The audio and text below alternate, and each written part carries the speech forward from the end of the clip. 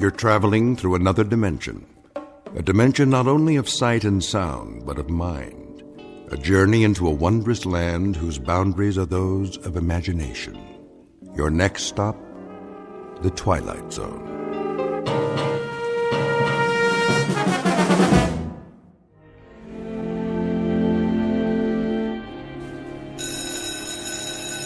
There's the bell.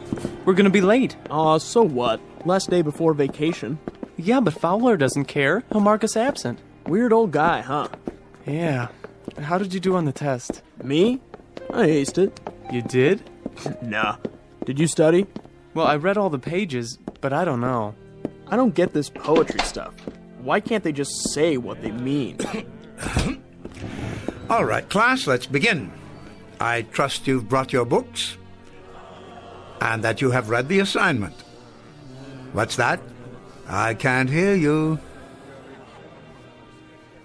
Good, that's good.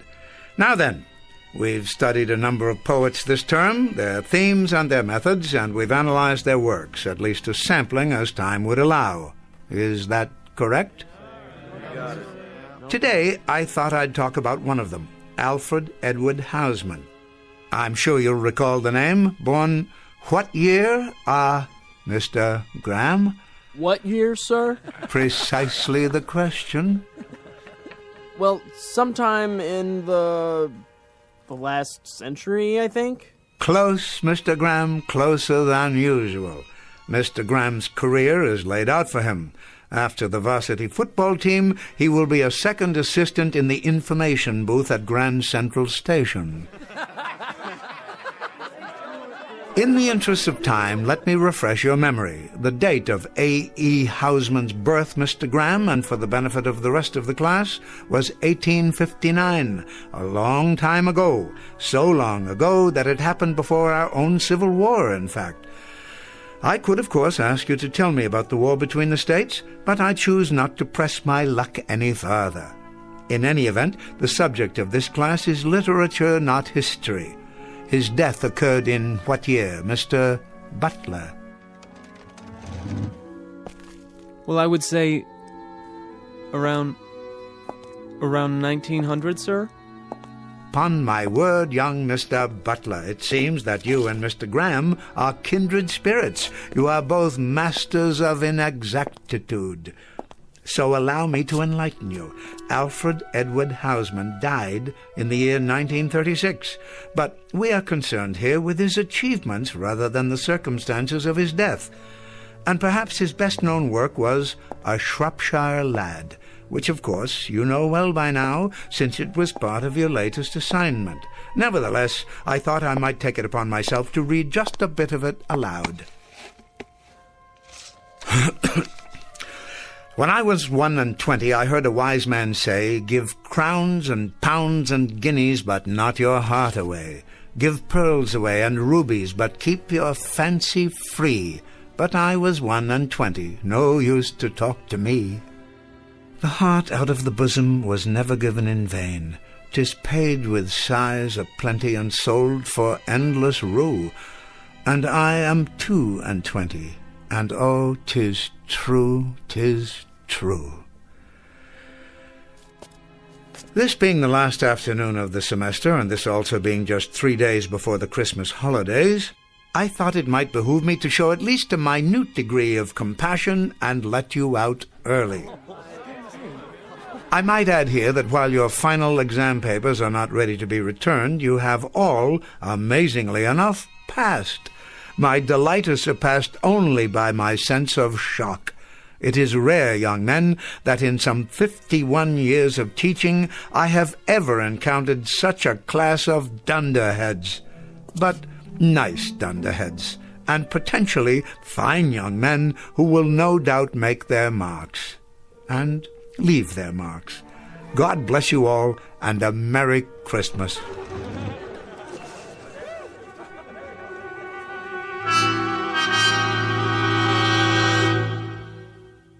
What you've just witnessed is not the end of a semester. It happens to be the end of an era. Professor Ellis Fowler, a teacher of literature, a gentle, bookish guide to the young, is about to find a package under his Christmas tree, and not a pleasant one. He doesn't realize it yet, but after half a century of planting seeds of wisdom and then watching the fruits of his harvest, he will discover that he has come to the end of the field and is about to be discarded, and that the campus of the Rock Hill School for Boys lies on a direct path to another institution commonly referred to as the Twilight Zone.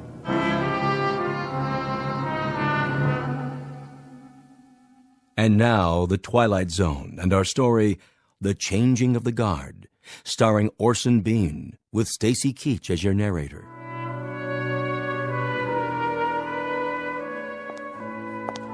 Merry Christmas, Professor. And the same to you. Thanks.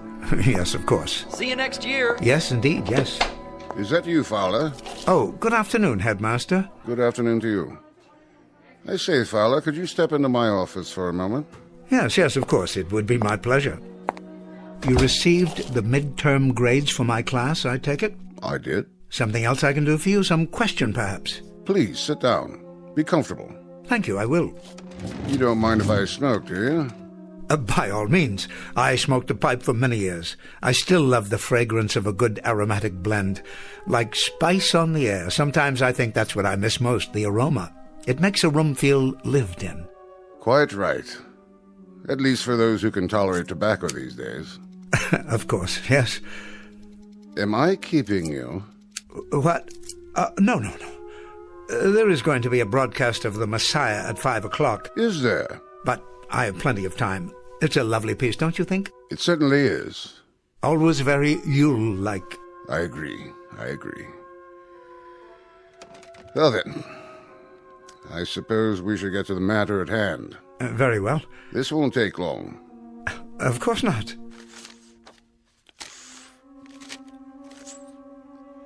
You're looking very well these days.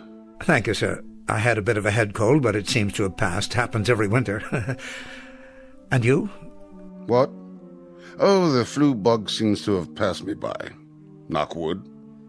Well, that's something to be thankful for, isn't it? You didn't respond to the letter. I didn't? The one that the trustees sent you last week. Letter? I'm terribly sorry, Headmaster. It suddenly occurs to me that I haven't opened my mail the last few weeks. No? You know how it is. Final exams, grading, preparation for the holiday, that sort of thing. Though I am rather certain I know the contents of this particular letter. And, your reactions, Professor? Well, naturally, I'll go along. Well, I think that's very perspicacious of you, Professor.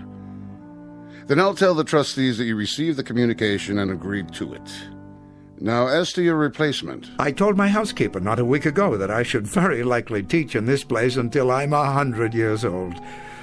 And with great pleasure, I might add. Professor... Did you know, 2 years ago, I actually taught the grandson of one of my earliest students. Can you imagine the satisfaction that gave me? A sense of, I don't know, not completion exactly, but accomplishment, perhaps, in some small measure.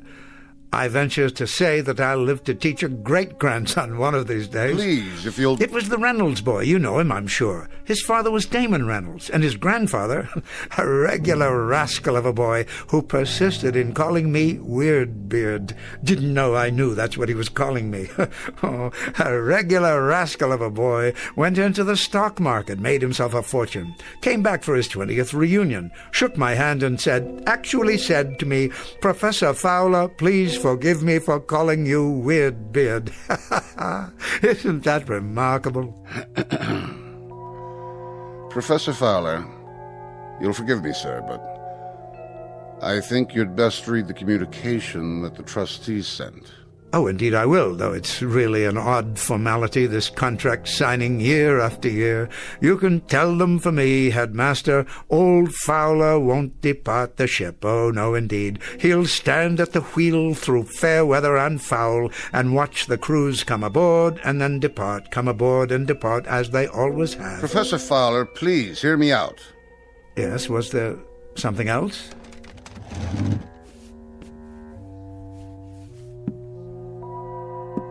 The communication that the trustees sent you was not a contract. Not this time. As a matter of fact, it was a notice of termination. What? You've been on the faculty here for over 50 years. 50 remarkable years, I might add. You passed the normal retirement age several years ago. So you see, we decided at our winter meeting that perhaps a somewhat younger man... You don't mean to say... If you could have been at the meeting, sir, you would have been very proud of the things said about you and your work. A teacher of incalculable value to all of us. But youth must be served. Changing of the guard, that sort of thing. I'm sure you can appreciate my position. Mr. Headmaster, am I to understand that my contract is not to be renewed? I'm discharged? Discharged? Please don't call it that. Retirement. And at half salary for the rest of your life. For the rest of my life? A chance to do the things you've waited for. Hobbies, writing, the opportunity to publish. Think of the books, the articles. Well, it most certainly proves one thing. Upon my word, it does. A man should read his mail. He most certainly should read his mail. Boys? Merry Christmas, Professor. What? Yes, thank you. Have a happy holiday, sir. Very kind of you, very, very kind indeed. And the very best to you, boys, to both of you. See you after Christmas, sir. Mr. Halliday, Mr. McTavish, I wish you a safe journey and a happy reunion with your families, and I trust you will not eat too much turkey or too much stuffing. We'll try not to, sir. They're fine young men. Have a Merry Christmas, both of you. Have a... Excuse me, I must be going. What's the matter with old Weirdbeard? He was crying. Did you see that? No, not him. Yeah, he was. He was crying.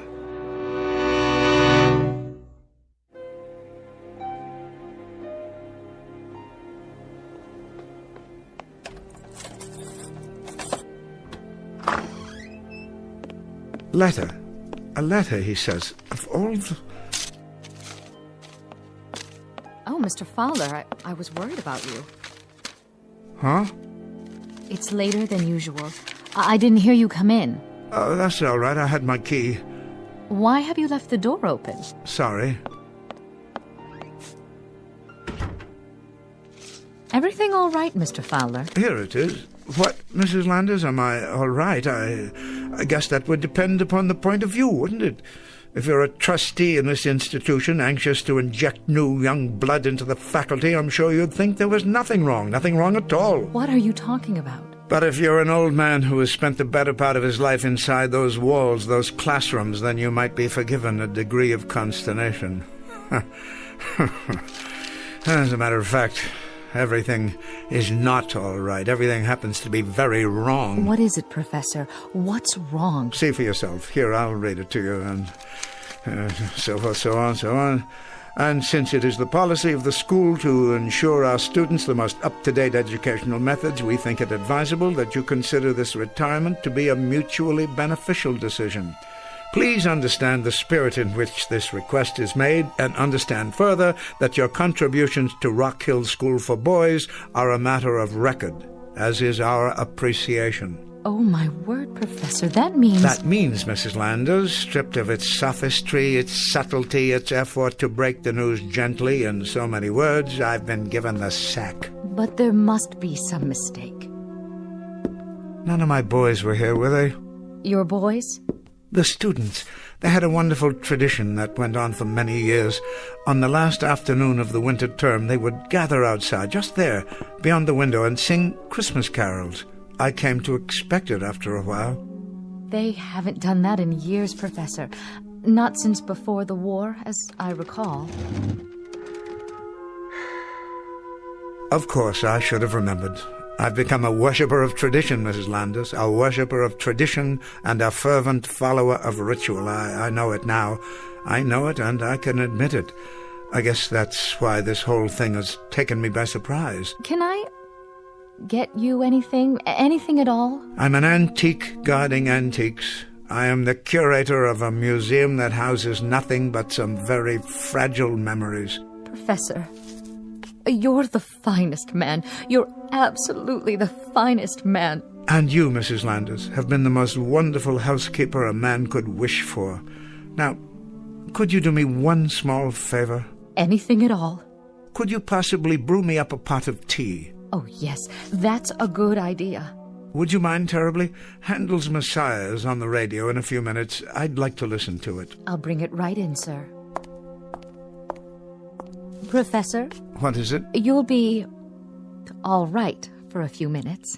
Don't be silly. I'm fine. I think I'll sit here and read the rest of my mail until then. It'll be just a moment. I'll be right back.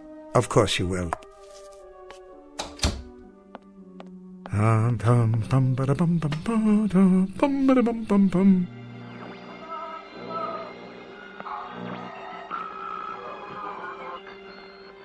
we're almost ready for our annual symphony broadcast of the air. Bringing you these performances, live and uninterrupted, has become a tradition here in the country. Good. Another minute. I'll have an opportunity to prepare.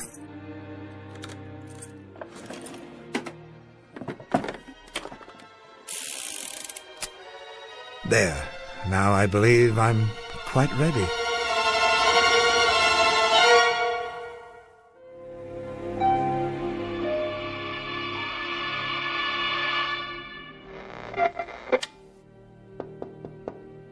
Yes, Mrs. Landers? Come in.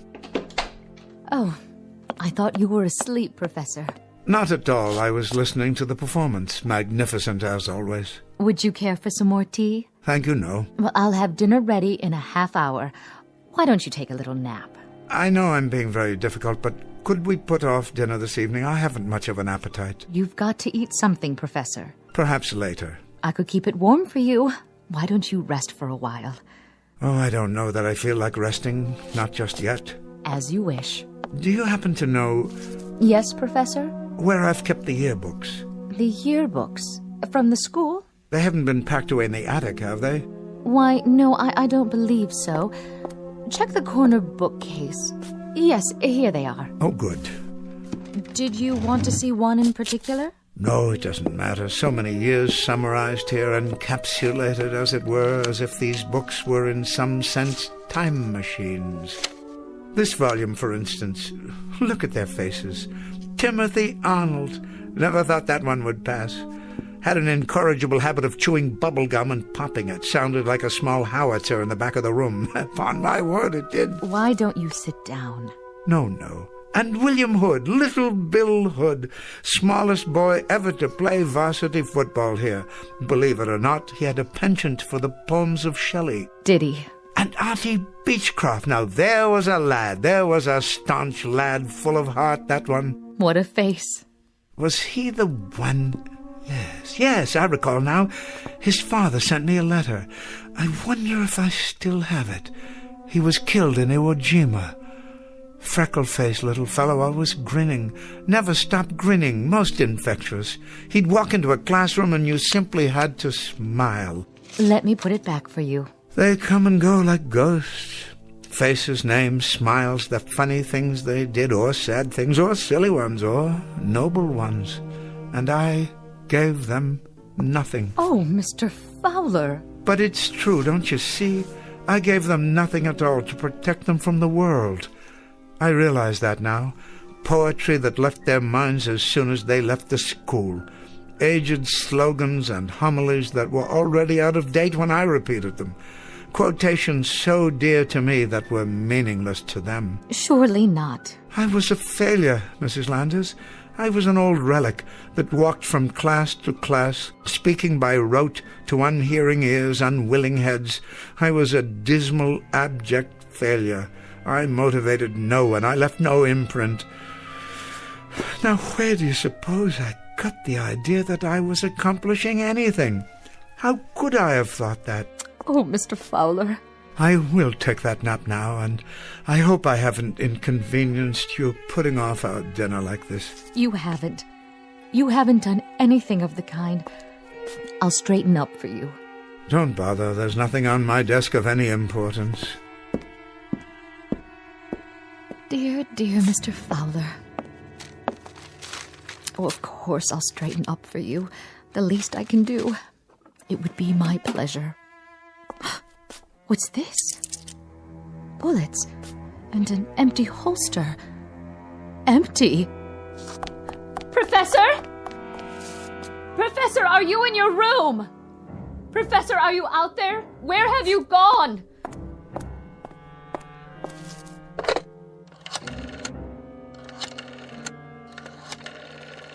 Oh, hello. The headmaster, please. Quickly. It's about Professor Fowler.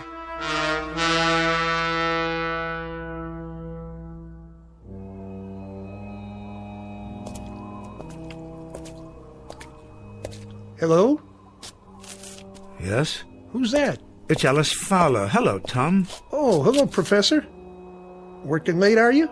No, just out for a walk. And you should be home yourself, Tom. I will be soon enough. A few chores before I lock up for the holidays. Nothing too serious, I trust? Oh, the door to the main building. The latch is sprung so it won't lock. Can't leave it like that. I suppose not. Can you fix it? Strike plate needs tightening, that's all. I was on my way to get my tools. Well, you shouldn't have much to worry about here. The boys of Rock Hill are hardly vandals. No, but there's the matter of security. Files, records. The real treasures of this school are invisible to the eye. How do you mean? The minds that were formed here, for better or worse. The personalities that grew to maturity and then went out into the world. Well, you're one guy who had a lot to do with that. Precious little, I'm afraid, precious little. But even if the school made little impression on them, they surely left their impression on it.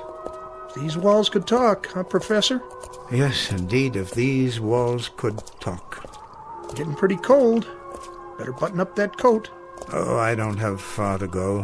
Where you headed? To the statue in the courtyard. You can see it just ahead. Oh, yeah. You know, I always wondered who that guy was, anyway. Somebody famous, I bet. It's a bronze of Horace Mann, the educator. The old fellow looks rather foreboding, doesn't he? But, you know, when I first began here as an instructor, I liked to take my lunches in this courtyard, in his shadow, so to speak, as if in some way I might be inspired by him. At least, that was my thought. Well, guess I better get those tools. Yes, of course. This is as far as I go. Take care of yourself, Professor. I will. And Tom? What? I just wanted to say... Yeah? To thank you for taking such good care of the grounds all these years, and for this conversation. I've enjoyed it. Me too, Professor. You take care now. Merry Christmas. Merry Christmas to you, too. Horace Mann, 1796, 1859. I was just wondering, Mr. Mann, I was wondering if you had any self-doubt. I'm sure not. All one had to do was read the inscription, "Be ashamed to die until you have won some victory for humanity." Well said. But, you see, Mr. Mann, I have won no victory at all. And now, sorry to say, I am ashamed to die. Class bells at this hour? Why would they ring now? There's no special assembly. There's nothing of the sort this evening.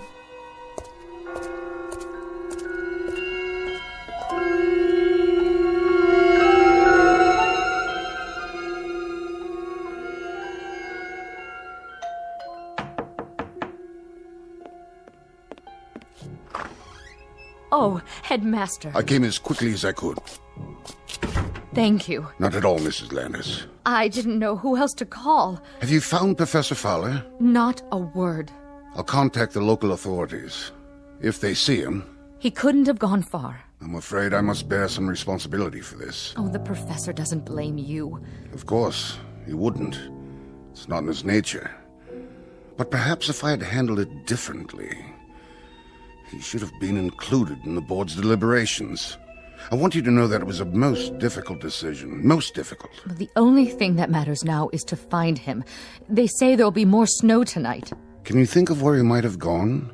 Into town, perhaps, to visit a friend? He doesn't go anywhere except the school. It's been his life. Then I'll alert campus security. Though it's unlikely he's there. Everything will be closed now for the holidays. There's something I haven't told you. Yes? He has a gun with him. What? An old army souvenir. It belonged to his father. It's gone from his desk drawer. And so are the bullets.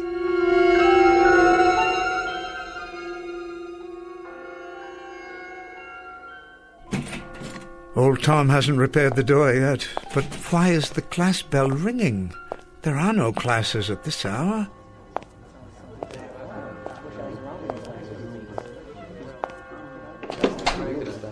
What is the meaning of this? Come in, Professor. We've been waiting for you.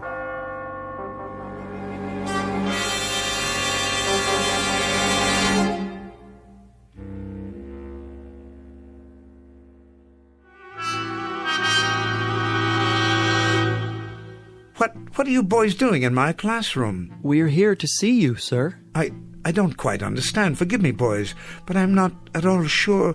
What I mean is, I don't recollect how... Artie Beechcroft, sir. Second form, class of 41. How have you been, Professor? How's that? How's that again? You say you're Artie Beechcroft? Yes, sir. Of course you are. I'd recognize you anywhere. And I'd recognize you, sir. You've hardly changed. Why, Artie, I'm delighted to see you. I'm truly delighted to see you.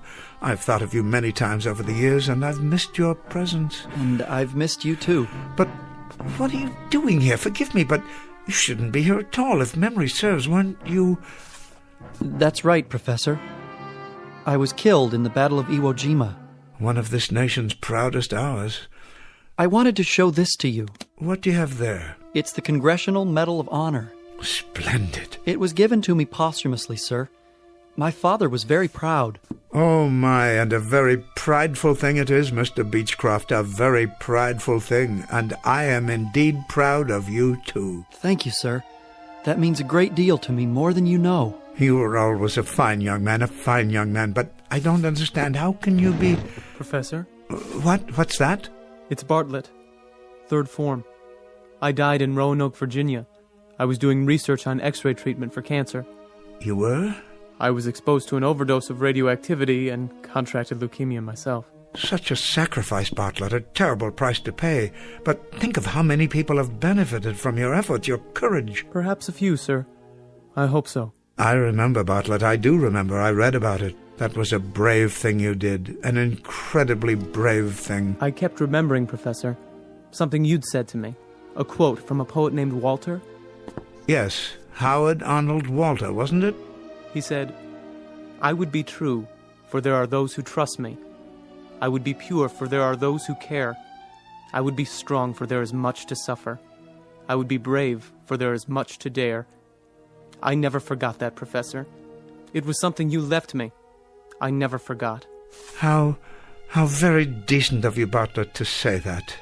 That's why I brought the medal to show you, Professor Fowler. Yes, Mr. Beechcroft? Because it's partly yours. Not at all. It is. You taught me about real courage. You taught me what it meant. Why, how incredible. Professor? Why, it's Weiss, isn't it? Dickie Weiss. You were the first one, Dick, to... The first one to die in World War II, Professor. I was an ensign at Pearl Harbor, on the Arizona. Yes, you were. I remember you, Dick. It was in all the papers and on the radio. You saved a dozen men. I did my best, sir. You certainly did. Got them out of a boiler room after they were trapped and lost your own life doing it. You were at my elbow that day, Professor. What? You may not have known it, but you were. But why? It was a poem you taught me by John Donne.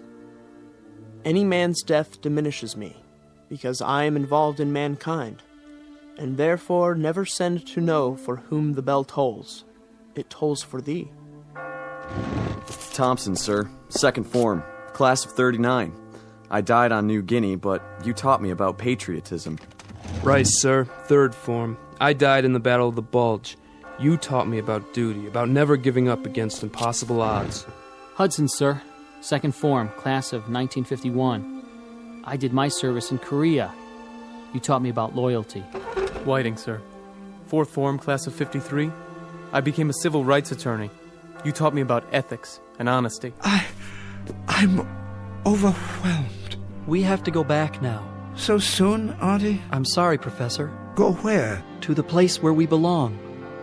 But we wanted to let you know that we were grateful, that we are forever grateful, and that each of us has in turn carried with him something you gave us, something that lives and will not die, not ever.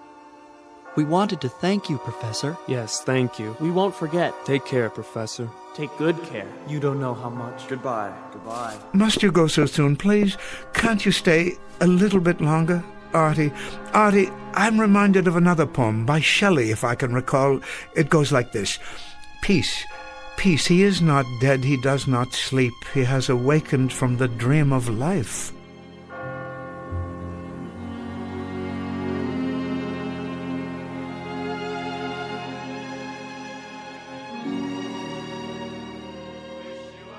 Yes, Headmaster, he's home now. I wanted to call and let you know. Yes, he's all right. Yes, he's just fine. Thank you. Sorry about the misunderstanding. Merry Christmas to you, too. Do you hear that, Mrs. Landers? The carolers came this year after all. And a lovely sound it is. Lovely and joyous. Thank you, boys. I enjoyed your performance very much indeed. Merry Christmas, Professor. A Merry Christmas to you. And a Merry Christmas to you, young man. A very Merry Christmas. And may I add how grateful I am to all of you. I've always felt that Christmas caroling is a wonderfully special tradition. Merry Christmas, boys, and may God bless you. Such fine young men. That they are. They haven't come in such a long time. You know, Mrs. Landers, I've had a chance to consider. I think I will retire. I do believe I've taught all that I can teach. Oh, I'm sure that's not true. In any event, I wouldn't want the returns to diminish. Well then, if that's your decision, I think you've made the right one. I'm sure you have. So am I, Mrs. Landers. So am I. I hope so. Because, you see, I do believe that I may have left my mark, such as it was. A few gauntlets of knowledge I've thrown out that may have been picked up here and there after all. Be ashamed to die until you have won some victory for humanity. I didn't win them myself, but perhaps I helped others to win them. So in that way, even in some small measure, they are victories that I can share. I'm sure that's so. I've had a good life, Mrs. Landers. A very rich life. A very fruitful life. And as for this particular changing of the guard, I wouldn't have it any other way. We wish you a Merry Christmas. We wish you a Merry Christmas. We wish you a Merry Christmas and a Happy New Year.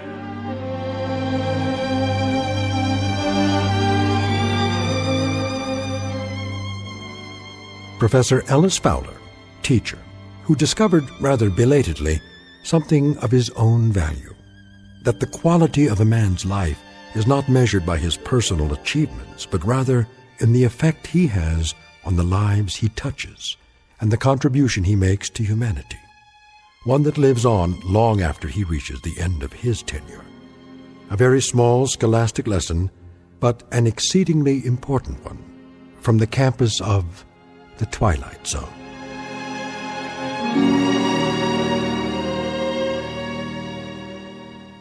Back to the Twilight Zone after these words.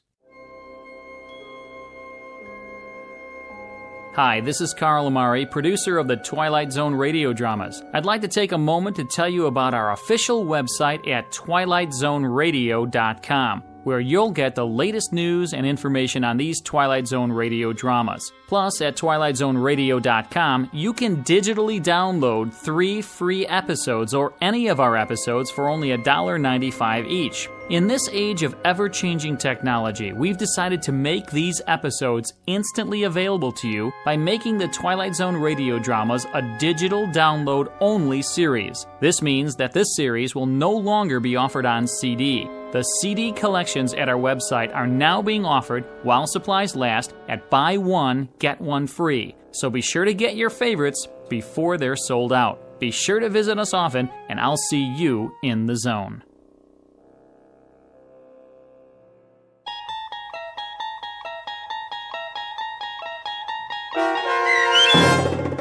The Changing of the Guard, starring Orson Bean with Stacy Keach as your narrator, was adapted for radio by Dennis Etchison and based on a script by Rod Serling. Heard in the cast were Rich Komanek, Alyssa Fraden, Brooke Reed, Kyle Tequila, Chad Reinhardt, Joe Sherman, Justin Chiloa, Doug James, and Carl Amari. To learn more about the Twilight Zone radio dramas and to obtain audio cassettes and CDs of these programs, visit our website at twilightzoneradio.com. The producers of The Twilight Zone wish to thank CBS Enterprises, Carol Serling, Dennis Etchison, Dick Brescia Associates, Claire Simon Casting, Don Longo, Terry Jennings, the American Forces Radio and Television Service, our sponsors, and our radio affiliates for helping make this series possible. This copyrighted radio series is produced and directed by Carl Amari and Roger Wolski for Falcon Picture Group. Doug James speaking.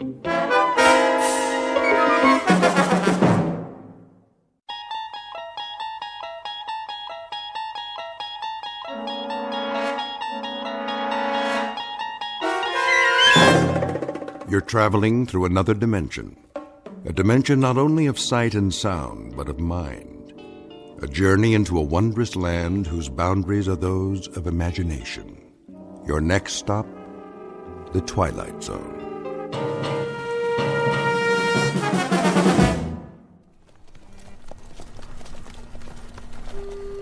Have them water the horses first.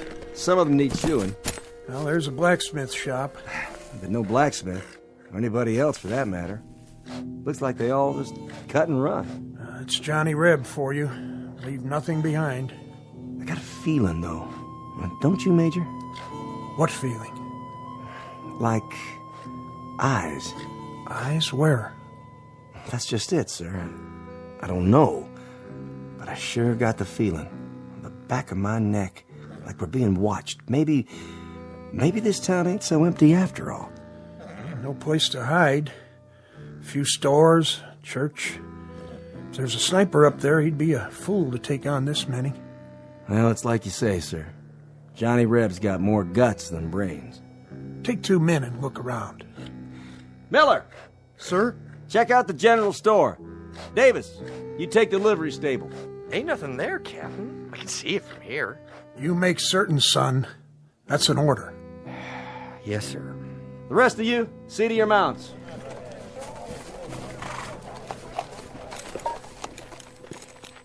Well, I'll be. Will you look at that? What is it? Captain, I think you better see this. Hold your fire! What do you see?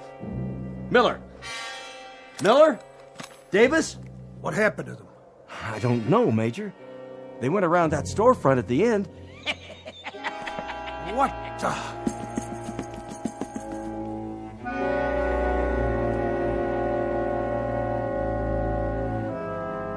The time is 1863. The place is a valley in the state of Virginia. The event is a mass bloodletting known as the Civil War, a tragic time when the country split into 2 fragments, each fragment deeming itself a separate nation.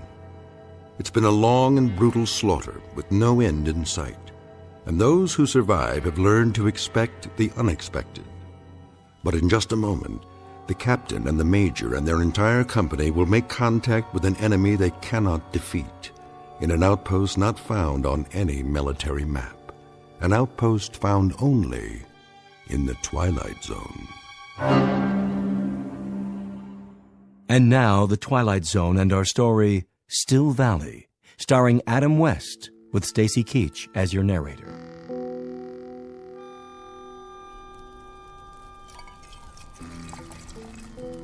You want more coffee, Private? That what it is. Chicory, maybe a little sawdust, but it's hot. Obliged. I've tasted worse. I just don't remember where. What is it? Quiet.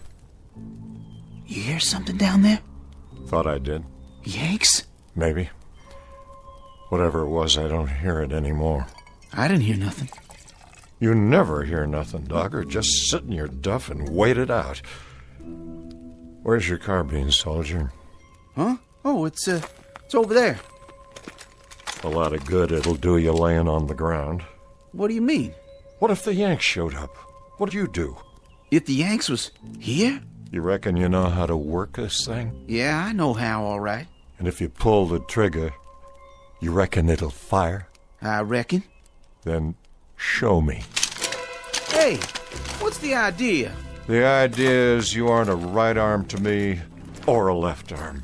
You're just some extra baggage that breathes through his mouth and splits half my rations. You mad about something? Fed up is more like it, Dogger. When do you figure to shape up? By the end of the war? I do my part. Yeah, like an army mule. Why don't you just go down there and give up? The Yanks will treat you real good, while General Bobby Lee's off fighting the war for you. I didn't used to be like this. Yeah? When did you up and change? I was at the 2nd Manassas. I think that's where it come to me sudden like. What did? It's like this, Paradine. I had my 2 brothers there. One of them was 15 years old, that's all. 15! I was right alongside him, going up a hill. A mini-ball came out of nowhere, hit him dead center. Took him 3 hours to die. He was just a kid, just a little screaming kid. That was my brother Phil. My older brother Kearney. He was dead the next morning. Wanted to be a preacher. Always talking about the gospel, words of Luke, words of John, words of the prophets.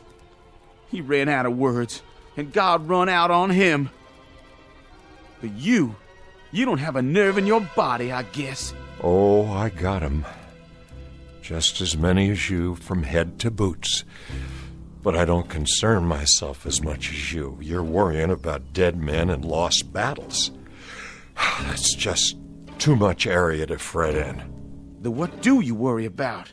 I'm worrying about 2 scouts on a mission. Us. And a piece of dirty brown paper with orders written on it. It says right here. It says the Yanks are going to take up a position in Chanow Valley. We're supposed to scout them out, see if we run into their vedettes, and then check back the minute they get into that town down there. You hear him again? Sure do. Yanks? Yanks, probably. Horses, positive. How many? Just a patrol, I figure. Maybe 20, 30 men in all. That's funny. What is? Listen. I don't hear nothing. I know you don't, but I heard horses, and they come from down there in the valley. They're Yanks. There isn't any question about it. How come you think that? 'Cause everybody else in these parts is packed up and moved out before the fighting gets here. Come away from the edge, Joe. This ain't no place to stand out in the open. If they are Yanks, they'd be in that town already. It'd be as noisy as a county fair, but now there ain't a sound anymore. Maybe they gone away. I reckon I better get down there and take a closer look. I wouldn't do that. I know you wouldn't. Joe, you don't need to go. We got orders. Let's pull out. And just right away. Both of us. You wait here with your horse. If I don't come back... Listen, Joe. We know they're down there, right? You heard them. Well, we found out what we had to find out. Where they are. The Yanks are in the valley. So now we go back and report it. What's the point of... The point is, we gotta count their heads and their horses and their guns. We gotta look at their regimental numbers so our boys will know what's coming. That's enough point for you, Private? I don't care no more. I don't care. I got only one big mission left, and that's to stay alive.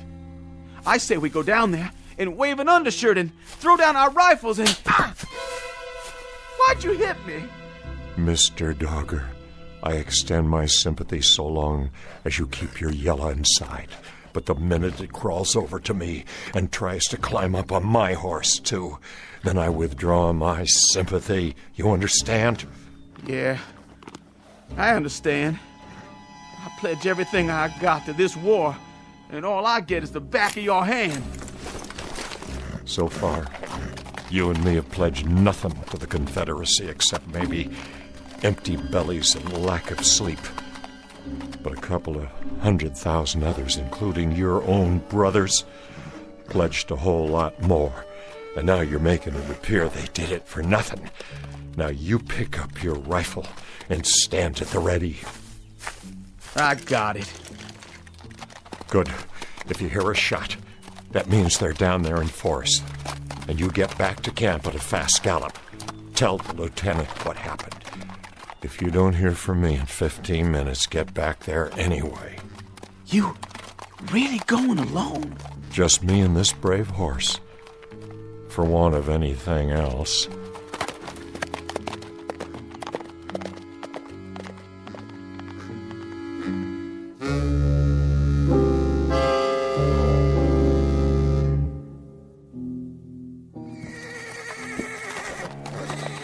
Easy, horse, easy. That's only church bells. Must be the wind. Has to be the wind.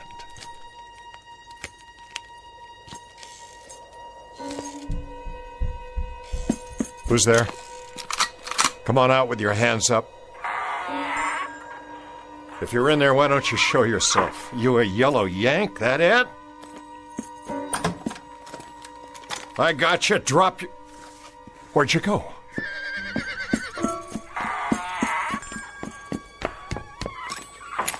If there's a yellow Yankee hiding in one of these stores, you better come out right now. I'm taking you prisoner. Put your hands in the air, or I'm coming in. I'll blow you to kingdom come, I swear. Ain't no Yankees, just me. You come close to dying, old man. Did I now? You better start talking fast. What would you like to hear? Some answers. Tell me who you are and what you're doing here. I was about to ask you the same question, son. When I first seen you come up the street, I thought you was a Yank. You don't know how close you come to dying. What were you going to use, Grandpa? You're not carrying a gun. Don't need a gun. Been doing just fine without one. What you got a hold of there? What's it look like? You've seen a book before, haven't you? That Bible's pretty heavy to throw, all right. I reckon you could knock out the whole Union Army with it.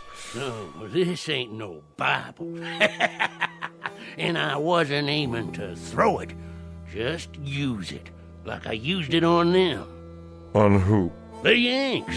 I took them all out, every last one. Leastways, every one that rode in here. Sure you did, Grandpa? Oh, I done it all right. What'd you do, read to them? Not to them, at them. And they turned tail, just like that? Nope. It was the town folk packed up and left. Then what happened to the Yankees? They're still here. I suppose you got them all hogtied, hmm? Come on, I'll show you. Over behind the blacksmiths. I don't need to play your games. Just tell me where to water my horse. What about grub? Ain't you hungry? Of course I am, but this town's been picked clean by bluecoats. You're wrong about that, too, son. There's plenty of food. Sure there is. You think I'm lying? Feast your eyes on this.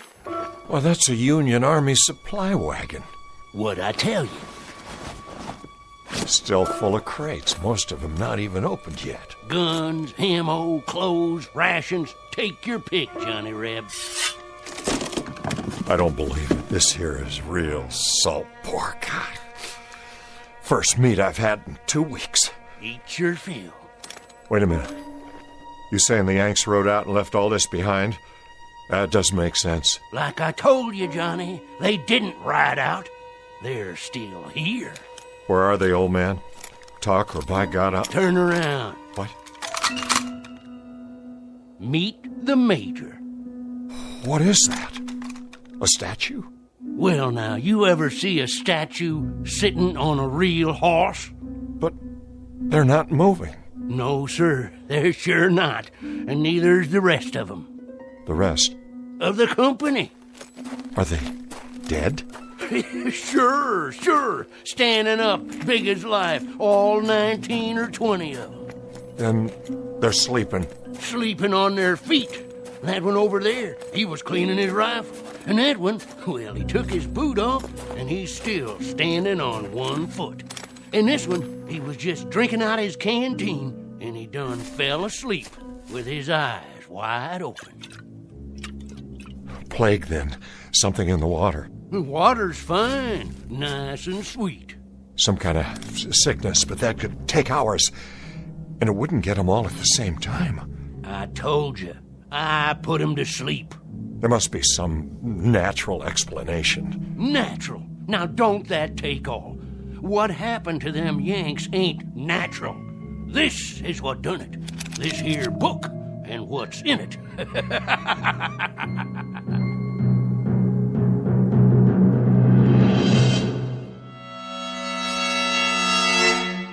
Give me that book. No, you don't, Johnny. This here is still my book for now. Hey, Yank, wake up. I'm the only one can do that. This is crazy. They must be asleep. No wounds, not a sign of blood. Go on, wake up. None of you are dead. Wake up, Yanks. I'm taking you all prisoner. I told you. It has to come out in this book. But you don't believe me. You think I'm lying. I didn't call you no liar. This here is what done it. Give me that. Now you gone and done it. What kind of book is this? Can't you read, Johnny?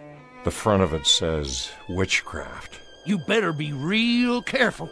Dropping it in the dirt? That wasn't bright of you. That wasn't very bright of you at all. Anything happens to this, you'll be in a real fix. Listen, old man, I expect you're harmless, but I got no time to fiddle with black magic or any other old men's games. Games? Games, you call it? And here in front of your eyes stands the enemy. Not a twitching, not even a moving an eyeball. Now look, old-timer, I flat out don't understand this. I don't understand it at all, but there's a war on. I got no time to just stand here jawing. I'll take my book back, if you don't mind. Here, good riddance. All ye horsemen and ye footmen conjured here at this time, I command you to be still.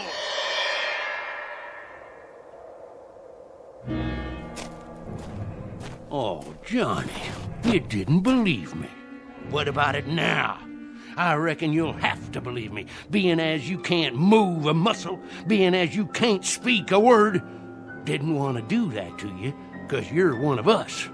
But you wouldn't listen. Well, now you will. Look at this one right here, for instance. Standing up straight as a ramrod.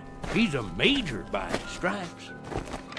And he's carrying his marching orders. Says this here's just an advance party. Soon as the rest come by, I'll do the same to them, too. You listening, Johnny?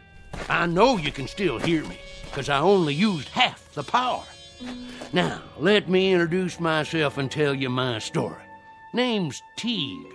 I'm a witch man, and my pappy was a witch man afore me. He was the seventh son of a seventh son, and I was his seventh son. I know conjure stuff forward and backward, up and down. It's my living. Folks in Channel make fun of me, like they did my pappy, but they buy my charms. Things to bring love or hate if they hanker for 'em, cures for sick hogs and calves, sayings to drive away fever. All them things I done for Channel folks all my life. You understand? If you finally got it, blink your left eye. Good. That's good. Now you can move again. I'll say the words. Ye lone horsemen conjured here in this spot, ye and ye alone may pass on.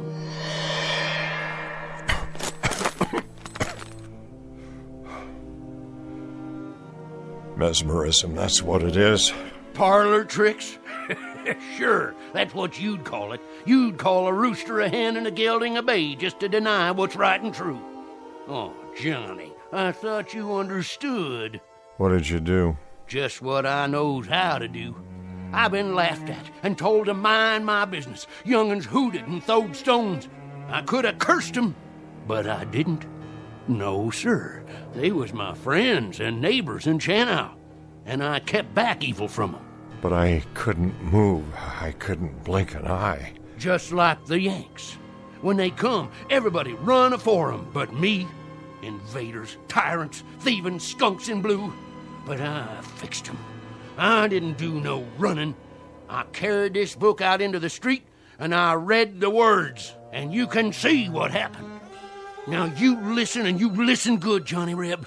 You fight the Yanks with everything you got. That's what I intend to do. Let me see those orders. From General T.F. Kotler, commanding 4th Division, Union Army, you will move immediately with your entire force, taking up a strong defensive position in the Channel Valley. Hear that? His entire force. There's more coming. You and me got things to talk over, Johnny Reb. What things? I heard all I need. You got to understand. This book here don't have nothing to do with mesmerism. This is conjure stuff.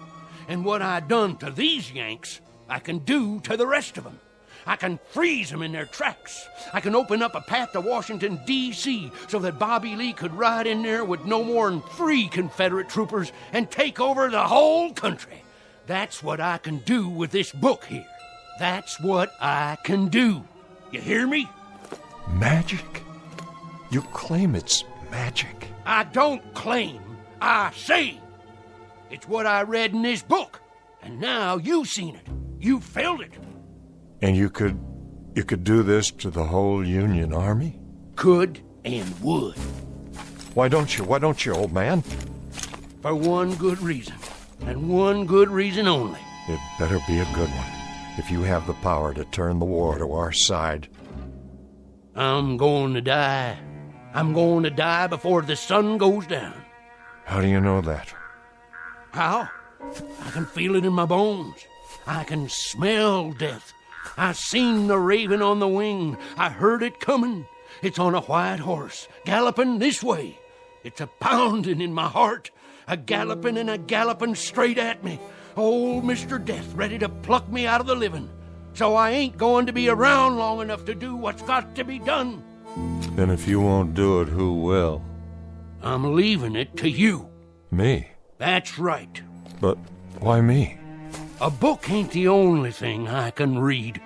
I can tell the look of a man. Eyes, head, hold on his weapon. I can tell all about that man.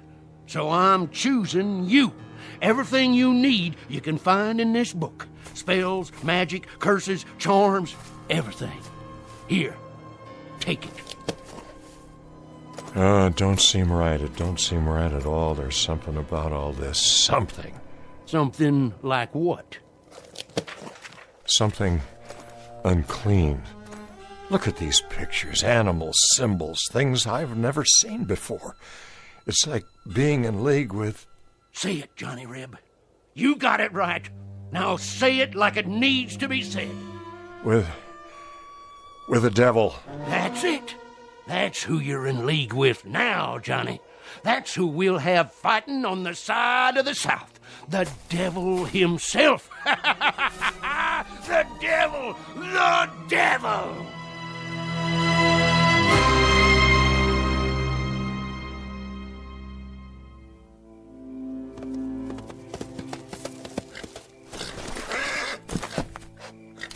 Halt!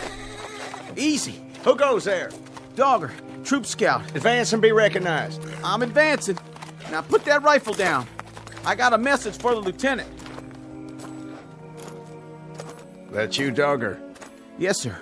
You've been gone a long time. We almost gave you up. Dead or prisoner by this time, that's what we figured. Neither, Lieutenant. Where's the other scout? I don't rightly know, sir. What do you mean by that? Well, if I did know, I'd sure tell you. Talk sense, man. Well, sir, it's like this. Paradine, he rode off to the valley a while ago. Said if he didn't come back, to tell you as fast as I can. And he didn't come back? No, sir. He sure didn't. I've been riding like the wind. So the Yanks are here. Can't say that, sir. Not for sure. Why not? It was mighty strange back there. Not a sound that I could hear. Paradine, he said he heard horses riding into town. Thing if it was, they never come out. Well, why should they? They're bivouacked while they prepare for tomorrow's battle. One thing, sir. If they did ride in, they plumb disappeared once they got there. What are you talking about, soldier? It's like they rode into a hole and got covered over. Them and the horses. Not a hoot or a holler out of them after that. Like they rode off the edge of the world, or into a hole like a great big grave. What happened to Trooper Paradine?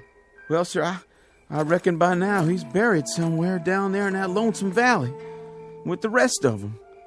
Buried and never coming back.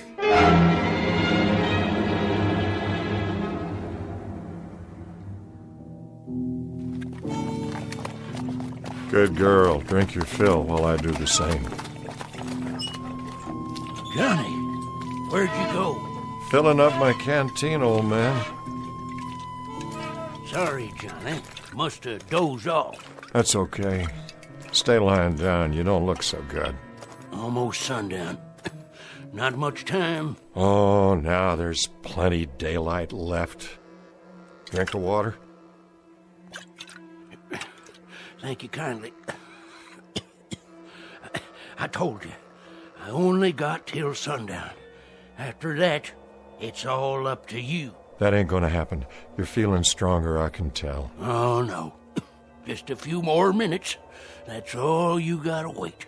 Just a few more minutes. What are you telling me? Read it. Read it. You hear me? I said stay down. Johnny Reb, you hear me? You got to read from it out loud. Here. Right here. It takes your blood on the first page. Oh, come on. That settles the pact. That makes the contract. Your blood mixed with mine on the front page. You need food is what you need. That's the only thing wrong with you. How about some salt pork? Hey, Johnny Reb. Stars and bars. Here, I'll cut you off some. Hoist 'em high. Would you open your mouth and eat? Stars and bars. Stars and bars. Oh, man. Don't you do me like that. Oh, dang saber. Now I've gone and cut myself. The blood, it dripped right there in the book, just like you said, old man. Hey, old fella, talk to me. What do I do now?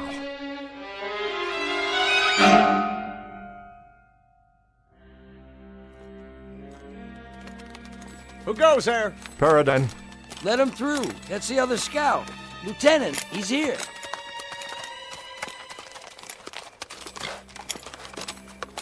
That's you, Paradine? Yes, sir. You see, Dogger, he didn't ride off the edge of the world after all. Joe, is that you? It's me, all right. I'm sure glad to see you, Joe. I rode back here just like you said. You did good. So the prodigal returns. Some people around here figured you must be dead by now, or a prisoner. Neither one, Lieutenant. No time for either, it appears. Sir? That book in your hand. Man's got to do his reading, doesn't he? It wasn't like that. Well, let's hear it, man. What did you see? More'n you'd believe. I'll be the judge of that. Go ahead. I'll try. Where are their advance people? In the town. And the rest of their forces? The main body was spread out behind 2,000 men at least. 60 guns, 1 troop of cavalry, maybe 50 supply wagons. You drunk or something, Paradine? Not a drop, sir. There hasn't been a sound from that valley all day. Not one sound. Lieutenant, you got every reason to call me crazy.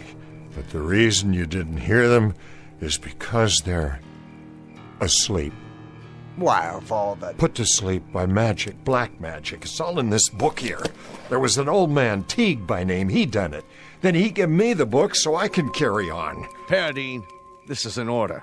You're to take yourself to bed on the double. You're to sleep the night, make your report to me in the morning. This is my report, Lieutenant. There's practically a division of Yankees down there, and they're dead on their feet, not moving a muscle, just standing right out in the open, big as you please, or sitting straight up, the same as they were when the spell hit them. Spell? What spell? It's in the book here. I swear to you.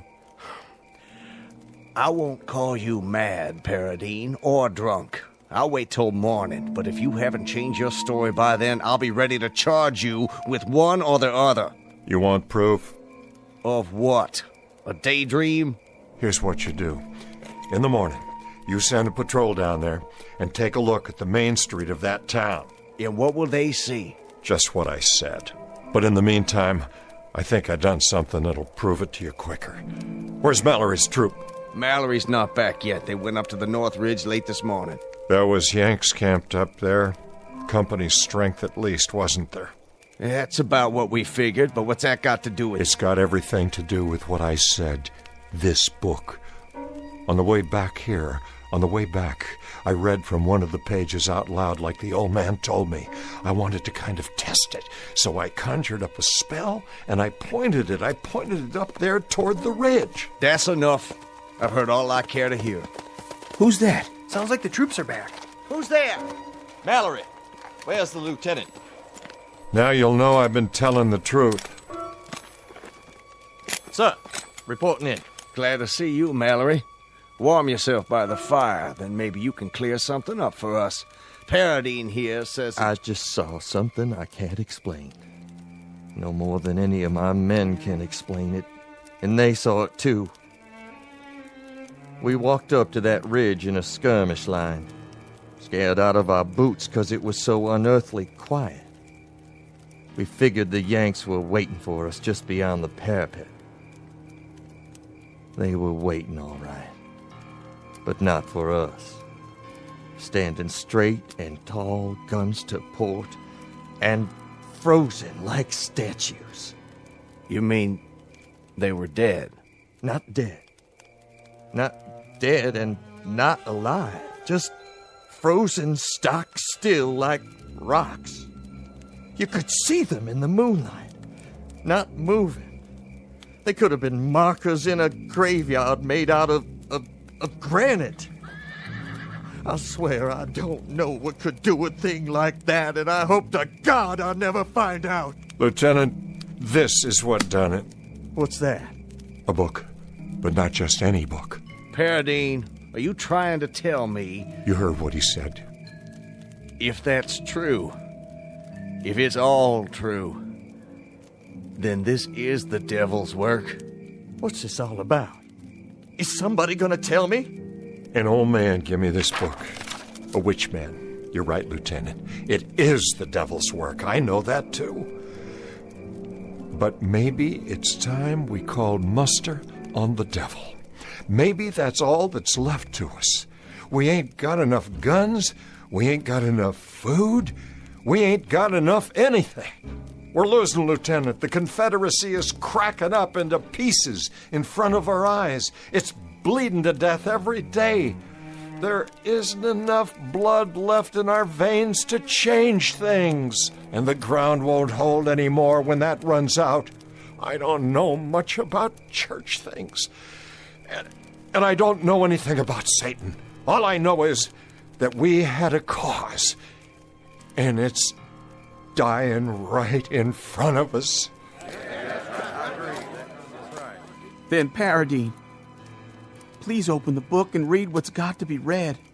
Say it loud and make it good for every Yank army in the field. Freeze them or put them in the ground, but make it good. I'll give it a try. Satan, I call upon ye in all your power and glory. I call ye in the darkest hour of my need. And in so doing, I do heartily revoke the name of... Go ahead, Joe. Finish it. I don't know if I can. You can do it. It calls upon us to revoke God. Give it to me, then. Wait. I'll finish it right now if you can't. Dogger. Now look what you've done. Leave it be. Joe, you said yourself, it's all we got left. He's right, Paradine. God help us, but this is all we got left. I don't like the feeling inside me. What do we call them, Lieutenant? Damn Yanks? That's the phrase, isn't it? Damn Yanks? But if I read aloud from this book, it'll be the Confederacy that's damned. It's that book, or it's the end. Then let it be the end. Let it come if it must come. But if it's a cause that has to be buried, let it be buried in hallowed ground. Let it be buried in hallowed ground. And let this be consumed by fire.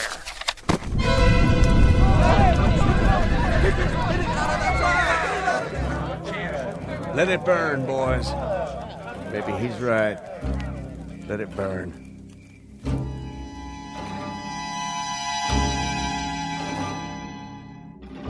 Joe, you awake? Yeah. I was thinking. You probably did right, Joe. If we got God on our side, we don't need no witch book. I hope you're right. It'll be all over soon, and then we can go home to what's left and forget all about it. Start over, 'cause it'll be over and done. Likely so. The question is, how long? They say there's a battle gonna start tomorrow. Yeah? Yeah, a big one. That's what the talk's been. Where? Someplace in Pennsylvania. Could be I burned the book too soon. Whereabouts in Pennsylvania? No, I don't know. I don't recall. Where, Dogger? Where's this battle in Pennsylvania? I don't know, a little town. Never heard of it before. A place called Gettysburg. Gettysburg. Well, I guess this is one we'll have to fight without the devil's help, no matter what happens. May God help us. God help us all.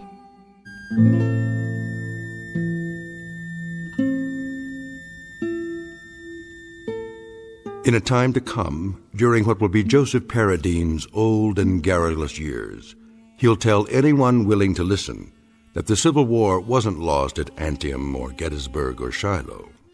Rather, he'll insist the Confederacy's fate was sealed in a little valley hamlet called Shannou. And people will laugh or pity him when he insists that the South lost the war because they refused a certain strategic alliance. But the truth is that such unholy alliances are often the norm rather than the exception in the Twilight Zone.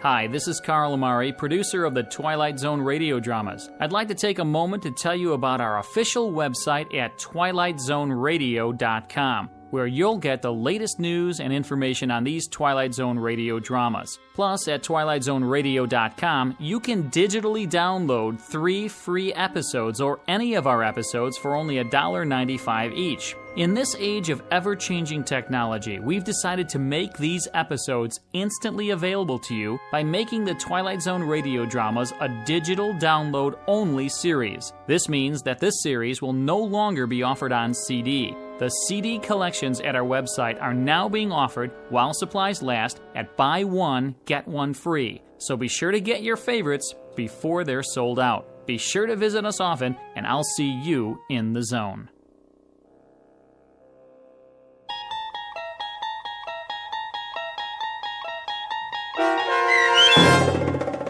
Still Valley, starring Adam West, with Stacy Keach as your narrator, was written for The Twilight Zone by Rod Serling from a story by Manly Wade Wellman and adapted for radio by Dennis Etchison. Heard in the cast were Mike Novak, Richard Hensel, Turk Muller, Doug James, Jeff Lupiton, Christian Stolte, Sarah Marks, Carl Amari, Vince Amari, Paul Patch, and Roger Wolski. To learn more about the Twilight Zone radio dramas and to obtain audio cassettes and CDs of these programs, visit our website at twilightzoneradio.com. This copyrighted radio series is produced and directed by Carl Amari and Roger Wolski for Falcon Picture Group. Doug James speaking.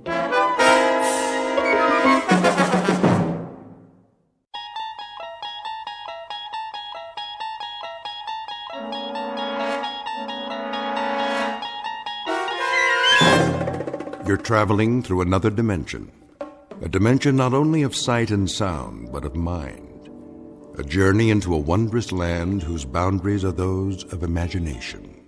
Your next stop, the Twilight Zone.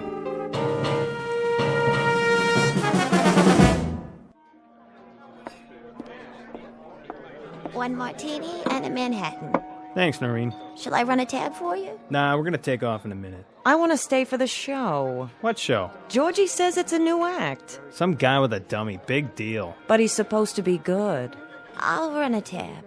Okay, but this is the last round. Over here, sweets. Be right with you, sir. Drink up. Slow down, Artie. The show hasn't even started yet. I got a better idea. Let's go someplace. What for? You know, someplace private. We can talk, get acquainted. I told you, Artie, I'm not going to your place. Why not? This is Dullsville. Besides, those ventriloquist guys freak me out. I think they're funny. Yeah, but the dummies. They all got those big heads and those big painted eyes rolling around. They give me the willies. Testing. Oh, great. It's time for the show. Yeah, great. Is this thing on? I know you're out there, ladies and gentlemen. I can hear you breathing. But seriously, folks, if you're wondering why I called you all here this evening, it's a mystery to me, too. No, honest, I do know. It's because you want to see the chorus girl. Get 'em out here. Yeah, I want to see them, too. All of them, if you know what I mean, and I think you do. But before we do that little thing, I want you to meet a couple of friends of mine. Well, one of them at least. The other's just a chip off the old block. So put your hands together and give a nice, warm, New York welcome to Jerry and Willie.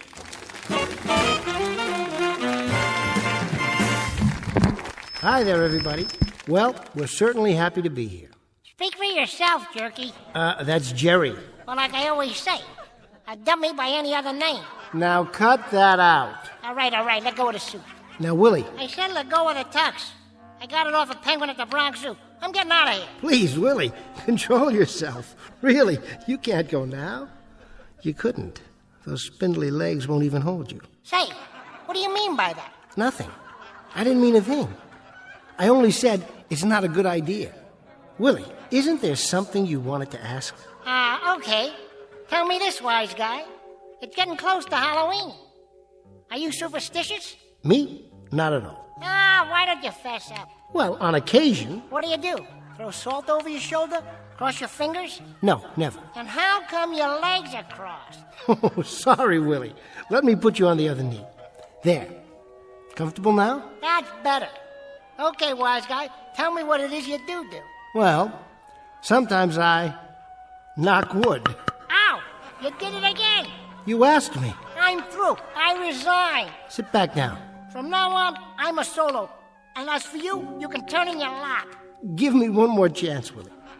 Now listen. Why should I? I know all your lines, and they ain't that good. Be reasonable, Willie. What in the world would you do without me? Anything I want to. Anything, huh? Like what?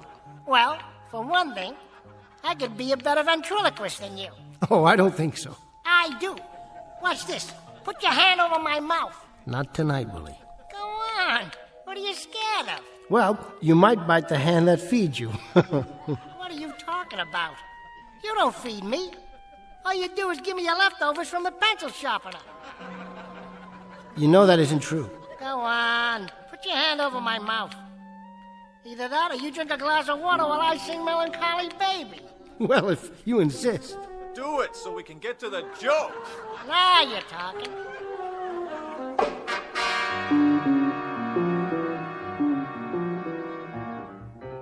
Meet a ventriloquist named Jerry Etherson, a voice thrower par excellence. His alter ego, sitting atop his lap, is a brash stick of kindling about 2 feet tall, whose sobriquet is Willie. But in just a moment, Mr. Etherson and his knotty pine partner will discover that they've been booked into an out-of-the-way bistro on a small, dark back street known as the Twilight Zone. And now, The Twilight Zone and our story, The Dummy, starring Bruno Kirby, with Stacy Keach as your narrator.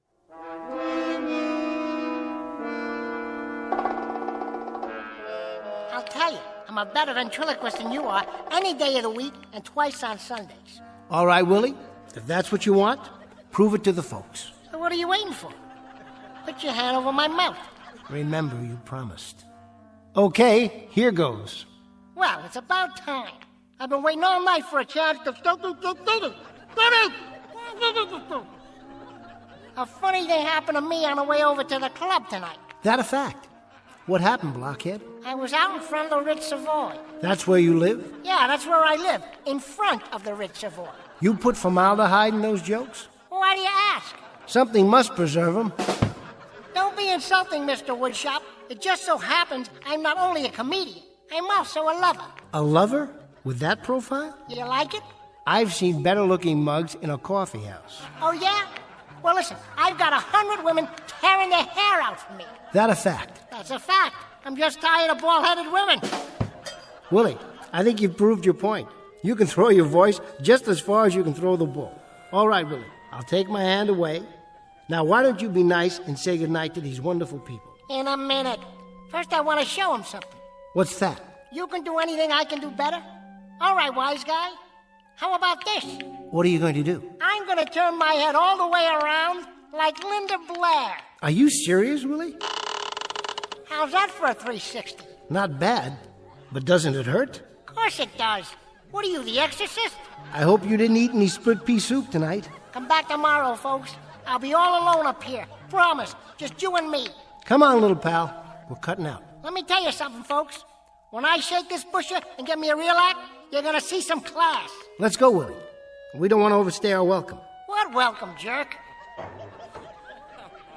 Good night, everyone, and thanks for being such a... Help! I'm being kidnapped! You got your hand over my mouth again. Call my lawyer. Call my carpenter. Call my tree surgeon. Never mind the surgeon. Just get me to the nurse on time.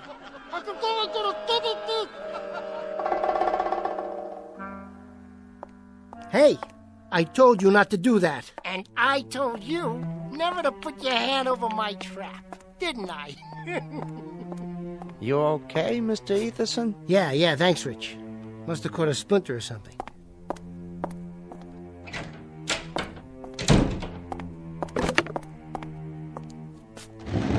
What did you do to me, you little creep? Thanks a lot. Well, what are you looking at? Mind if I sterilize the hand?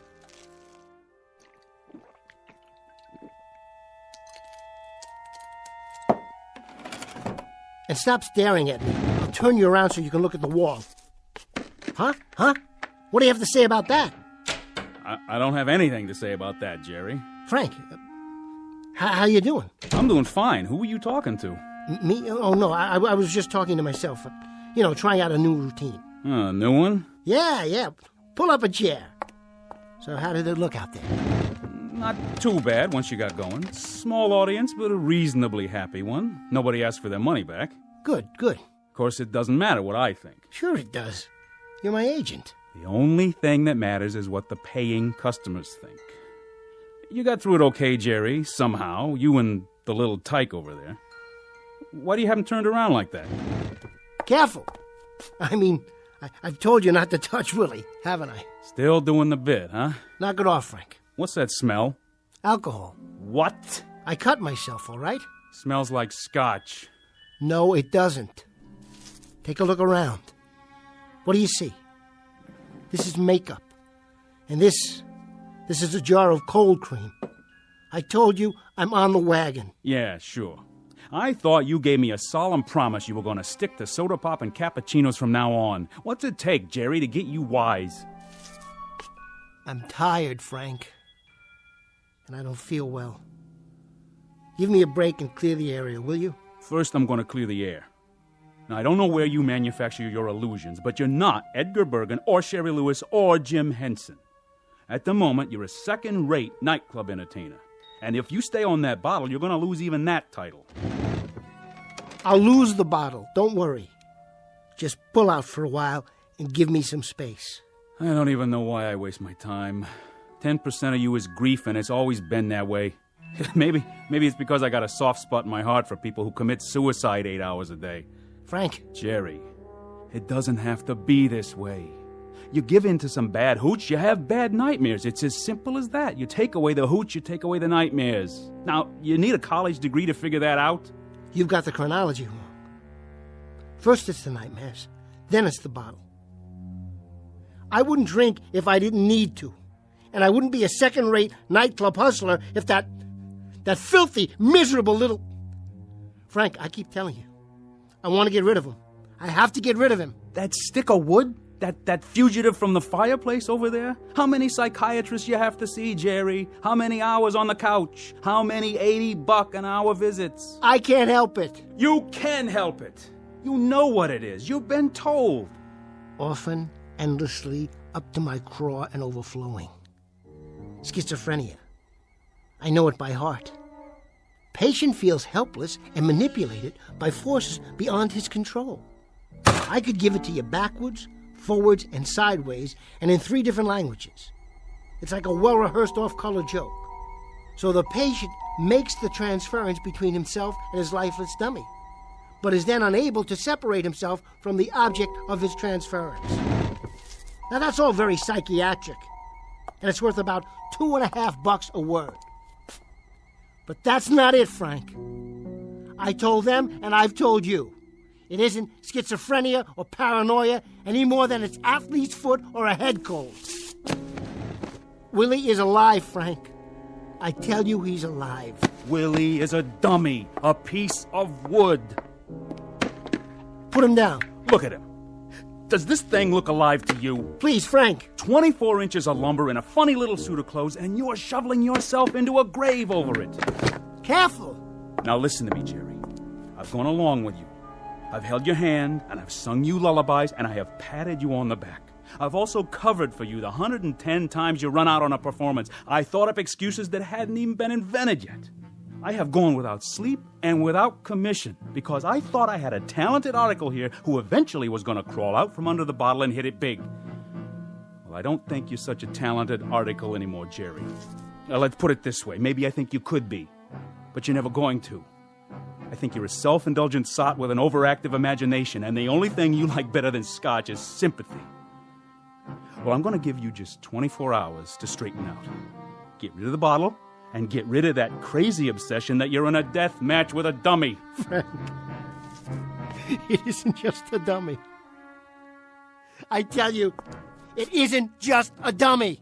Oh, take it easy, kid. You're going to blow a gasket. Frank, take a look at this. What do you got there, Jerry? A backup? I had it made special. Didn't know if I'd ever have the guts to unpack it. But now there's no choice. Frank, say hello to someone very special. I'd like you to meet Willie's replacement.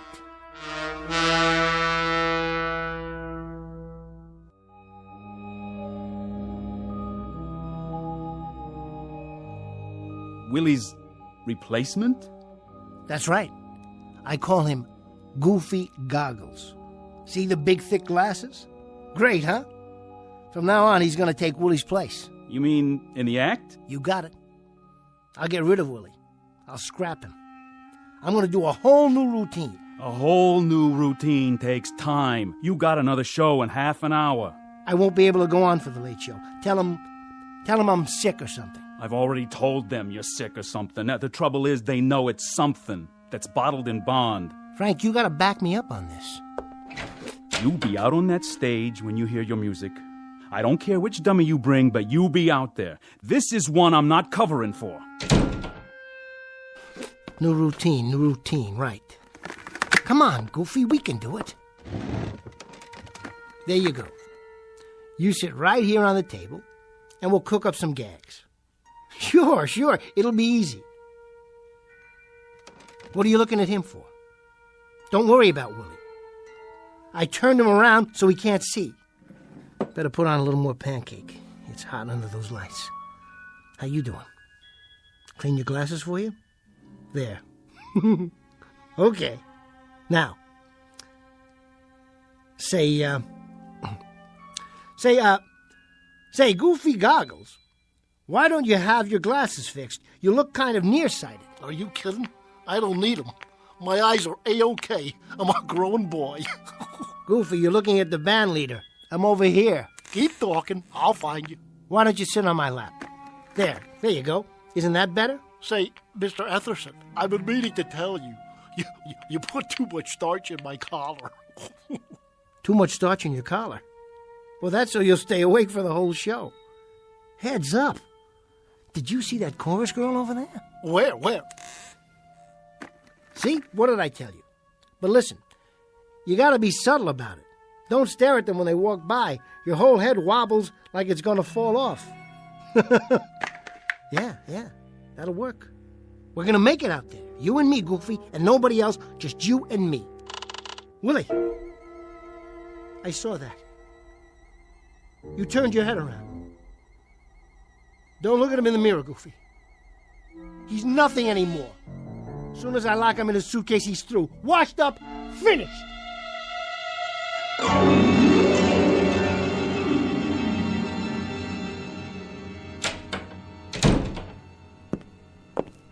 Hi, Jerry. All ready to go on? Sure, Noreen. I'm gonna kill him tonight. Margie, listen to this. Hello, Margie. Pleased to meet you. Noreen told me all about you. This'll knock you out. Make me talk, Jer. Go ahead. Watch this, Marge. I'm on in a couple of minutes, Noreen. How about after the show? Oh, come on. Check this out, Marge. He makes me sound just like Willie. It's real crazy. Go ahead, Jerry. Hey, where is Willie anyway? He's not going on tonight. I've got a new partner. He's kind of cute. Meet my new friend, Goofy Goggles. Just the same. I miss you, Willie. Here's a kiss. Can you catch it through the door? Mwah! Knock it off, babe. That tickles. Willie, cut that out. What did I tell you, huh? What did I tell you? It sounded like he was all the way in the dressing room. Isn't that wild? Gotta go, I'm on.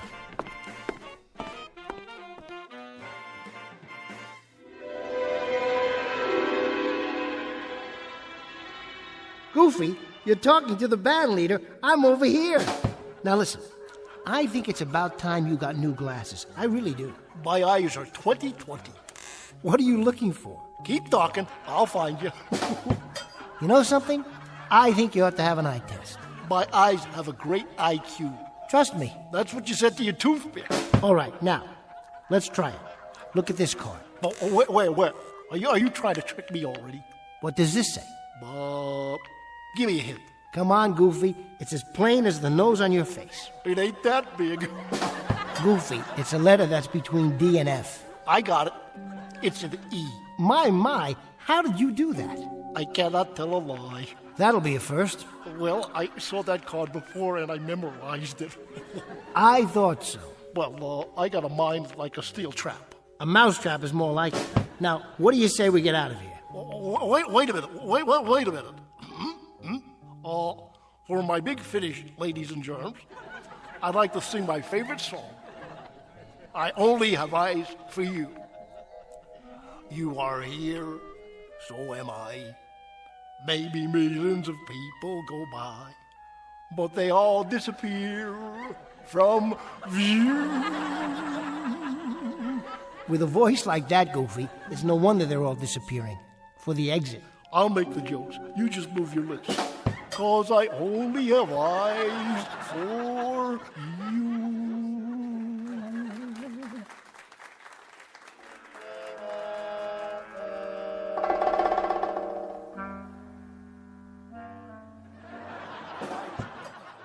Cute act, isn't it, Georgie? What's cute about it? I like the old dummy better. Why'd he change it? Well, you know, brighten it up a little bit. Give it some novelty. Novelty? With a ventriloquist? Frankie, you see one, you seen them all. Every dummy looks the same. And if they ever changed the jokes, I'd have a coronary. What's with you this thing anyway? What do you mean? Well, usually, the acts go mixed with the trade between shows. You know, walk out on the floor and do a little drinking with the customers. That's how we make our nut. On drinks. But this guy thinks he's Greta Garbo. Locks himself in the dressing room like a regular prima donna. Oh, he's a little nervous tonight is all. You know he hasn't been well. This is his first time out in a month or so. He'll warm up for you. You tell him to do that. Tell him to bring the dummy out and walk around the tables after the show. It's psychological, Frankie. Talking makes people thirsty, know what I mean? Good night, ladies and gentlemen. Good night.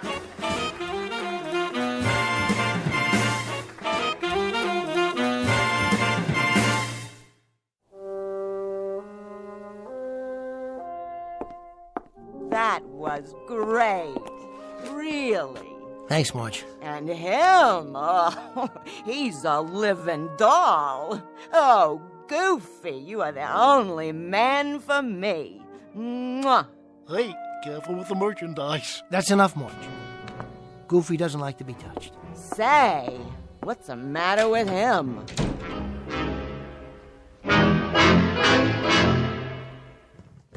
Come on, Willie. You've had it. Get down and stay down. That's right, put your legs in. Stop fighting me. I said lie down. There. Rest in peace, Pinocchio. Your next stop's the sawdust factory. And as for you, Goofy, it's strictly you and me from now on. How's that collar? Still too tight? Jerry? What are you doing here? You leaving? What's it look like? Well, you got your coat on. You packing up, huh? I'm getting there. Georgie was hoping you'd mix with the customers. Tell Georgie I'm a ventriloquist, not a shill. Why don't you tell him? And that means? That means I'm resigning from your fan club. You keep your 10%. I'll keep my self-respect, also my sense of humor, my regular meals, and my normal office hours. You and I have had it, Jerry. I have gone the route with you and then some. You don't need an agent, you need medical help. You never believed me, did you? I believe you have obsessions. I believe those obsessions are eating you up alive, but I also believe, Jerry, that you're letting them. Frank, listen to me. He talks when I don't talk. He moves when I'm not looking. He tells jokes I've never heard of. He steps all over my lines. He throws me bum cues, and then he drowns out my gags. Listen to yourself. Frank, I'm not crazy. He's real. He's alive. That's why I stuck him in that suitcase. And that's why I locked it. It's all over now. I'm taking Goofy, and I'm going to catch the first plane out of here. I'll go down to Miami, or maybe L.A. Frank, what was that place in Kansas City that we did so well in? The place in Kansas City was the same as Miami, which is the same as Los Angeles, which is the same as Sioux City, Iowa, which is the same as any town south, north, and west of here. They're all the same, Jerry. You're not going to leave Willie by hopping on a plane, train, taxi, or a one-horse shay. This thing you have to lick right here. This you lick at the source. Yeah, well, we'll see. Come on, Goofy, get in. We're taking a little trip. What about the other suitcase? Drop it in the river for all I care. Or keep it for old time's sake. I don't ever want to see Willie again. I thought I just explained it to you. This you can't just run away from. And I told you, we'll see about that, Frank. Just you wait and see. Willie is history.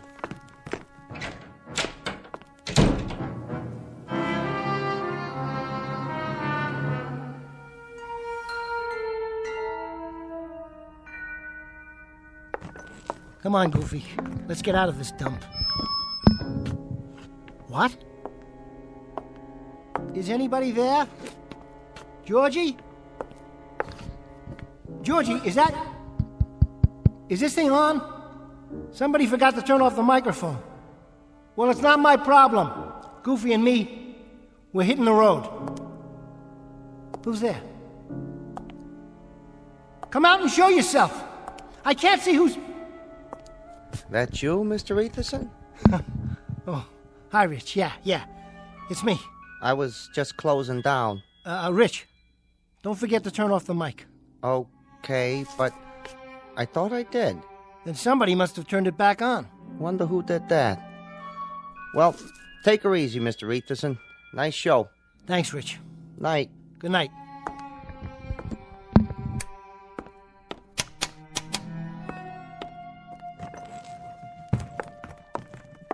You running out on me, Jerry? What? You're not gonna leave me in a stuffy old suitcase, are you? Something else was there, Mr. Etherson? Did you just say something? I said goodnight, that's all. Sure. Don't work too hard. I'll try not to.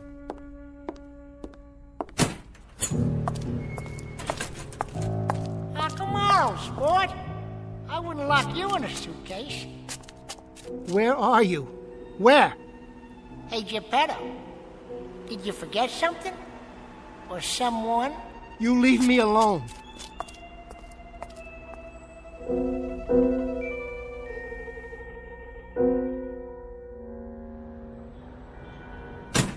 So then he says he doesn't like to be touched. Can you believe that? Well, Jerry's a nice guy and all. Nice looking, that's for sure. But he's got a lot of problems. I don't know what exactly, but... Oh! What's the matter? This alley is really dark. So? Are you sure it's safe? I always go this way. It's quicker. Want me to walk with you? Don't be silly. You go up there to the street. There's plenty of cabs at the corner. Yeah, but it's so late. You shouldn't walk home alone.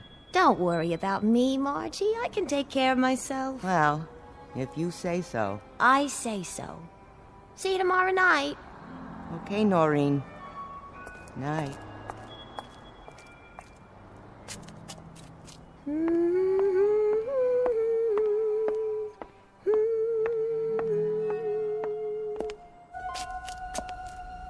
That you, Margie? Is somebody there?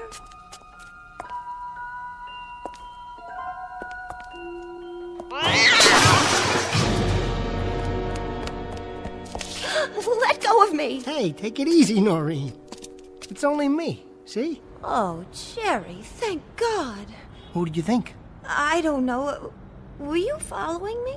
Well, sort of. I was waiting for you. You were? Yeah.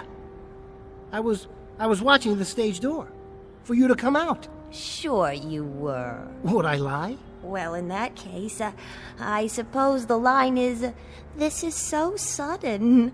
And for once it happens to be true. I thought maybe... What's in the suitcase? Is that Willie? No, it's not Willie. Listen, I thought maybe we could get a drink together. Or maybe a sandwich and a cup of coffee. What do you say? You want to go with me? Why not? I've been meaning to tell you. I've been meaning to tell you that I think you're very, very good looking. Really? Yeah, you're the best looking girl at the club. No kidding. So what do you think? We could get a cup of coffee or something? Seems to me I've heard that line before. Noreen, it's not a line. I mean it. Slow down. Don't get me wrong. Just coffee. That's all.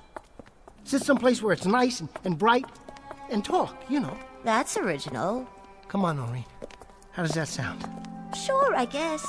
But what's the big hurry? Do we have to walk so fast? What? Oh, no, of course not. What's the matter with you, Jerry? Are you sick? What do you mean sick? I just like you, that's all. Is that a crime? I like being with you. What is going on? I just thought we could spend some time together. Something's wrong. You act like you're frightened. What are you frightened of? Noreen. Tell me. Noreen, I can't be alone now. I can't. He's bugging me. Who? His voice is coming out of everywhere. He's all around, no matter where I go. Before you came out, I thought I saw his shadow back there on the wall. It was huge, Noreen. Who are you talking about? Willie! Don't you get it? Noreen, you've got to help me. Let me stay with you tonight. I'm telling you, Willie is... Willie is a dummy. Get away from me, Jerry. You're scaring me. Noreen! Noreen, wait! Noreen, please! Come on, come on! Open up! Hello? Rich? You still here? You didn't go home yet, did you? Rich? Say, I was wondering, could I stick around for a while? Maybe spend the night right here in the club? You mind? I can sleep in the dressing room. See, I got a little problem. There's this guy, and he's following me. Testing. Is this thing on? No. What do you say, stranger? Long time no see. I thought you were gonna blow this joint. Where? What's the matter, booby? Your plane got grounded? Or couldn't you get past security with that funny-looking suitcase? But how? Funny thing happened to me on the way to the club tonight. I was out in front of the Ritz Savoy Hotel. That's where I live. In front of the Ritz Savoy.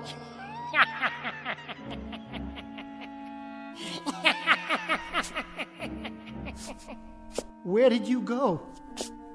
You're not on the stage. The microphone isn't even there. Want to play hide and seek? Guess what, Jerry? You're it.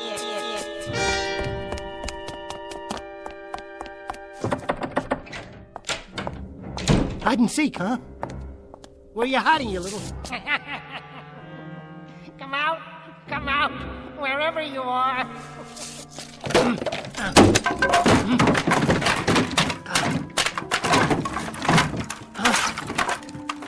other suitcase?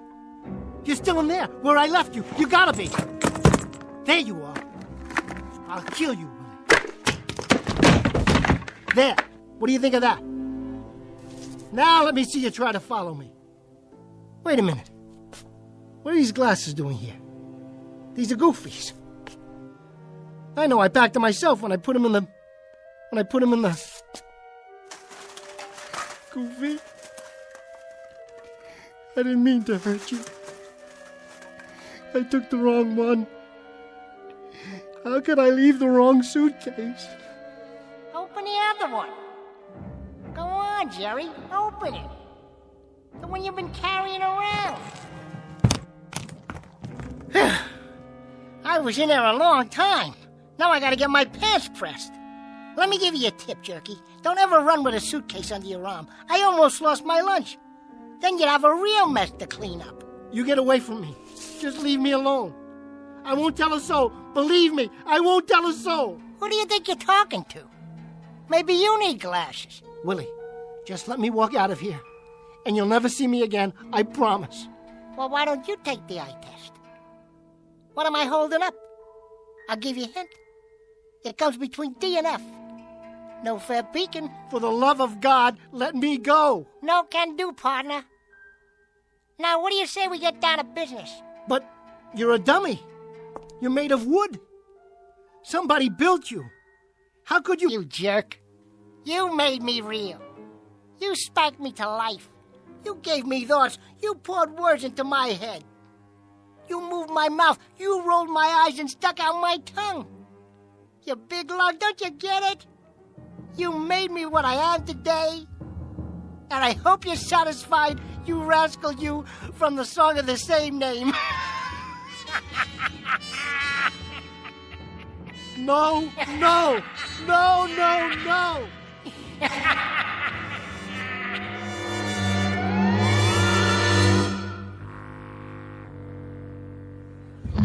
Evening, everybody. And now, direct from the Big Apple, New York City, the funniest pair of cuckoos you'll ever see here in Kansas City or anywhere else, Willie and Jerry. Come on, folks, let's give them a big Kansas City welcome.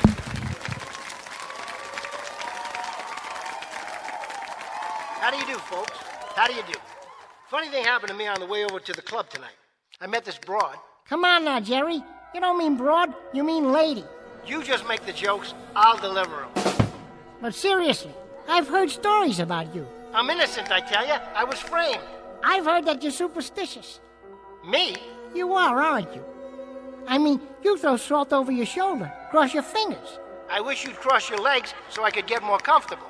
There. How's that? Better, but it ain't exactly the lap of luxury. Now, Jerry, I asked you a question, remember? Of course I remember. What do you think I am, a blockhead? We're talking about superstitions. All right, wise guy, what do you do? I knock wood. Ow!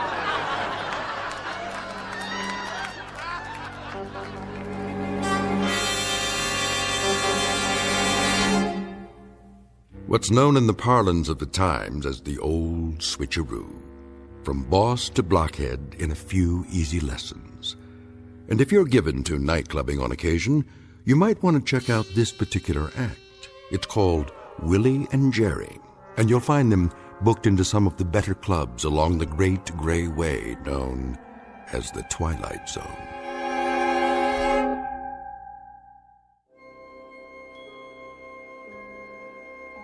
Hi, this is Carl Amari, producer of the Twilight Zone Radio Dramas. I'd like to take a moment to tell you about our official website at twilightzoneradio.com, where you'll get the latest news and information on these Twilight Zone radio dramas. Plus, at twilightzoneradio.com, you can digitally download 3 free episodes or any of our episodes for only $1.95 each. In this age of ever-changing technology, we've decided to make these episodes instantly available to you by making the Twilight Zone radio dramas a digital download-only series. This means that this series will no longer be offered on CD. The CD collections at our website are now being offered, while supplies last, at buy one, get one free. So be sure to get your favorites before they're sold out. Be sure to visit us often, and I'll see you in the zone.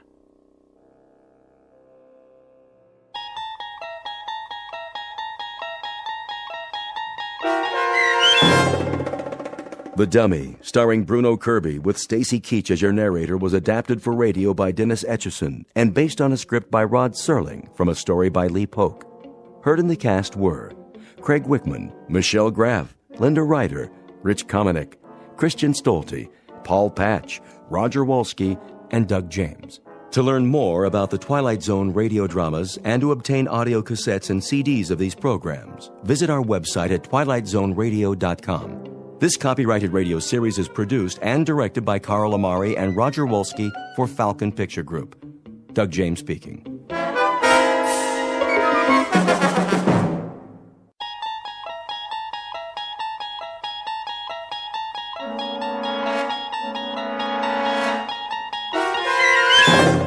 There is a fifth dimension beyond that which is known to man.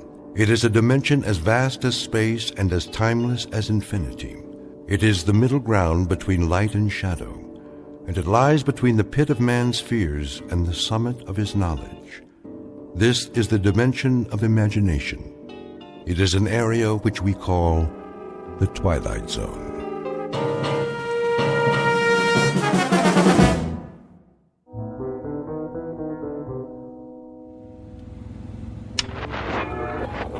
Finally. Darn this radio. Voice of America International Broadcast. And now the news. Victims continue to pour into refugee camps as the bombing continues. Please. I can hear them in the night. I can hear them in the daylight. They're coming for us, but they'll have bodies to step over. More bodies than they can count. There will be no survivors. The road of the righteous shall not be breached, nor illusion tempt thee from thy path. They are coming for you.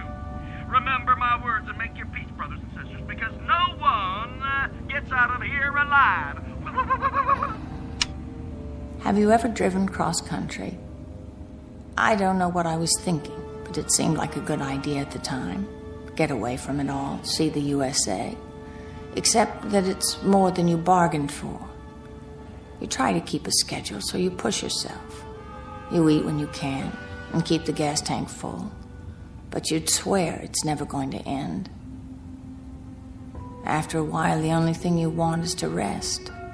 You're so tired, you start to see things that aren't really there.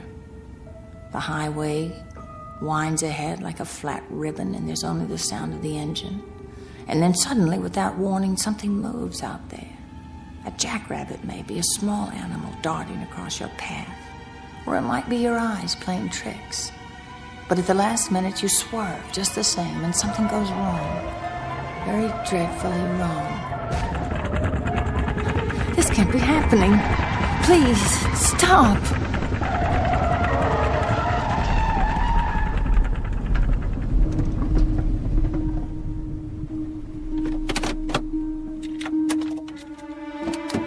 Help! Somebody help!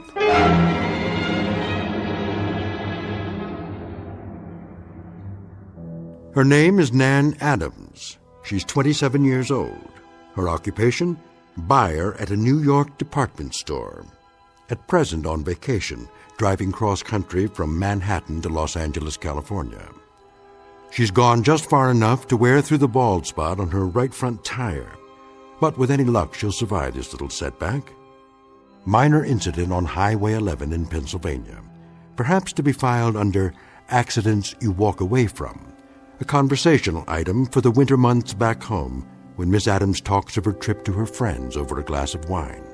What she doesn't know yet is that from this moment on, she won't be alone. For the remainder of the trip, her companion will be terror, her route, fear, her destination, quite unknown. Because Miss Adams has just crossed an invisible line not on any map, one that leads directly into the Twilight Zone. And now, The Twilight Zone and our story, The Hitchhiker, starring Kate Jackson with Stacy Keach as your narrator. How's it coming? Almost finished. I'm so sorry to trouble you. Hey, that's my job. Good thing I drove by. Yes, it is. There are no phones for miles. I don't know what I would have done. No real damage. At least you didn't flip the car. Thank God. Just let me tighten these lug nuts here and you're on your way. I should know how to do that. Would you believe I've never changed a tire in my life? You're not the only one. That's why I stay in business. Lots of flats out here. That, vapor lock, cars that overheat, run out of gas. Keep a 5-gallon can in the truck. I don't know what happened exactly. How fast were you going, lady? 60, 65, something like that. Oh, that all? I guess I wasn't paying attention. It happens. Gotta keep your eyes on the road, though. I thought I saw something. Like what? I don't know. Something moving. Do you think it could have been a mirage? A what? A mirage. Some sort of optical illusion with the sun on the windshield or... You want my advice? Check into a motel and get some sleep. Too long behind the wheel, you start to lose it. But I'm behind schedule. It ain't worth it. You see those skid marks? 65 miles an hour and you had a blowout and hit the shoulder? Soft as pudding. Lady, you're on the side of the angels. By rights, you shouldn't need a mechanic. Somebody should have called for a hearse. I take your point. How's that bump on your forehead? Oh, fine. Got a first aid kit if you need it. No. It's just a scratch. There you go. Spare's ready to roll. How much do I owe you? Just follow me into town. I'll see if I can fix you up with another tire. You don't want to run the rest of the way without a backup. No, I suppose I don't.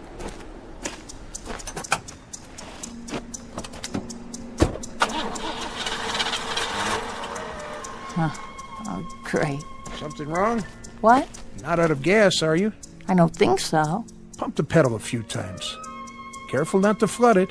I won't. It's just that I was wondering... Yeah? That man. Man? Over there. I don't know where he came from, but shouldn't one of us give him a ride? He looks like he needs it. What man? Behind us, about 50 yards. I can see him in my rearview mirror. He's watching us. I don't see anything. Oh. Well, neither do I now. I could have sworn somebody was standing there by the side of the road. You see what happens when you try to drive straight through? Come on, we'll get you fixed up at the station. Yes, of course.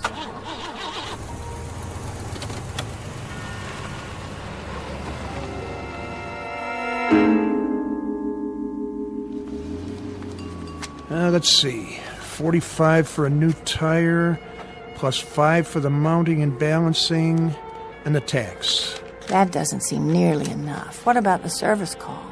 No charge. I was on my way back anyway. Make it $53.50. I guess it's a lot cheaper than a funeral. You could say that again. You're very kind. Here you go. $6.50 change. I checked your other tires while I was at it. They look okay. Thank you so much. Anything wrong? No, nothing's wrong. I was just looking at that hitchhiker. What hitchhiker? Outside, by the pumps. Where? He's gone now. Yep, that he is. Somebody must have picked him up. One of the truckers, most likely. Strange. I saw him before, too. When you were changing the tire. Out on the highway. Uh-huh. I'm sure it was the same man. Must have gotten himself a lift then, too. Right after we passed him. Yes. That must be it. Well, I'd better get going or I'll never make L.A. Shouldn't be too hard. Brand new car. Good weather. Ought to make it easy. Better take a rest first, though. I can't. I'm already a day late. Get some food in you at least. If you want to make it in one piece. Yes, I... Look at that. Huh? He didn't get a lift. He didn't? I just saw him again. You saw... The hitchhiker. Oh, well, it's no business of mine. That's the truth. Thanks very much for all your help. Okay, miss. Have a nice, safe trip. Thank you, I will. Hitchhiker. What's she talking about anyway? I didn't see no hitchhiker.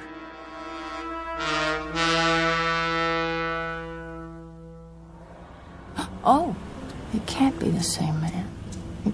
It can't. Who is he? I saw him again 50 miles farther on. It was impossible, of course, but I did. And then again on a long, straight stretch through Virginia. Not menacing, really. An ordinary man. If anything, drab. A little mousy. Just a shabby, silly-looking scarecrow man. I shouldn't even think about him at all. But it's the coincidence of the thing. The fact that wherever I go, there he is. And I think he sees me. His eyes are always turned my way. Is he smiling? Why? Whenever I stop, I see him. No matter how far I travel or how fast I go, he's ahead of me. He's always ahead of me.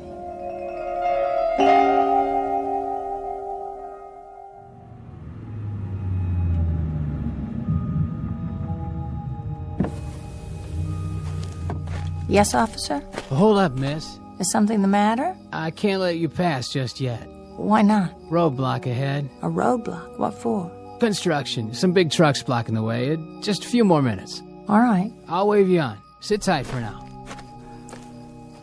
This could take all night. Where's my map? I can't believe it.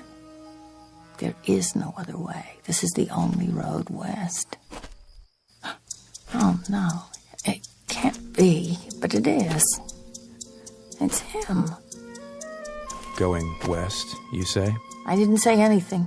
I thought I heard. No, I'm not going west. I'm sorry. I'm just going up the road a little ways. I'm really very sorry, but I can't help you. Are you sure? Oh, please. Please. It has to stop. It has to. Miss. Miss, please. You can't go through yet. It isn't safe.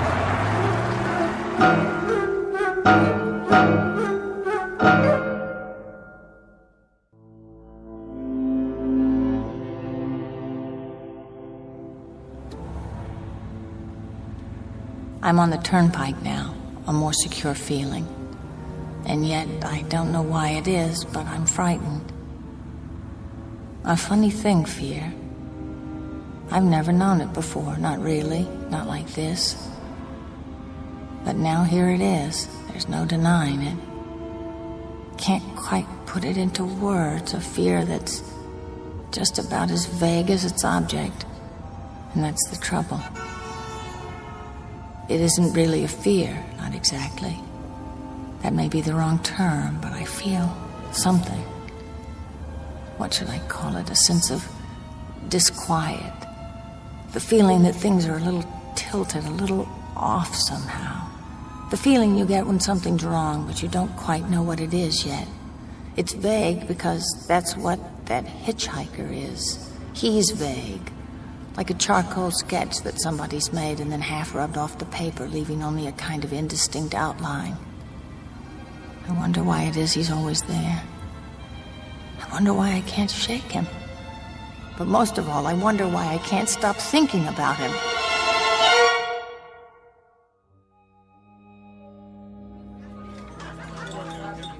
It was the kind of place you never expect to find in the middle of the night. Bright lights, people, ordinary people, talking about ordinary things, even making jokes. I felt safe again for a time. Part of me didn't want to leave. Dessert, miss? What did you say? Still got some pie left. Apple, blueberry, lemon meringue. Well, let me check on the apple. Trucker came through a little while ago, ordered 3 pieces with ice cream. I'm sorry, No, thank you. Sure? It's mighty good. More coffee? Sure. Ought to have more than coffee, though. I guess I don't have much of an appetite. Driving alone? Yes, I am. Where to? All the way to California. Whew, no kidding. That's a haul. Couldn't get me to drive all that way, at least not by my lonesome. Actually, I was looking forward to it. You were? In the beginning. You see... End of the counter, Angie. 2 burger baskets to go. Coming up. Well, as man said when he kissed the cow, everyone to his own taste. You got that right, Angie. Yeah, that's a good one. I keep telling her she ought to be on television. How much do I owe you? Let's see. Here you go. Put it on mine, Rich. That's all right. I said I got it for you. No, really. Say, don't I know you from somewhere? I seriously doubt it. Come on over here a minute. Give the change to the waitress, will you? Sure thing. Hey, girlie, why don't you be friendly? It's mighty lonely driving long distance. All right, that's enough. This is no girly. This is a lady. Now knock it off. Sure, Rich. I'll see you next week. Thank you, but you didn't have to do that. Hey, listen. Do yourself a favor. There's a decent motel a couple blocks from here. You look like you can use it. What about a gas station? There's one right next to it. Still open, too. I do need to fill up. Hey, you can't do better than the Bida-Weed. It's nice and clean. I suppose I could. Do you get many hitchhikers? Hitchhikers? You mean around here? It's pretty rare, is it? Yeah, I'll say. There's no road, just the turnpike. Guy'd be a fool hitching a ride here. I mean, look at it. Miles and miles of straightaway and practically no speed limit. Now, what car's going to stop and pick up a guy under those conditions? Would you? No. No, I probably wouldn't. In fact, I'm sure of it. Of course, a guy might get a lift before the turnpike starts. By the toll house or something. But then it'd be one long ride, and most cars wouldn't pick up a guy for that long a ride. And, you know, this is kind of lonely country out here. Flatlands and hills and that sort of thing. You didn't see any hitchers, did you? Oh, no. No, I haven't seen anyone like that. I was just wondering, that's all.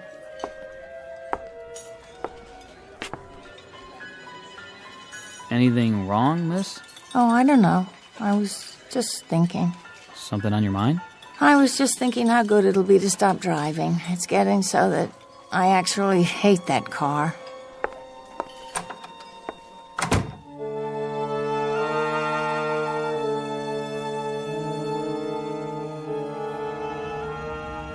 I was in no hurry to get back on the turnpike. The all-night gas station was just where he said it was, a couple of blocks south, near the railroad tracks.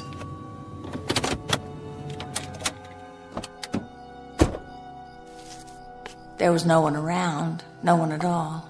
To tell the truth, I felt relieved, even if it was self-serve. You'd think I'd have plenty of experience by now, pumping my own gas, but I was used to full service. There was only a little booth where you pay when you're finished. It's not working. Can someone please show me how to start the pump? Hello? Hello in there? Please, I want to buy some gas. If there was a nightman on duty, he must have taken a break. There was nothing for me to do but wait until he came back. The lot was bright enough with those, what are they called, sodium vapor lights? There was absolutely nothing that didn't show. And maybe that was why I began to get the feeling again.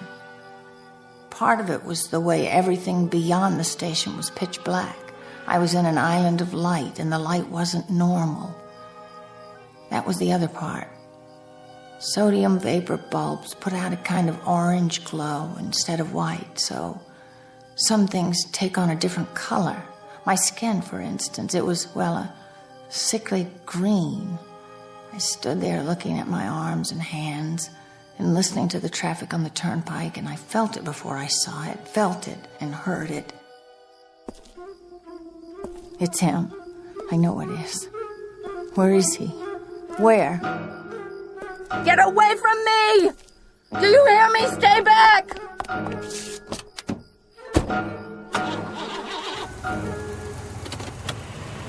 I couldn't see him, but I didn't have to.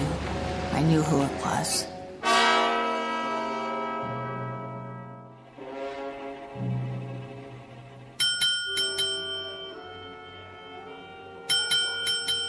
Yeah, can I help you?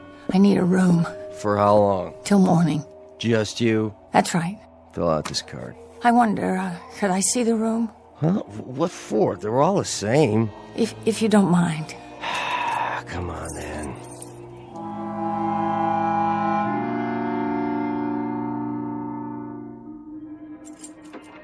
Just clean it, new towels, everything. That's fine. How's the lock? The lock? On the door. It works fine. Ah, there's a deadbolt, too. See, case hardened steel. Nobody gets in or out unless you open it from the inside. Good.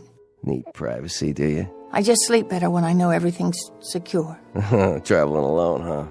Business trip, is it? Yes, it is. Don't worry about me. I'll be up at the crack of dawn, as soon as I lay my head down for a few hours. Thanks. Bye now. One thing. Yes? Cash or credit, no checks.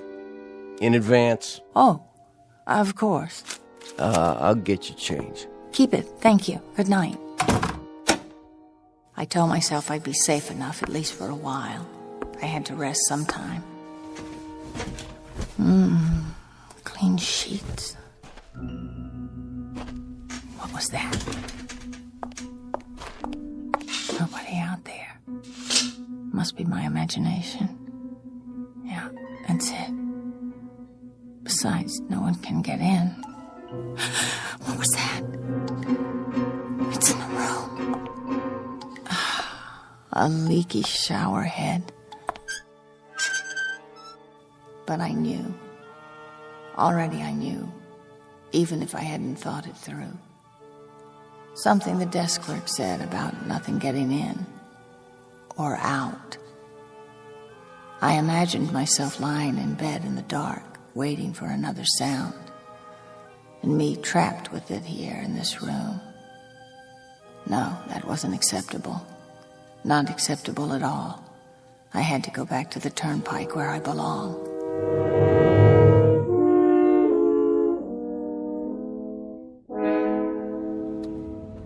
Good, the on-ramp. All I have to do is cross the tracks. No, there can't be a train at this time of night. It's ridiculous. I have to get across. Come on, I can make it. There's plenty of time.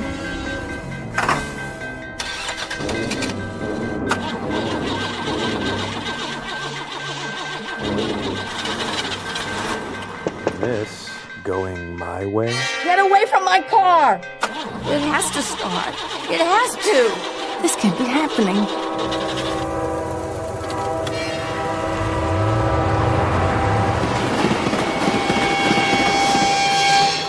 It was him. It was. Where are you? What do you want from me? The fear is no longer vague. The terror isn't formless. It has a form. He was beckoning. That drab, skinny man in the cheap, shabby suit.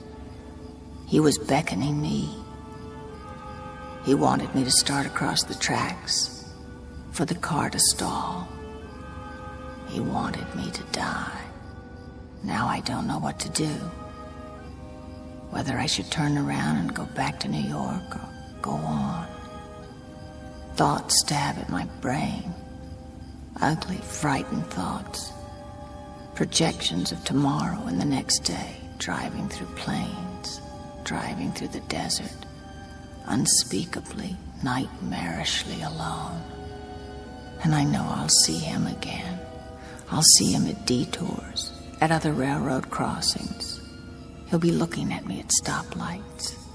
If I stay at another motel, I'll glance through the window and see him outside, waiting. I don't know what to do now. I just don't know.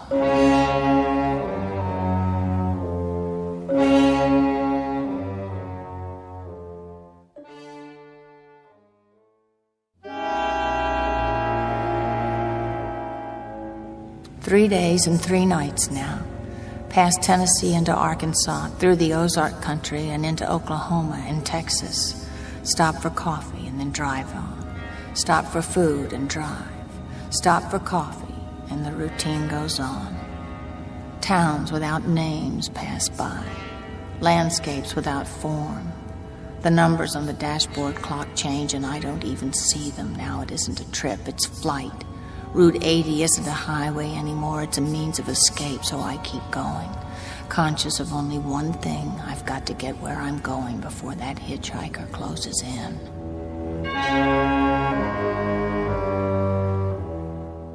Halfway across Texas, 10 o'clock at night, the 4th day. The engine stops, and I sit there in the front seat chilled with fear. And I can hardly believe it. Out of gas. I can't believe this. I should have stopped earlier, and now it's too late. Wait. That sign. Yes. Gas eats 500 feet. I can see it from here.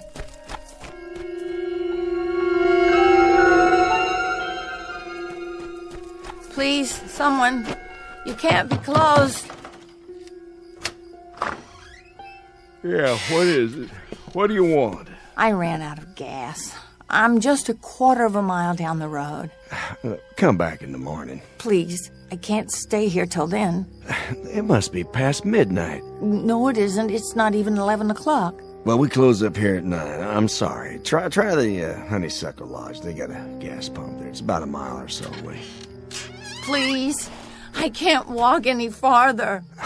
Little lady, I'd like to help you, but I've been up since 5 this morning, and I'm just dead. Now, like I told you, it's only a mile or so to the Honeysuckle Lodge. But I've got to have a can of gas. I can't stay out here by myself. You see, there's a man. There's a very suspicious-looking man. Henry? Henry, who is it, Henry? It's nobody, Mother. Just a gal in a fancy suit. And go back to bed. Now, what about this man? What was he doing? Nothing. Nothing, huh? Well, then what of it? That's not something to wake a man in the middle of his sleep about. I'm trying to tell you. Now, listen, young woman. You must have taken a nip or something. If you haven't got anything better to do than wake decent folks out of their hard-earned sleep. But he looked as if he was going to rob me. Well, if he does, you come back and I'll call the sheriff for you. Who's there? Come out into the light so I can see you. You have to stop following me. Stop right now or I'll scream. There are people inside. They'll hear and... Lady? What did you say? I said, what's the matter, lady? Yes, that's what I am. That's exactly what I am. A lady. What are you doing out so late? What am I? You work here? This your place? No. My car's just up the road. You see, I ran out of gas. The man won't give me any. I saw the car. You left your keys in it. I turned the lights off, though, so the battery wouldn't run down. Do you live around here? Nope. I'm coming back from leave. Leave? Of course. The uniform. Are you in the Navy? Sure am. Ever see a fella in a sailor suit that wasn't? No, I guess I haven't. Where are you headed? Going back to my ship.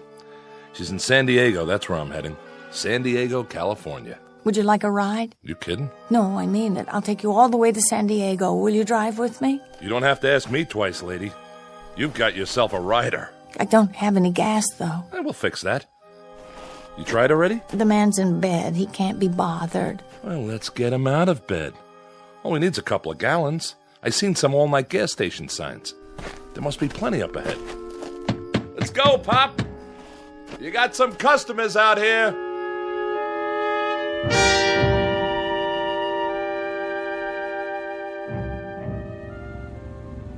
I can drive if you want. Oh, that's all right. I'm used to it. You mind if I take off my shoes? My feet feel like 2 hot bricks. You go right ahead. Oh, I keep thinking I'll wake up or something, middle of the night. No cars, no nothing, and who do I meet? A lady who looks like a movie star. Hardly. Brand new car and a ride all the way to the coast. When I tell the guys back on this ship, you know the odds for even one guy believing me? I'll write up an affidavit for you and we'll get a notary to sign it. Anytime. You hitchhike much? I'm back and forth on leave. It's tough sometimes in the open country. Trucks aren't so bad. They'll pick you up. But you have trouble with cars. People in cars don't like to pick up hitchhikers at night. I suppose not. But I'll bet if you got a good ride in a nice car, you could go places faster than, say, a person in another car. I suppose.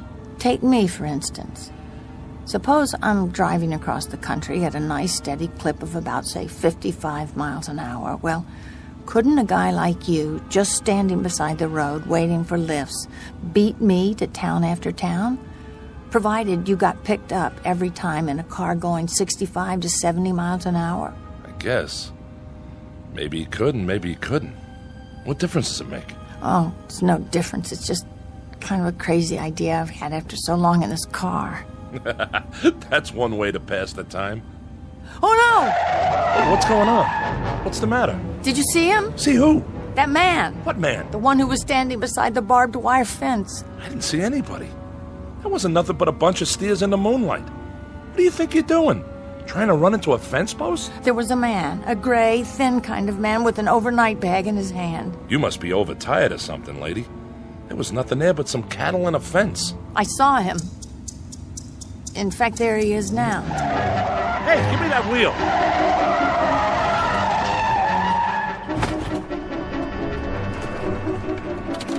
Lady, I'm taking charge of the keys. Maybe you'd better let me drive after all. You must have seen him that time. I didn't see anybody. What were you trying to do? Hit him. Huh? That's right, I was trying to hit him. Maybe if I could kill him, I could make him stop. You see, what are you doing? What does it look like? Where are you going? No place in particular, lady. Just out of plain sight. Any place that puts some distance between me and this automobile. Please don't get out. I'll drive more carefully from now on, I promise. No way, baby. I'd kind of like to get back to my ship in one piece. And driving with you? That's a pretty lousy guarantee I'd ever make it. Please, I'm sorry. I don't know what came over me. Please don't go. I'm sorry, lady. You'll have to excuse me. You can't go. You don't understand. You can't. Look, I'll take you right into San Diego. I'll take you to the docks. I give you my word. Sure. Seeing elephants, skyscrapers, and make-believe people all the way. Thanks, but no thanks. Look, I like you. I like you very much. That's the reason I picked you up. We could be friends. Good friends. I'd like you to take me out. Really, please. Sorry, lady. Believe me, you'll never know how sorry. Listen, I know you think I'm out of my mind or something, but this man, I've been seeing this man all the way across the country. He's been following me. If you could only help me, stay with me until I reach the coast. Honey, what you need is a good night's sleep.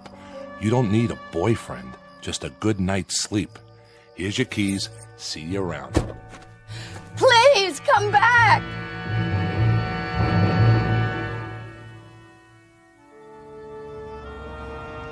There is nothing to do but drive on into the next day. As the air grows warmer, the car gets hotter than it ever has, and you begin to wonder if the tires are going to melt. The windshield colors over with smashed insects, wasps and bees and dragonflies, all stuck to the glass. And if you're driving west into the sun, it gets hard to find your way. But I see him again, in the middle of the Texas prairies.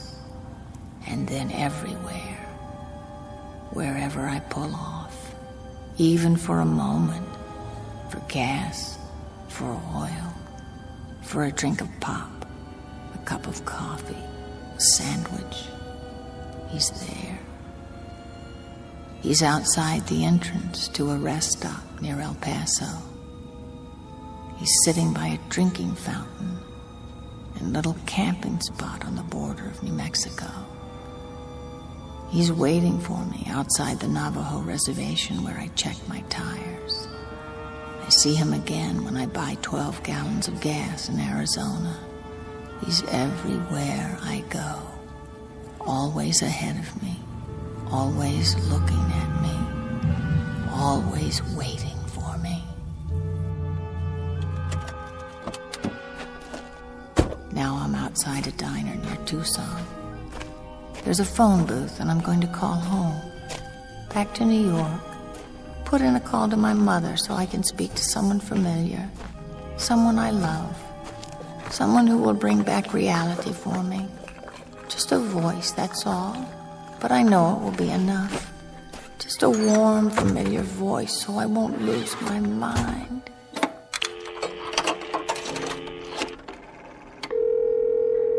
Operator. I'd like to make a call to my home in New York City. What is the number, please?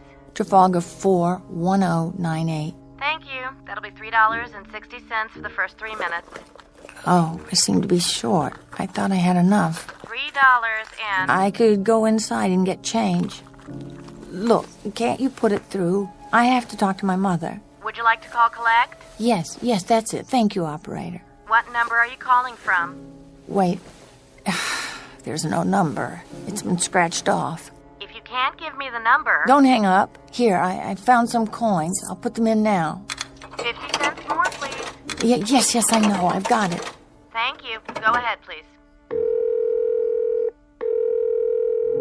Mrs. Adams' residence. Hello? Hello, Mother? This is the home of Mrs. Adams. Who did you wish to speak to? Who's this? This is Mrs. Whitney. Mrs. Whitney? I don't know any Mrs. Whitney. Is this Trafalgar 41098? Yes. Where's my mother? Where's Mrs. Adams? Well, Mrs. Adams is not at home. She's still in the hospital. The hospital? Who's calling? Is this a member of the family? What's she in the hospital for? She's been bedridden for 5 days. Nervous breakdown. Who is calling? Nervous breakdown? But there's nothing wrong with my mother. She's never had any problems. It's all taken place since the death of her daughter. The death of her daughter? What are you talking about? What do you mean, the death of her daughter? Who is this? What number is this? It's all been very sudden. Nan was killed just 5 days ago in an automobile accident in Pennsylvania. A tire blew out and her car turned over. Please deposit 60 cents more if you wish to continue this call. Please deposit 60 cents. Please deposit 60 cents. Please deposit 60 cents. Very odd, but the fear has left me. I'm numb now. I have no feeling. It's as if someone pulled out a kind of plug in me, and every emotion, including fear, is drained away. And I'm only a cold shell. I'm conscious of the things around me, the vast, soulless night of Arizona, the frantically blinking stars that look down from the darkness. Ahead of me stretches 1,000 miles of empty mesa, mountains, prairies, desert, and somewhere among them, he's waiting. Somewhere I'll find out who he is and what he wants. Though just now, for the first time, looking out at the night, I think I know. I know that he's here now, without even looking in the rearview mirror. I believe you're going my way. Yes. Yes, of course I am.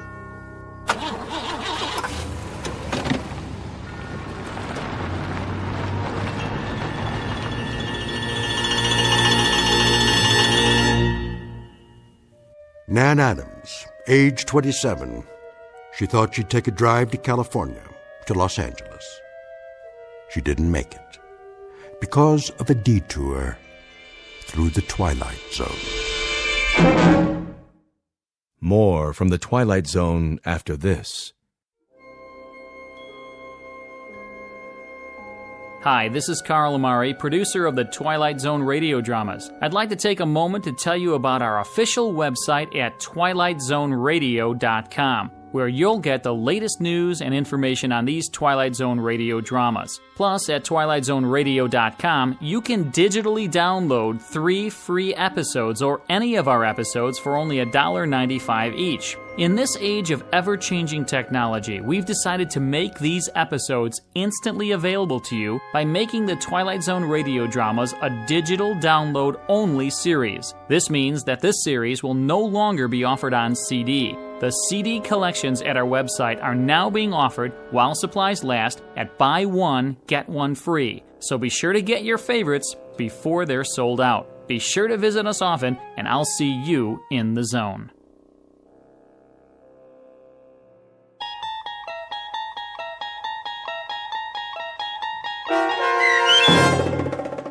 The Hitchhiker, starring Kate Jackson, with Stacy Keach as your narrator, was adapted for radio by Dennis Etchison and based on a script by Rod Serling from a story by Lucille Fletcher.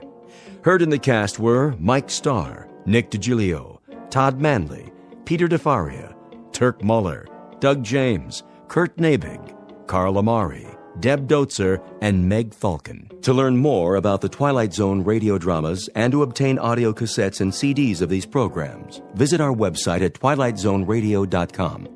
The producers of The Twilight Zone wish to thank CBS Enterprises, Carol Serling, Dennis Etchison, Dick Brescia Associates, Claire Simon Casting, Terry Jennings, XM Satellite Radio, Sirius Satellite Radio, our sponsors, and our radio affiliates for helping make this series possible. This copyrighted radio series is produced and directed by Carl Amari and Roger Wolski for Falcon Picture Group.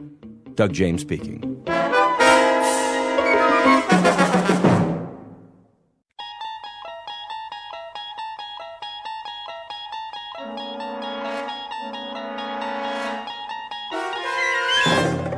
You unlock this door with the key of imagination. Beyond it is another dimension, a dimension of sound, a dimension of sight, a dimension of mind. You're moving into a land of both shadow and substance, of things and ideas. You've just crossed over into the Twilight Zone.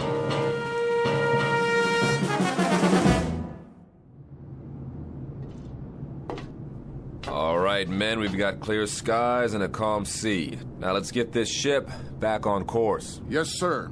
Mr. Smith, what is your present course and speed? Steaming on course 26 degrees true. Speed 10 knots, sir. Very well. Come right to new course 270 and indicate turns for 15 knots. Aye, aye, sir. Helmsman, come right to new course 270. Aye, sir. Coming right to new course 270. All engines ahead standard. Indicate 126 turns for 15 knots. Aye, sir. Engine room. All engines ahead standard 126 turns for 15 knots. Engine room answers. All engines ahead standard 126 turns for 15 knots, sir. All secure, Captain. Glad to hear it, Ensign. Any damage? No, sir. We took in a lot of water in the storm, though. That was one heck of a swell back there. I'm aware of the storm, Mr. Marmer. I'm also aware of the swell. And what I'm also aware of is that that boat was not properly hoisted. A 13-year-old Sea Scout would have rigged it in a stored position. Right, sir. You can tell the chief boatswain's mate that I want to see him in my quarters, on the double. Aye, aye, sir. Chief Bosun's mate Bell reporting his orders, sir. At ease, Chief. That shouldn't be too difficult for you, should it? Sir? That state of being at ease. You're the champion of the fleet when it comes to being at ease, Bell. I don't understand, sir. The devil you don't. This couldn't be clearer to you if it came in diagrams. You are the chief bosun's mate on board this ship. You run the deck division, you handle the rigging in and out, you supervise the heavy equipment, and there are 8 or 10 other cardinal duties you are responsible for, not the least of which, chief bosun's mate Bell, is the proper securing of the whale boat. Now, last night we had a bad swell, and that boat should have been rigged in. Instead, it was left swung out, and as a result, she's 80% damaged and filled up like a swimming pool. Question, Chief. Where were you? Begging the captain's pardon. Don't beg my pardon. Just tell me, in a brief explanatory way, why you couldn't handle the initiatives of a chief bosun's mate, and why the efficiency of this ship has had to suffer as a result. We had 9 hours notice of that storm, Bell. This ship should have been 100% prepared. It wasn't, and I want to know why. I did all I could, sir. I haven't been feeling up to par. Did you report to sickbay? No, sir. Speak up, Chief. No, sir, I didn't report to sickbay. Look, Chief, I'm not in the business to pistol whip my crew. I want a tight ship, that's true, but I happen to care very much if any one of my sailors has a problem and can't function because of it. You've rated 4-0 all the way down the line for as long as you've served on this ship. And then suddenly, in the past 3 days, you stowed all your seamanship in a trunk someplace and came up with a bunch of dumbhead boners that I would expect from a 17-year-old boot. Bell, what is the problem? There is a problem, huh? No problems, sir. I'll watch it in the future. All right, Chief. We'll leave it that way, then. If you want to bend my ear at any time, you know where my cabin is. I'm available. Keep that in mind. Yes, sir. I will, sir. All right, then. That'll do it. Aye, aye, sir.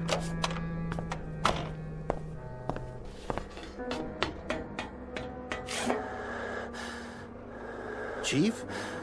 Hey, Chief, are you all right? What? You okay, Chief? You looked a little woozy there. Yeah, I'm okay. What am I listening to? Sir, contact bearing 280, 1100 yards, echo quality sharp. Evaluate as possible submarine. Submarine? But not moving, sir. Dead in the water. Shift the control to listen. Sounds like hammering or something, sir. Bridge sonar. Bridge eye. We have contact, bearing 030 degrees true, range 1100 yards. Appears to be a metal object. What kind of object, sonar? We can't tell, sir. From the sound of it, it's some kind of small ship, perhaps a sub-hull. Bridge eye. Sonar reports a contact, Captain. Evaluation is a possible submarine. A possible what? Stay on course. I'm going down to the sonar shack.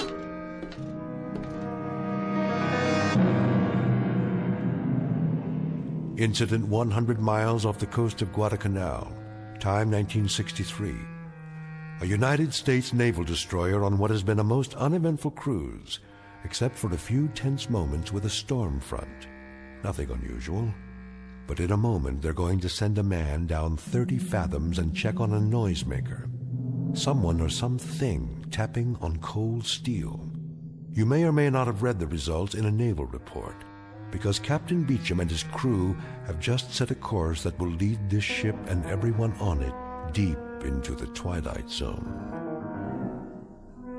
And now, back to our story from the Twilight Zone, The 30-Fathom Grave, starring Blair Underwood, with Stacy Keach as your narrator.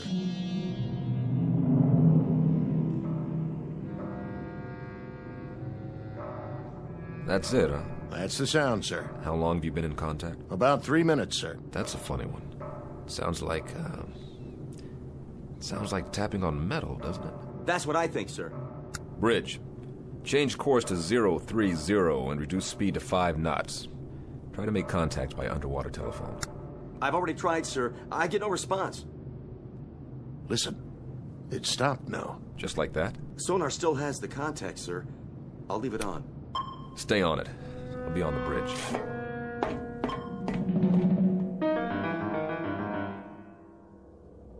Steady on course 030. All engines ahead, 1/3. 50 RPMs for 5 knots, sir. Maintain course and speed. Aye, sir. All engines stop. Engine room answers, sir. All engines stopped.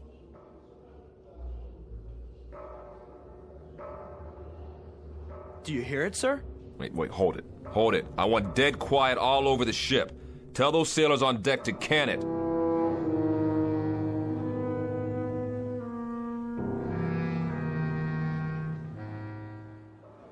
Ain't that a kick in the head? What do you suppose it is? Ghost, man. Ghosts. What do you think it is, Chief? I'm not sure. I've never heard nothing like that before. Stow it! Let's keep it quiet down there. They want us to be quiet so they can listen to it. What I want to know is, listen to what? Where you going, Belle? I don't feel so good. You don't look so good either. Make it stop. My head. Easy, Belle. You fall overboard.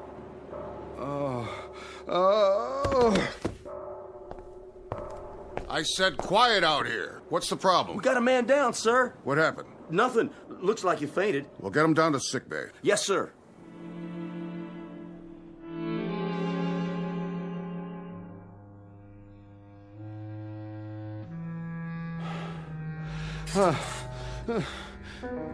Where am I? In the sick bay. You all right now, Belle? Yes. I'm okay, Doc. What? You blacked out up there. I said I'm okay. You better stay horizontal for a little while longer. I'm serious. Captain's orders. I'll be all right. I wouldn't doubt it, but right now you look like a Class A shipwreck. We still stopped? Still stopped. They're all curious as to what's making the noise. That noise? What's the trouble? It's just such an odd feeling. What kind of feeling? I can't describe it. Lie back down now. What's the needle for? Just relax, Chief. Get some sleep. This'll help. Sure. Sure. That's all I need. A little sleep. Doc? Yeah, Bill? What do you suppose is down there? Don't worry about it. You just go to sleep. Whatever it is, the captain will know what to do.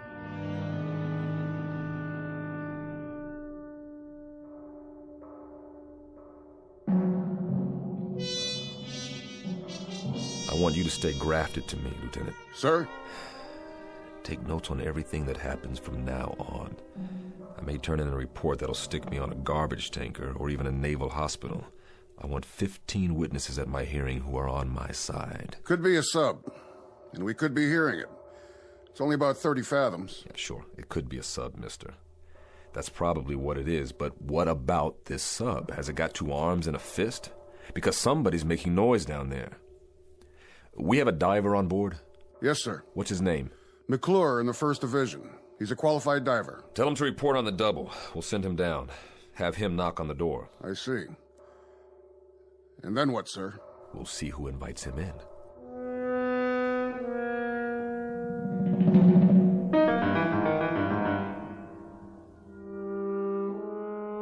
McClure reporting, sir. You're the diver? Right, sir. All right, I'm going to give it to you straight, McClure. Now here's the picture. There's something down there, directly below us. Something, sir? We don't know what it is yet, just that it's a metal object about the size of a sub-hull. That's where you come in. I want you to get your equipment and go down there. Stay in contact from the moment you hit water to the moment you reach it, understood? I understand. Whatever that object is, there may be somebody inside, or at least something that's making the noise. When you get down there, I want you to listen closely and tell me what you hear. We may be getting it distorted. Yes, sir. All right, then, hop to it. Aye, sir. What we're hearing doesn't make any sense. It's crazy. It is that, Lieutenant. But if it isn't a sub, sir, what is it? Maybe it's a Spanish galleon, Lieutenant, with a treasure chest and a loose lid that's off its hinges. Or maybe it's just our imagination. Well, we'll sure find out. As soon as he suits up, they'll lower him down. And then we'll know. Yeah, I sure hope so, Lieutenant. One way or another. I hope you're right.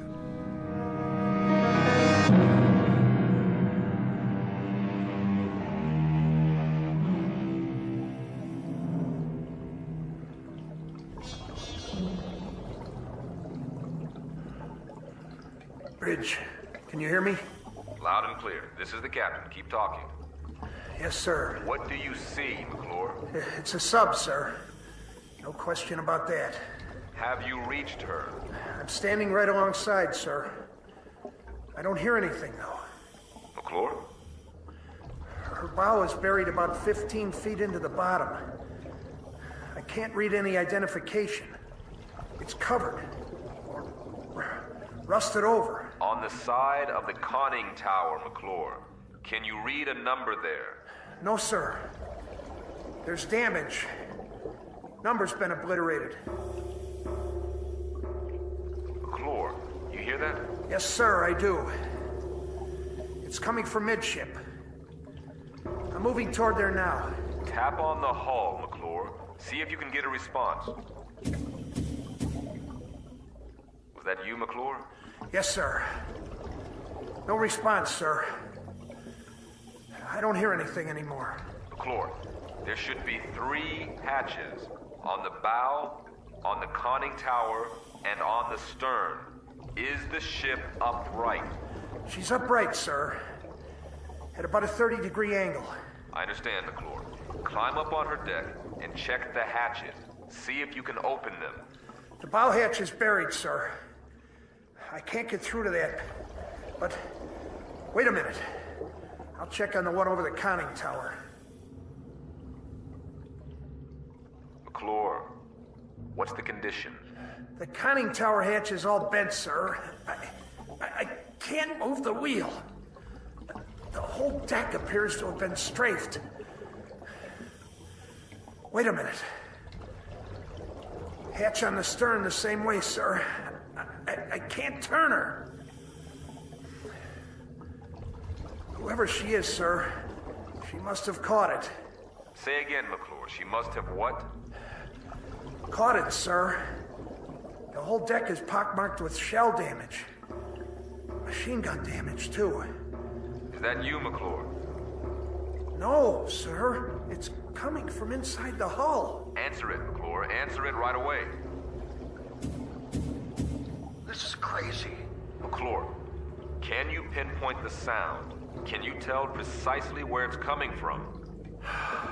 I think it's... Wait a minute. Yes, sir. Directly midship, just below the tower. Keep trying. We have to know whether anyone's inside that sub.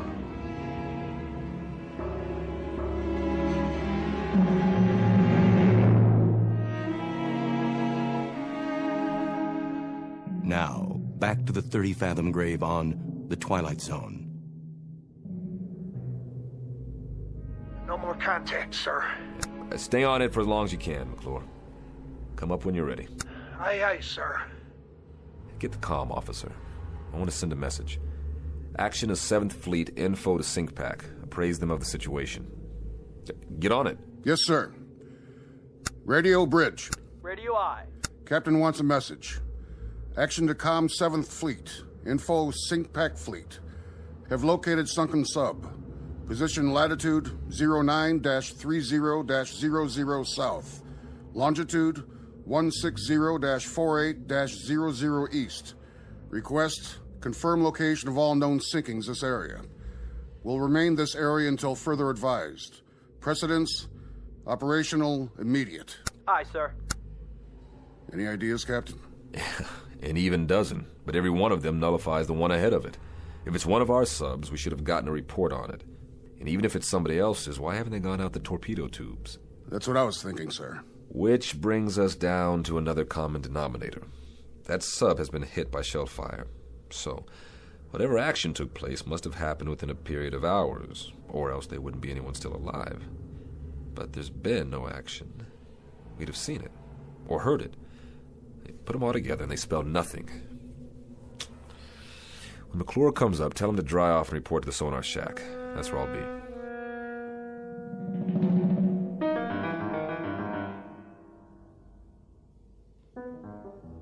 How you doing, McClure? Fine, sir. I could use some hot coffee.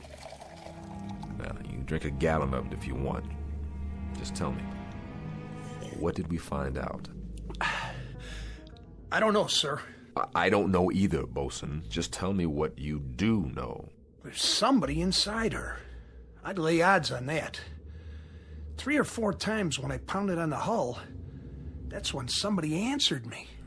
Well, what about the sub itself? Could you judge her length? Well, I guess her to be about 300 feet, sir. Maybe 25 feet midship. Sounds like one of ours. She looks like one of ours. There were ballast tanks and flooding ports on the underside. She's moving, sir. Now, that was the other thing, Captain. She wasn't stuck in tight. Deep, yes, but not tight. She seemed to be swaying. You still cold, McClure? I've been warmer, sir. And you will be again, but right now you're going to get colder. I want you to check her bow. Maybe she's pulled herself loose and you can finally read that number. Sonar, bridge. Go ahead, bridge. Com 7th Fleet reports no sinkings of any kind. Authorizes us to remain on scene and operate at own discretion for salvage and rescue. Roger. Can do, McClure? I'll do my best, sir. Look at it this way. What a dandy story you can tell your grandchildren on some dark, rainy night. Are they gonna believe me, sir? I'm not sure I will, but if you can get me a number or a name off that hull, we may be able to sleep tonight after all. Yes, sir. I've got a question for you, Mr. Smith. What's that, sir?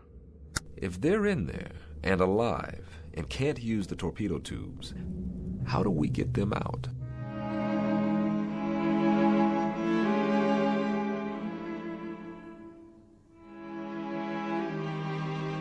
Bridge. Go ahead, McClure. This is the captain. She's pulled herself out, sir. Here's your number.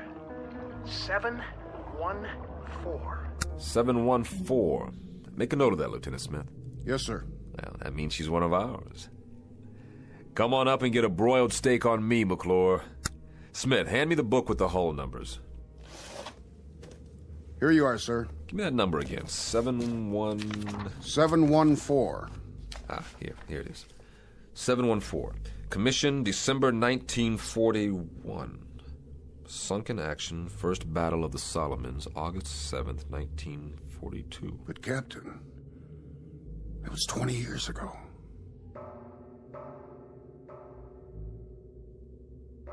Then, Lieutenant, tell me something.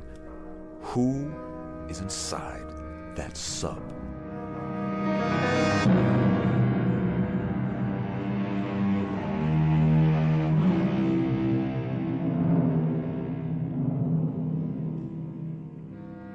Coffee, sir? Thanks, Marmer. Quiet night. Too quiet. How long's it been now? About 3 hours. Is he sending McClure down again? Beats me. All I know is there's a boiler tender second who's making book in the crew's quarters that the thing below us is a sea monster with 3 heads and we're all living on borrowed time. I don't know what scares me more, when they pound or when they shut up. I don't know what scares me more, a 20-year-old sub with somebody alive inside, or what the commander of the Pacific Fleet will say to me when I tell him that. And to compound the problem, I've got a chief bosun's mate with something eating at him. Bell? Bell. What made him black out? That's part of the problem. Could be he's dredging up a couple of memories. What do you mean, memories? This is World War II revisited for him. He got picked up here after a sinking. That's the way I hear it. He was on a ship that got hit, only survivor or something like that. Got picked up from the water. Maybe it is dredging up some memories, then. Here we go again. What's the matter? They can't make up their minds down there? There's one more question, an important one. What's that, Captain? Who's they?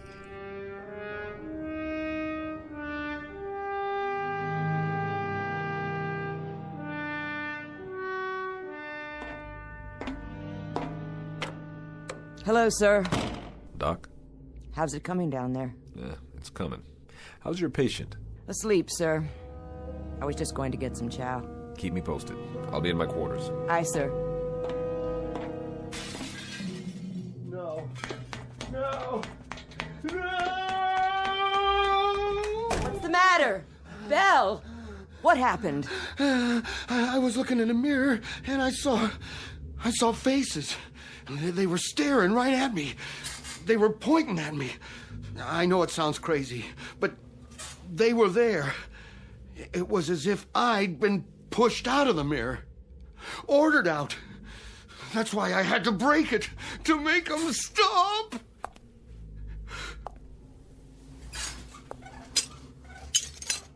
Doc? Yeah, Chief. Do you see me in the pieces of mirror down there on the floor? Listen to me. I see you right here in front of me. I see you just fine. Remember that.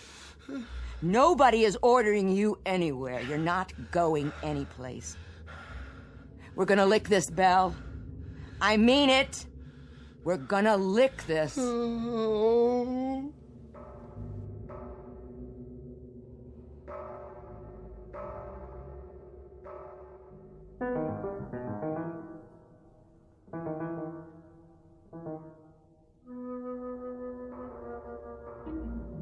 Same routine, huh? Same thing, sir.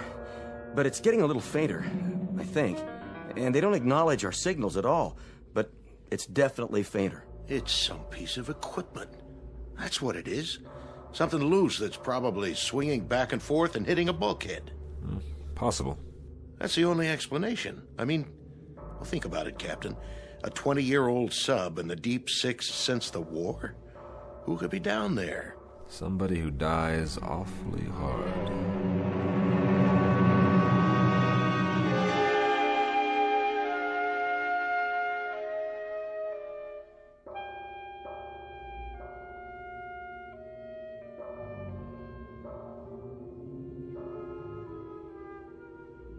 Whoever it is, whatever it is, it's running out of steam.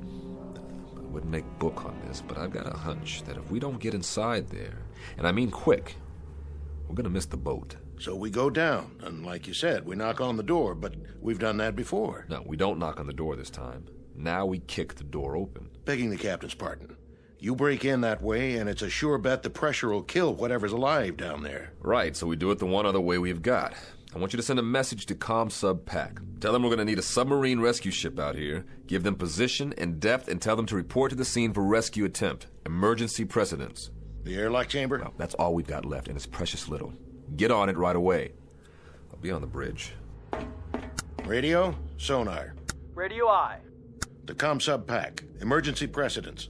Request nearest ASR, report to position. Latitude 09er-30. Doc?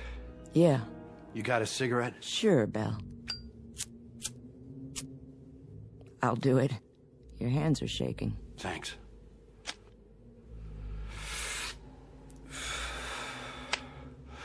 Doc, will you answer me straight? I'll try. Who's outside? What? Who's out in the passageway? Nobody's out there. Why? You think you hear something? I don't know. Why should anybody be out in the passageway? Nobody's posting guard on you. I just felt as if there was somebody out there. Now, there's nobody out there. Nobody at all. Who did you think it was? I don't know. The only thing out there is a long stretch of steel and deck. Nothing else. Come on, you want to take a look? What's happening to me? Doc, what in God's name is happening? Chief, you gotta get a grip, or I swear you're gonna talk yourself into a straitjacket. I mean it. I got the feeling again. Just as if somebody was watching me, pushing at me. Doc? What, Bill? I'm scared to open the door. Then don't. I told you, there is nothing out there. I'm scared to open it, but I have to.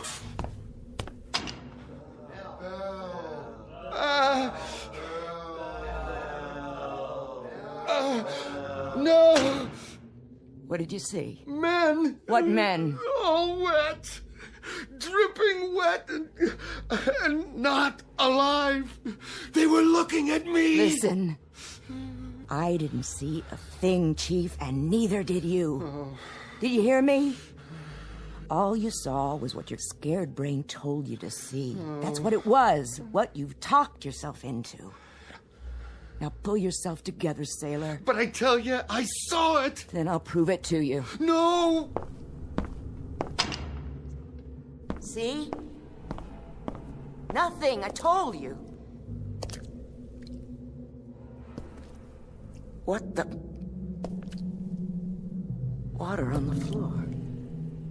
And where did that come from? Piece of seaweed.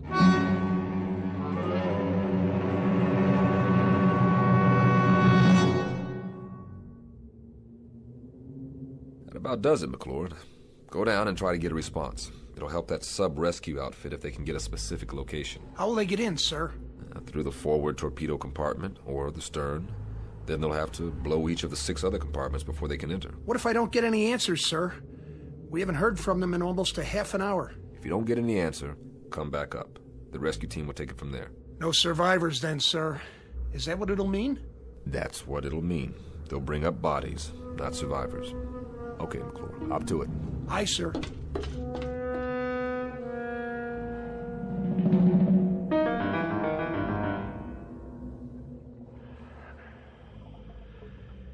I've reached the sub, sir. The next noise you hear, that'll be me. Go ahead, McClure, pound away. Any response? None, sir. No response anywhere. Keep trying. Yes, sir. McClure? Captain, I found something here. Wait a minute. I can't make it out. What about the response? Did you hear anything? No, sir. Nothing. Give it a few more minutes. Yes, sir. No soap? No soap. It really frosts me to get so close to those Poor devils, and then... The sub rescue ship is due here at 0300. Keep an eye peeled. I'm going aft to meet McClure. Aye, sir.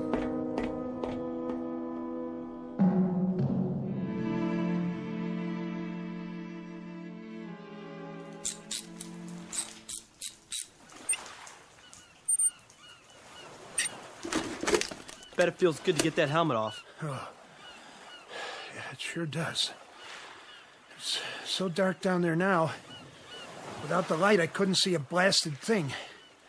Real spooky. But I found this. Yeah, thanks, McClure. Good job. Go get some chow. I'll need you one more time when the ASR team gets here. You're gonna have to go down as a pathfinder. Give them any help they need. But that won't be for a while. Excuse me, sir. But you better look at those tags. You gotta be kidding me. What's the matter, sir? Ensign, ask Doc if Chief Bell is well enough to report to my quarters, because I need an explanation for this one. Fast.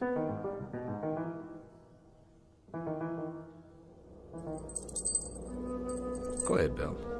Read what it says on these dog tags. I don't have to, sir. I know what it says. It says Bell, William J. That's yours. Yes, sir. McClure found it on the deck of that sub down there. When did you lose him, Bell? I lost him a long time ago, sir. 20 years ago. How? I don't remember, sir. Try, Bell. Try to remember. I was on a ship. What ship, Bell? A submarine. The one below us, sir. That was my boat. Who's making the noise down there, Bell? What's it all about? Do you know? We were on the surface. It was night. I was a signalman then. I was supposed to put the infrared filter over the signal lights. Otherwise, they would have seen us. They would have seen the light. They would have found us. I don't know what happened. I was scared, clumsy. I dropped the signal light. The filter fell off. They were waiting for us out there. Japanese destroyers. They saw our light. And it was my fault. They let us have it. They straddled us with the first salvo. The captain took the sub down, but it was too late. They unloaded depth charges. And that sub wasn't ever coming up again. What about you? I got flung over the side when the first salvo hit. And all that time I was in the water, I could... You could what? I could hear the voices of our guys down below me. They were screaming. I know what it is now. This crazy feeling I've had. What? What is it, Bell? I got out. One guy out of the whole crew. I got picked up later on by one of our destroyers. But I got out. Do you understand, Captain? I sank that sub. I was responsible, but I got out. Bell, I want you to listen to me. Those guys down in the sub, they know I'm up here. Bell, hear me out. I should be with them. I should be down in that sub. Bell. I should be dead. That noise, that pounding, those are the guys down there who are calling muster on me. They're calling muster on me. Will you hear me out? Will you listen to just a little logic now? A little reason? No one man sinks a sub, and one lousy circumstance doesn't decide a battle. And one case of sudden fear doesn't add up to a coward. Bell, you gotta believe me. All you should put in your sea bag is regret, not guilt. Do you understand, Bell? Not guilt. They're calling muster! Bell! Come back here! They're calling muster on me! Bell!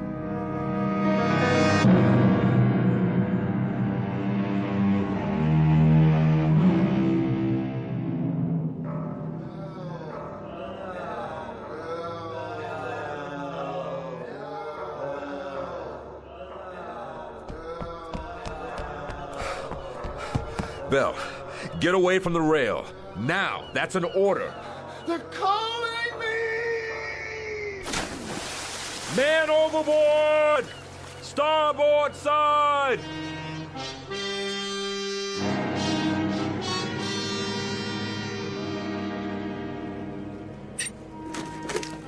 The rescue ship says you got inside. Yes, sir. It was a wreck. Nobody had a chance. Nobody? Nobody, sir. The periscope shears had been cut in half. One section was just hanging there, swinging back and forth. Then that was the noise. That was the noise, wasn't it? I guess so, sir, but... But? There were 8 men down in that control room. 8 men. Or what was left of them. And one of them had a hammer in his hand. Let's just say, McClure... Let's just say that this is the part of the story you tell your grandchildren that you make up yourself. Say anything you like, any explanation that comes to mind. Aye, sir.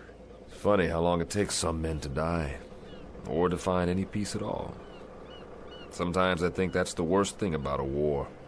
Not just what it does to the bodies, but it does to the minds. So, rest in peace, Mr. Bell. I think it's your due now. At long last, rest in peace.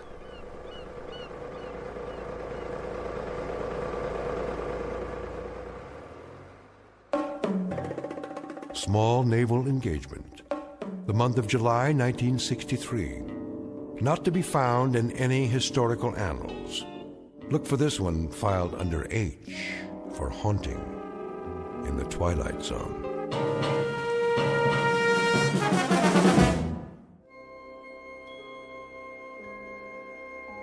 Hi, this is Carl Amari, producer of the Twilight Zone radio dramas. I'd like to take a moment to tell you about our official website at twilightzoneradio.com, where you'll get the latest news and information on these Twilight Zone radio dramas. Plus, at twilightzoneradio.com, you can digitally download 3 free episodes or any of our episodes for only $1.95 each. In this age of ever-changing technology, we've decided to make these episodes instantly available to you by making the Twilight Zone radio dramas a digital download-only series. This means that this series will no longer be offered on CD. The CD collections at our website are now being offered while supplies last at buy one, get one free. So be sure to get your favorites before they're sold out. Be sure to visit us often, and I'll see you in the zone.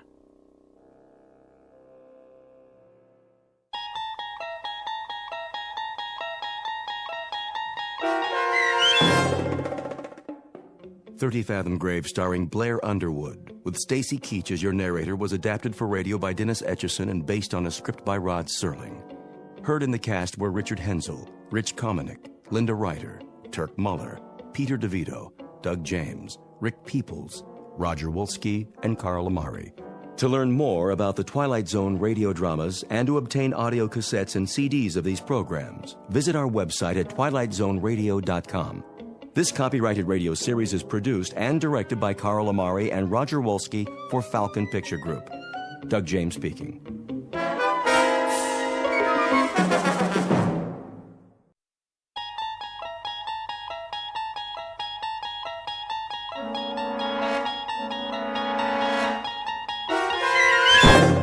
You're traveling through another dimension. A dimension not only of sight and sound, but of mind. A journey into a wondrous land whose boundaries are those of imagination. Your next stop, the Twilight Zone.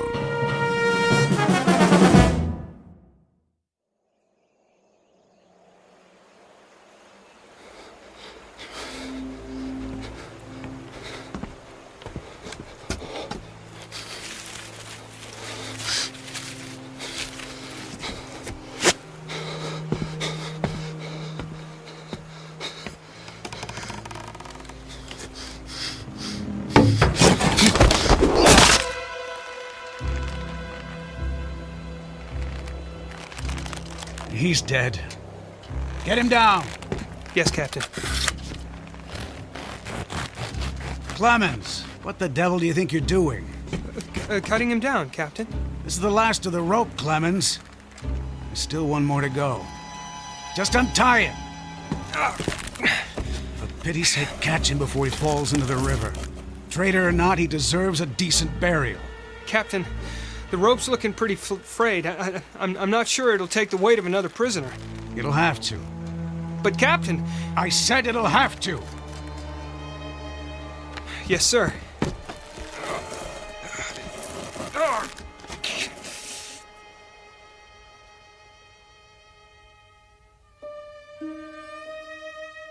You have just witnessed a military execution. Death is a dignitary who, when he comes announced, is to be received with formal manifestations of respect, even by those most familiar with him. This particular execution occurred on Owl Creek Bridge in northern Alabama during the war between the states.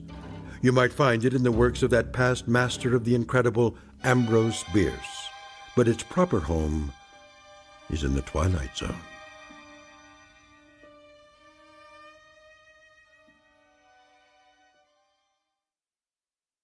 And now, the Twilight Zone and our story, An Occurrence at Owl Creek Bridge, starring Christian Stolte, with Stacy Keach as your narrator. Hurry up, Clemens. I want to get this last one hanged while it's still daylight. Almost got him, Captain.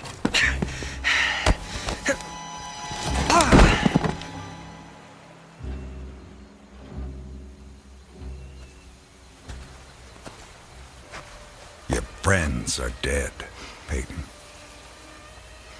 That's your name, isn't it? Mr. Peyton Farquhar. Your act of treachery came to nothing, Peyton. And now you'll be called to account. I wouldn't recommend you think of doing anything as stupid as trying to get off this bridge. Apart from the fact that your wrists are tied behind your back, you'll find yourself more than adequately surrounded, whichever way you choose to run. See those sentinels at either end? Please don't get the impression they're just taking a rest. The way they're holding their rifles, they call that the support position. Means they're always at the ready. As a good soldier of the Federal Army should be. Don't say too much, do you? Huh? Peyton? Peyton Farquhar. Hello? Anybody at home? And here I thought you were a true Southern gentleman. I know what you're thinking, Peyton. That maybe you could make that 20-foot drop into the water.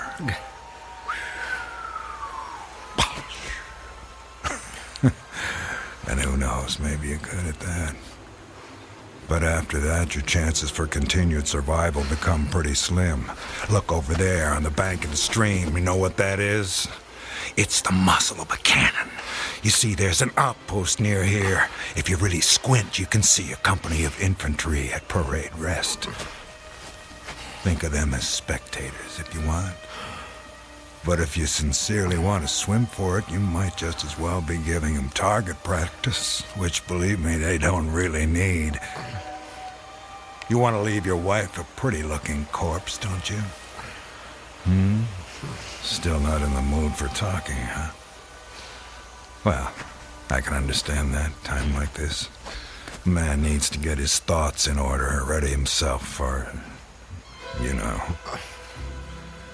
Perhaps I can help you with that. From a purely practical standpoint, I mean. I'm not a priest or anything like that. Truth to tell, my knowledge of matters theological doesn't amount to very much at all. But I can tell you a little bit about how it'll happen. Me and Clemens will escort you out to the center of the bridge, then introduce you to Captain Newman. He's a nice man. You'll like him. Me and Clemens salute the captain, then we stand behind him, leaving you face to face with the sergeant. Now, he's not such a nice man, sorry to say, but... Oh, I forgot. You two have already met. Well, when the moment comes, you'll both be standing on opposite ends of the same plank. He stands on the safe end, but you probably already guessed that. And you probably guessed that it's his job to hold the plank in place. Then, when the captain feels the time is right for him, not for you, he gives a signal to the sergeant. The sergeant steps aside, the plank tilts, and down you go. Nah, never having been hanged myself, I can't give you any information on what your final moments on this earth might feel like. But I can tell you, I've seen more than a few of these. And I'm sorry to have to tell you, it doesn't look any too pleasant. Anything to say about that? Well...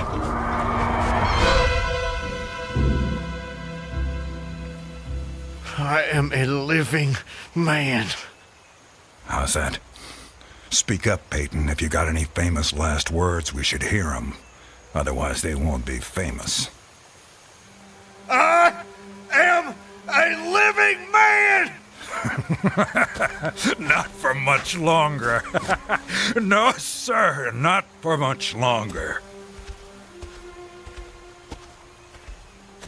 Captain says we're ready for him. Hear that, Peyton? We're ready for you.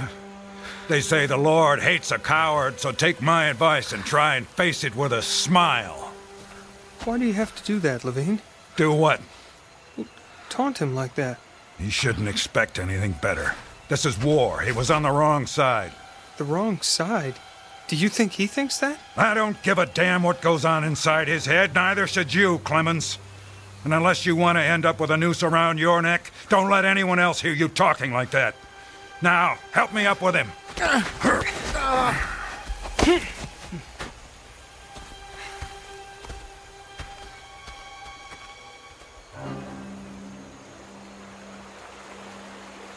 Oh, Elizabeth. Elizabeth, my darling, what have I done? What have I done to you and the children? I promised you. Promised I'd come back. What is a man if he's not as good as his word? What am I? Secure the noose. The noose. If only I could free my hands. Perhaps I could throw off the noose. Perhaps I really could dive into the stream. I might evade the bullets, and if I swam vigorously enough, reach the bank, then take to the woods and get away. Get back home. Yes, home. And back to you, Elizabeth. Thank God home is outside their lines. My wife and little ones are still beyond the invaders' farthest advance. That pounding. What is causing that pounding? It's like the stroke of a blacksmith's hammer on the anvil. Is it distant, nearby, or both? Perhaps it's my death knell. Feels like a knife being thrust into my ear. Damn them, what's taking them so long? If you're gonna do it, just do it! Sergeant, step away. Too late. My God, it's too late. Oh, Elizabeth.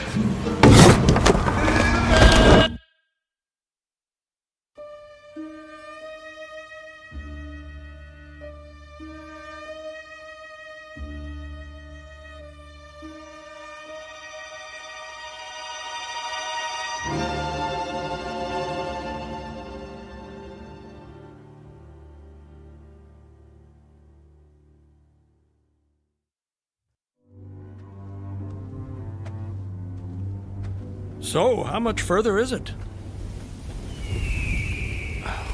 What? Much further to where? Where am I?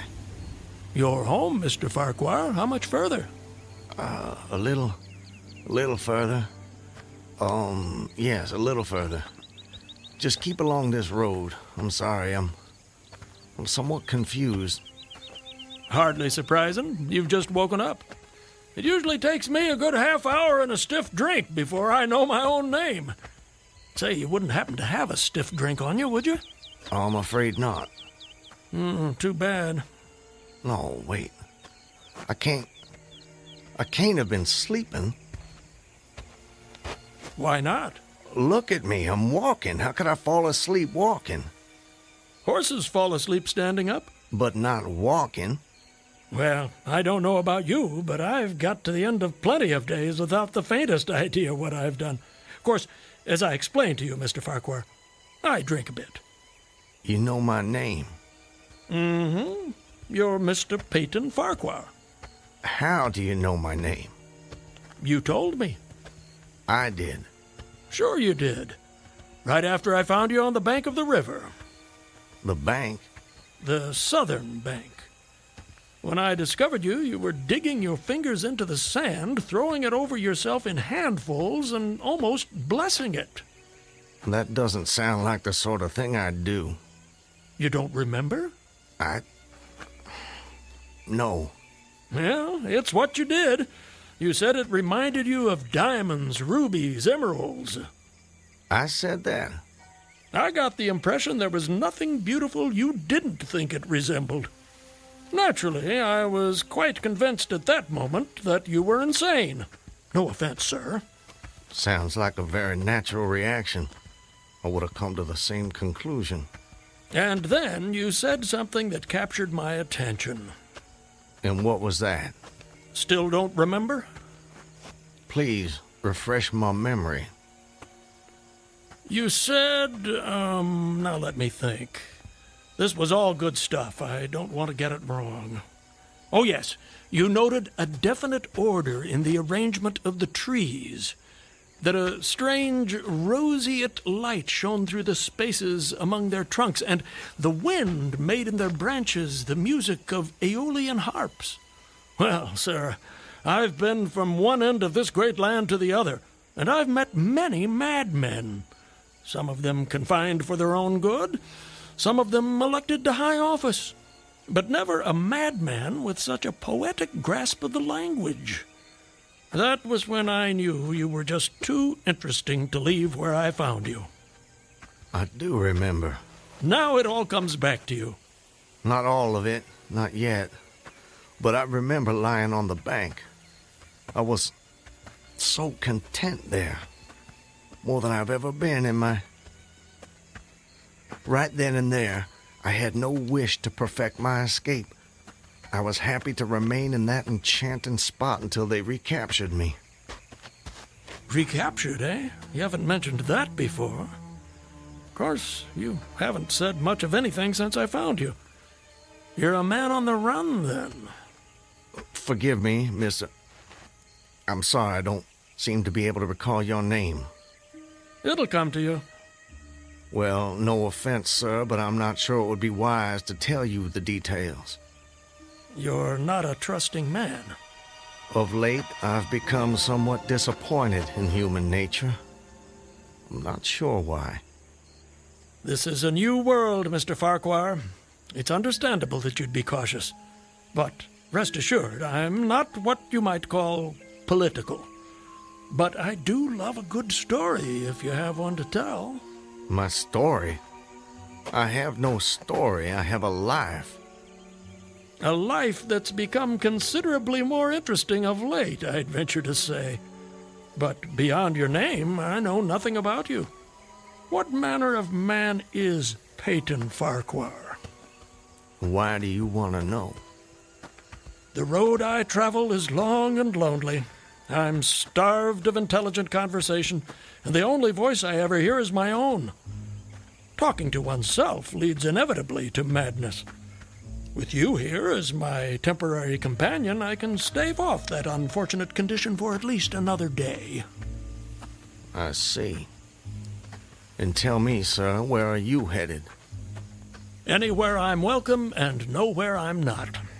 In short, nowhere in particular.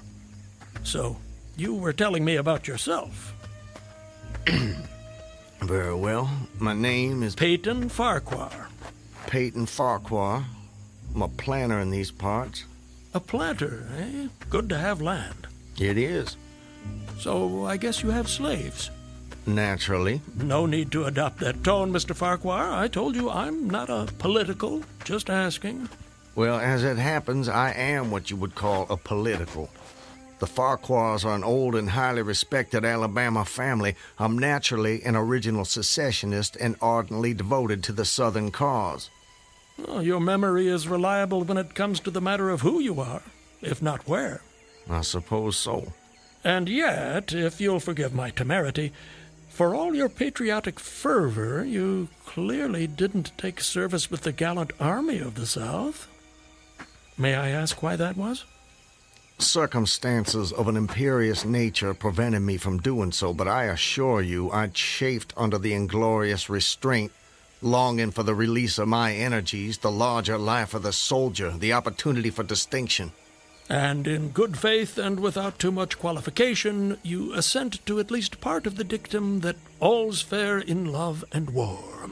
Are you mocking me by any chance? I would never, ever risk a fellow traveler's friendship for such a trivial gain. Please, continue, I beg of you. I imagine that the opportunity to serve your birthplace came at last, as it comes to all men in wartime?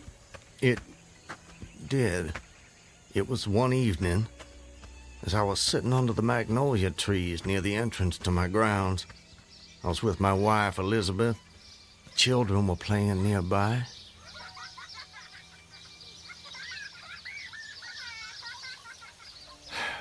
This is the life. It surely is, my dear. It surely is. Look at it. It's all so perfect. I'll tell you frankly, Elizabeth, if I should die this very moment, I'd die a happy man. Peyton, darling, I wish you wouldn't say such ghoulish things. I can't bear the thought. I have no fear, Elizabeth.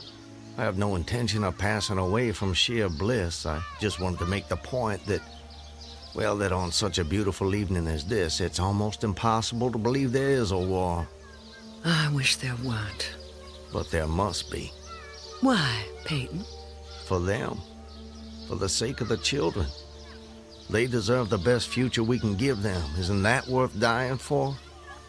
I understand that, Peyton. I do. It's just that... I sometimes wonder if we couldn't... Peyton, look! That soldier. He's one of ours. Water. Please. You're exhausted.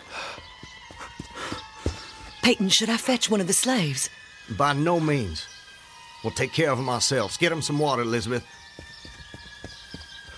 Let me help you down, sir. Oh, thank you. You must be starved. Come inside, my man.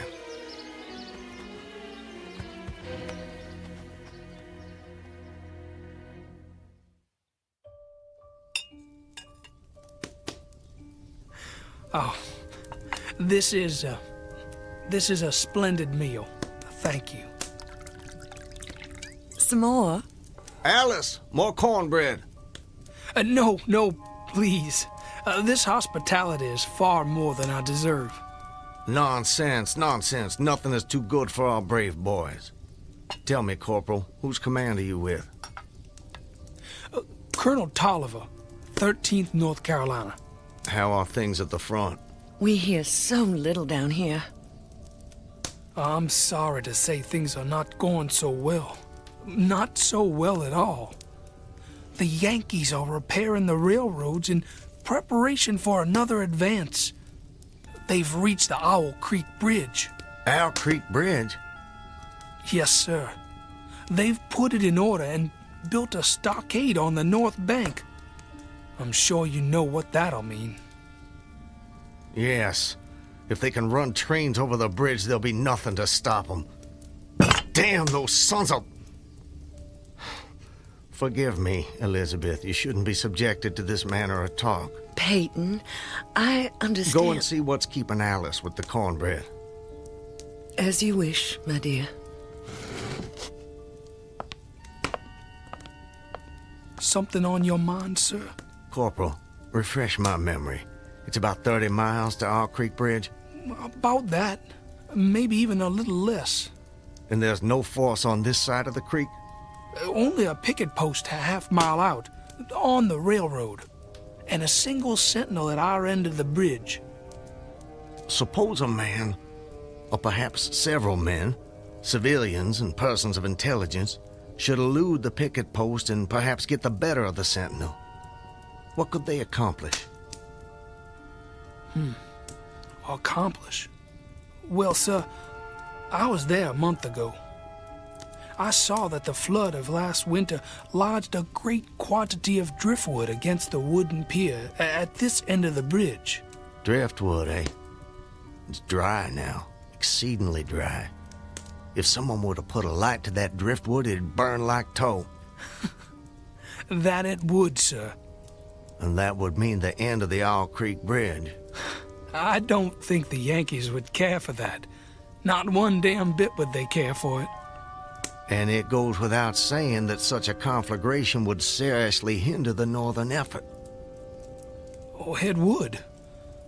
But you should know, sir, the commandant's issued an order declaring that any civilian caught interfering with the railroad, its bridges, tunnels, or trains will be summarily hanged.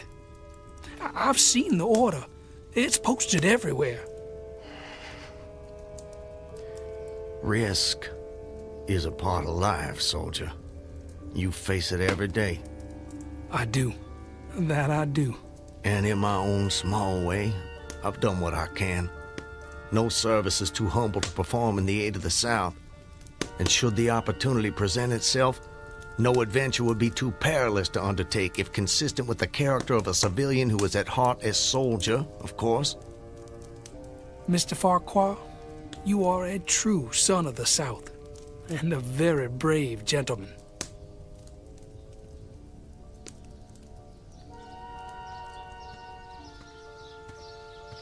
Elizabeth, I have to go away. Away? For how long, Peyton? Probably just a couple of days. Why? Business. Larson will be going with me, maybe Zeller too. I don't know. I'll have to ask him. Peyton, don't go. I don't want you to. The children need you. It's for the sake of the children that I'm doing this, Elizabeth. Why can't you understand that? I do understand. I really do, but I'm afraid... terrified of losing you. If a man doesn't stand up for what he believes in, then we lose everything. Just promise me one thing. Promise you'll come back to me. I promise. And I'm a man who keeps his promises, my love. Setting fire to the Owl Creek Bridge. Sounds like a most audacious plan. It was. I must confess, Mr. Farquhar, I'm a little confused. How so? You strike me as a competent and determined gentleman. I imagine whatever you want out of life, you get it. That's fair to say. What of it? Simply that I'm surprised your endeavor came to nothing. And what makes you imagine that? Your present predicament.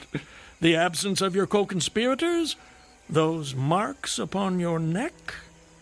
And if someone had set the Owl Creek Bridge alight, I'm sure I would have noticed it in some way. Let me check. Where there's smoke, there's fire, and... Nope, no smoke. You're a very thorough fellow.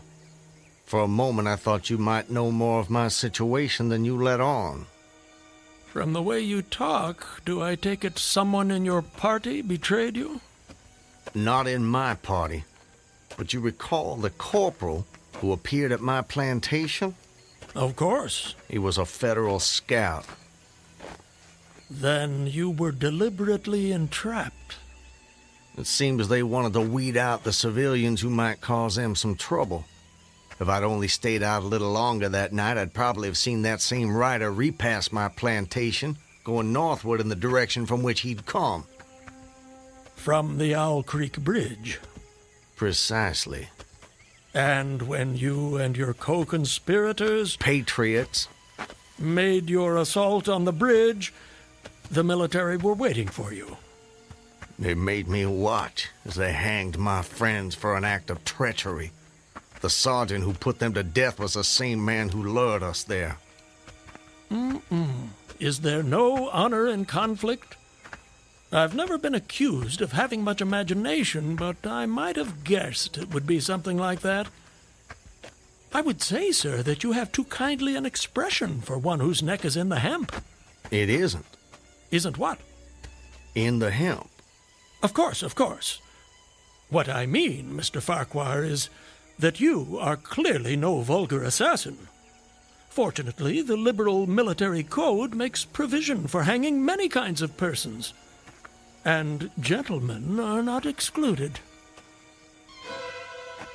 As they fastened the noose around my neck, I tried to fix my thoughts on my family, but there were so many trivial distractions. The water touched to gold by the early sun, a piece of dancing driftwood caught in the sluggish current, the brooding mists under the banks some distance down the stream. Then there was a sharp pressure around my throat, followed by a sense of suffocation. Agony shot from my neck downward through every fiber of my body and limbs like streams of pulsating fire, heating me to an intolerable temperature. There was no more thought, only sensations. The intellectual part of my nature was effaced. I had power only to feel, and feeling was torment. I was conscious of motion, encompassed in a luminous cloud, of which I was now merely the fiery heart, without material substance. I swung through unthinkable arcs of oscillation, like a vast pendulum. But you're here. What? What? I said, you're here. Why is that? The rope, it snapped, and I fell into the stream. With a terrible suddenness, the light about me shot upward. There was a loud splash, then all was cold and dark. My power of thought was restored, and I knew instantly what had happened. And your hands, were they still bound? They were. Then forgive me, but why didn't you drown? The noose was tied around my neck. It kept the water from my lungs. And kept you from breathing. When you get into a predicament, sir, you don't do it by half measures. I suppose not. To die of hanging at the bottom of a river. Even at that moment, it seemed ludicrous to me. I opened my eyes in the darkness. I saw above me a gleam of light, distant, inaccessible. I was still sinking, and the light became fainter and fainter until it was a mere glimmer. Then it began to grow and brighten, and I knew I was rising toward the surface. Knew it with reluctance, for I was very comfortable. Comfortable? Oh, yes. It was a question of preference at that point, you see. To be hanged and drowned, that didn't seem so bad, but to be shot... No, I refused to be shot. It didn't seem fair. I'd say you have a quite singular set of values. Do they offend you? Not at all, not at all. It makes for a more entertaining story, and yours is the most fascinating I've heard in many a year on the road. Please, continue.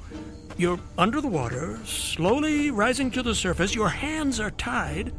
A sharp pain in my wrists apprised me of the fact that I was trying to free my hands. I gave the struggle my attention as an idler might observe the feat of a juggler without interest in the outcome. Eventually, the cord fell away. My arms parted and floated upward, but I could only dimly make out my hands in the growing light. I watched with a new interest as first one and then the other pounced upon the noose at my neck. They tore it away and thrust it fiercely aside. Its undulations resembled those of a water snake, and my first thought was to put it back. To put it back? The undoing of the noose had been succeeded by the direst pang that I'd yet experienced. My neck ached horribly, my brain was on fire, my heart gave a great leap, and I felt as though it was trying to force itself out of my mouth. My whole body was racked and wrenched with an insupportable anguish. And I imagine the desire to rise to the surface was even greater, no matter what you might find waiting for you there. I wanted to stop myself, had to stop myself, but my disobedient hands gave no heed to my command. They beat the water vigorously with quick, downward strokes, forcing me to the surface. I felt my head emerge. My eyes were blinded by the sunlight. My chest expanded convulsively, and with a supreme and crowning agony, my lungs engulfed a great draught of air. So now you were in full possession of your physical senses. If anything, they were more keen and alert than before. I felt the ripples on my face, heard their separate sounds as they struck. I looked at the forest on the bank of the stream, saw the individual trees, the leaves, and the veining of each leaf. Saw the very insects upon them, the locusts, the brilliant-bodied flies, the spiders stretching their webs from twig to twig, the prismatic colors in all the dewdrops on a million blades of grass, the humming of the gnats that danced above the eddies of the stream, the beating of the dragonflies' wings. They all made audible music. Remarkable. If you'll forgive my saying so, you missed your life's calling. You have quite a turn for descriptive language. I'm surprised you had the time to note your surroundings in such detail. It may only have been a few seconds, I'm not really sure. I seem to have lost the ability to judge the passage of time accurately. Or perhaps you've gained a greater appreciation of time. There's a whole world in every second. You have a singular turn of phrase yourself, Mr. I'll get it in a minute. No doubt. Did you acquire this philosophical outlook during your travels? Hard to say. See, it often seems like I've been traveling my whole life. But enough about me. I long to hear your story. You've painted a beautiful background for me, but it strikes me there are more pressing issues in this particular picture. For example, your executioners. My would-be executioners. That goes without saying, surely. Very well. I saw them, silhouetted against the blue sky. They shouted, they gesticulated. Their movements were grotesque and horrible, their forms gigantic. Suddenly, I heard a sharp report as something struck the water smartly within a few inches of my head, spattering my face with spray. One of the officers had his rifle. At his shoulder, there was a light cloud of blue smoke rising from the muzzle. I was surprised he missed. I read somewhere that marksmen with gray eyes are the keenest shots. This fellow was the exception to the rule, it seems. The marksman had gray eyes? Mm-hmm. How could you see that? I'm sorry? He was on the Owl Creek Bridge. You were in the water.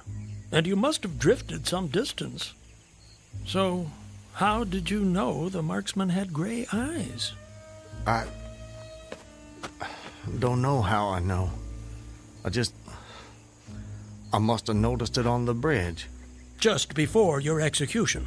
My intended execution. As you say. Doubtless the detail was burned into my mind. Doubtless. I told you how much more alive my senses had become at that moment. Alive. Yes, indeed. That you did. At that moment, a counter-swirl turned me half around. I was looking into the forest on the bank opposite the fort. A clear, high voice rang out and came across the water with a distinctness that pierced and subdued all other sounds, even the beating of the ripples. The voice, what did it say? It said, "Attention, company! Ready! Aim!" How did you do that? Run! Fire!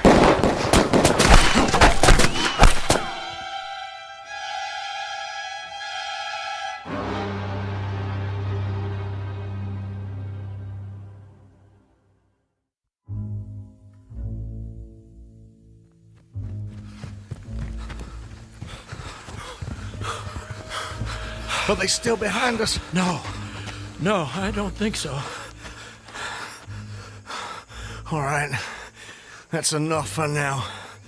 No more running for my life. Your what? Wait. I need to get my bearings. I have to know how close I am to my destination. Closer than you think, I'm sure. Eh? Does anything look familiar, Mr. Farquhar? Yes. This way. I think. Yes. This way. Can you see your home? Not yet. But it's not far now. I intend to be back in my wife's arms by close of day. You gave her your word. That I did. And that's important to you. It's a matter of honor. And honor, Mr. Honor means as much as love to a man of the South. A very moving sentiment. Now, where were we? Where were we with what? Your story. My story? Yes. You were just reaching a most exciting point when we were interrupted. I long to know what happened next. Are you quite insane, sir? I don't believe so. But I thought the same of you when I first met you, so I suppose it's a fair question. I am in full possession of all my faculties, Mr. Everything except the memory, eh? Don't try my patience, sir. I wouldn't dream of it. You asked me an important question, and I'm doing my best to answer it. But you'll appreciate it's difficult to judge these things when one spends so much time alone. If I had a constant companion, someone to tell me if and when I appeared to be losing my senses, that might be helpful, but that's not what fate has in store for me. And as I say, I try to avoid talking to myself because that seems to me the fastest route to madness. But, mad or sane, I know a good tale when I hear it, and yours is the most entertaining I have heard in all my years. Yes, sir, I shall cherish the memory of your experiences when I have long since ceased my wanderings. Please, go on. You'd escaped the noose by a most improbable stroke of good fortune, and then you found yourself in the stream and under fire. What was that like? Surely you can imagine that for yourself. We were just under fire a few minutes ago. But not in the water. Well, does it matter? Does to me. It's the setting that makes the crucial difference. Please. Very well. I suppose it might make the journey shorter, at least. Not mine. I dived to avoid the shots, dived as deeply as I could.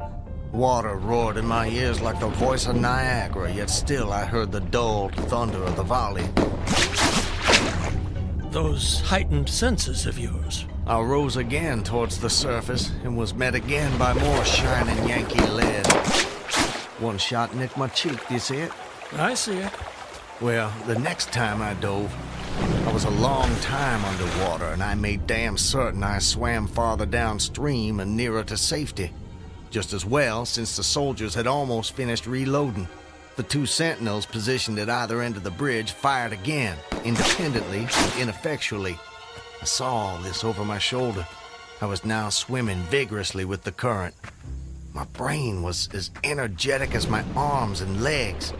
I thought with the rapidity of lightning. I reasoned, you see, that the captain had probably already given the command to fire at will. And you surely couldn't dodge all the shots. You're not invulnerable. No man is. Then an appalling splash, just 2 yards away, was followed by a loud, rushing sound which seemed to travel back through the air to the nearby fort and died in an explosion which stirred the very river to its deeps. A rising sheet of water curved over me, fell down upon me, blinded me, strangled me. The cannon had taken a hand in the game. Did I tell you about the cannon? You must have done. Well, anyways, as I shook my head free from the commotion of the smitten water, I heard the deflected shot humming through the air ahead. and in an instant, it was cracking and smashing the branches in the forest beyond. I was certain they wouldn't be so far from their target next time, and it was a good gun. The report lagged behind the missile. But surely the smoke would have apprised you of another shot. So long as you kept your eye on the gun, you had a certain advantage. Am I correct? You are? The problem was how to reach the shore without turning my back on the cannon. You have my complete attention, sir. How did you manage it? Well, I don't know. I'm not sure. I felt myself whirled round and round, spinning like a top. The water, the banks, the forest, the distant bridge, fort, and soldiers, they were all somehow commingled, blurred. I could no longer make out objects, only colors. Circular, horizontal streaks of color. It was all I saw. I was caught in a vortex. I felt giddy and sick. Fascinating. Incredible. What is that damned hammering? I don't hear anything. Unless it's the ticking of your watch you can hear. My watch? You're lucky it still works after such an immersion.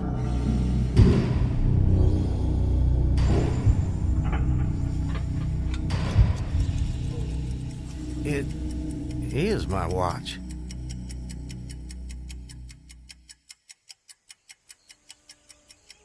But why should I think... Perhaps you're the sort of man who values the seconds as much as the minutes and the hours. And there's a whole world in a second, so I've been told. So how did you fight your way out of this vortex? I really have no idea. The next thing I knew, I was on the road with you at my side, heading for home as I promised. Surely not. I mean, you obviously avoided the cannon and struggled to the bank. Obviously. But I have no memory of it. And of our meeting? I recall only what you told me about it. Most curious. Stop! What is it? This is it. We're here. This is the path to my home. Excellent. Well, I suppose this is where we part company, Mr. Farquhar. May I say, it's been a rare pleasure. You wouldn't care to come in? I'm sure the servants could prepare you a meal. That won't be necessary, my friend. I have many miles still to travel. But your journey is almost at an end. Yes. Well, goodbye, Mr. I'm sorry, I thought I could recall your name, but it just escapes me. Call me Ambrose. I wish you well, Ambrose. And you, Mr. Peyton Farquhar. And you.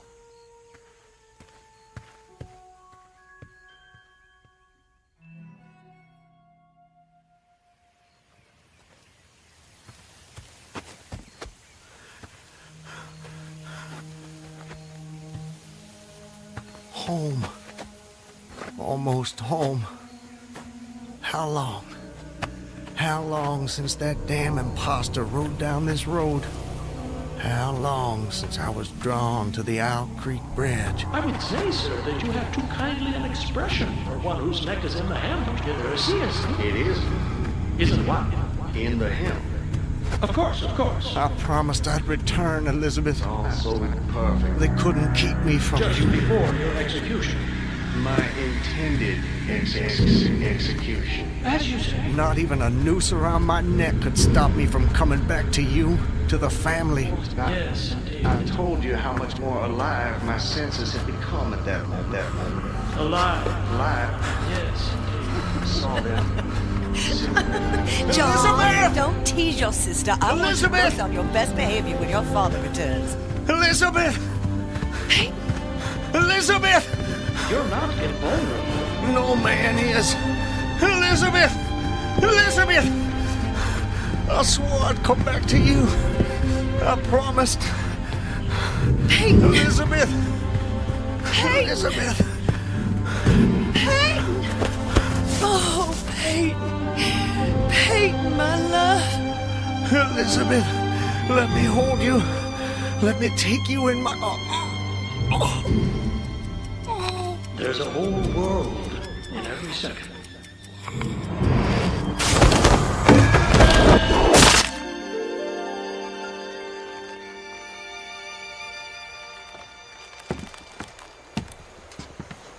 He's dead, Captain. Good work. That's the last execution for today. Get him down! You know, Levine, for a moment there, I thought that rope wasn't gonna hold. It's strong enough. It did its job. Do you ever wonder what goes on inside a man's head in those last seconds before death? Like I said before, Clemens, I don't give a damn. And neither should you.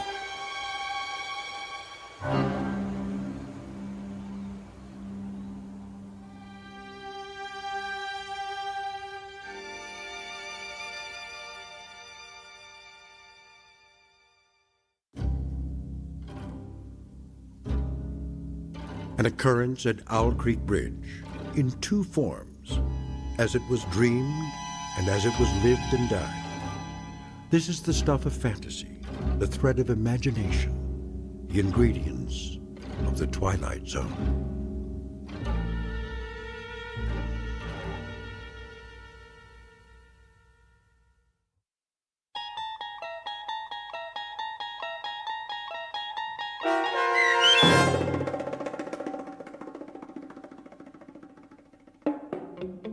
An Occurrence at Owl Creek Bridge, starring Christian Stolte with Stacy Keach as your narrator, was adapted for radio by M.J. Elliott and based on the short story by Ambrose Bierce.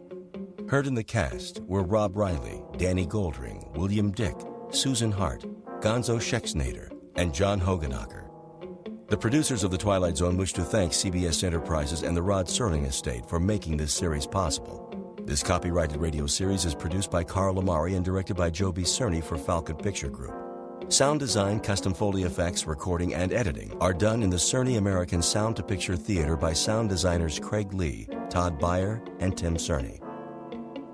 To learn more about the Twilight Zone radio dramas and to contact us, visit our official website at twilightzoneradio.com. Doug James speaking.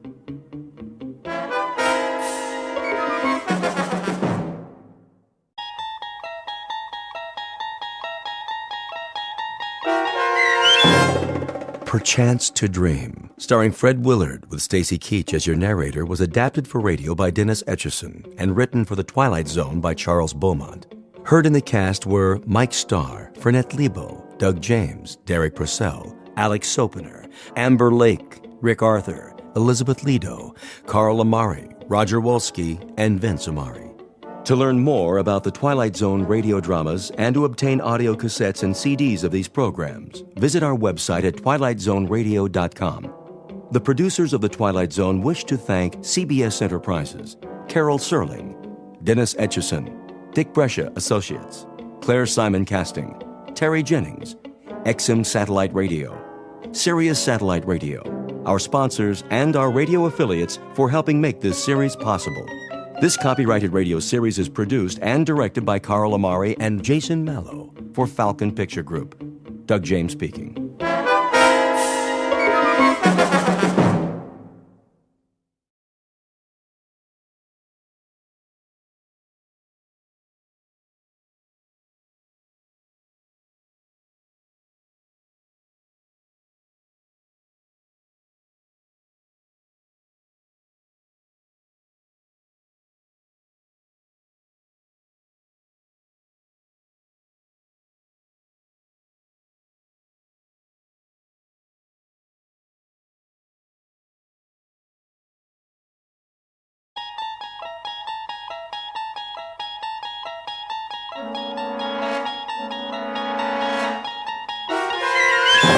There is a fifth dimension beyond that which is known to man. It is a dimension as vast as space and as timeless as infinity. It is the middle ground between light and shadow, and it lies between the pit of man's fears and the summit of his knowledge.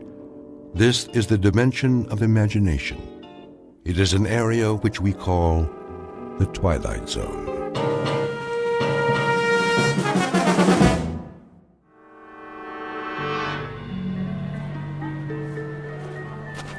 Cotton candy here. Get your cotton candy. Look, Mom, can I have one? It's nothing but sugar. Oh, please. Only 25 cents. Get your cotton candy. Well, just this once. But that's all you're getting, young man. One, please. Excuse me, can I ask you? Mom, that man got in front of me. I just want to ask. Well, one cotton candy coming up. Please, I have to know. My son was first. Where's the exit? Do you mind? I'm trying to get out of here. One at a time. Which way? Hey, pal, you don't look so good. Why don't you take it easy? I can't take it easy. Somebody's after me. Move right in, folks. See the dancing girls, blondes, brunettes, any kind you want. Starring the beautiful Maya, Princess of Darkness. Quickly, where can I hide? Hey, easy, pal. You don't understand. She's been following me all night, everywhere I go. Can I have my cotton candy, please? Come along, Christopher. It's late. But, Mom... You've had enough sweets. You, over there. Come on over, mister. Show's about to start. Leave me alone! Come inside the tent. Always room for one more. How do I get out of here? Well, right over there, pal. See? Through the turnstile. Follow the crowd. Hey, watch where you're going. Let me through, please. That man just shoved me. Sorry, you've got to let me out. Hey, slow down there. One person at a time. Please, someone's after me. Get in line, like everybody else. All right. All right. There, that wasn't so hard, was it?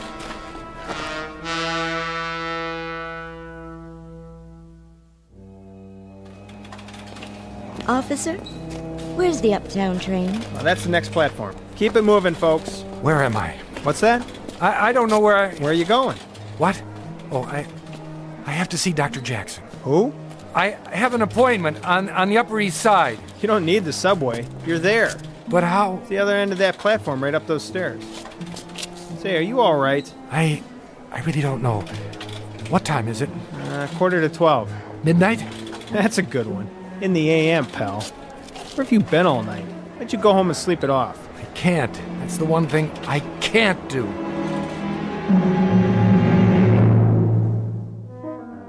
Noon in the city. Lunchtime for thousands of people. To most of them, the next hour will be a rest, a pleasant break in the day's routine. To most, but not all. The gentleman on the run is Mr. Edward Hall, an ordinary man who lives an ordinary life. The only problem is, his life has been turned upside down. He knows his way around the city, but he's had a bad night. Several, in fact. Nights without sleep as he flees a place that may or may not exist. It's all real for Mr. Hall, however, and it holds a secret he does not want to face. So get ready to run with the hunted, because time is the enemy, and the hour ahead is a matter of life and death when you're trapped in the Twilight Zone.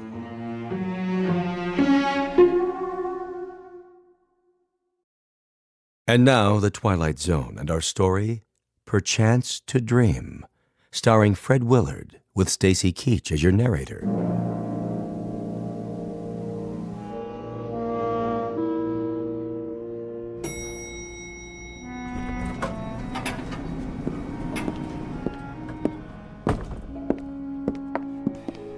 Excuse me. Yes? I'm not sure if this is the right floor. The Goodman building, right? Mm-hmm. What are you looking for? Doctor, I can't remember his name. It's on this piece of paper. Let me see. Elliot Rathman? Oh, yes. Dr. Rathman, the psychiatrist.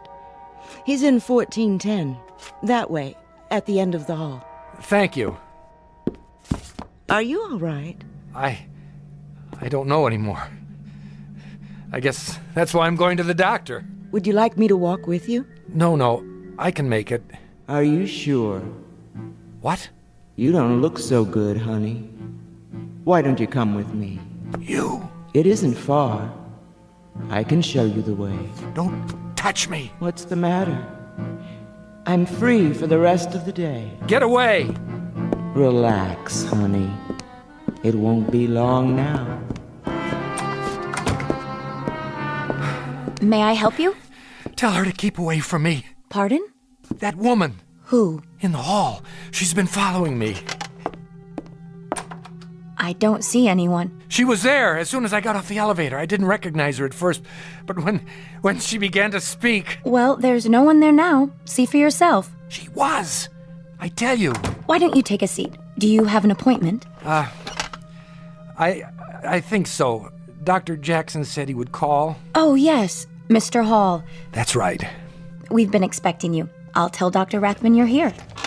Doctor, your 12 o'clock is here. That's fine, Charlotte. Mr. Hall? Yes. Come in. Please. The chair or the couch, whichever you prefer. Not the couch. No? You look tired. I am, but I can't. Why not? If you're tired... I might fall asleep. And what would be wrong with that? It's a long story. Are you feeling sick? No, just tired. Then try the chair. It's pretty comfortable. Maybe just for a minute. I have to be careful not to close my eyes.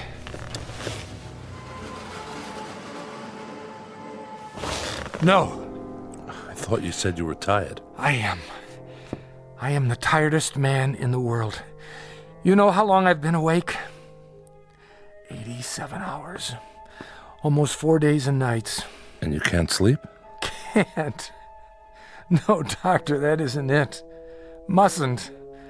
I mustn't go to sleep, because if I do, I'll never wake up. Really? Mind if I walk around, keep the circulation going? Stand on your head if you think it'll help. I don't have that much energy. What's funny now? You are. You're sure you're a shrink? That's what the diploma on the wall says. Why do you ask? You're not what I expected. Oh? What did you expect? Oh, I don't know, something more like... An old man with the white goatee and a German accent? I've heard that before. It's what everybody expects. And they're always disappointed. I've often thought of wearing a disguise. Wait a minute.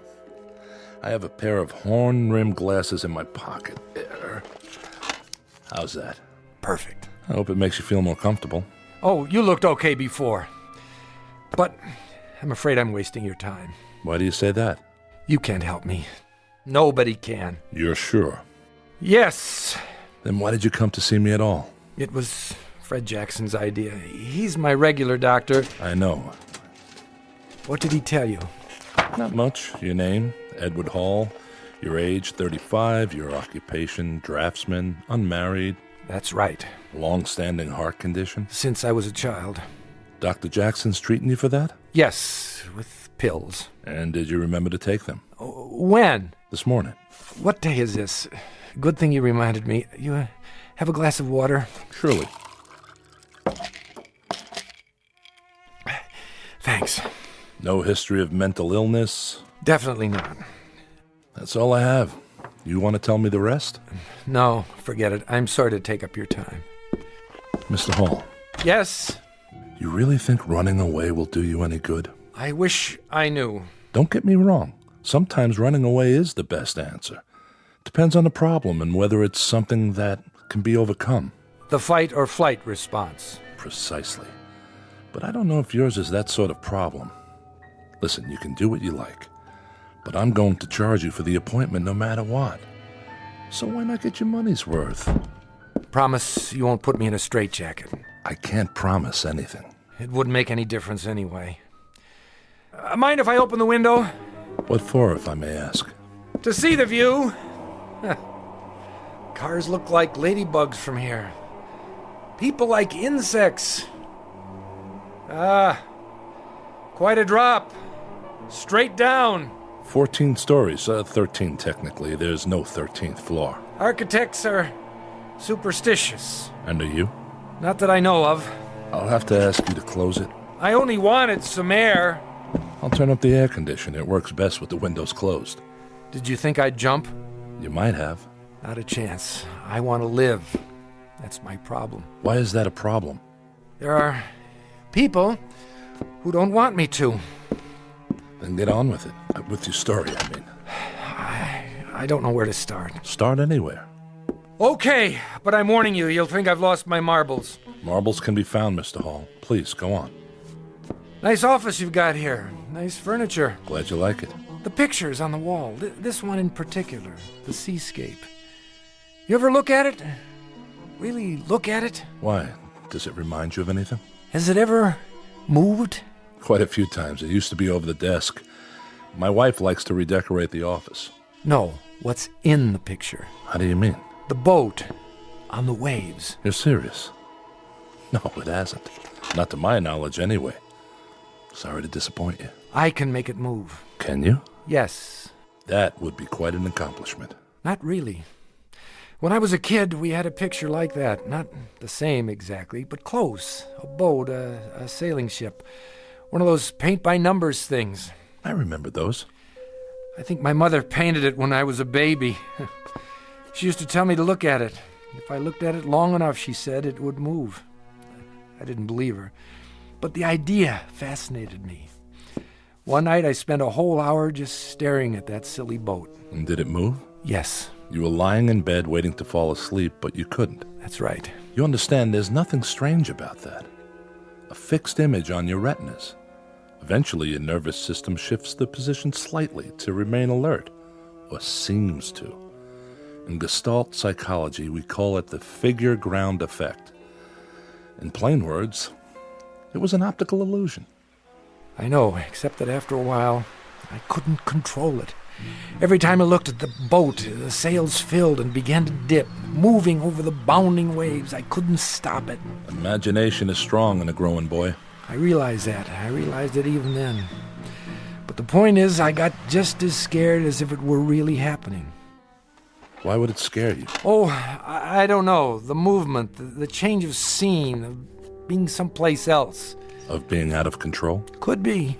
Even if you know it's not real? But that's just it. The mind is everything. If you think you have a headache, and there's no physical reason for it, you hurt just the same, don't you? Granted.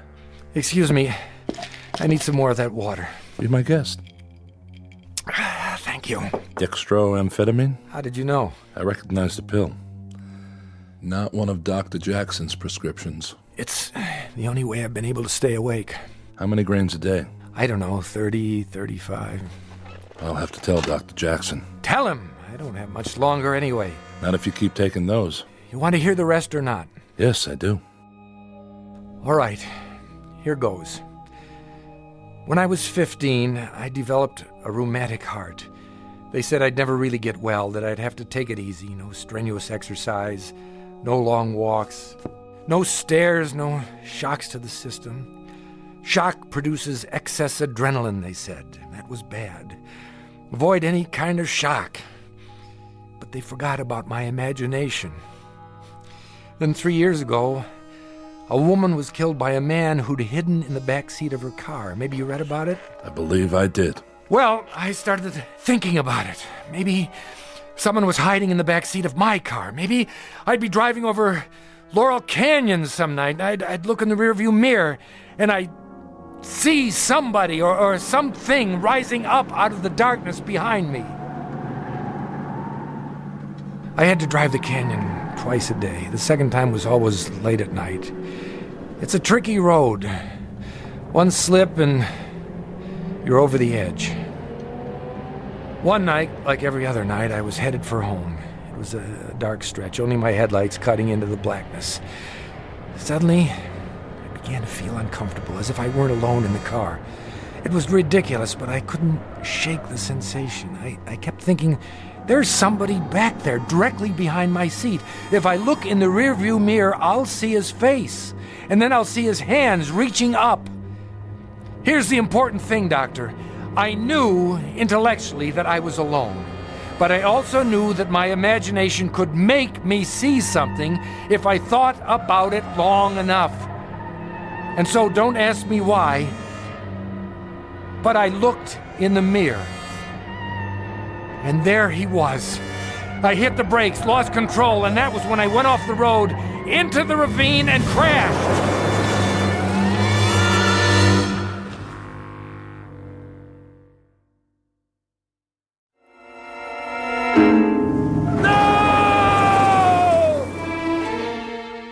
And that was it. The car was totaled.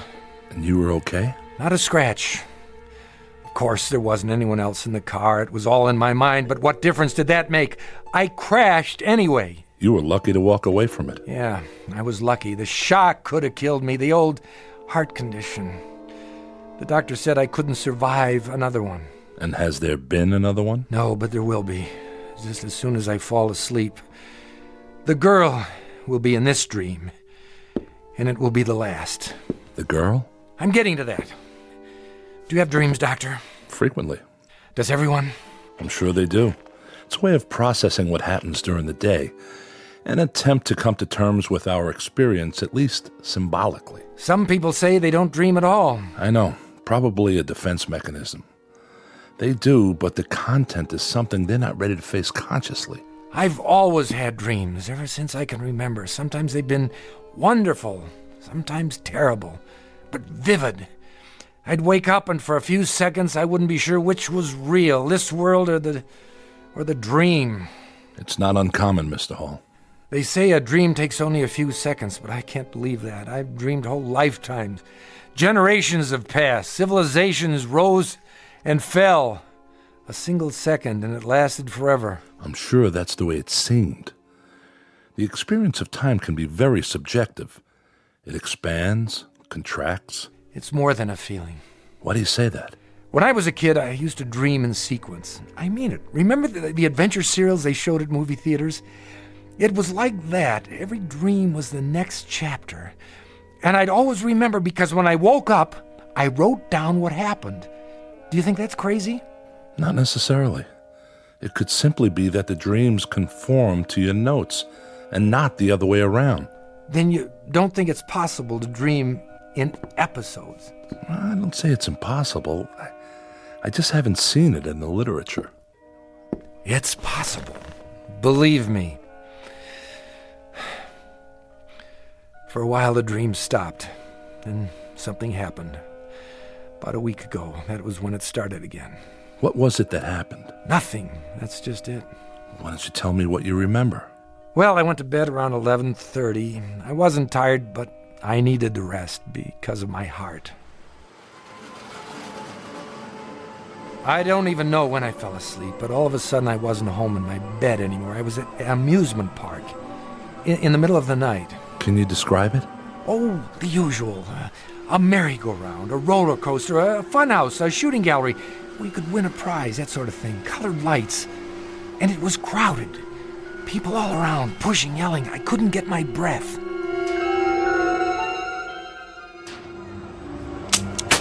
There you go, bullseye. Some shooting. You must have been in the service. Yeah, Marines. Sharpshooter. Well, take your pick. Stuffed animal, Cupid doll. I'll take the teddy bear for my girl. One teddy bear coming up. Ooh, Artie, thanks. It's so cute. Keep it by your bed to remember me by. Oh, I will. Hey, how about you, buddy? What? Over here, Mark. Step right up. My name's not Mark. Oh, yeah, sorry. Take a chance. 6 shots for a quarter. Hit the bullseye and you get a genuine imported Cupid doll. How about it? 25 cents. 1/4 of a dollar. How much? 25 little pennies. Go on. You look like a good shot. That was when I got it. The prices. I looked around, and it was the same amusement park I went to as a kid. In 26 years, nothing had changed. It was exactly as I remembered it. Ah, you missed it. Here, let me give you another rifle. This one shoots straight. No, thank you. Hurry, hurry, hurry. See the dancing girls. See Maya, the cat girl. Move in close. One more time and you've got it. Excuse me. That'll be 25 cents. I don't have any change. Hey, you owe me a quarter. Girls, girls, girls. The most exotic, the most exciting, the most sensational examples of feminine pulchritude this side of heaven. Move right up, folks. Last show of the night. See this roll of tickets? Well, the regular price is $1, but I'm going to put these away. If you're within the sound of my voice, the price is only 50 cents. That's right, half price for this show only. The pitchman was in shirt sleeves and a straw hat. A crowd had gathered at the platform. All men looking at 5 dancing girls in skimpy costumes. But the one they looked at the most was in the middle, wrapped in a black silk cape, the color of her hair. He was right about one thing. She was beautiful. full red lips, pale, delicate skin, and huge cat-like eyes. You like 'em full-figured? We got 'em. You like 'em slim?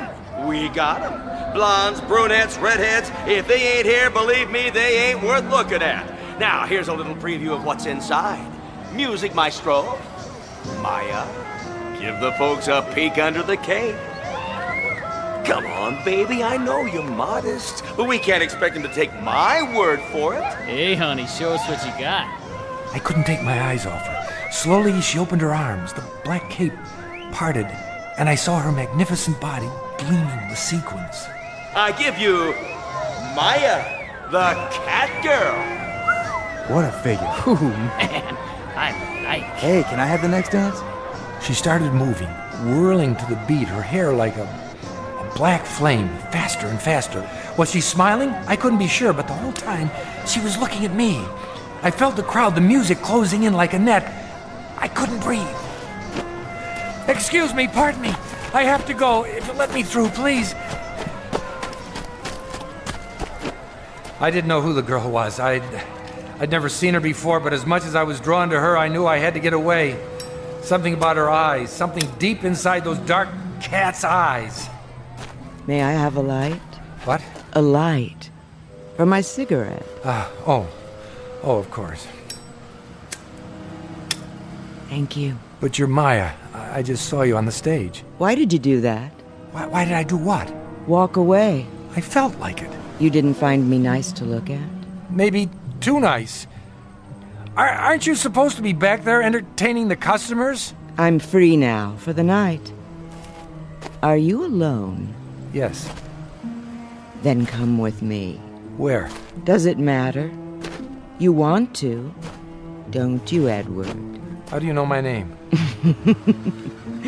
Oh, I know a lot of things. I'm Maya.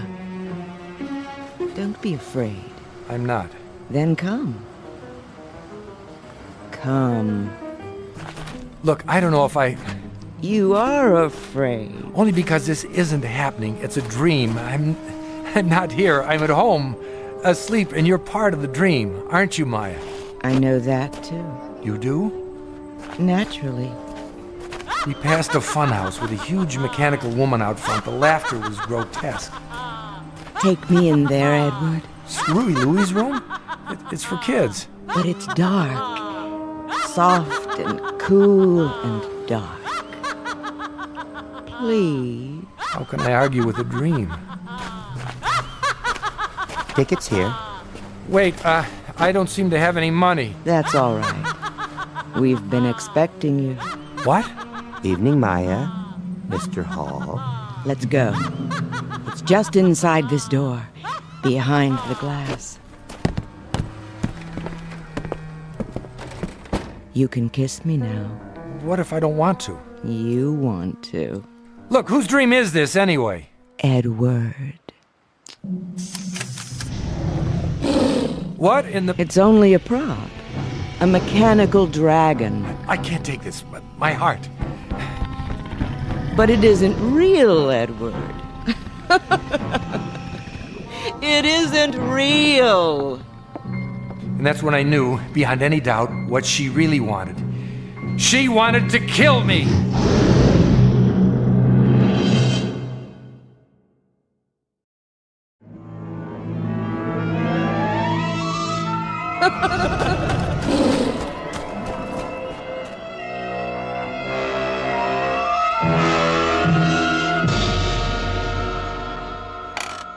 You woke up then? Yes, I'm glad to say. My heart was beating a mile a minute. I had to lie still for an hour, waiting for it to settle down. I went to my doctor in the morning. He said I'd almost had it. Do you know who the girl was? No idea. She looked familiar, but I know I'd never seen her before. You sure she wanted to kill you? Yes. Why did you think so? Why? If you'd seen her eyes, heard her laugh. You said she was beautiful, that you desired her. Yes, but the way she followed me made me go with her. The funhouse frightened you? I'm not sure. I remember it from when I was a child, but it seemed different somehow. Larger and darker on the inside with more glass. There were long passages with mirrors at the end, and you were never sure which way to turn. Wherever I looked, I saw her reflection. A beautiful, seductive reflection. Someone you wanted.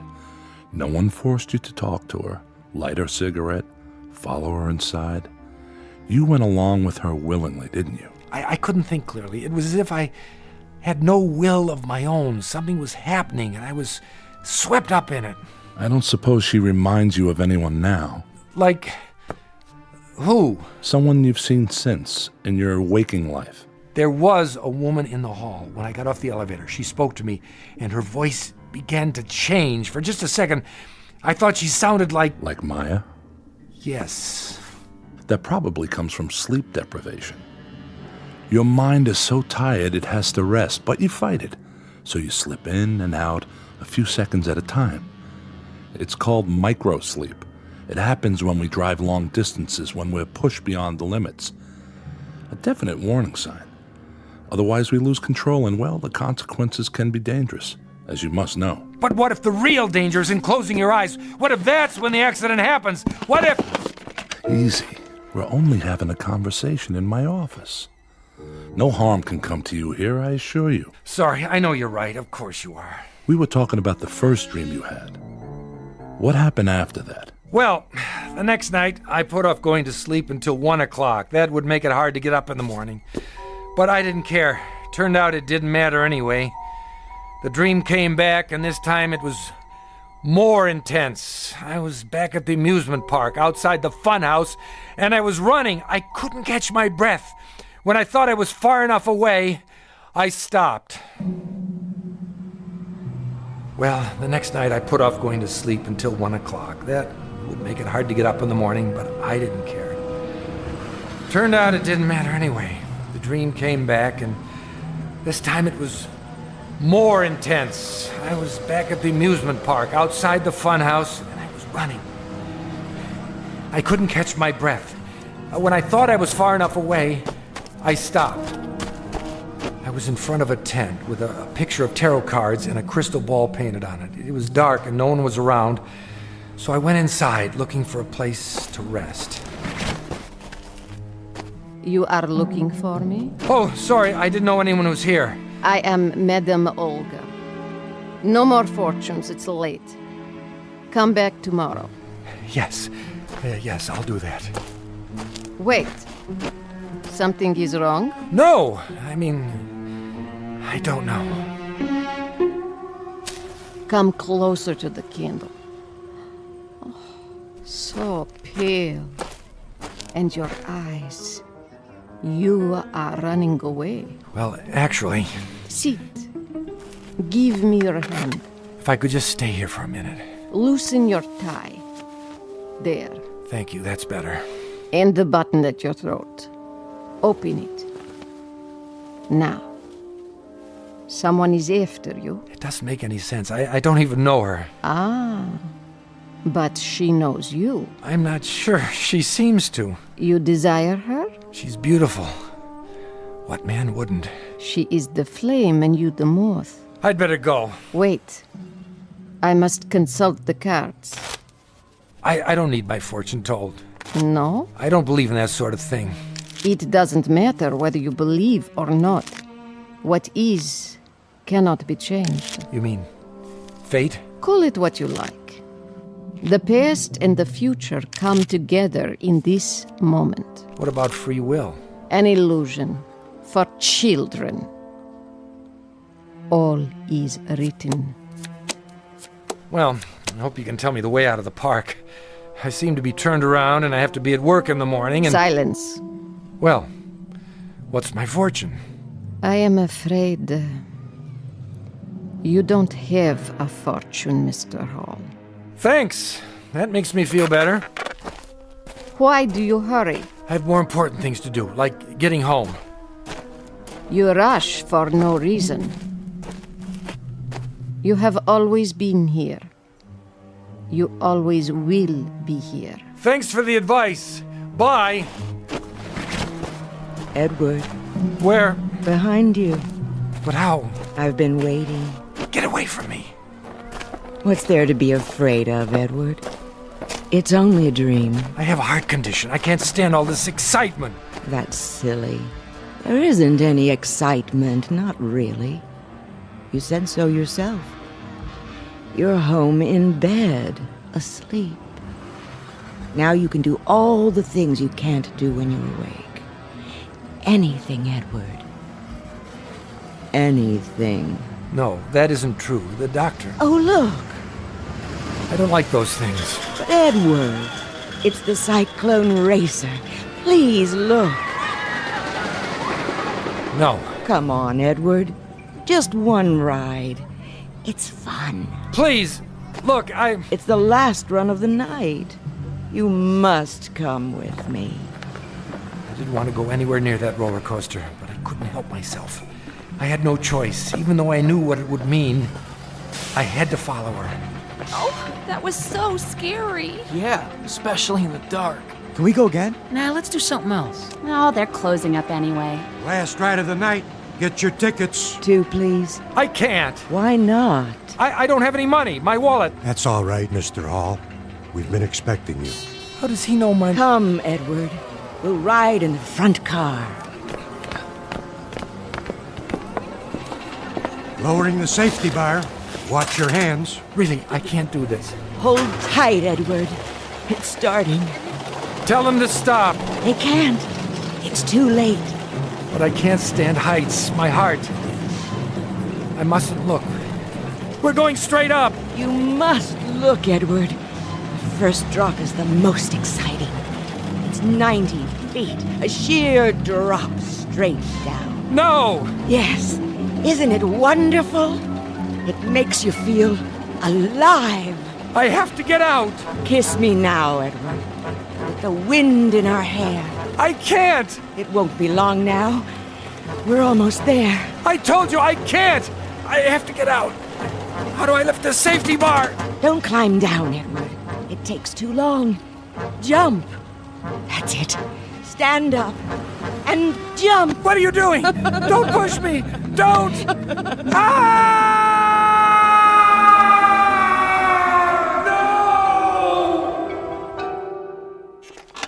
Is that it? That's it. If I go to sleep, I'll be back on the roller coaster for the next episode. It'll pick up where it left off. I'll force the safety bar, stand, Maya will reach out, push, and that'll be the end of me. On the other hand, if I stay awake much longer, the strain will be too much for my heart, and that'll be the end of me. Heads you win, tails I lose. Quite a choice, isn't it? Where are you going? Outside. Maybe if I get some air. I wouldn't advise it. What would you advise? A straitjacket? So long, Doc. You can't help me. I've wasted enough of your time. Leaving so soon, Edward? Maya. What's the matter, Mr. Hall? It's her. My receptionist? Sorry, her name doesn't happen to be Maya. Doesn't it? I can't take this anymore. I've had enough. Enough, do you hear me? What are you doing? Stand aside! No, don't. Don't! Yes!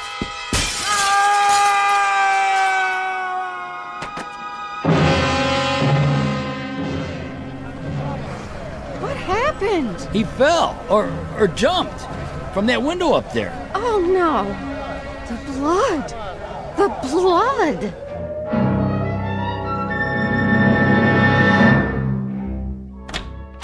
Dr. Rathman, I heard a scream. Is he all right? I'm afraid he's dead. You're right. There's no pulse. But he came in just a minute ago asking to see you. He walked into your office, closed the door. I know. It's funny. When he came in, I told him to sit down. He did. In less than 2 seconds, he was asleep. Then he gave out that scream you heard. By the time I could stand up and get to him, he had stopped breathing. A heart attack? It must have been. Well, I guess there are worse ways to go. At least he died peacefully. Open the window, would you please? We need some fresh air. Yes, Doctor.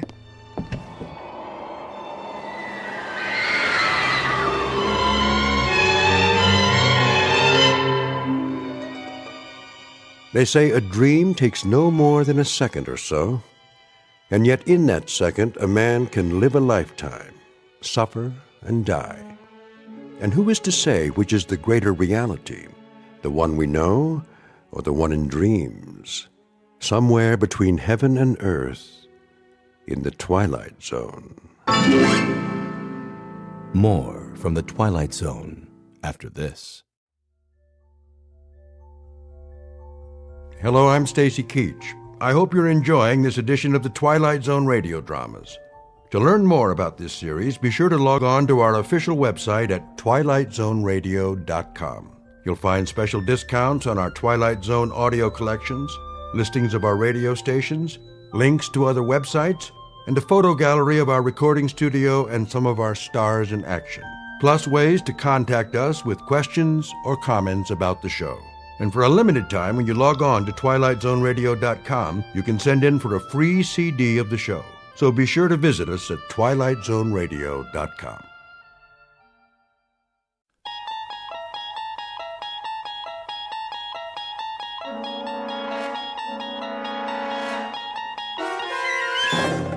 You unlock this door with the key of imagination.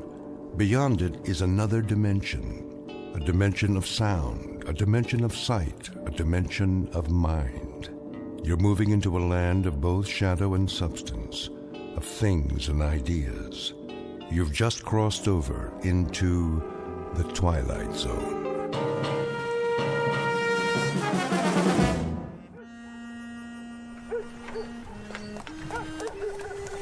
Oh there.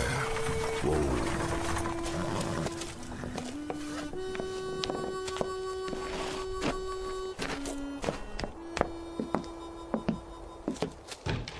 Hello? Yes, sir. You open for business? Sure am. I couldn't tell. Nobody on the street. Oh, not this time of day. It's too hot. What's your pleasure, sir? Beer? Beer she is. Cold, is it? Cool's more like it. Do me just fine. That'll be a nickel. Nickel it is. Come a long way, did you? Long way. Saw the name on the map, but I didn't know if it was still here. Lovely little town.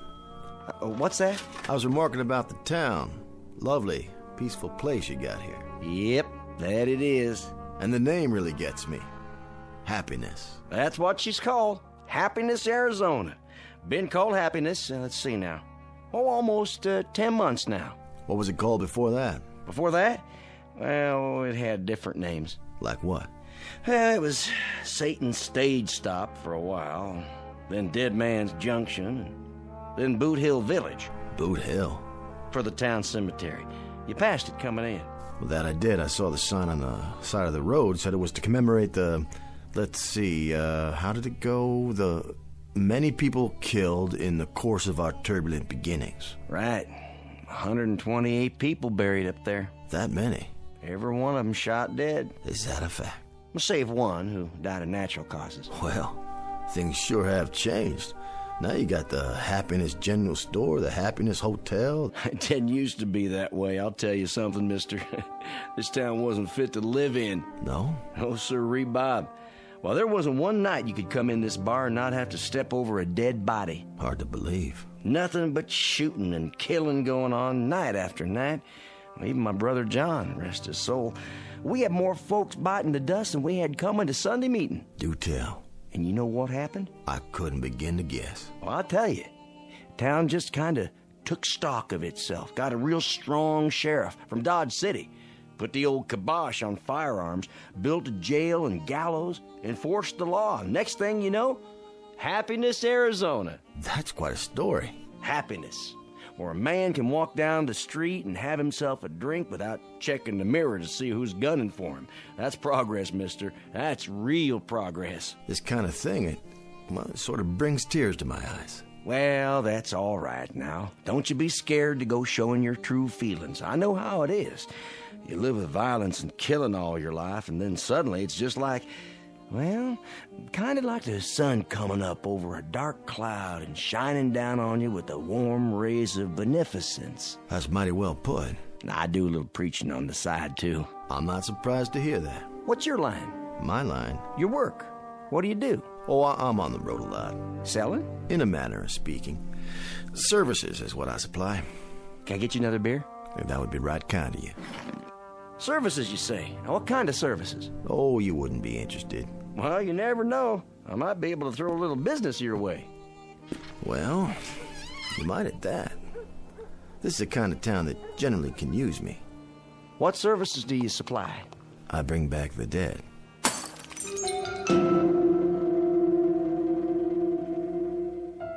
Introducing Mr. Jared Garrity, a gentleman of commerce, who in the latter half of the 19th century plied his trade in the wild and woolly hinterlands of the American West. He has just driven his wagon down the hot, dusty main street of a quiet, unadorned, and absolutely typical town in search of an opportunity to practice that trade. Mr. Garrity, if you can believe him, is a resurrector of the dead, which on the face of it certainly sounds like the bull is off the nickel. But to the scoffers amongst you, and all you ladies and gentlemen from Missouri, don't laugh this one off entirely, at least until you've seen a sample of Mr. Garrity's wares and witnessed an example of his services. The place is Happiness, Arizona. The time, about 1890. And you have just entered a saloon where the bar whiskey is brewed, bottled, and delivered on special order, direct from the Twilight Zone. And now, The Twilight Zone and our story, Mr. Garrity and the Graves, starring Chris McDonald, with Stacy Keach as your narrator.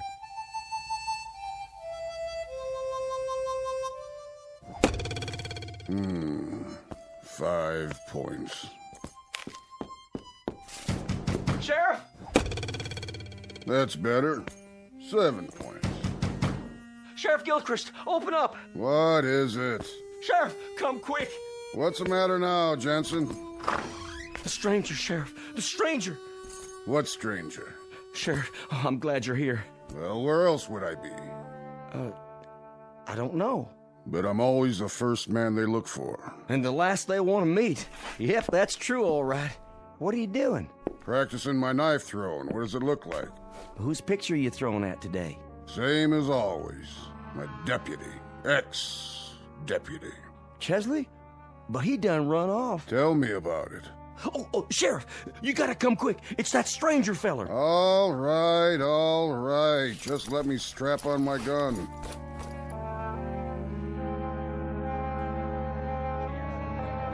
Is that what he said? Well, where is he now? Don't know. It just up and vanished, just like that. Is that what Jensen said? I don't like this one bit. Where's the bartender? I need another drink. He's coming with the sheriff. Here he is, everybody. Simmer down now. What's this about a stranger? He's wearing a black suit and a black hat.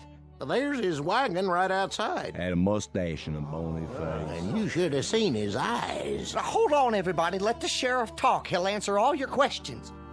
What did he say his name was? Well, he didn't say. Leastways, I don't think he did. Got a sign on his wagon out there. By golly, you're right. Well, sure he is, Lapham. What's it say? Says, Garrity. Then that could mean something, I reckon. That could be his name.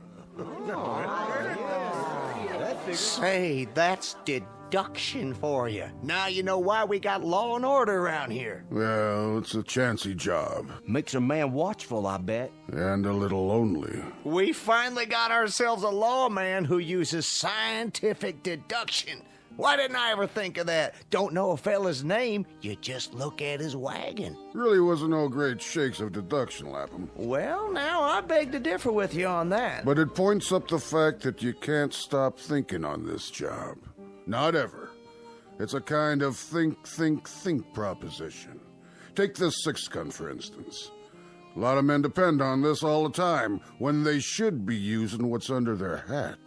Under their hat? The old bean.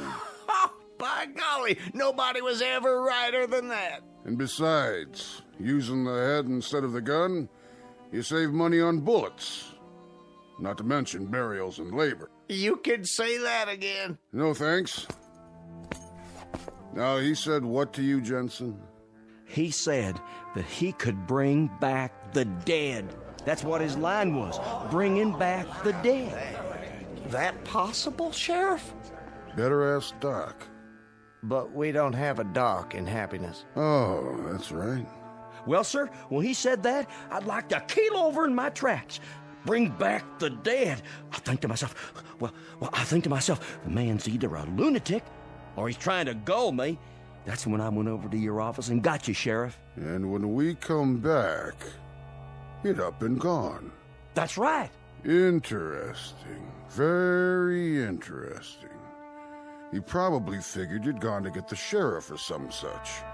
And he decided right then and there to make tracks. Now that's reasonable. That's exactly what he done. He's obviously some kind of a con man, and the minute he seen Jensen here leave the saloon, he knew he was gonna go get the law. So he decided things was too hot for him, and he better hightail it out of town. That there is a real deduction, all right.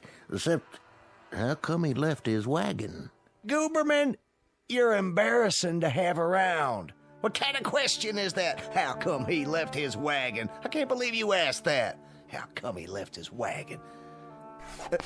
So, tell us, Sheriff, how come he did leave his wagon out front?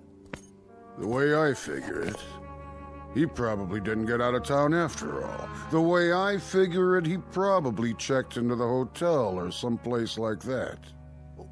What other place could he go, except in the hotel? Maybe Miss Tabby's. But Miss Tabby run off with the deputy. Thanks, Jensen, for twisting the knife. The hotel, exactly. That's what he done. Sheriff, you got a lifetime job here if I got anything to say about it. Give the sheriff a drink on me, will you, Jensen? Sure thing. Kind of you, Lampum. Real kind of you. Yeah, real kind.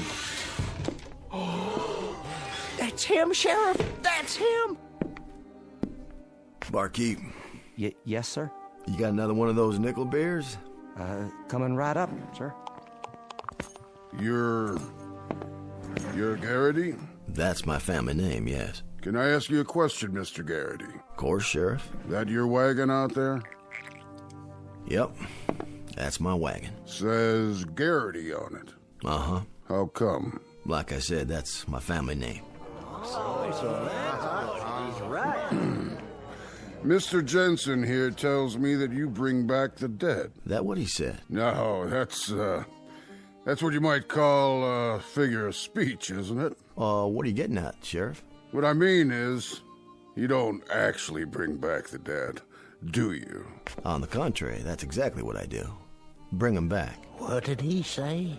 Hit me with a shot of whiskey there, would you, Jensen? No problem. I don't suppose you'd care to tell us how you go about doing something like that. Well, no offense, Sheriff, but it's kind of a professional trade secret. Secret? I mean, like a magician. He doesn't tell you how he does his tricks. Well, I don't tell you how I bring back the dead. But I do, just the same. And you actually bring back the dead? I do indeed. Brought back healthy and hopping as the day they departed. And if that ain't a boon to mankind, somebody better tell me what is. Somebody better indeed. Fact is, gentlemen, I've heard of your town. 128 people in Boot Hill up there. I figured if a man's trying to sell cold drinks, he goes to desert. And man's got buffalo skins and woolens, he goes to the cold north country.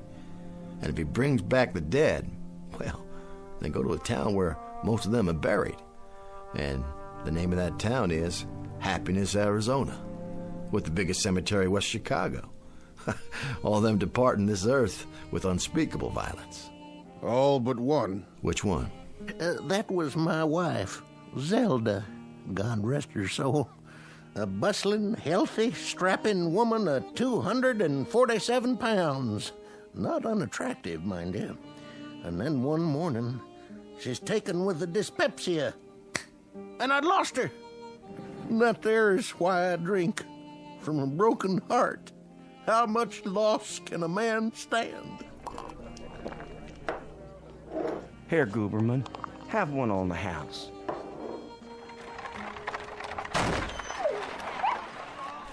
What the? Stand back, everybody. What's happened? Oh my gosh, he run over the dog. Poor thing. Is it still alive? Oh, no. I sure am sorry, poor little mutt. How did it happen? Dog just run right out in the street. I tried to stop, but he got under my wheels. Must have struck him a blow in the head. Not a mark on him, but he's sure dead. What do you call that, Sheriff? Accidental animal homicide. Oh, mighty decent of you, Sheriff. No fine or nothing. No fine. You obviously couldn't help it. That's what the law says. Anybody know who the dog belongs to? Stray is what she is. Never seen her before. Nope, not around here. I'll put her up in my wagon, take her out and bury her with my own 2 hands. No need. Huh? Ladies and gentlemen, the proof of the pudding, so they say, is in the eating. And the proof of a service is in the performing. Hallelujah. The dog is certainly dead, isn't she? No question about it. Then, gentlemen, I shall take it upon myself to return this gentle creature to the land of the living. What do you mean by that, mister? I shall resurrect it. Stand back, all of you. I ask only one thing, in order that I may conduct the operation satisfactorily and completely. What's that, Garrity? Would you all turn around? What? And look the other way, so you're not watching me. How's that? If you don't mind, please, show me your backs for just a moment, out of respect for the dead.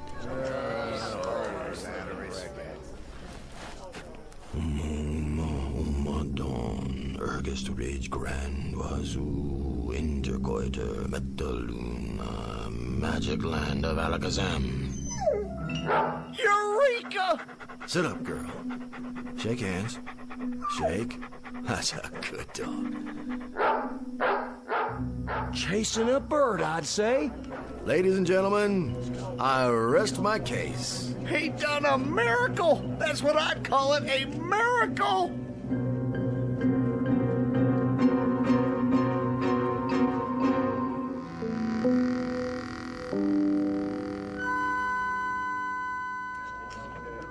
Black magic is what it is.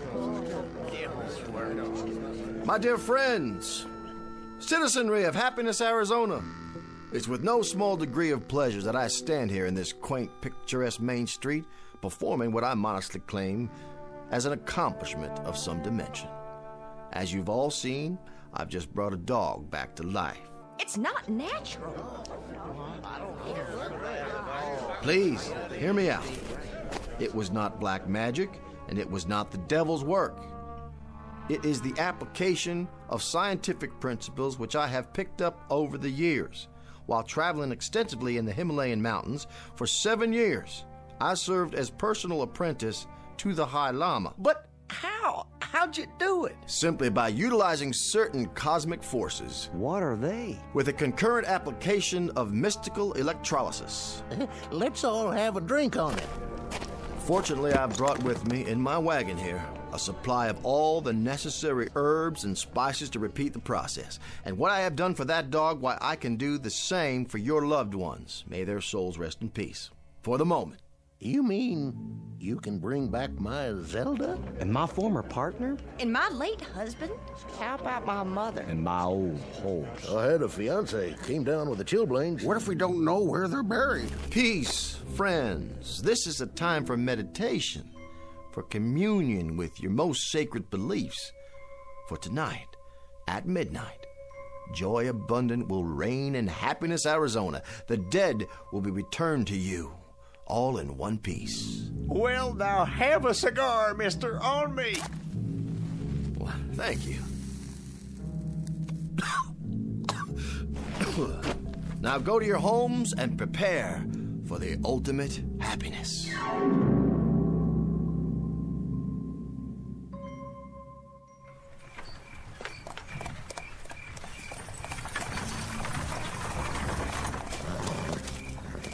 Hello, spirits of Boot Hill.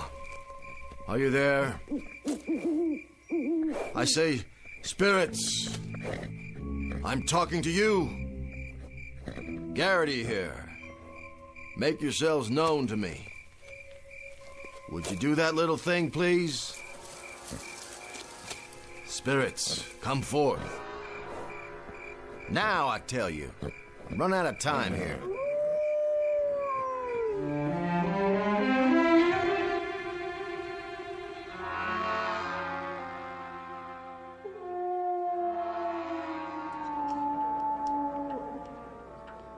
$11:30.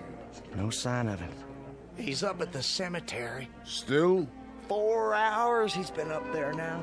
That place always froze my guts, even at high noon in the bright sun. Imagine what it must be like after dark. I don't want to imagine. You know, one time when I was a kid... Please, Lapham. I had a pet goldfish. In Arizona territory? No, this is back in Springfield. Anyway, I had this goldfish, and my cat used to watch it swim around night and day. What was your cat's name? My pussycat? Her name was Tabby. Lapham. Anyway, one night, she knocked the fishbowl over trying to catch it, and I got so mad, I chased her out of the house. Spare me. And wouldn't you know, that cat ran out and leaped in the pond. Now, it was the dead of winter, and there was ice on the water, and, well, to make a long story short, when I pulled her out, she was frozen solid. You could have thrown her through the air like a boomerang. What's a boomerang? Never mind. Let him get finished. So I carried her back in the house all stiff like that so as I could bury her the next day. And you know something? In the middle of the night, that cat thawed out and came back to life. Started running around like she was possessed. I hid for my life. The sound she made just wasn't human. Of course not. It was a cat. Be that as it may, the cat was never the same. What finally happened to her? She ate some spoiled mackerel and expired for the second time. She didn't come back from that one, sad to say. Imagine. Can you just imagine? Imagine what, Gooberman? My own little Blossom. My own Zelda. The lonely days and lonely nights. And at midnight, she's coming back to me. Saints preserve us. Listen. What's that? Sounds like Mr. Garrity's finished his work. Evening, gentlemen. Evening, Garrity. Whiskey, please. Sure thing. Another. Yes, sir. How did it go up there? Go? On Boot Hill. The cosmic impulses are... Yes? Incredible tonight. Absolutely incredible. You mean you're finished? All finished. What's that clock say? 11:35. Good. Good. They'll be filing down any time now. Takes them a while because they walk so slow. But they're ahead of schedule. They are? I wasn't 5 minutes into the ceremony when the earth started to heave. A mighty anxious crop of folks up there. Mighty anxious. It'd do your heart good to see them wiggling around under the sod. That right? Just like some happy colt raring to face life again. Did you happen to see my Zelda up there? Why, I might have. Oh, you couldn't have missed her. She's the biggest thing on the hill. Only funeral that ever took 9 pallbearers. That was some service. Doggone if she wasn't a strapping girl. I remember the time she threw me out of the house. Through a window. As a matter of fact, I was 18 feet in midair. That picture behind the bar. Which one? The man with the handlebar mustache. Your beloved brother, isn't it? John? Sure is. How'd you know? Reminds me of someone I've seen quite recently. Shot by accident last March. There was a gunfight in here, and he got hit by a stray bullet. Tall man like you, with a kind of a limp. How'd you know? Your brother was the last man buried. And the last ones buried are the first ones to come up. Come up? And then down. Down? Down the hill, into town. You see something up? What? Why, I believe that's him coming now. Down the middle of the street. Look, do you see?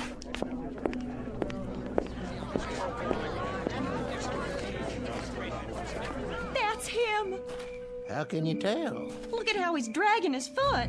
Can't see his face. I was right, Mr. Jensen. You were? It's your beloved brother John. And a more decent and honorable citizen never pulled a cork out of a bottle, or so I'm told. He was a no-good thieving bum. He spent more time digging in the till and stealing whiskey than he did serving customers. Why, Mr. Jensen, you dishonor the man, and here he returns to you from the grave after that unfortunate accidental bullet fired by someone caught him between the shoulder blades. I'm here.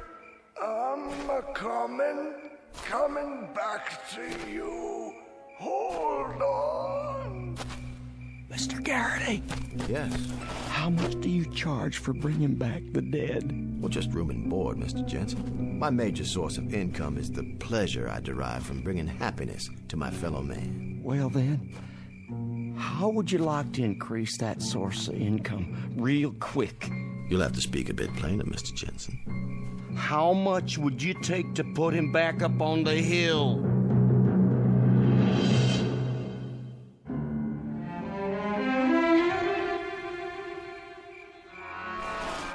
I'm asking you. To put him back? My brother, I mean. In his grave, where he belongs. What does that mean? Oh, it's a difficult procedure, Mr. Jensen. Once the resurrection has taken place, it requires a maximum effort to replant them, so to speak. Would $100 pay for the effort? 100? In gold. Shall we say 1,000? What does 500 do to you? Well, it warms me a little, but I still feel drafty. Let's make it 750, shall we? Deal.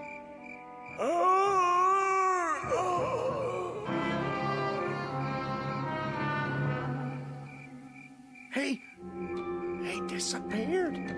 Just plain old disappeared. He did. It's true. He's gone. Can't see him no more. They're right, Garrity. He vanished like a shadow on the street. Thank the good Lord.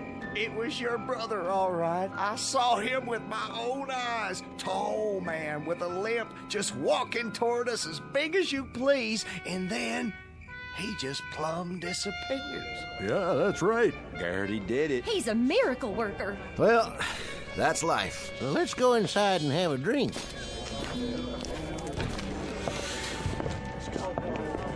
But don't fret, friends. He'll be followed soon enough by the others. The others? Including your beloved wife. Your lonely hours are a thing of the past, Mr. Guberman. Your Zelda will soon be back with you to share your life and restore your peace of mind. Well, no disrespect, but, Yes? what I mean is, she was the flower of all womanhood and everything. Of that I have no doubt. But on 6 different occasions, she broke my left arm. That thing was in a cast so much I developed a permanent list. Your point, Mr. Guberman? Well, I sort of hate to disturb her rest. Get me? I'm beginning to. What'll it take to put her back? A difficult assignment, Mr. Guberman. Let's say $500. With me, it was $750. Jensen, I'm disappointed in you. And ashamed, truly ashamed. Your own dear brother. And you, Guberman, your own wife. Garrity, as an official of this town, I apologize for these men. I'm humiliated. Nothing less than humiliated. I don't blame you, Sheriff. Not one bit. But you, I could perceive immediately that you are made of sterner stuff. Well, I suppose that's true. I didn't see you quake in your boots, just because Lightning Peterson will be one of the departed returning tonight. Lightning Peterson? You killed him yourself, didn't you, Sheriff? And he was supposed to be the fastest gun in the territory. Boulder Dash. I say Boulder Dash. Lightning Peterson, indeed. You killed him once, Sheriff, in an honest showdown, and if his internment hasn't taught him anything, you can do it again. Something, Sheriff? You're resurrecting that gunman, along with the rest? It's a mass operation. I see. I see. As a matter of fact, it provides a marvelous opportunity for you to dispel those ugly rumors I've heard. Rumors? That you actually shot Peterson in the back late at night, when he was alone and unarmed, while you had 6 deputies at your side. Hold on. Now, I know You faced up to him in broad daylight. A man of your character. But this'll give you a second chance to shoot him down if need be. Face to face. Have a seat, Sheriff. You don't look so good. If you really want to know, Mr. Garrity, I don't think Peterson should be resurrected. I think he's, a menace to society. Fact is, Sheriff, judging by that clock on the wall, I'd say he's already on his way down. Personally, I wouldn't mind facing him again, but why go to all the trouble? Trouble? For a man of your skill? Would $500 put him back up there? Lightning Peterson? You do him an injustice, Sheriff. He was quite a lad with a gun, and mighty active at that. A $1,200 job minimum. Sold. Just bring me the bottle, Jensen. Mr. Garrity, are you in there? Ma'am? You happen to see a scrawny little man up there? Kinda gimlet-eyed? Name? Perkins. Ephraim Perkins. A relative? Ex-husband. And no tighter man ever squeezed a silver dollar. Thing of it is, I'm married again. And if the truth be known, I never did care much for Ephraim while he was living, and I don't properly see why I should have to go through it all again. Besides, what would I do with 2 husbands? I can appreciate your dilemma. $100? 5, madam, would be a bit closer to home. Poor fella, Uncle Jeb. Left me his farm. See, how much would it take to keep him there? Hold on now. One at a time. My father-in-law, big man, asked to be buried with a bullwhip. Just ain't no reason 'tall why he should come back. Now, I'll have to write these down. My husband, Charles. Mean cuss. Nobody liked him. Had to hire mourners from out of state. Order, please. I'll take your money one at a time. Can you make change? Well, let's see here. Who's next?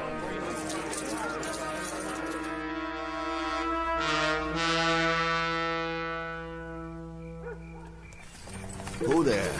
Oh. Here, boy. There you go. Nice puppy. Nice little boy. Got a bone for you in the back of the wagon. You're paid for playing dead like that. That you, Ace? Right here. You're late. Couldn't help it. Town was the ripest pear we ever plucked. They couldn't open their money bags fast enough. What's the take? Whew, see for yourself. I haven't had time to count it. Will you look at that? Considerably more than you earn as an actor on the stage, my friend. Considerably more. Played the part well, though, didn't I? Beautifully. The handlebar mustache was a nice touch. That's why I brought my makeup kit. Never know what you'll need. I checked the itinerary. Our next stop is Tucson. We'll pitch camp and get a good night's sleep, and you go in there in the morning and get a line on the place. We'll see which one of the dear departed you can impersonate tomorrow night. Now climb in. Well, let's get a move on before that sheriff turns suspicious. I tell you, I'll be glad to get gone from this cemetery. Creepiest one yet. You don't believe in ghosts, do you, Ace? Well, I never did, but this one, there's so many tombstones everywhere. Man thinks he's hearing things after a while. Not this one. The folks up here on Boot Hill, they're buried deep enough. So long, friends. Real sorry I couldn't perform what I laid claim to. Oh, rest in peace now, all of you. Come on, let's go. Come on.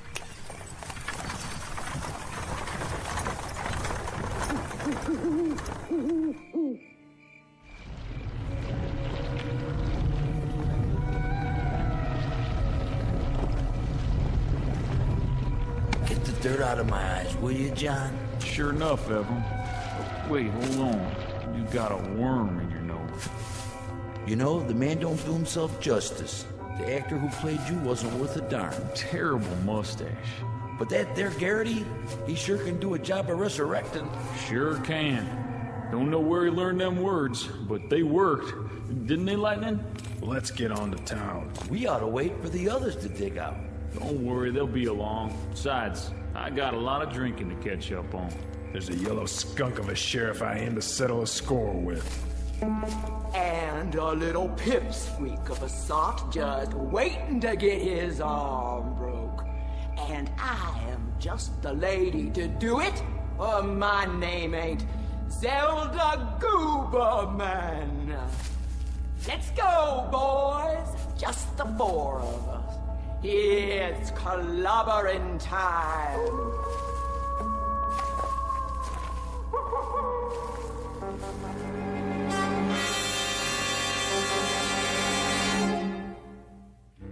Exit Mr. Jared Garrity, a would-be charlatan, a make-believe con man, and a sad misjudger of his own rather considerable talents. This haunting little fable respectfully submitted from a soon-to-be empty cemetery located atop a dark hillside on one of the more dangerous slopes leading into and out of the Twilight Zone.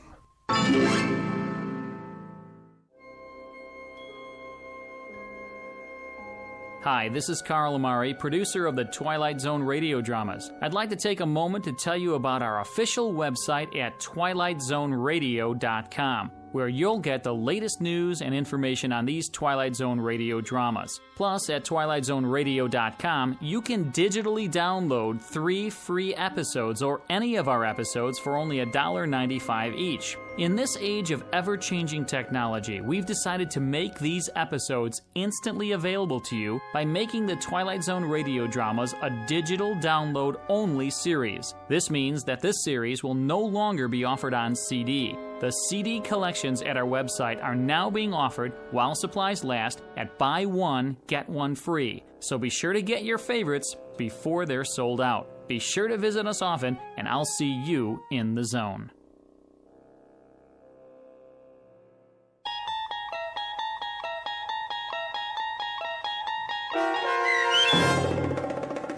Mr. Garrity and the Graves, starring Chris McDonald with Stacy Keach as your narrator, was adapted for radio by Dennis Etchison and based on a script by Rod Serling. Heard in the cast were Rich Komanek, Doug James, Christian Stolte, Roderick Peoples, Linda Reiter, Michelle Graff, Vince Amari, Roger Wolski, and Carl Amari. To learn more about the Twilight Zone radio dramas and to obtain audio cassettes and CDs of these programs, visit our website at twilightzoneradio.com. This copyrighted radio series is produced and directed by Carl Amari and Roger Wolski for Falcon Picture Group. Doug James speaking.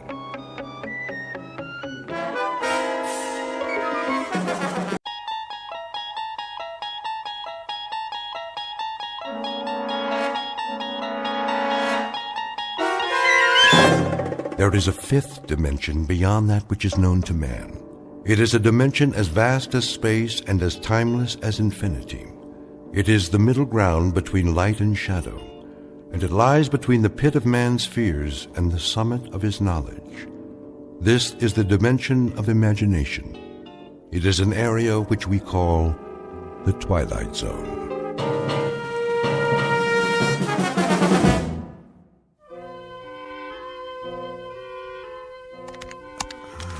On hands plus shipments received Franklin? equals a total inventory. Franklin, dear, would you like something to eat?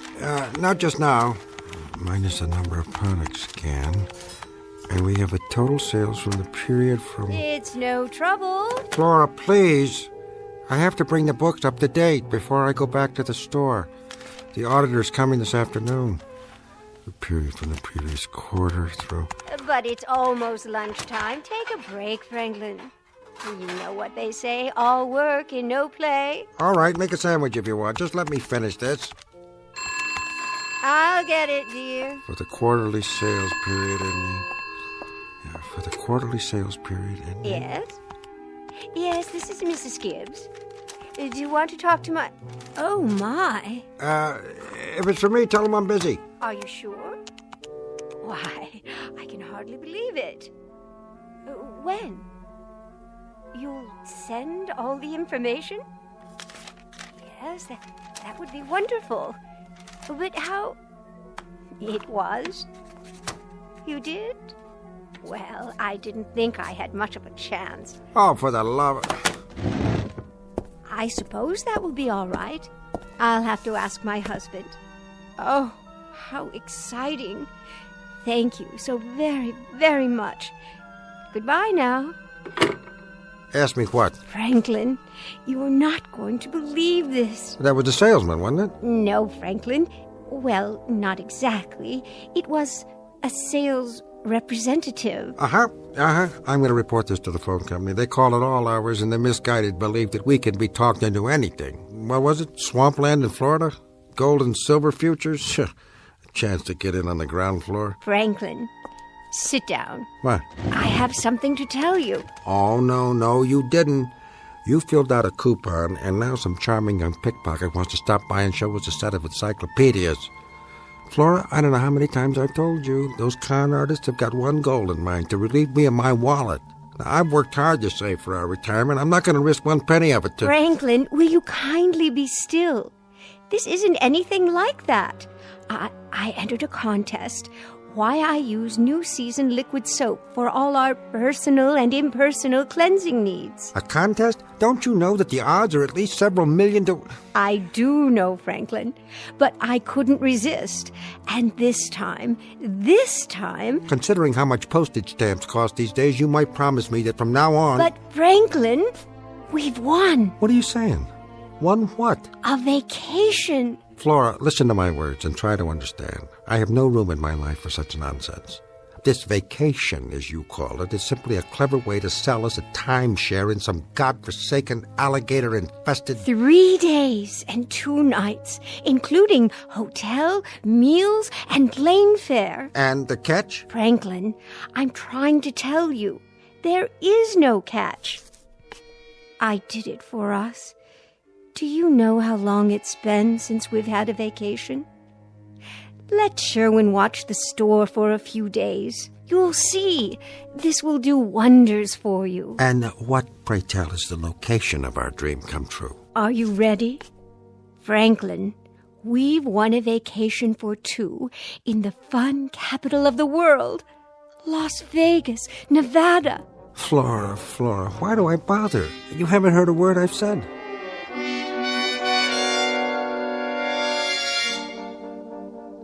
Mr. and Mrs. Franklin Gibbs, 3 days and 2 nights, all expenses paid at a Las Vegas hotel, won by the lady's special talent, her knack with a phrase. But unbeknownst to either Mr. or Mrs. Gibbs is the fact that there's an additional item in their prize package that was neither expected nor advertised. For as soon as they arrive at their destination, one half of this couple will succumb to an illness worse than any virus, more insidious than any flu, and impossible for medical science to cure. An inoperable, deadly, life-shattering affliction known as the fever.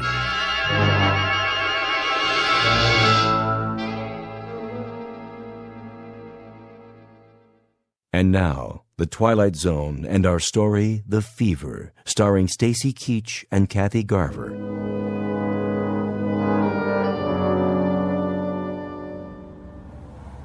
Franklin, look. Look at what? The Las Vegas Strip. So many lights. There must be millions, and all of them flashing on and off, even in broad daylight. Electricity is cheap here, Flora. Yes, it must be. As is everything else. They have a hydroelectric dam nearby, enough to light up the entire state, with no need for a sales tax to pay for it. As if the income from gambling wasn't enough. Oh, Triver? Yes, ma'am. May I ask you a question? Shoot. The people who come here, the tourists, such as my husband and myself, do any of them actually win? When they gamble, I mean? Flora. Sure, some of them. That's why they keep coming back. Ridiculous. The percentages always favor the house. If it were otherwise, none of these towers of Babel would exist. Of course, you don't have to gamble. This town has plenty to offer. All you can eat, fabulous entertainment. Your taste runs to half-naked showgirls. Franklin, please. Strictly class now, sir. There's something for everybody. Stage shows, magicians, even a circus with lions and tigers. Stuff for the whole family. I'm sure. This is the first time for you folks? Certainly is. We won a trip here as part of a contest we entered. As you entered, Flora. That's so. Well, yes. I've never won anything before in my life. Sweepstakes Central? I beg your pardon? Or the other one, what's it called? Publisher's Cleaning House? We got a lot of prize winners here. You do? Flora, you're talking the young man's ear off. And you know something? They all have a great time. So, my advice to you is, live it up. You may as well if it's on the house, right? Yeah, it is. As long as people keep their wallets and their purses tightly closed. Remember that, Flora. I will, Franklin. Here we are, front of the hotel. Oh, my.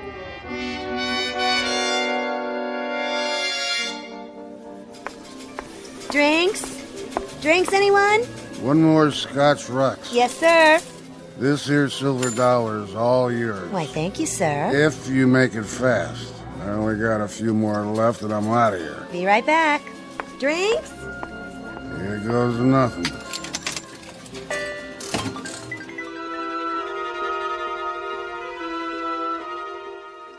Joe? Yeah, boss? Get your camera ready, the couple over there. Which ones? The old guy with the pointed shoes and the part in his hair. Looks like the president of the Rotary Club. And his wife with the corsage. More contest winners, huh? You got it. Why I love something or other in 25 words or less. Couple of real charmers. The last of the big-time spenders. Come on. Oh, Franklin, isn't it exciting? If you like Sodom and Gomorrah. Well, well, Mr. and Mrs. Gibbs. All checked in, I see? Oh, yes. Yes, we are. Is your room comfortable? It's lovely, Mr. Henson. Just lovely. You make us feel... well, you make us feel... important. You are important, Mrs. Gibbs. After all, it's not every day we welcome a celebrated contest winner. No? Just every other day. I've brought our hotel photographers so we can get a picture of you and Mr. Gibbs for your hometown paper. That's so considerate. Isn't it, Franklin? Positively magnanimous. Can you stand closer together? Move right in, Mr. Gibbs. That's it. How about this, Joe? Looks good to me. Go ahead and take it then. Watch out for the flash. This is so exciting. You said that, Flora. I see nothing but spots in front of my eyes. If there's anything else I can do... It's the Elgin Bugle, Mr. Henson. How's that? Our newspaper, the Elgin Bugle. Of course. We'll send a copy right out to them. Enjoy yourself, folks. There's such a flavor to this place. Don't you think so, Franklin? This is one flavor I can do without. You know I've never approved of gambling. But this is different. It is no more different than it is moral. Gambling is gambling. However, Flora, it's your vacation. You want it. In good conscience, I must repeat to you what I've been saying all along. It's a miserable, terrible waste of time, but it's what you wanted, so... Franklin, try to enjoy it, won't you? For me, we haven't had a vacation in such a long time. That's quite correct. And isn't it a shame that we have to spend it this way?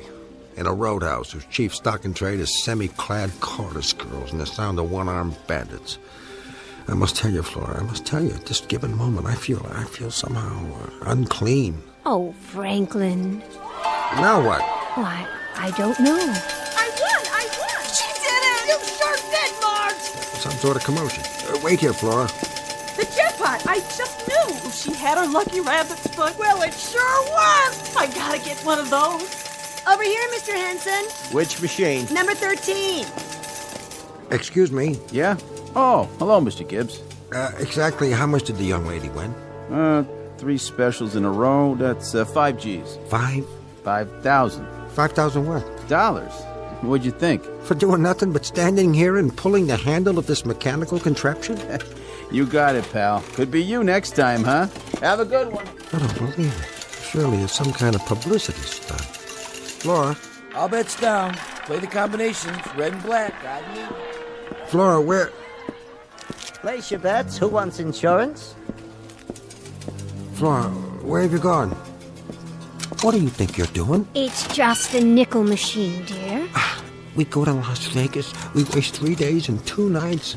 We do it because that's your silly way of enjoying yourself. And it doesn't cost us anything. All well and good, but now you're spending money. Not even spending it, you're just throwing it away. This is when I have to take a firm hand. You're obviously not mature enough to... Please, Franklin, don't make a scene. I won't play. I promise. Very well, then.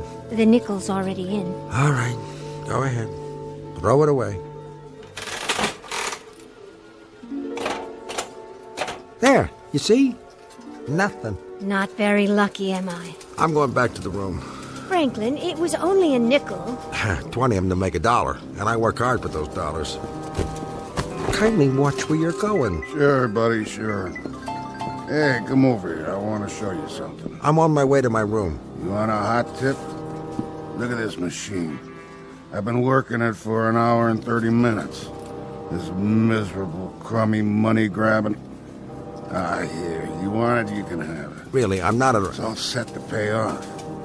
Only thing is, I'm tapped out. So I'm turning it over to you. I'm in a hurry. Go on, give it a try. It's a sure thing, I tell you. Please, I wouldn't even know how to. It's easy. Here's my last $1. You put it in the slot right here. Hey, let go of my hand. And drop it in. Then you pull the handle. I tell you, I'm not interested. Good. I'm giving you a gift here. It's all yours. Drinks? Anyone? Drinks on the house? Hey, sweetheart.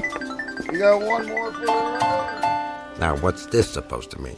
2 cherries, indeed. What in the world?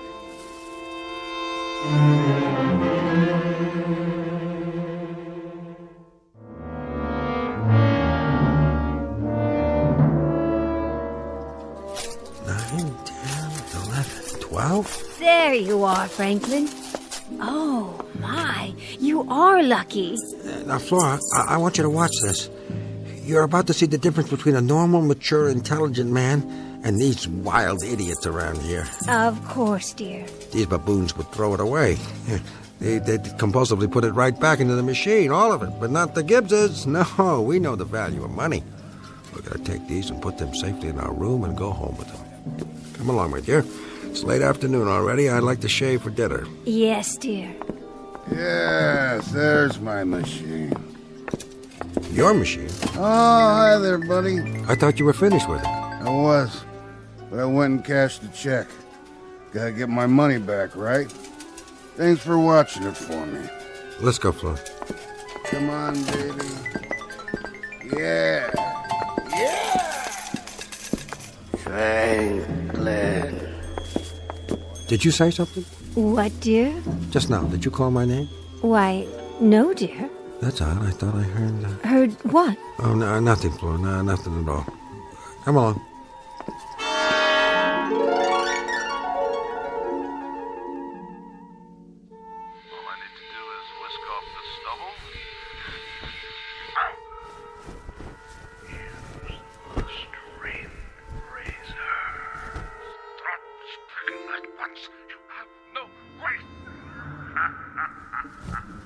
Franklin?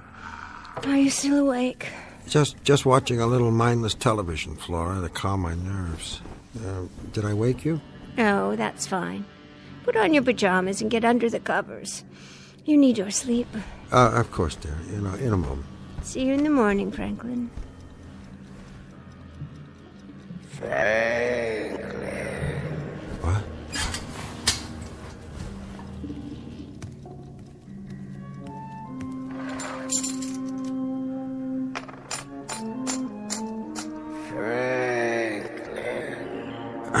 That's enough of that. Franklin? Something the matter? Nothing's the matter, except this money. What money? The silver dollars from that machine. This is not the kind of money I like to have in my possession. No. It's tainted, Flora. How can you say a thing like that? It's only... It's immoral at best. Nothing good can come of money won like this. I'm going to go down there and feed it back into the machine it came from. Get rid of it. Do you really think that's necessary? Of course I do. If there's one thing I know, Flora, it's morality. I will not have tainted money smelling up our pockets. I won't be long. You go back to sleep.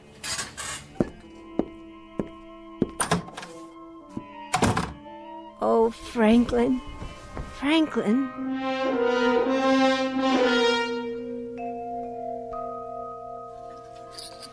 New shooter coming out. Line bets down. Hard ways. Any craps. Field bets. Come on. Baby needs a new pair of shoes.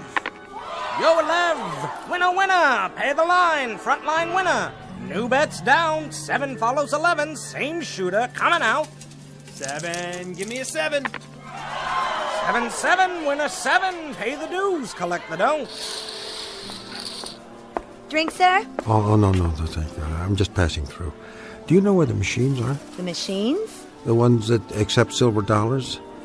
I seem to have gotten turned around. Oh, the slots. Right over there, sir. Past the Wheel of Fortune. You can't miss it. Oh, yes, of course. Sorry to trouble you. Same shooter coming out. Come on, one more time. Baby needs a new car. 8's the point. Big and red. Get the odds down. Place bets. Hard ways.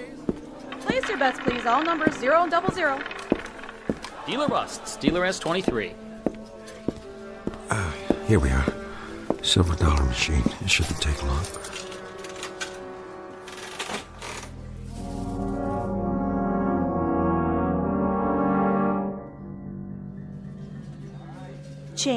Change right here. Miss, I'll take some change. How much this time, sir? Let me see. Another $20 worth, please. No, make it 40. Yes, sir. Oh, wait. I don't seem to have anything more in my wallet. I'll write you a check. Well, you can cash a personal check at the cashier's cage. Well, why can't you take it? I assure you I'm good for it. Here's my identification. You'll have to see the cashier about that. But I can't leave this machine. I put so much money into it already. You see, it's a matter of mathematics, the law of probability. If you'll just show your ID to the cashier. Franklin, there you are. Oh, Flora, thank God. You stand right here. Don't let anyone touch this machine. When you didn't come back, I got dressed and came downstairs. Never mind that. Stay here and guard my machine. Your machine? I don't understand. Trust me, Flora, this won't take long at all.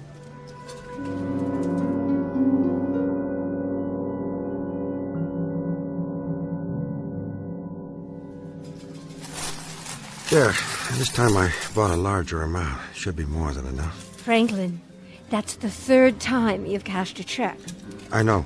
Do you know what time it is? Doesn't matter. This will all be over in another minute or so. It's 12:05. After midnight, Franklin. You've spent a great deal of money already. I know that, too. Don't you think you ought to stop? How can I stop? As you say, I've lost a great deal of money. Temporarily invested is a better way to put it. I gotta win it back. But what if you don't? What if you don't win it back, Franklin? You've been standing here for more than 3 hours. I'm well aware of that, too. Darling, you know how awful you feel in the morning when you've been up too late at night? Flora, would you kindly shut your mouth? Can't stand a shrew. I'm sorry, Franklin. I'm only trying to... I know exactly what you're trying to do. I hate a woman who stands over my shoulder and sees to it that I have miserable luck. That's what you're doing to me now, Flora. You're giving me a wretched run of luck. Why don't you get out of here? Leave me alone. Please. People are listening. Yeah, the devil with them. I'm not concerned with people or what they think. I'm only concerned with one thing, and that's how to restore our bank account. Or don't you think that matters? I do. I do. Then stand aside, woman. You're not going to stop me, are you? No. No, dear. What I'm concerned about right now is this machine. Its infernal, inhuman logic, the way it lets you win a little and then takes it all back. It teases you, Flora. It holds out promises. It wheedles and controls. It sucks you in, and then when it has you in its grip... But I will not give up. It thinks it can wear me down? Well, perhaps it can with the rest of these buffoons, but not Franklin Gibbs. No, sir. This is a battle of wills between man and machine, between the human and the inhuman, and the machine will not win. Oranges, lemons, pears, the occasional cherry, all wasted on me. I will not be fooled. I know how to calculate the true odds.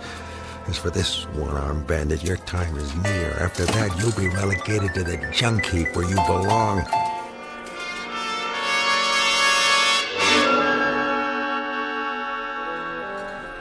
Another stack, quickly.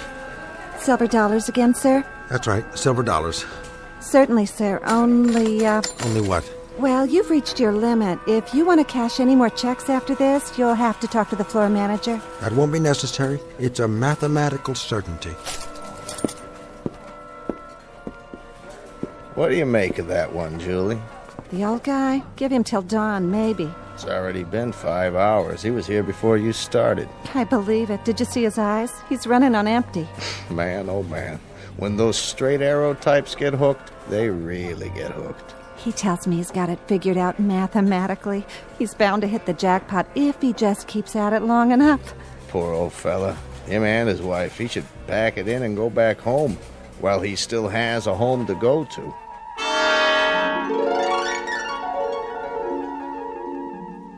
Oh, Franklin, I don't know how much longer I can stand here. Then sit down on a stool, but stay close by. I want you to watch this, Flora.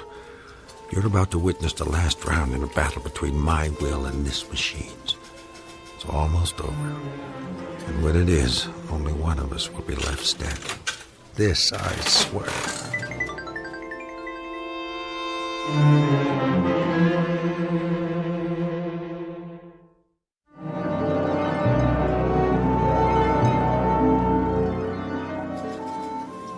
Franklin, you look so pale.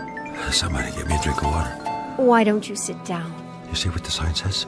Special jackpot, $10,000. She's bound to come up. You just gotta stay with her long enough, that's all. Here's your water, sir. Oh, thank you. Can I get you folks anything else? The restaurant's serving breakfast. Nothing for me. On the house, steak and eggs, whatever you like. Take it easy. Recharge the old batteries. What do you say, dear? You go ahead if you like. I'm gonna see this through. How's he holding up? He's still standing, but just barely. How about his credit line? Well, the check guarantee card says he's good for it. To tell you the truth, I don't mind taking the man's money, but if he stands there another hour, we may have to take it out of his estate.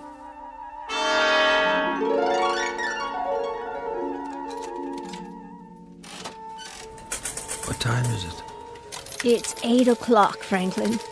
In the morning. I swear, Flora, it's not just a machine. It knows. You know, it mocks me. It teases and beckons and cons.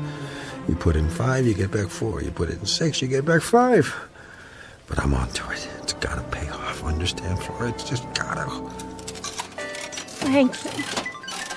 Franklin, darling, please. Give me back my $1. That's my last one, you miserable, dirty.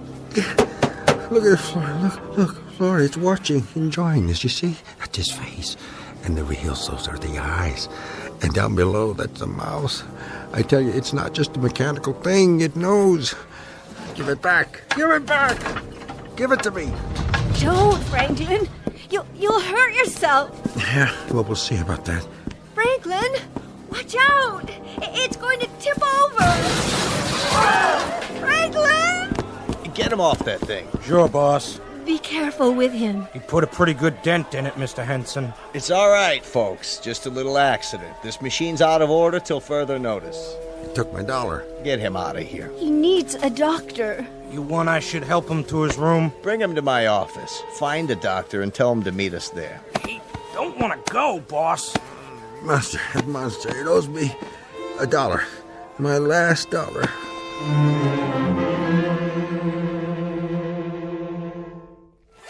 His blood pressure's down. Are you sure? I've given him a sedative. What this man needs is rest. That's what he'll get, Doctor. Is it okay if we move him? I'll give him a few more minutes on the couch. Keep his feet elevated, then you can help him to his room. Will do. Yeah, well, it's not me you should be worried about. It's that infernal device out there. Oh, Franklin, don't talk that way. Maybe he should see a specialist. But you said his vital signs are normal. You said that, didn't you? I was thinking of, well, perhaps a psychiatric examination. Hogwash, there's nothing wrong with my mind. He's right. I've seen things in this casino. People lose track of time, forget to sleep. Well, then I suggest you let him do exactly that. Sleep. Sleep, yes. Yes, that's all he needs. Here are some pills to help him relax. Give him one along with a light meal and see that he drinks plenty of fluids. The most important thing for now is no more stress. Thanks for coming, Doctor. Here's my card, Mrs. Gibbs. If you have any more problems, anything at all, you give me a call. I will. Problems? What problems?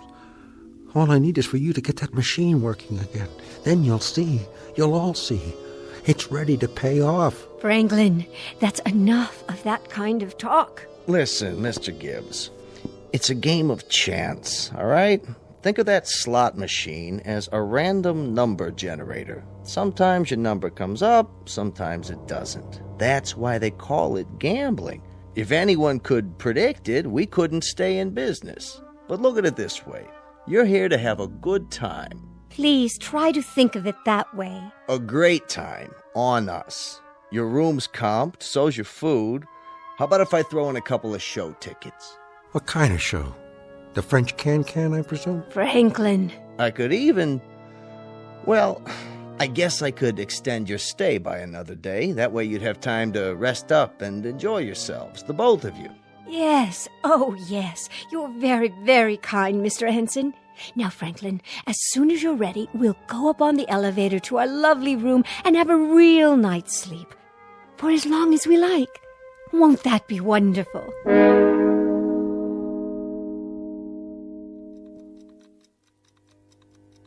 Franklin, are you sleeping? No, Flora, I'm not. Why don't you take another pill, darling? Not now. I'm thinking. Whatever about? That machine. Franklin? It was ready to pay off. It deliberately broke down so it wouldn't have to. You don't really believe that. Don't I? It isn't even a machine, Flora. It's an entity. It's a thing with its own mind, its own will. Please don't talk this way. I beg you. It deliberately broke down rather than return my money. Our money. That thing, that monster, that thief, the dirty, rotten thief. Stay in bed. The doctor told you. Took the last silver dollar. The one that was going to pay off. It swallowed and then it broke down on purpose. The thief took my last dollar. What are you doing? Get away from me. Franklin. Where? Franklin, no. It's outside the door. I can hear it. Franklin. No. Darling, what's the matter? Don't you hear it? No, I don't. I don't hear anything. Of course you do. You must. It's in the hall. I just saw it. It's out there. It followed me. Pack the suitcase. We must get out of here. Franklin. It's inside. Quickly. Stop it. Franklin.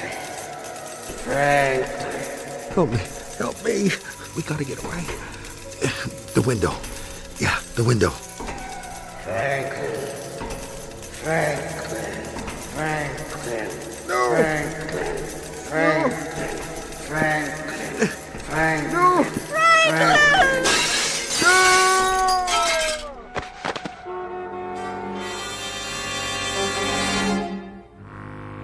That man! Somebody get help! Call an ambulance!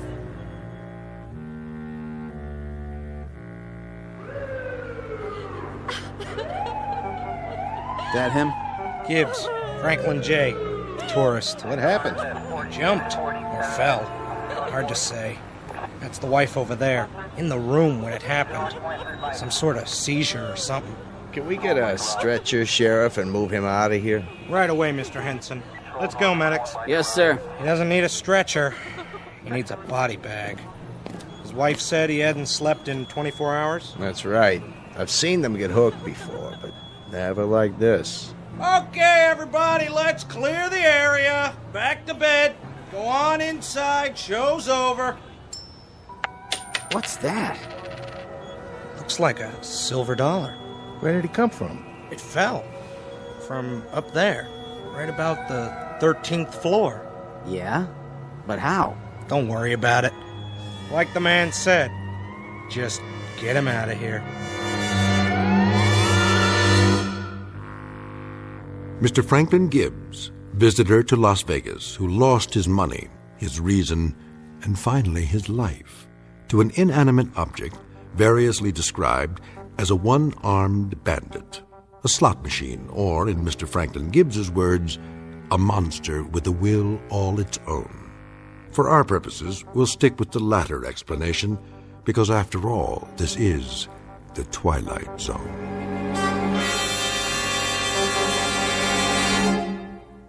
More from the Twilight Zone after this. Hi, this is Carl Amari, producer of the Twilight Zone radio dramas. I'd like to take a moment to tell you about our official website at twilightzoneradio.com, where you'll get the latest news and information on these Twilight Zone radio dramas. Plus, at twilightzoneradio.com, you can digitally download 3 free episodes or any of our episodes for only $1.95 each. In this age of ever-changing technology, we've decided to make these episodes instantly available to you by making the Twilight Zone radio dramas a digital download-only series. This means that this series will no longer be offered on CD. The CD collections at our website are now being offered, while supplies last, at buy one, get one free. So be sure to get your favorites before they're sold out. Be sure to visit us often, and I'll see you in the zone.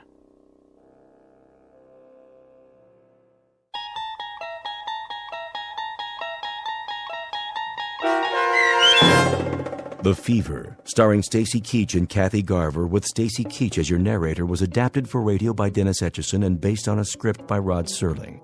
Heard in the cast were Roderick Peoples, Christian Stolte, Rich Komanek, Jeff Lupetin, Meg Thalken, Heath Corson, Susan Hart, Beth Cady, Nancy Center, Carl Amari, Vince Amari, and Roger Wolski. To learn more about the Twilight Zone radio dramas and to obtain audio cassettes and CDs of these programs, visit our website at twilightzoneradio.com. The producers of The Twilight Zone wish to thank CBS Enterprises, Carol Serling, Dennis Etchison, Dick Brescia Associates, Claire Simon Casting, Terry Jennings, XM Satellite Radio, Sirius Satellite Radio, our sponsors, and our radio affiliates for helping make this series possible. This copyrighted radio series is produced and directed by Carl Amari and Roger Wolski for Falcon Picture Group. Doug James speaking.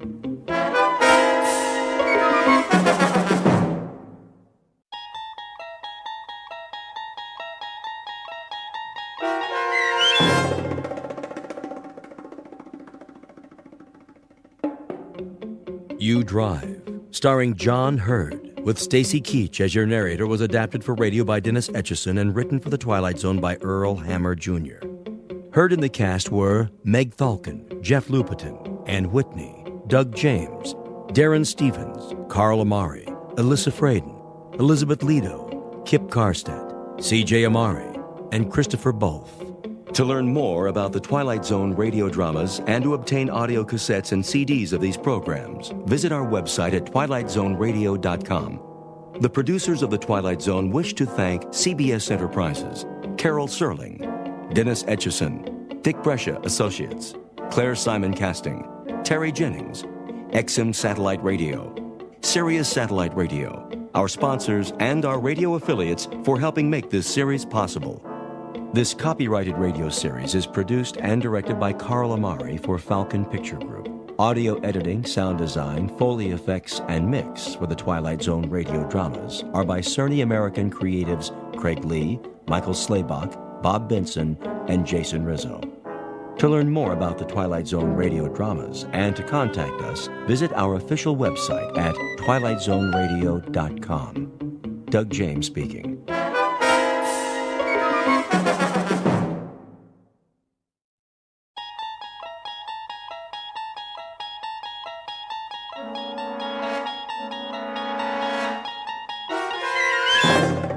You unlock this door with the key of imagination. Beyond it is another dimension, a dimension of sound, a dimension of sight, a dimension of mind. You're moving into a land of both shadow and substance, of things and ideas. You've just crossed over into the Twilight Zone.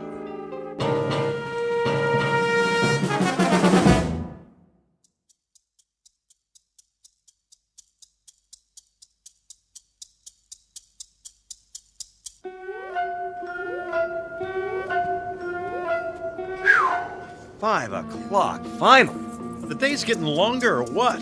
Too long, if you ask me. It's that time of year. What do you mean? It gets dark so early. Then we ought to knock off sooner. 4 o'clock instead of 5. Oh, old man Roscoe would love that. Hey, Mary Ellen, let me get those files for you. You want to carry my books, Rich? No problem. I guess not, for a big, strong man like you. I was wondering, how about I buy you a drink?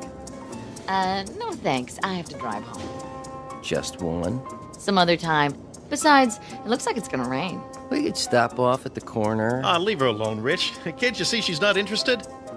Just trying to be friendly. Good night, Mr. Pope. Don't work too late. I won't. Look at them go. Never worked overtime in their lives. You still at it, Ollie?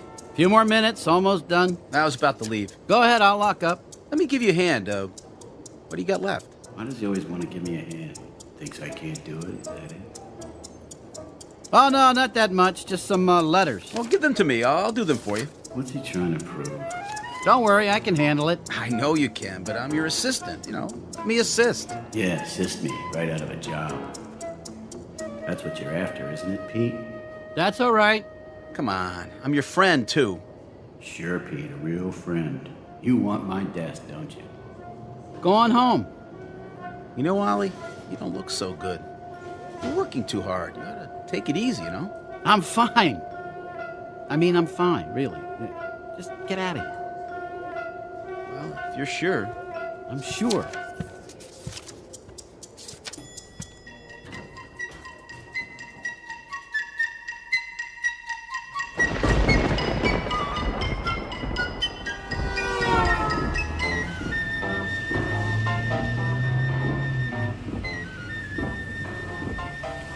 Sure, I'm sure. Working too hard. What does he know about it? What do any of them know about it? Look at this traffic. You'd think it never rained in this town before. Pull over, let me pass. What's the matter with these drivers? All a man wants is to get home after a hard day. They probably don't even have a home. Creeping off to the nearest bar, knock back a few. Make the light! Go on through! Punch it! Come on, it's still yellow. Make the turn!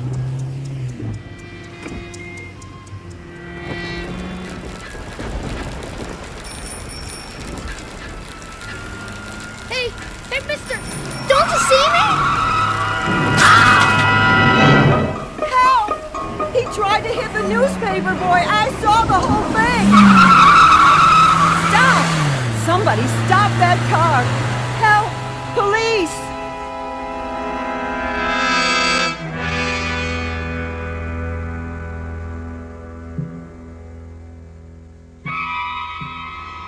Portrait of a hit-and-run driver. The name is Oliver Pope, a shaky little citizen, insecure in his job, suspicious of the world and its inhabitants. A man who feels big and powerful and secure only when he's behind the wheel of a car. Oliver Pope has just arrived at a crossroads in his life. The hit occurred in the world he knows. The run will take place in the Twilight Zone. And now, The Twilight Zone and our story, You Drive, starring John Hurd, with Stacy Keach as your narrator.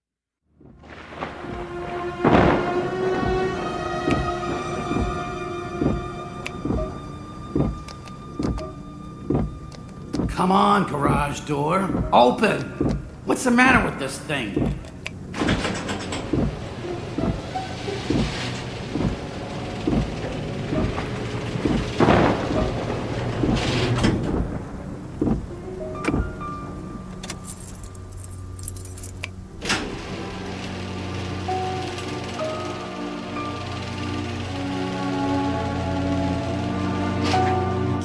Good Lord.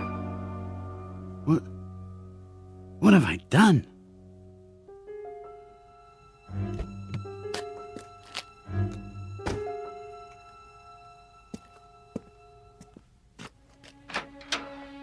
Ollie? Yeah? I'm in the kitchen.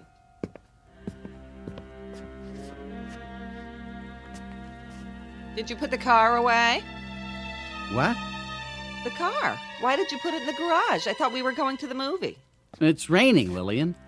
Well, still, it was supposed to stop. Well, it hasn't. Where are you going? Dinner's almost ready. We can still make the first show. I have a splitting headache.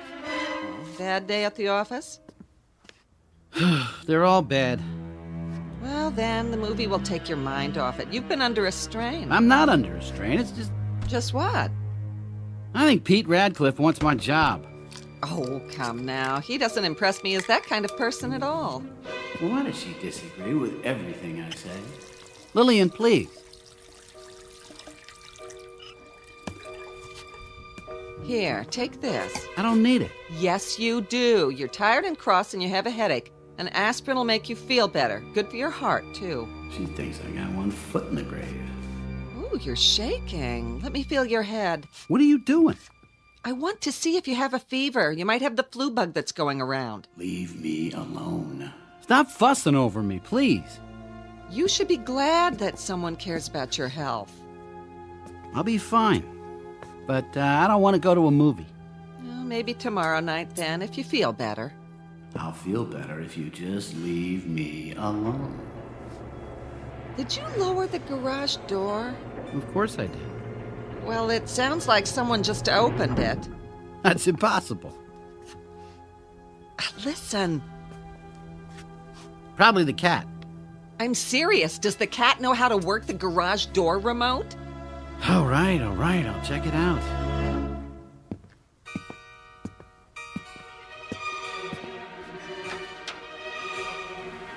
Who's there? Thought I closed it.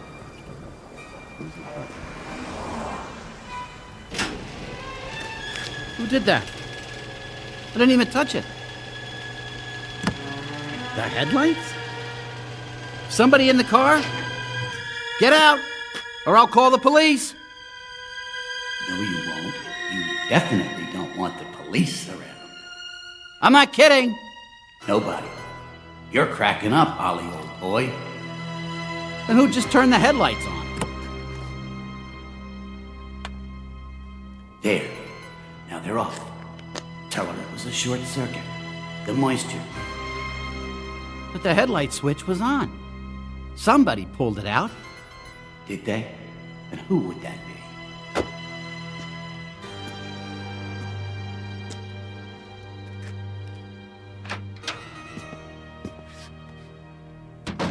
Well? That must have been a short, rain and all. Was it the cat? I don't know, Lillian. Did you turn the car lights on? Yes. I mean, no. I mean, I turned them off. You mean they turned themselves on? Faulty connection or something? Shouldn't be acting that way. We just had a $200 tune-up. You didn't see the paper out there, did you? No. Oh, the boy's late tonight. I guess it's the rain. Here's your supper. I don't have much of an appetite. Oliver, sit. You need your nourishment. I'm gonna lie down for a while. I got a lot on my mind. Oh, no. You'll eat your salad and then we'll see. Greens for what ails you. Sit.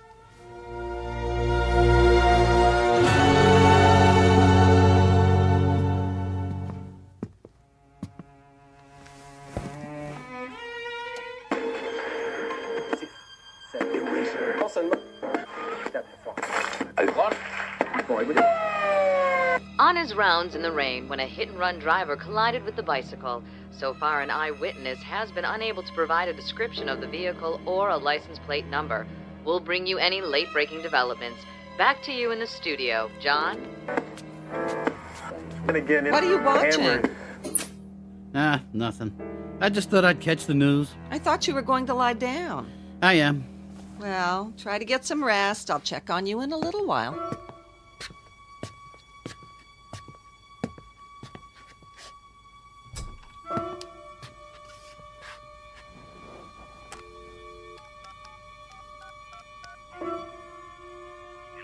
Yes, is this the TV station?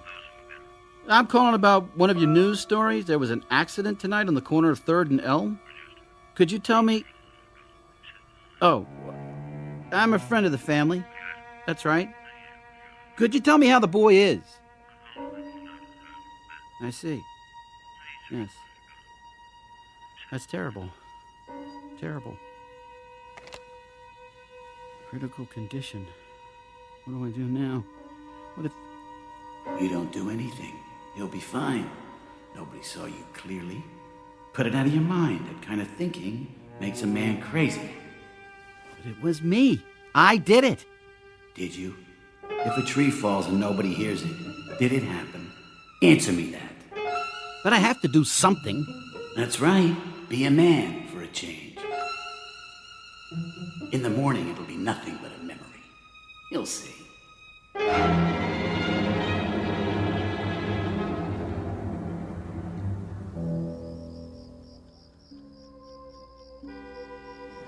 What in the... Ollie? Ollie, what is it? Nothing. Go back to sleep. Oh, come to bed. Why are you standing at the window? I couldn't sleep. Oh, there it is again. I thought I was dreaming. What? Some jerk waking people up in the middle of the night. But that's your horn, Ollie.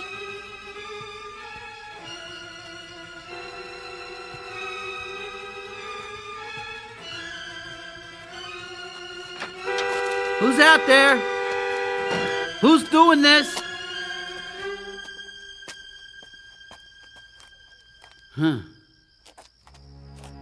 Wires must be wet. Take care of it first thing in the morning. That's enough! I had it with this piece of junk.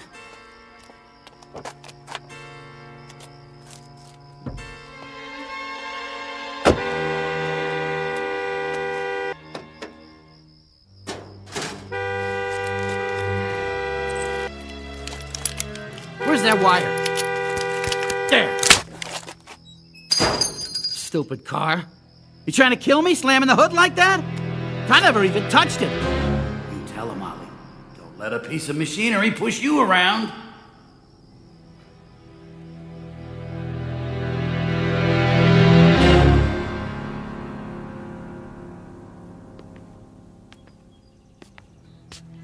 There you are. 1 egg or 2. Just toast. Oh, the morning paper came. Oh, terrible about that little boy, isn't it? What little boy? Oh, right there on the front page. Just 12 years old and they don't expect him to live. Oh, I hope they catch the man who did it so he gets what he deserves. How'd you know it's a man? Oh, didn't you read that far? There was a witness. Oh, drink your juice. I'll make your toast. You gotta have more than that. How can you expect to do a day's work on one piece of toast? I'm not going to work. I don't feel so hot. I thought you said you fixed that. I did. Are you sure there wasn't someone in the garage last night? I told you, okay? The car's old. Nothing works right on it. Our other car was old, and it didn't go honking its head off in the middle of the night. I'm gonna get rid of it. Oh, well, that's just great. Then what will we drive? You know we can't afford a new car. I don't care. Well, I do. I'm gonna take it down and have it looked at right after breakfast. You do that if you want, but I'm still getting rid of it. That's it, Ollie. You tell her. You're the boss of her and that car, aren't you? Well, aren't you?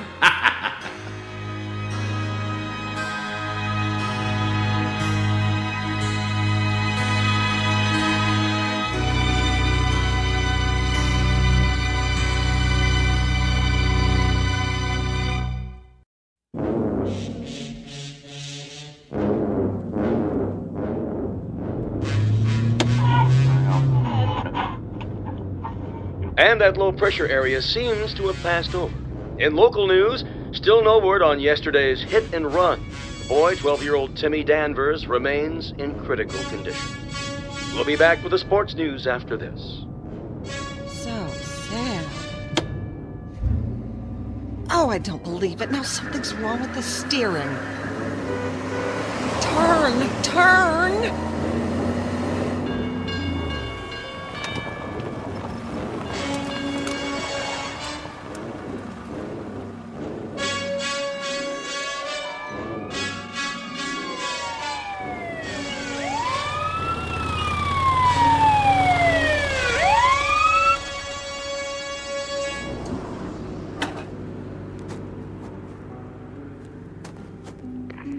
A big rig on Old River School Road.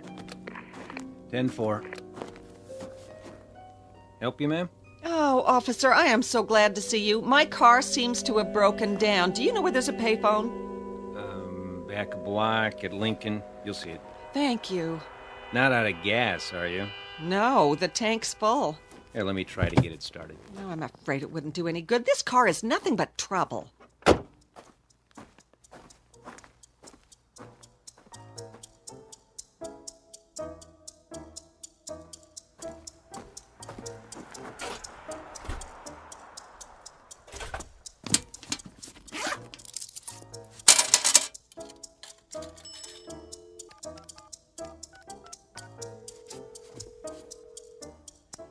Hello, Auto Club? I need a tow. Yes, at 3rd and Elm. I don't know what the trouble is. It just stopped and now it won't start. Would you please send the truck right away? It's in the middle of the street.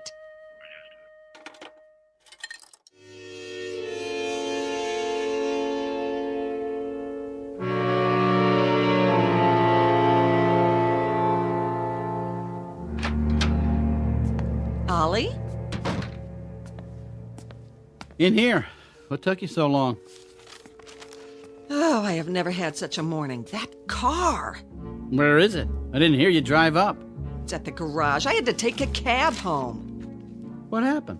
The strangest thing I've ever seen. It all started down there at the corner. I tried to turn right, but I couldn't. What do you mean you couldn't? The wheel wouldn't turn. It wouldn't let me go where I wanted to go. Where was this? Oh, it finally stalled at the intersection near Lincoln. Which intersection exactly? 3rd and Elm. Stalled? The motor died, and there I was, right in traffic. Oh, it was embarrassing. Even the policeman couldn't get it started. Police? What were the police doing there? A motorcycle officer came by while I was waiting. I think he wanted to watch the corner. It's that same corner where the child was run down last night. Maybe they're keeping a lookout in case the driver returns to the scene of the crime. Did he say whether they had any leads yet? Why, yes. As a matter of fact, he said they were very close to making an arrest. Is that right? The witness can almost remember the license plate. Oh, I hope they get him soon. None of us are safe with a madman like that around.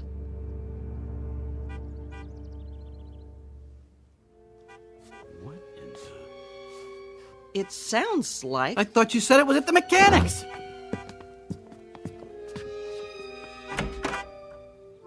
Oh, no! What are you trying to pull? Oliver, what are you talking about? You just told me you had it towed for repairs. I did. I tore out the wire to the horn last night. But what is it doing here? That's what I want to know.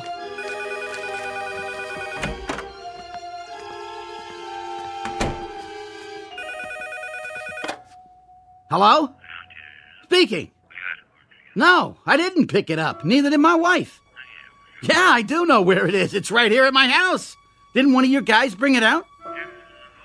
Well, I don't understand it either, okay, pal? But I want you to understand something. Don't go sending me any bill. It wasn't there long enough for you to even look at it. Guess you told him, but that still doesn't explain. Oliver, I'm confused. You're not the only one. What do you know about this? Was that the mechanic? He said they'd lost the car. Imagine the nerve of that guy. But it isn't lost. It's in our garage. Well, then you tell me how it got here. They didn't deliver it. Oh, I suppose it drove itself home. Don't answer that. Why not? Will you do as I say? If it's for me, I'm not here. Why? Ollie, what's happening? Your eyes. You look frightened. Nothing. I just don't want to see anybody. I don't know what's come over you, but if you don't get over these heebie-jeebies fast, I'm gonna call the doctor. Are you gonna let her talk to you like that? Be a man. Well, Pete Radcliffe. Morning, Mrs. Pope. Or afternoon, I guess it is. Oh, what a nice surprise. Ollie here? Yes, he's in the kitchen. Could I see him, please? Well, just for a few minutes. He's a little under the weather today. That's what I figured. I thought I'd stop by in my lunch hour. How's he doing? Oh, nothing serious. I think it's just a touch of the flu. He's in the kitchen. Ah, guess who's here? Hey, Ollie boy. I hear that mystery bug's got you down for the count, huh? Not quite. I'll be back to work tomorrow. Oh, I hope so, buddy. Kind of slow around there without you. He's lying through his teeth. What brings you over here, Pete? Well, you didn't show up this morning. I thought I'd do you a favor and empty that in basket of yours. Now that's going too far. Pete, I've got important papers in that basket. Not anymore. I took care of it. Every letter answered. Here they are. All they need is your signature. Give me those. Ollie! Gosh, Ollie, I was just trying to do you a favor. You want to do me a favor? Stop bucking for my job. I take one morning off and already you're making noises like you're the head of the department. Hey, you got me wrong. I was just trying to help so you wouldn't fall behind. Don't try so hard. Think I enjoyed sitting there dictating your letters? Well, I've got better things to do. So, go do them. Nobody's holding you here. I think maybe I will. In case you didn't know, a kid was run down on our street last night. Yeah, he lived just 2 doors away from us. Used to play with my kid. That was one nice, decent, fun-loving, ambitious little kid with a paper route, and some maniac smashed into him with his car and left him bleeding in the rain. We read about it in the paper. Such a shame. They didn't actually hit him, did he? Just ran him off the road. Same difference. Let me tell you, we're watching that corner. He'll show up. They always do. And when he does, he'll give himself away. You haven't heard how the little boy's getting along, have you, Pete? He's dead, Mrs. Pope. About an hour ago. Oh. So long. I'll be going now. Oh, I'll see you to the door. He knows. He doesn't know, Jack. Just tough it out, buddy boy. There's not a mark on your car. They'll nab somebody for it. Just you wait.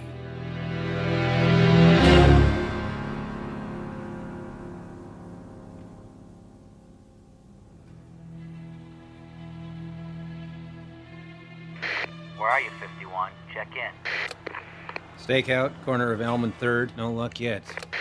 The chief needs you back at the station. That's Big 10-4. Are you leaving, officer? For a while, ma'am. I'll try again at rush hour. You see a suspicious car, you get the license plate this time. Should I try to stop him? No. No way. Keep your distance and call it in. We'll follow up. You simply have to stop him. That little boy was very special on this block. Everyone loved him. I'm sure they did. Officer! Yes, ma'am? I think that's him. Are you sure? No, but... That won't do. You've got to make a positive ID. He's getting away. You know, if I had something more to go on... The car's the same color. Yes, he's the one. I'm sure of it. Wait here.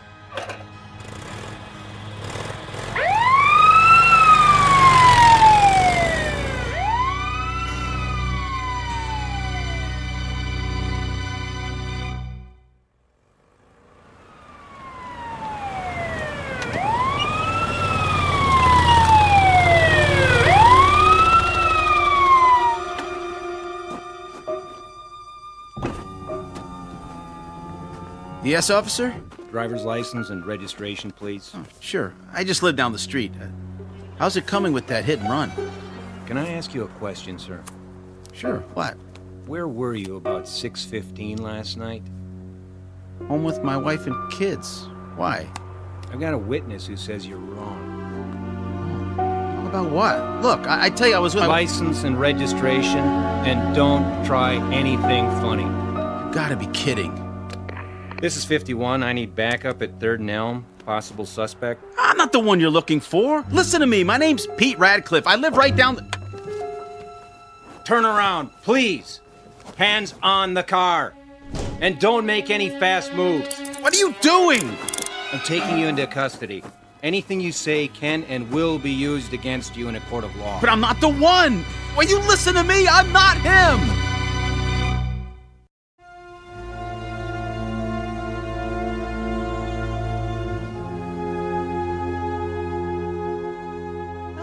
You are, just in time for dinner. You feeling better after your nap? I guess so. Paper come? By your plate.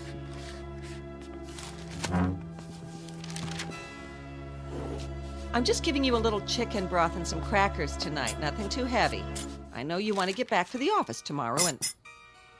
Ollie, what on earth is the matter? Did you see the headline? No, dear, I haven't opened it yet. What does it say? They've made an arrest. About what? You're not making sense. The hit-and-run driver. Really? Well, I'm glad to hear it. But is that any reason for you to take on so? You're as white as a ghost. The man they've arrested is Pete Radcliffe. Let me see. I just can't believe it. Read what it says. Positively identified by an eyewitness. Well, I still don't believe it. Why not? You can tell when a man would do a thing like that. Pete just isn't the type. You don't know him like I do. No, I suppose you're right. You've always claimed he was sneaky after your job and all. Yeah, I guess I don't have to worry about that anymore. Ollie, I'm surprised at you. How can you take satisfaction out of someone else's misfortune? I don't get any pleasure out of it. I just said that I don't have anything to worry about at the office. Oh! Stay calm. Ollie, there is someone in the garage, and now I'm not imagining it this time. There's nobody there. Don't you tell me it was my imagination. You heard it. Aren't you going to look? A little noise, that's all. Could have come from anywhere. It came from the garage. If you're afraid, I'll call the police. No. No police. I'll go.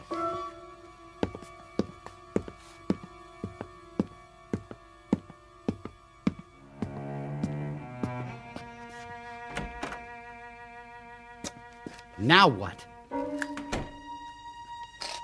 The whole front bumper. Looks like it fell right off. Or somebody pulled it off. Who did this? Who's in here?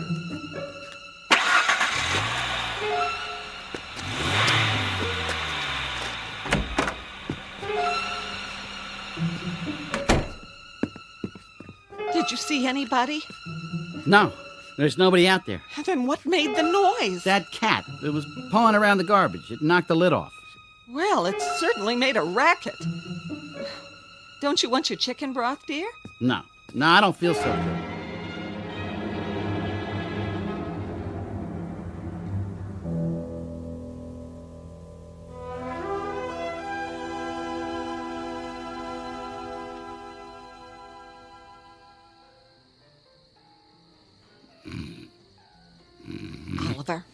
Oliver, wake up!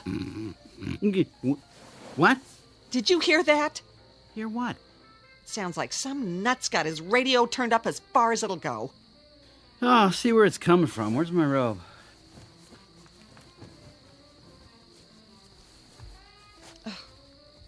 It must be coming from next door at the Cassidys. That teenage boy of theirs.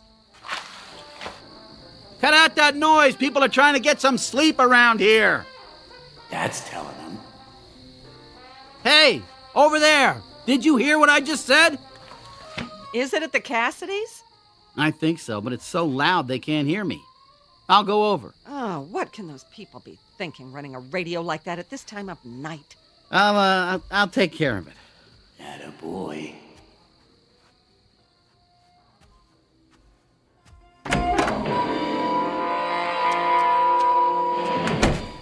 What is this? And now the news. An arrest has been made of the accident that fatally injured young Timmy Danvers. Radio in my own car. Somebody or something is trying to drive me insane.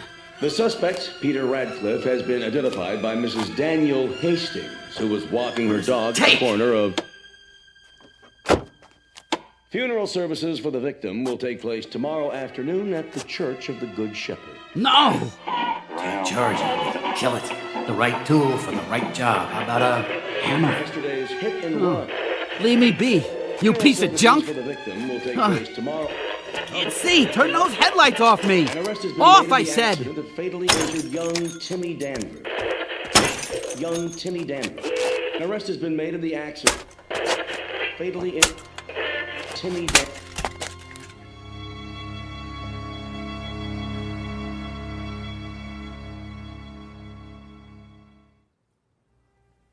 Oh, Ollie, I wanted to surprise you. I don't need any more surprises. I was going to bring you breakfast in bed. I'm not an invalid. A fever and a little lost sleep doesn't make me bedridden. Well, eat as much of it as you can. I still think you should have called the police. Why? To find out why prowlers are coming into our garage. This makes 2 nights running. I'll install a new lock when I get home tonight. Ollie, you haven't eaten anything. Not hungry. Ollie? Ollie, are you sure? Please, stop fussing. I have to get ready for work.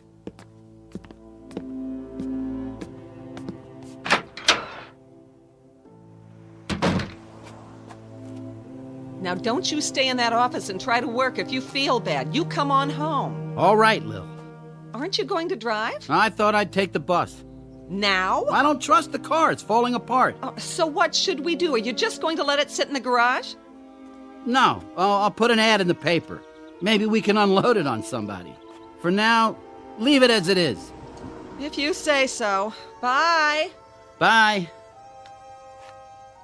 Morning, Lillian. Oh, good morning, Alice. How's everything? Fine, I guess. Are you sure? Oh, it's Ollie. He's so nervous lately.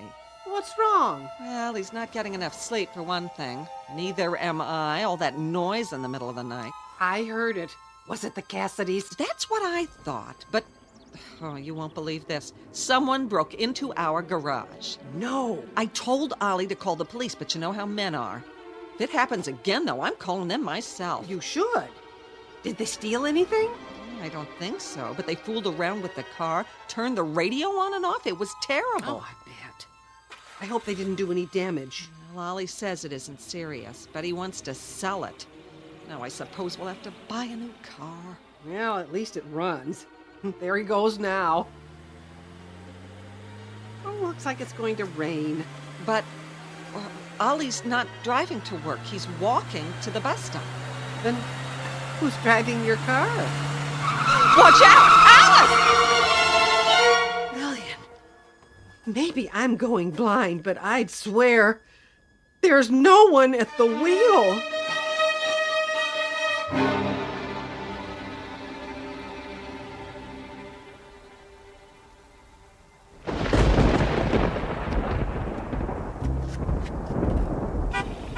I don't believe this. Get away from me. Leave me alone. I said get away. What do you want from me?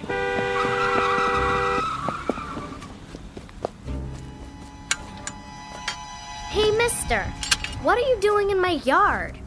I have to get to the next block. Out of my way.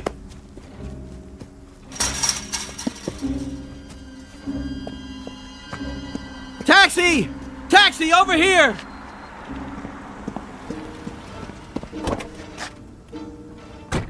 Thank God. So where are you headed? Anywhere away from here. Yeah, sure thing, pal. Just let me turn around here. No. Stop! Well, who's that? Hey, what's going on here? It could have totaled my head.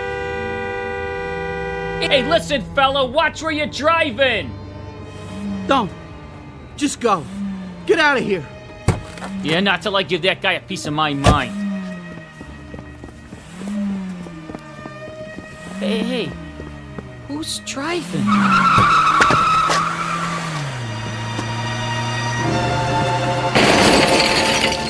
What the heck is going on here? Hey, cops! Somebody's tearing up my cab!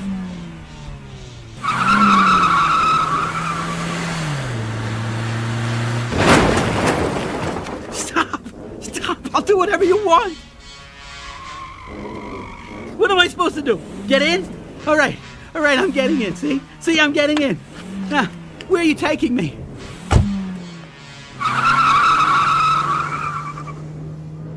Now you've done it. Is this what you want? For me to get caught? For your crime?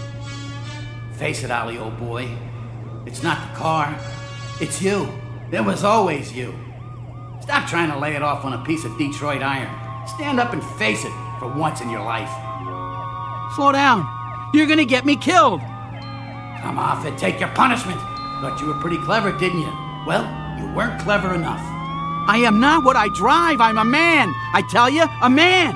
That's right, a man. Just think, your name will be all over the papers.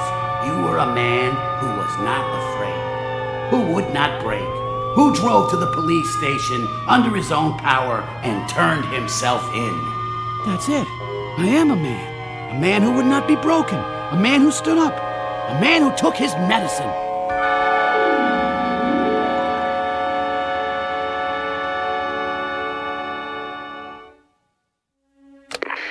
This is an all-points bulletin for drivers within the sound of my voice. Any persons attempting to conceal criminal acts involving their cars are hereby warned.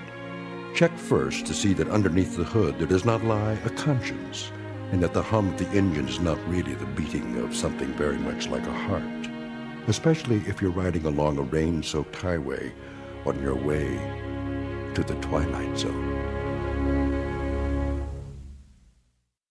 More from the Twilight Zone after this. You are about to enter another dimension, a dimension not only of sight and sound, but of mind, a journey into a wondrous land of imagination. Next stop, the Twilight Zone. Hi, this is Stacy Keach. I'd like to take a moment to tell you about our Twilight Zone website at twilightzoneradio.com. At twilightzoneradio.com, you'll find the latest information on these Twilight Zone radio dramas, including behind-the-scenes photographs, plus the newest product releases, trivia contests, ways to contact us, other Twilight Zone-related info and merchandise, plus links to other fascinating websites. So make your next stop twilightzoneradio.com. Visit twilightzoneradio.com to purchase these Twilight Zone radio dramas on cassette and CD, or call toll-free 1-866-989-ZONE. That's 1-866-989-9663.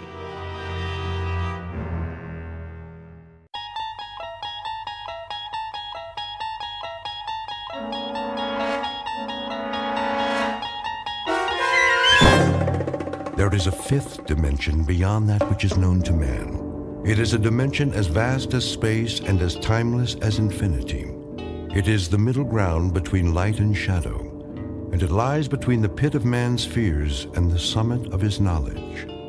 This is the dimension of imagination. It is an area which we call the Twilight Zone.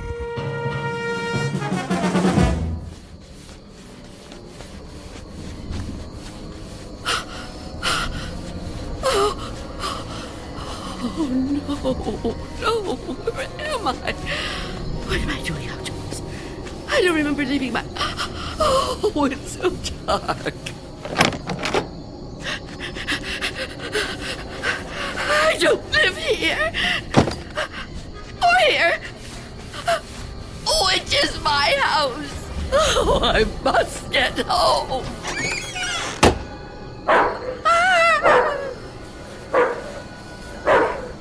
May I assist you, madam? You startled me. I've lost my way. My home is somewhere around here, I'm sure, but I don't know where. Perhaps I can help you find it. Oh, thank you. Thank you. I don't even know how I came to be out here. It's certainly not safe at this time of night. Oh, at any time. Well, surely the daytime when the streets are crowded. No, that's when it's most dangerous. For me. So you see, I never go out. Never? Never. But, dear lady, why not? I'm afraid. Afraid? Of something or someone? Someone. It's difficult to explain. Please, try me. Oh, I'm not sure you'd believe me. You'd think I'm just a senile old woman. I'd believe you, Wanda. What did you call me? Wanda. That is your name, isn't it? Yes, but I didn't tell you that. You didn't?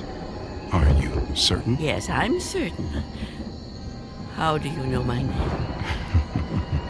Because I've been looking for you for a long time, Wanda. Oh, no. You've kept me at bay for many years, but no longer. No. Get away from me. There's nowhere to turn, Wanda. You don't know where you are, remember? You certainly couldn't run from me, a frail old woman like you. Please. No, I won't let you. Say that again. It amuses me. You won't let me? How do you imagine you're going to stop me? You really have no choice, Wanda. There's nowhere for you to go now. Come to me, old woman. Take my hand. No. Take my hand. No. No. No.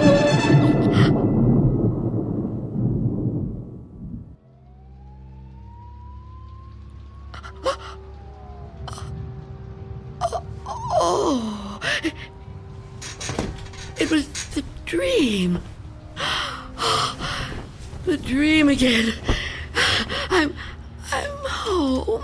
Of course I'm home. Where else would I be? But is it night or day? Oh, that's right. The clock is broken. It's been broken a long time. Can't get it repaired, can I? Not without going. No, I can't. I mustn't. I have to resist every temptation. Oh, really, Wanda? How could you be so careless? How could you fall asleep before... I must check.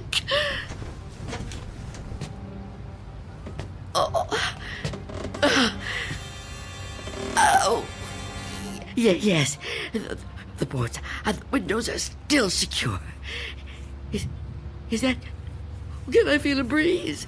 Is there a gap? Oh, not enough. Not enough. He still can't get in. Oh, what about the door?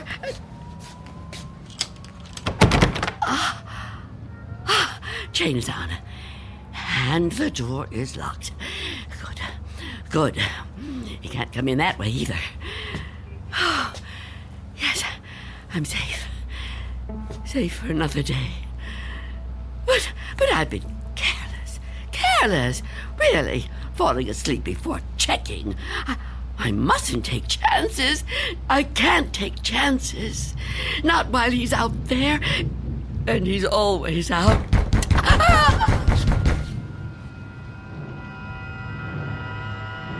Miss Dunn? Miss Dunn, are you all right in there? Who are you? It's Barry. Mr. Fabian, from the grocery store. I know we've actually never met, but, well, we've spoken on the phone, Miss Dunn. At least we used to. Do you even have a phone anymore? Anyway, you know me, right?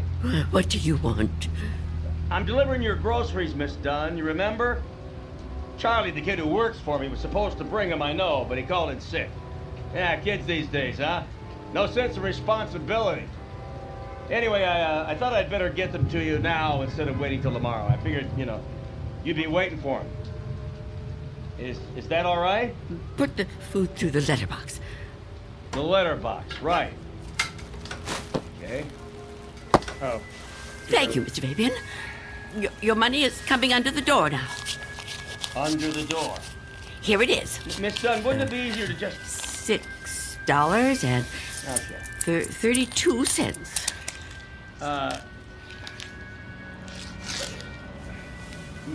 Many thanks, Miss Dunn, but, Good day to you, Mr. Fabian. Miss Dunn, are you still there? Yes? What is it? I've been thinking. I just wonder... Miss Dunn, does anybody else bring you food? I really don't see what business of yours that is, Mr. Fabian. Well, no, it's nothing like that, I promise you. This isn't anything to do with business. I'm just concerned for your well-being. It seems to me a person can't live on food big enough to fit through a letterbox. I can assure you, Mr. Fabian, I'm in no danger of dying as long as I observe this strict regimen. Oh, well, I'm glad to hear you talk like that, but I don't know. Maybe if I could come in for a minute. Come in? Yeah, I just want to talk, Miss Dunn. I can't do that so well out here. I really think you need to see a doctor. Out of the question. No one is coming in here, Mr. Fabian. Not a doctor, and not you. Miss Dunn, could you open the door, please? Go away! Miss Dunn, I just want to help you. I know what you want. Leave me alone. Miss Dunn, I know who you are. You do? Well, that's good. That's very good. Myself, I have a very bad memory. Every morning, my wife gives me a pen. Every day I lose it somewhere. So, will you let me in? Stop trying to get in here. You won't get me. Just go away and leave me alone. Come on, Miss Dunn. Look, I've got other deliveries to make. I just want to help you if I can. I think you could use a little help. The heck with it. Good luck living here in this neighborhood. What's left of it.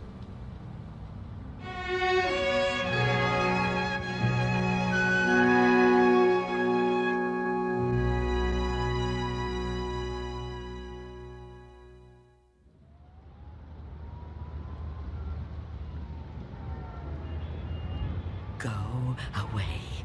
I won't let you in. I won't let you get me.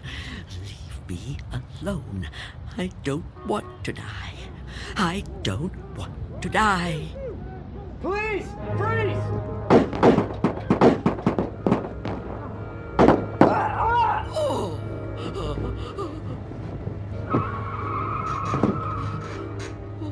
What's going on out there?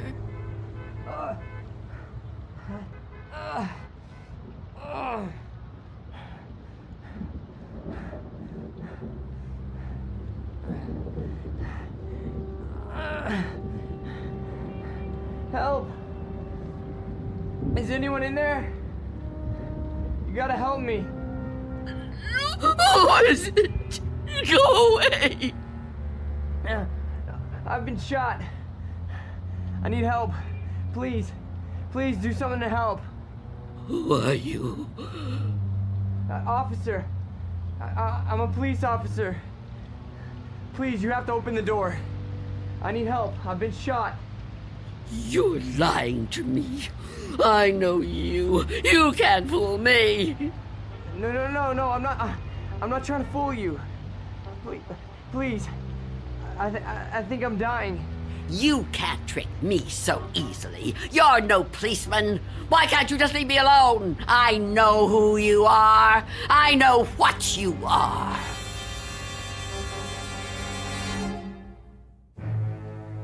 An old woman living in a waking nightmare. An old woman who has fought 1,000 battles with death and has always won. Now she's faced with a grim decision. A decision that might to others seem the simplest in the world. That of whether or not to open a door. And in some strange and frightening way, she knows that this seemingly ordinary door leads to the Twilight Zone. And now, The Twilight Zone, and our story, Nothing in the Dark, starring Marshall Allman, with Stacy Keach as your narrator.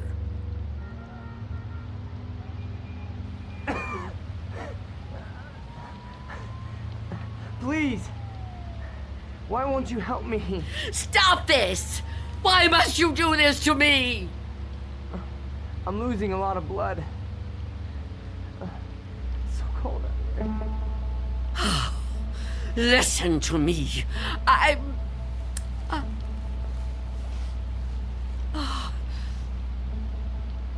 going to open the door. Oh, thank you. Thank you. But I'm leaving the chain on. Don't even try to touch me. I won't let you. Don't worry. I'm not gonna hurt you. I couldn't hurt anybody. Oh. You're so young. Almost a child. Unless you help me, I'm gonna die. I don't think I can even move very far. Oh, don't say that. Oh, it isn't fair. No, it just isn't fair. You keep trying to trick me. I don't know what you're talking about. Don't move. Don't do that again. Or I'll close the door. What? Listen, lady. I've been shot. I'm bleeding to death. Do you understand? Do you understand? Please. My name is Harold Belden. I need a doctor. I need a doctor right away. Please, call the hospital. I can't get there myself. I can't call the hospital. I haven't got a telephone. Not anymore. Then let me come inside. You can't just leave me. I'm begging you, I'm freezing. I have to unlock the door. You can't ask me to do that. You can't. I don't want to die. You understand? So you're not gonna help me? You're just gonna let me die out here? I know who you are. No, I told you who I am. My name is Belden. Officer Harold Belden. That's not her name. There is no such person. Stop trying to trick me. I don't understand why you keep saying that. Look, it hurts. It hurts, okay? Please, lady, please. Stop! Stop! Oh, why are you torturing me like this? I tell you, it isn't fair. I don't want to die. Well, I don't want to die either. If I could get help for myself, I would, but I can't move. I've been shot in the side, you see? Look, look, I'm bleeding. Oh, it isn't fair. It isn't fair.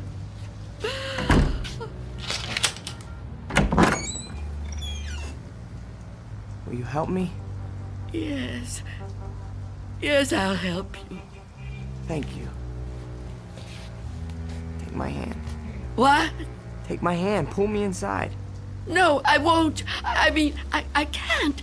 Oh, can't you? Can't you crawl in? Well, I don't think so. Please try. Quickly. I don't want to leave the door open.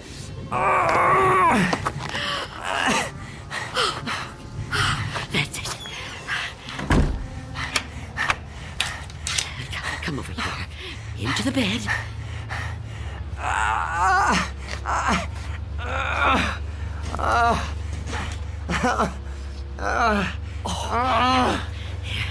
You just rest. Rest. Oh, what have I done? And what am I going to do?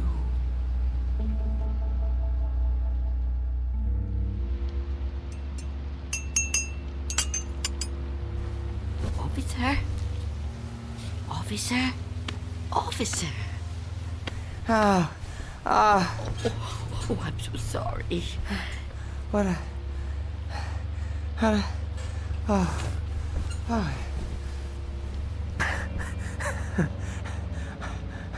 Oh, I'm alive. Yes. Yes, you are. Yeah, you're the lady that helped me. Yes. Eventually. Now, drink this. What is it? Tea. There's no milk, I'm afraid.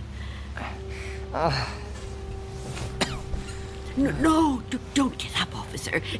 Conserve your strength. Yeah, thank you. Thank you. Please, call me Harold. You saved my life. I owe you at least that much. Is it good? It's fine. Thank you. How long have I been out? Hours. What time is it? I'm not sure. Morning, I think. What do you think? I don't have a clock. I guess it is morning. It's hard to tell. What happened to your windows? Who boarded them up? Well, I did. A long time ago now. But they're still as strong as ever. What? Why would you do that? Oh, I have my reasons. Well, we all have our own reasons for doing things. Why would you want to be a policeman? To be in a job where people try to kill you? Well, why would you want to court death like that? Court death? I don't know that I'd put it that strongly. I do what I do because there's just some jobs that have to be done. You mean it's a sort of vocation? Yeah, I guess you could say that. Listen, Mrs. It's Miss Dunn. Listen, Miss Dunn. You should try to get some rest yourself. You need it more than I do. No, really, I feel much better. When the doctor gets here, he'll take me off your hands for good. The doctor? Yeah, sure. He'll check my wound, take me to the hospital. You didn't call the doctor? No, I didn't. Why not? I told you last night. I haven't got a telephone. Don't you remember? No, I don't. I was kind of out of it last night, I guess. Oh, of course. Perhaps you could use your radio to ask someone to come get you. Oh, you could wait outside for them. No, I busted my radio when I fell on it. You see? Hello. And I don't think I got the strength left to get up on my own. Look, couldn't you go to one of the neighbors? Oh, there aren't any. What are you talking about? There aren't any neighbors. There must be. Everyone has neighbors. Well, I don't. Not anymore. Why? What happened? They've all moved away. Not all of them. That's impossible. All of them. Trucks came and took away their furniture. First one, and then another. Is something happening to these buildings? I wouldn't know.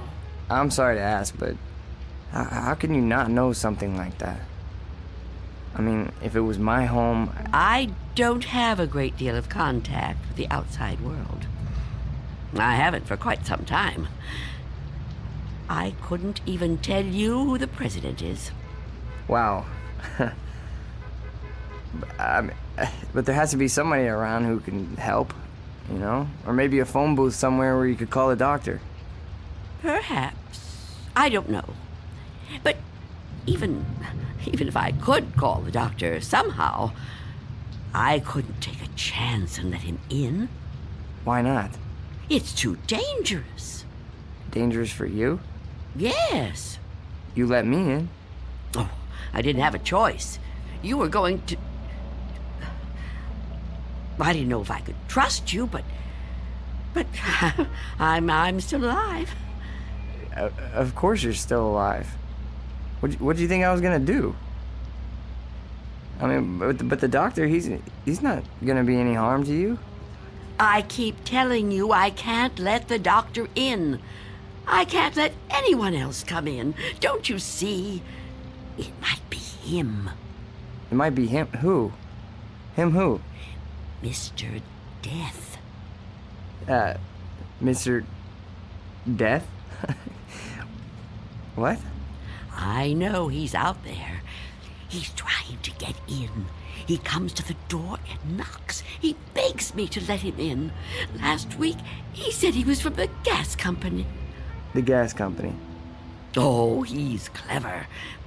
After that, he claimed to be a contractor hired by the city. He said this building was condemned, that I'd have to leave. But I knew who he was. I kept the door locked, refused to let him in. Eventually, he went away. Condemned, huh? I mean, that explains why there's no one else in the neighborhood. No, he knows I'm on to him. Yesterday, he said he was Mr. Fabian from the store. But all he really wanted was to come in. That's all he ever wants. Wait a second. No, it's no use. You wouldn't understand. I knew you wouldn't. How could you? Well, I mean, wait. But I want to understand. I do. I mean, this man you're afraid of, you say he's Mr. Death. That's right. You don't mean just anybody, do you? You mean like Death, right? Death. That's right. So is this Mr. Death a person like you or me? I know it sounds crazy to someone like you, to anyone but me, but it's true. I know it's true. Okay, I understand what you're saying, but, I mean, people die all the time, all over the world. Now, how could one man be in all those places at once? I don't know. Don't ask me that. Maybe there's more than one of him. Maybe... I didn't mean to upset you. Please don't cry. I'm not gonna hurt you. I'm sorry. Okay? Can I have another cup of tea? Please? Of course. Tell me about Mr. Death. Your tea. Thanks. Please, Mr. Death. I would like to know about him. All right. At first, I couldn't be sure. It It was a long time ago. Everything is. It's been so long since anything happened to me. But I was on a bus. There was an old woman sitting in front of me, knitting a scarf, I think. There was something about her face. I felt I knew her. Then a man got on the bus. He wasn't special in any way. Not short, not tall, not fat. Just a man. I remember that there were empty seats, but he sat down right next to the old woman. He didn't say anything to her, but I felt that his being there upset her in some way. But I couldn't understand why. He seemed like such a nice man. When the old woman dropped her ball of yarn, he bent down and picked it up, right in front of me. He held it up to her. I saw their fingers touch. He stood up and got out the next stop. I couldn't move. It was as if I knew what had happened. But I couldn't do anything. I was just so frightened. When the bus finally reached the end of the line, the driver came over to the woman. He thought she was asleep. But I knew she was... What, dead? Dead. And right then and there, I knew it was his touch that killed her. Okay, but you said it yourself. She was an old woman. Okay, just because this man touched her... Mr. Death. Just because he touched her hand, it doesn't mean he killed her. Maybe what you saw was just what it looked like. A man trying to be helpful. I mean, the real cause of her death might have been, I don't know, a heart failure or a stroke or something. I don't know. No, he killed her. Okay, I'm a cop. I've seen dead bodies. I've seen people that were killed by guns, knives, but never by a touch, okay? The man being there when she died, that's just a coincidence. But I've seen him since then, several times. I've seen him in crowds. I've watched for him. Every time someone I knew died, he was there. He, the same man, the one on the bus. No. Once he was a young soldier, then a salesman, a taxi driver. Someone you wouldn't notice unless you were watching closely. But you could see him. Oh, yes. And I wondered why that should be. Why I could see him when no one else could. And then I knew. Why? It was because I was getting older. And my time was coming. I could see clearer than younger people like yourself. Now do you understand? Oh, I know you don't believe me. That would be too much to ask of anyone. But do you at least understand? Please. I have to know. All right. Maybe, okay? But if there is some Mr. Death who's able to visit all the people in the world like Santa Claus... Don't mock me. I'm not meaning to mock you, okay? I would never do that. I swear. But if he's real... He is. If he's real, then I don't see what the problem is. You don't see what the problem is? Oh, you must be joking. No, I mean, if you know what he looks like, what have you got to be afraid of? If you're right, and you can see death, I'd say you're kind of fortunate. fortunate. Sure, yeah. I mean, you'd be able to see him coming. You could just avoid him. Oh, didn't I tell you his face is always different? He's different sizes, different ages, different races. I couldn't be sure. Well, how about when you go out? Out? Sure. Well, I know you said you don't have much contact with the outside world, but you have to go out sometime. I mean, to the shops or something, you know? Now, couldn't he touch you then, if he wanted to? No. Why not? I never go out. Never. Never. Oh, I haven't been out for years. I don't know how many.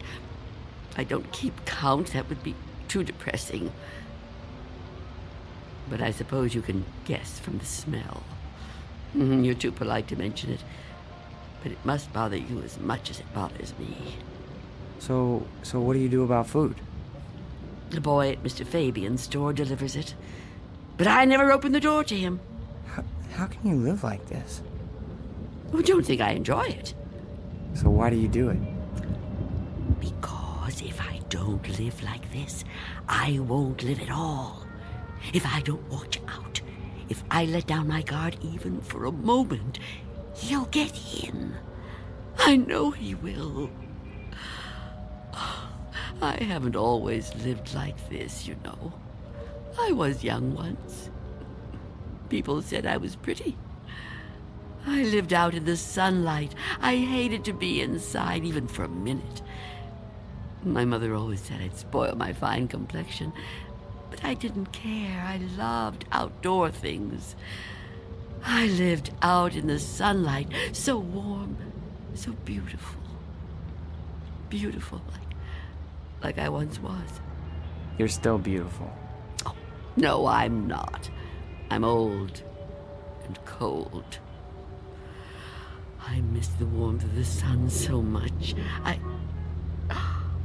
See that patch of sunlight on the floor?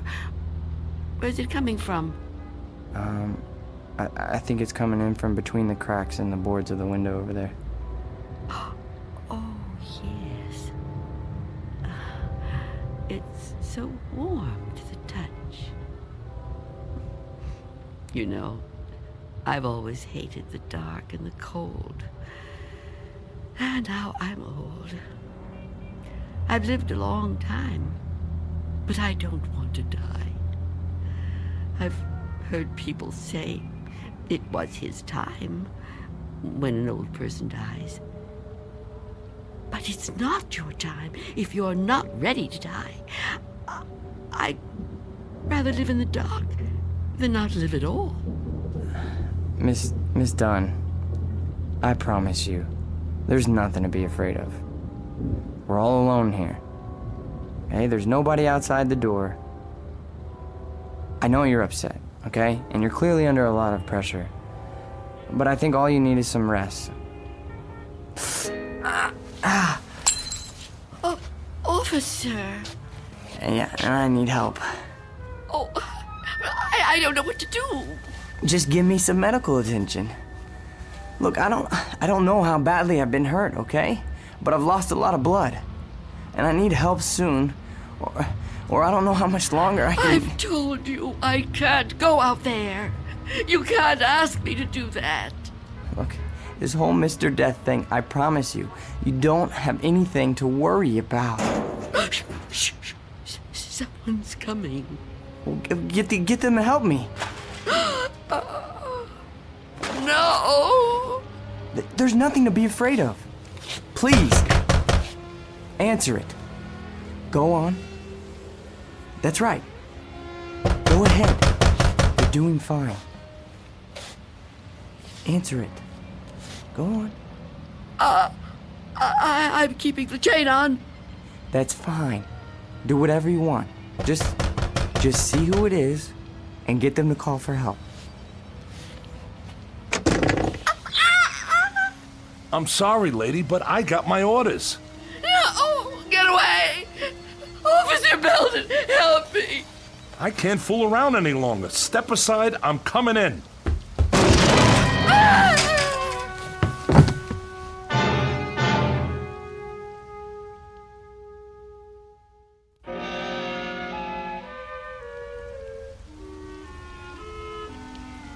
Take my hand.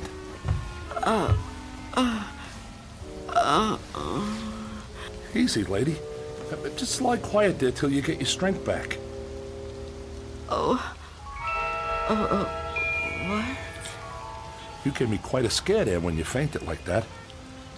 Sorry I pushed you when I put my shoulder to the door. You started to faint and I offered you my hand, but you passed right out. For a second I thought that... Well, I don't even want to talk about that. But I'm glad you're okay. And still I live. Huh? I told you I didn't mean to hurt you. It was an accident. You're not gonna sue, are you? What do you want with me? Here, let me help you get up. Take my... I can get up myself. Look, you gotta understand, man. I don't get no pleasure out of busting indoors. Who would? Except maybe some thug, but I'm no thug. I'm just a guy doing a job. Your job? Look, you don't seem to realize how important this is. I've got a crew and equipment coming in an hour to pull this tenement down. Begging your pardon, man, but looking at this place, I say it's long overdue. Frankly, I'm kind of surprised it's still standing. And you're really not Mr. Death? Mr. Who? I don't know what you're talking about, ma'am. My name's Armstrong. Bud Armstrong. I don't know about any Mr. whatever you said. All I know is I got a contract to demolish this row of buildings. That's what I got to do. Everybody else moved out a long time ago. Until the other day, I thought this whole building was deserted.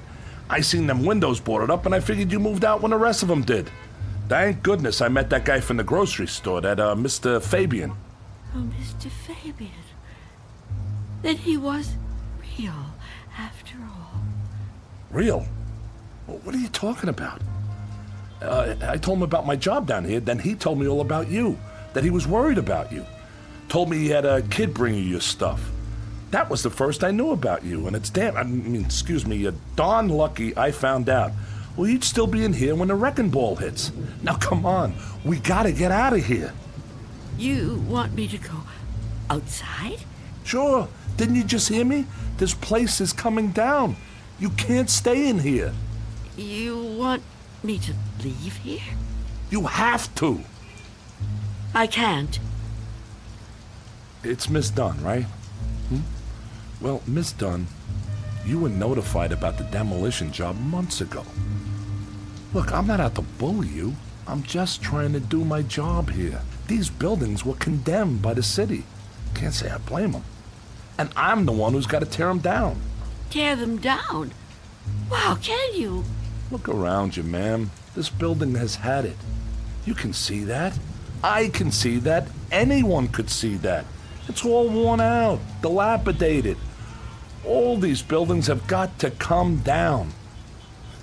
You seem like a nice person. A nice person shouldn't have to live in a place like this. Now let's the two of us just... Get away from me! Don't touch me! Please don't act like this. I ain't a monster, lady. I've got a heart just like anybody else, and I can see how you could get attached to a place, but, not want to see it wrecked. But when a building's this old, it's not fit to live in no more. It's dangerous. It's got to come down to make room for a new one, a stronger one. That's life, lady. Old make room for the new, you know? No. People get the idea that I'm some kind of destroyer. They think I get kicks out of tearing stuff down. But that ain't the way it is. No, that ain't the way it is at all. I just clear the ground so other people can build on it. In a way, I guess I kind of help them to it. Can't have one without the other, am I right? Look around you. It's just the way things are, like when a big tree falls in the forest and a new one grows right out of the same ground. Old animals die and young ones take their places. It's just nature. That's how it is. Even people step aside when it's time. I won't. When I finally kick the bucket or when I get too old to contribute, my son-in-law will probably take over the door! What about it? Oh, yeah. Sorry about that. I didn't realize the chain was on when I put my shoulder to it. Door's okay, but the chain's had it. You left the door open. Hey, there's no need Get to... out of my way.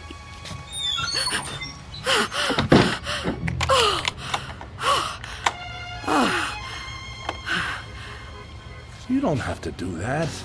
What's the sense of locking a door that won't even be here in an hour? I'm on the clock here, and we've waited long enough. If you've got any possessions you want to keep, Miss Dunn, I'd move them out while there's still time. I'll help you. You think you're helping me? I'm not going to leave here. Not with you. Not with anyone. Don't try to touch me. I don't want anyone near me. Now look, ma'am, I've been nice to you. I've been trying to go easy.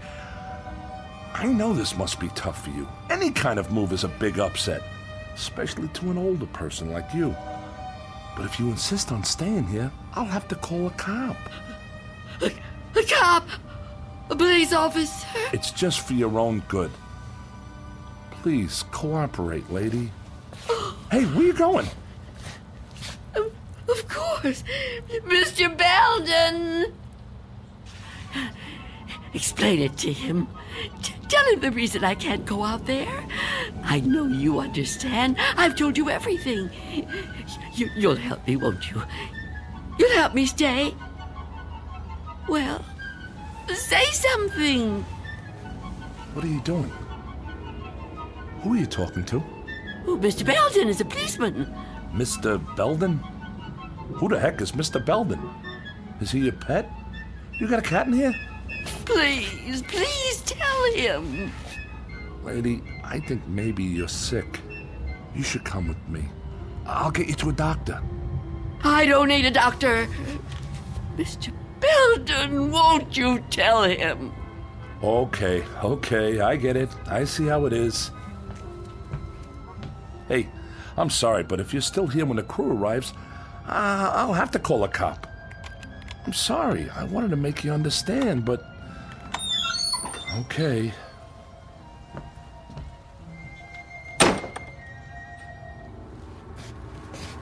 What's the matter with you? Why didn't you say something? Why didn't you help me? I thought you understood. I thought you'd help me. I think the question you should be asking yourself, Wanda, is how he looked straight at this bed and didn't see me. You called me Wanda, but I never told you my first name. Oh no. No. It's not true. It's not true. Yes, it is. The mirror, Wanda. Look in the mirror. What do you see? I can't. I won't. Look in the mirror, Wanda. What do you see? I see nothing. Nothing but an empty bed. Turn around. Now what do you see? I see you, Mr. Death.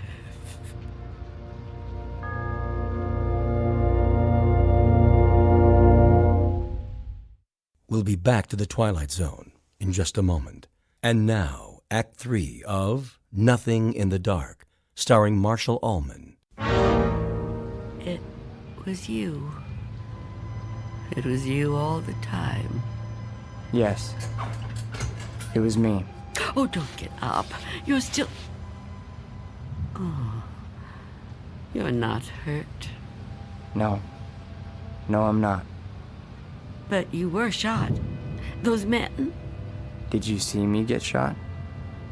No, but you were bleeding. Do you see any bloodstains now? No. And the men? Did you see them? You were never hurt, were you? I can't be hurt. You tricked me. Yes, Wanda. I tricked you. It was all an illusion. One I created just for you. If it helps, I'm sorry. I would have preferred to avoid it, if I could. But why? Why did you do it? The moment I let you inside, you could have taken me any time. Yes, I could have. But you were nice. You made me trust you. But I had to make you understand, Wanda. You see me now, and you've seen me before. Many times before. Starting with that day on the bus. Oh, I was right. It was you. The old lady's name was Iris. I knew then that you were upset. Upset? I thought it was important that you got to know me. What I said to you before, it was true. What you said? And you thought I was a policeman. You asked me why I did what I did. And you said there were some jobs that had to be done. That's right. That it was a kind of vocation. Actually, Wanda, you said that. But I suppose you're right in a way. Now ask yourself, am I really so bad? Am I really so frightening? You've talked to me. You've confided in me. Have I tried to hurt you? Well, no, but... Do you really believe I would ever hurt you? You don't look like someone who would want to hurt me. You see? It isn't me you're afraid of, is it? You know me now. You understand me.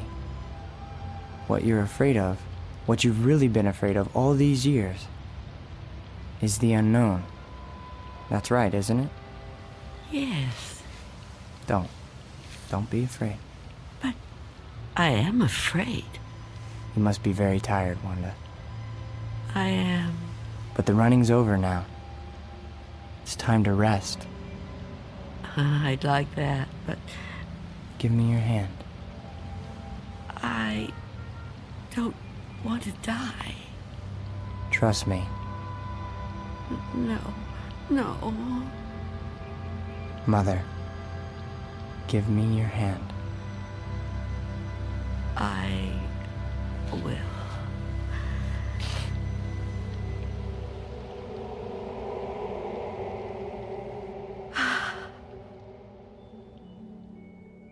There. You see? See? See what? No shock, no engulfment, no loud thunder. What you feared would come like an explosion is like a whisper. What you thought was the end is the beginning. When will it happen? When will we go? Go? Yes. I'm ready now. Look over there, on the floor. What is there to... Oh. Now do you understand? It's me. It's you. My body. I look so calm. You see? We have already begun. Come with me. Yes. Please. I'd like to.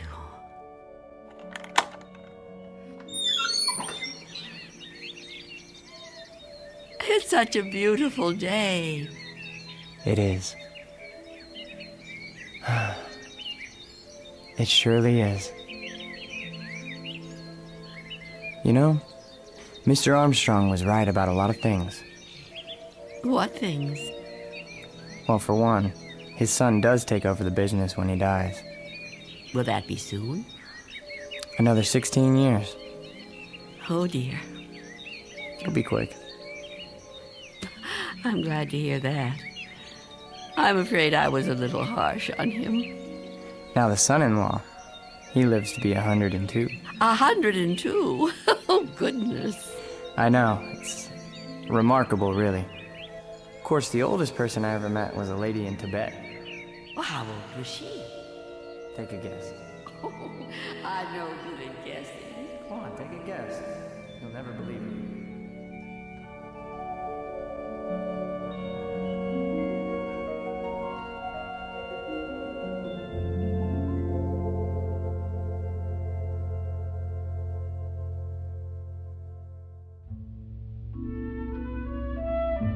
There was an old woman who lived in a room, and like all of us, was frightened of the dark, but who discovered in the minute last fragment of her life that there was nothing in the dark that wasn't there when the lights were on.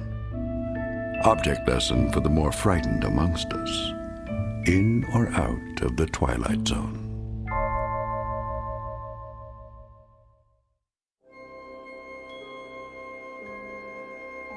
Hi, this is Carl Amari, producer of the Twilight Zone radio dramas. I'd like to take a moment to tell you about our official website at twilightzoneradio.com, where you'll get the latest news and information on these Twilight Zone radio dramas. Plus, at twilightzoneradio.com, you can digitally download 3 free episodes or any of our episodes for only $1.95 each. In this age of ever-changing technology, we've decided to make these episodes instantly available to you by making the Twilight Zone radio dramas a digital download-only series. This means that this series will no longer be offered on CD. The CD collections at our website are now being offered while supplies last at buy one, get one free. So be sure to get your favorites before they're sold out. Be sure to visit us often, and I'll see you in the zone.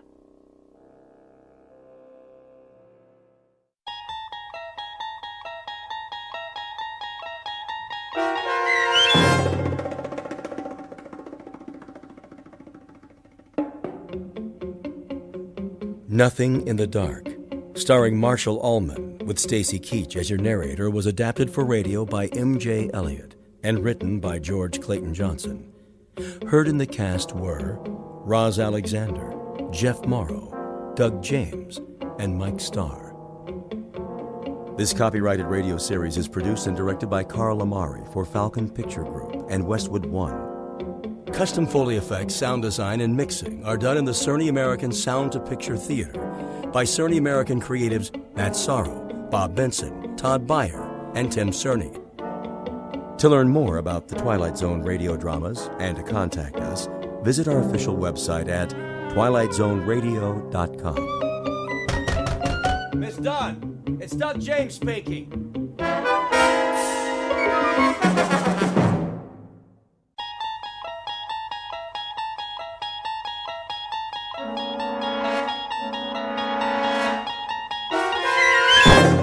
You're traveling through another dimension. A dimension not only of sight and sound, but of mind. A journey into a wondrous land whose boundaries are those of imagination. Your next stop, the Twilight Zone.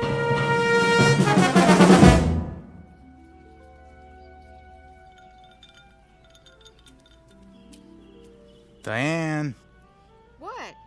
Come here and sit down. In a minute. What are you doing? Going for a swim. What does it look like? Now? Of course now. Before the sun gets too high. But you haven't finished your drink yet. It's not going anywhere, Eddie. Right now, this pool looks positively delicious.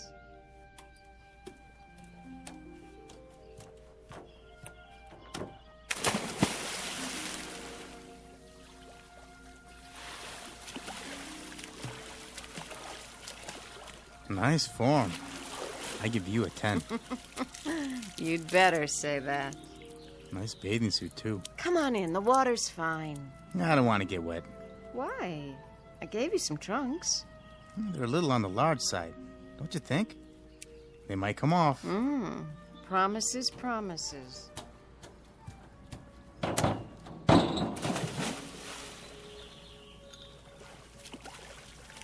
Diane, please. I'm lonely over here. All right.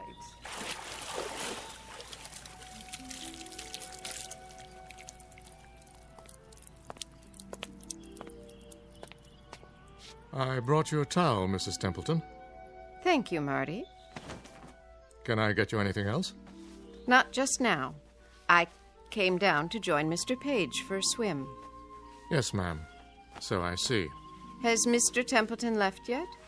In another few minutes. Good. I mean, that's fine. Tell him I'll see him when he gets back. Very good. Oh, Marty. Is that your name? Yes, sir. Would you mind mixing up another one of these? What do you call it? Mimosa. Yeah, another mimosa, s'il vous plaît. Make it 2. One for the lady. Certainly, sir.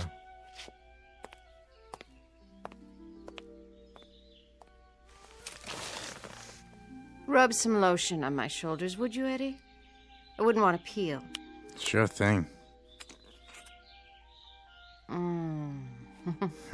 Oh, you have such strong hands. Did he say your husband's still here? He'll be gone soon. He has a rehearsal. Oh. He doesn't mind, huh? Me being here and all? That's what the guest house is for. Friends who come and visit. But I don't even know him. I hardly even know you. How long has it been? Since yesterday? I know a friend when I meet one. We are going to be friends, aren't we? Yeah, you better believe it. Lie down. What? So I can do your legs.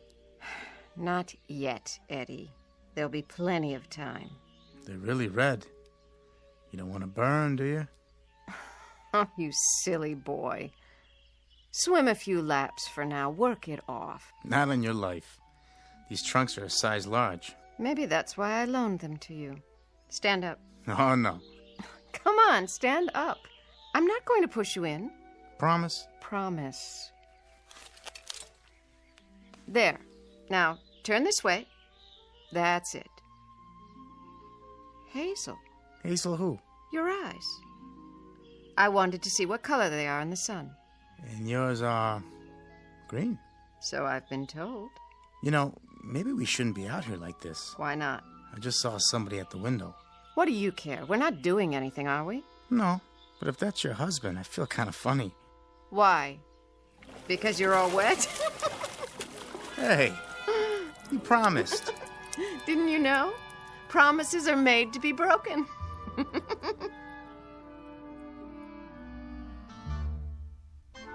The young woman is Diane Templeton, the wife of Booth Templeton. In a moment, you'll meet Mr. Templeton himself, the subject of our story, who, up to this point, has remained off-stage. During a long career, he has had the lead in more than 30 Broadway plays. Today, he's a bit late in getting to the theater because, as you will see, he's not feeling up to par. In theatrical terms, his heart's not in the role.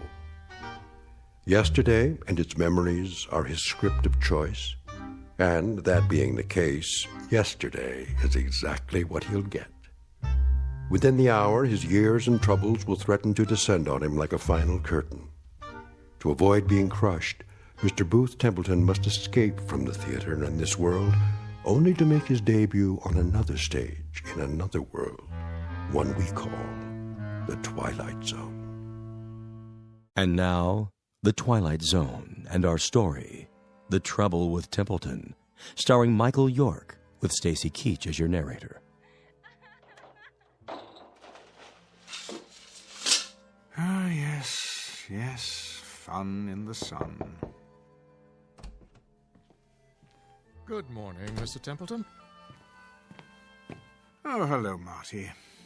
Ready to pick out a necktie? I suppose. Let's see. How about the blue stripes? I was thinking this one. Very smart. Laura gave it to me, it must have been 30 years ago now. Did she? Excellent taste. Well, she certainly had that. Help you with a knot? No. I can still manage to tie a Windsor, even with these hands. I had your jacket pressed. Thank you. Say, Marty? Yes, sir? Our new guest at poolside. His name is what? Page, I believe, sir. Mr. Edward Page. Page. Has he been here before? No, sir. He's new. Aren't they always? Oh, and don't forget your pills. Are they new, too? The same ones. Every 3 hours. Mrs. Templeton is not very discreet these days, is she? I'm sure I couldn't say. Well, her discretion was an early casualty. It didn't last long. And now, perhaps she's waiting for the day when these pills won't, do what they're designed to do. Perhaps I'm waiting for that day, too. Mr. Templeton, You shouldn't say that. Oh, don't distress yourself, my friend. When a man my age marries a woman her age, he gets exactly what he deserves. Come now. I'm ready for my jacket. Here you are. Glad you're here. I'm old, Marty. Mr. Templeton, you'll never be old. Old, and getting older every minute we stand here. They say, or at least the authors said it in most of my plays, that when a man achieves a certain number of years, he achieves reason and contentment, a reassuring sentiment, only I haven't quite accomplished that yet. Wonder if I ever will. Mr. Templeton, may I make a suggestion? Well, perhaps this isn't a good day for you to go down to the theater. They're only just beginning rehearsals. I could telephone and explain that you can't start today. Thank you, Marty, but I'll go there. I shall rehearse this play, and it will open on schedule. I shall cover the years with makeup, and I shall stand in the right place and hope to say the right lines. And when it is over, they'll say to me, "You were wonderful, Mr. Templeton, as usual." And the stage manager will see to it that I'm properly delivered to you, so that you can properly deliver me back here, and I can prepare to do it all over again the following night. I won't see or particularly care about what's going on out there, or in the guest house, or in this house. All I'll want will be to go to bed, Marty, alone. That's the best place for me. Sleep. Oblivion. Now, sir, you mustn't talk like that. Oh, it doesn't matter. I don't love her anymore. I don't remember when I did. You know, I can't recall one single contented moment with Diane. I haven't had many contented moments in my life, though I do recall a few long ago with Laura. Did you know that this was her music box? Please, Mr. Templeton. She was the freshest, most radiant creature God ever created. 18 when I married her, Marty. 24 when she died. We didn't have long together, my first wife and I. But I'm forever grateful for those years. Sir, don't do this to yourself. You know, there are some moments in life that have an indescribable loveliness to them. The world is transformed. The sky, the sun, a single blade of grass. The simple act of waking up, knowing that each day is full of treasures beyond compare, such as those moments with Laura. They're all I have now. You understand that, Marty? Yes, Mr. Templeton, I believe I do. But that was... Don't distress yourself, old friend. I'm all right. I'm quite all right. Now, where's my scarf? Here, sir. I'll go downstairs and bring the car around. You do that. Hi-ho, hi-ho, it's off to work I go.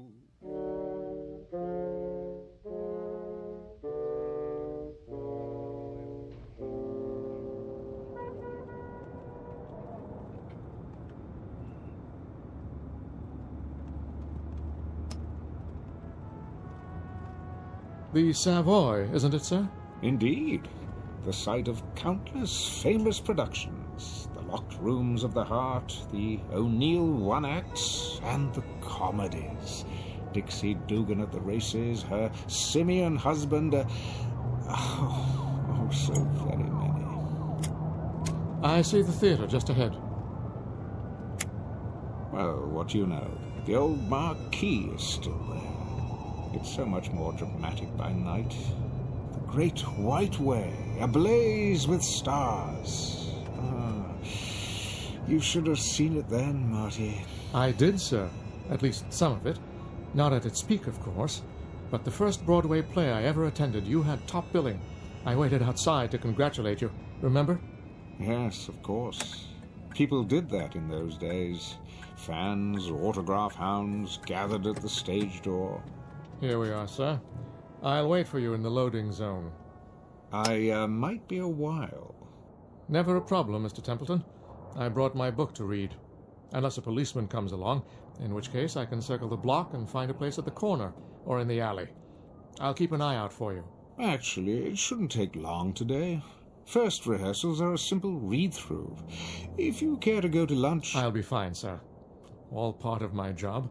Thank you, my friend. Ever loyal. Not at all. It's an honor. Well then, once more unto the breach.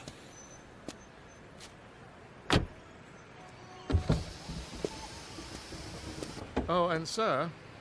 Yes? Do break a leg, so to speak. Very kind of you. I will. I will.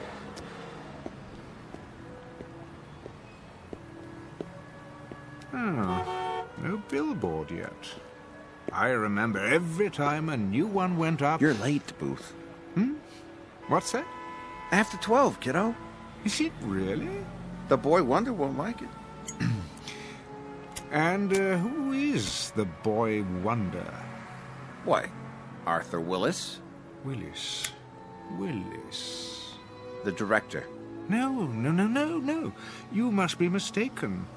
Duff Mead is our director, a dear friend of mine. Was. Canned him last night. Surely not. We need someone with more pep, zip. Not my racket, but I know what's good and what's bad as well as the next guy.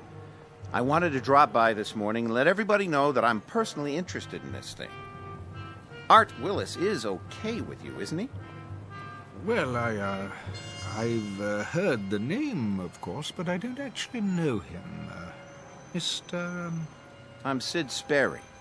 Remember that name? Why, I believe I'm your angel. Beg pardon? That's what they call them, isn't it?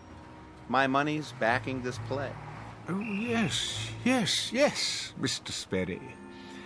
I'm rather forgetful about names. Always have been. Okay by me, just as long as you don't forget your lines. I'll do my best. Come on, I'll walk you in. Just stepped outside to have a smoke myself. Yes, of course. I can hardly wait. Always a pleasure to begin rehearsals.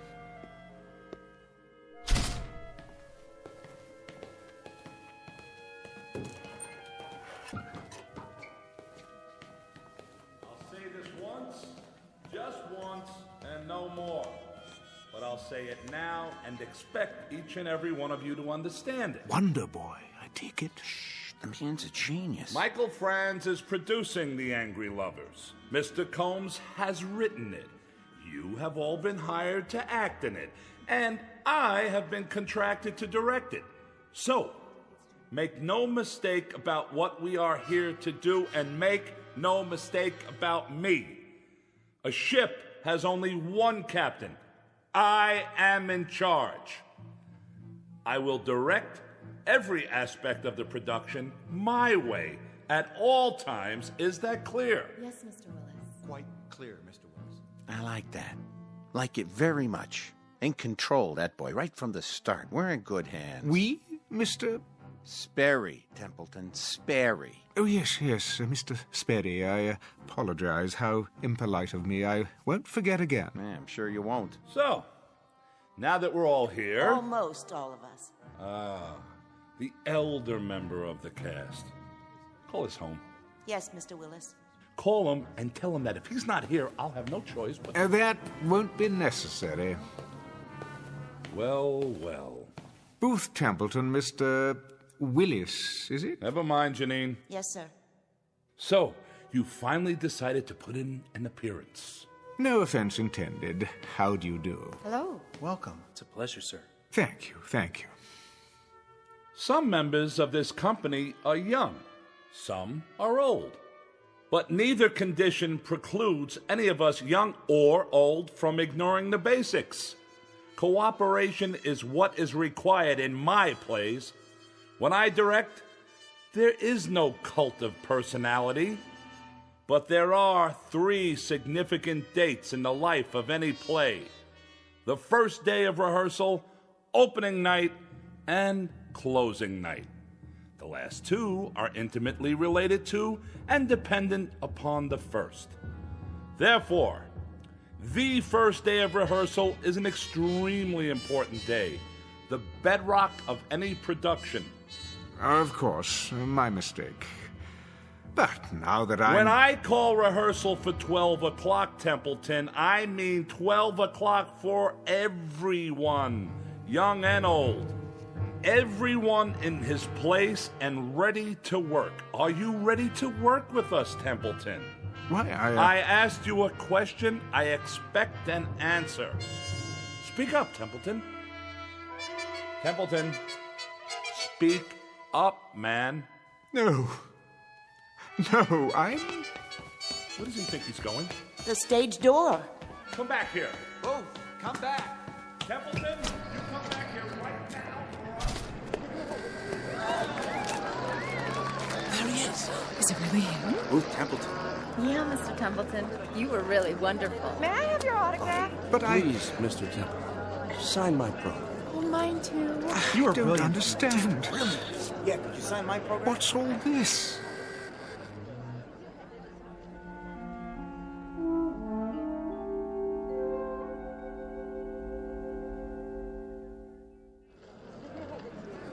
I've seen every play you've been in, Mr. Templeton. I've never missed a performance. You're my favorite actor. I think you're the best, Mr. Templeton. Why, thank you. When are you going to Hollywood to be in talking pictures? Talking picture? Have you met Greta Garbo? You'd be great together. Just one autograph, please. Sign mine. That profile is so handsome. Please, I'm very tired. If you'd let me through. This way. What? Around the corner. Can't believe I just met Ruth Templeton. Bye, Mr. Templeton. See you tomorrow for the matinee.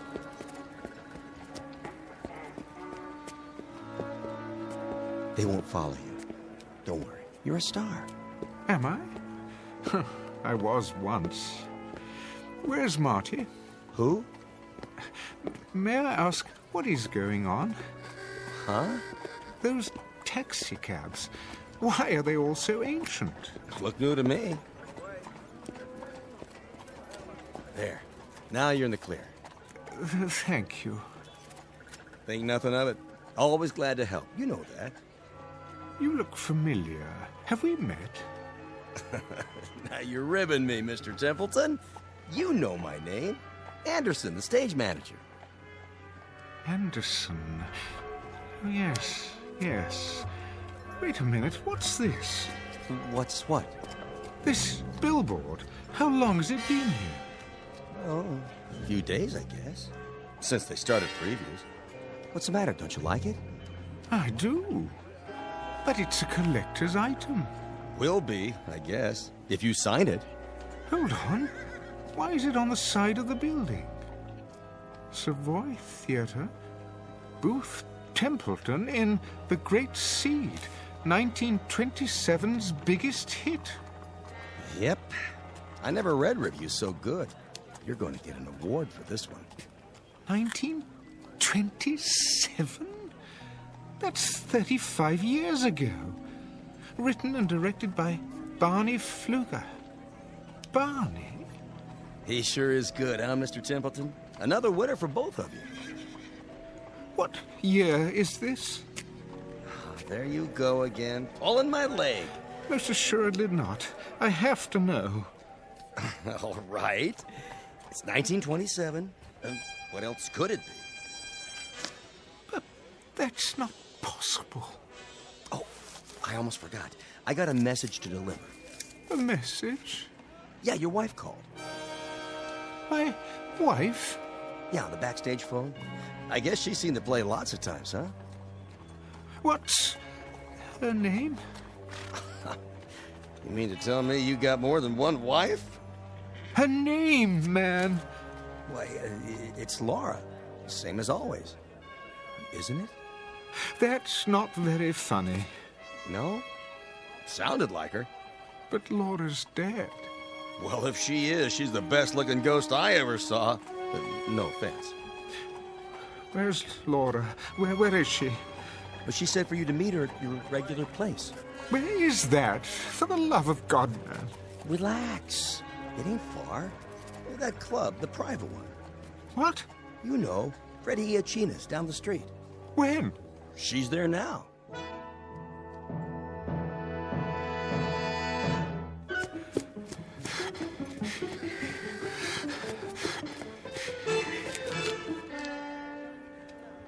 It isn't possible.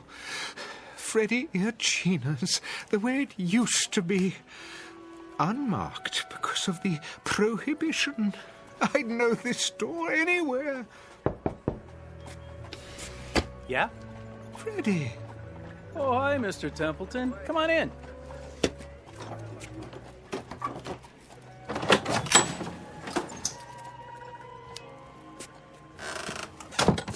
Freddie, it is you. What'd you expect? But I'd swear this is your old speakeasy. Can't be too careful these days. Always expecting a raid or something. Why, this is fantastic. Where the elite meet to eat. Nick! Make my friend a drink. What'll it be? Nothing right now. Suit yourself. One Manhattan, one old-fashioned, a screwdriver, and a glass of beer. Table 7. Coming right up. Freddie, my wife. Yeah? Is she here? Sure. Came in a little while ago. But she's not at our usual table. Table 3, over there. What do you have tonight? Steaks or chops?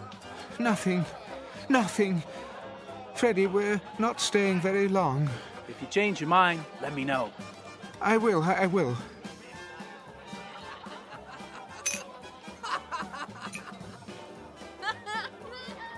Oh, Barney, you're a scream. Laura? Is it you? Hi! Hey, Booth! We didn't wait, as you can see. Barney? Barney Pfluger? The same, to know him is to love him.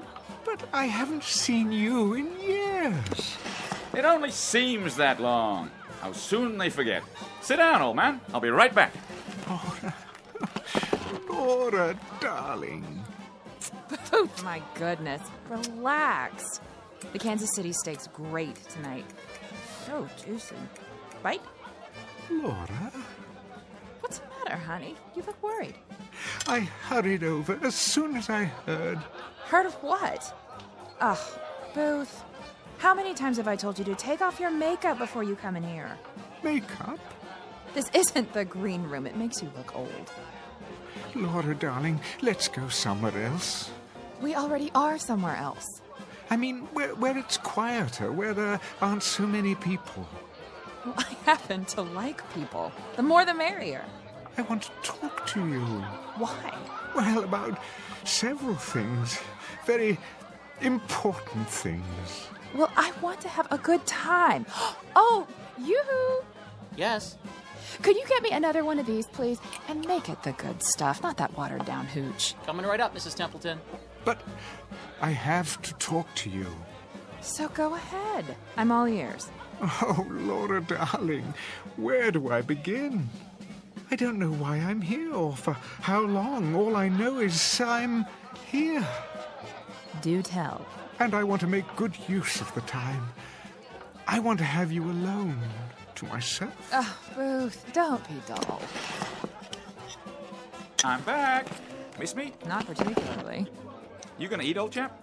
What? If you are, better get your order in now. The new band's swell. Laura, Barney. So are the steaks. The chops are a bit chewy, though. He's right, honey. Now listen to me, you two. I have something important to say. So do I. Barney, do you have those pages with you? Pages? The script you were working on. Let me see it. I don't think that's a good idea. I need something to fan myself with. It's so hot tonight. Oh! Yeah, it certainly is. Be my guest. Your drink. Thanks, Toots. Laura, we need to talk now before anything else happens. What could happen, old boy? The police won't come in here. Hey, George! Bring me another. And one for the gentleman, too. Coming right up. I'd be glad to get into a cold tub. Laura, please, put that down. Give it here. Look at you, Booth. You're ridiculous. Will you tell me one thing? But that's what I'm trying to... Why on this glad green earth are you wearing an overcoat on a night like this? I mean, really. You look like Rudy Valley. I'm not so sure that it is a glad green earth. Oh, Laura, darling. Barney, I'm not so certain of this earth or anything else right now. Please, listen to me, won't you? Don't be such a wet blanket. Listen! Something's happened. Something very strange. Please, try to understand. This isn't makeup. I have grown older, darling. In another world for many, many lonely years. I've had only a memory of you to live on. You too, Barney. Why, you were my best friend. But both of you have been only memories for a long time. And now, tonight, or today, or whatever it is, wherever I am in space and time, I have you back again. You're alive. You didn't die. Life is going on here. It's as if you never died, either of you. You do understand, don't you? Oh, sure. Laura, do you understand? Come on, let's have a good time, huh? Laura, why are you so different? I don't remember you drinking like this. Well, that's the kind of hairpin I am, Booth. That's just the way it is. I mean, what did you expect? Yes, old chap. What did you expect? I don't know. But you were my love, Laura. Everywhere, at all times. Why, we couldn't walk down a street or sit in a restaurant without everyone knowing that we were in love. Are you finished? I don't like what you've become. Oh, really, Booth? He's having us on, that's it. Shut up. Shut up, both of you. You silly old fool of a man. Laura, come away from here. That's for me. Who wants to dance? Laura, come with me now. Hey, take your hands off. Stop it. Stop it. Leave me alone. Why don't you go back where you came from? We don't want you here.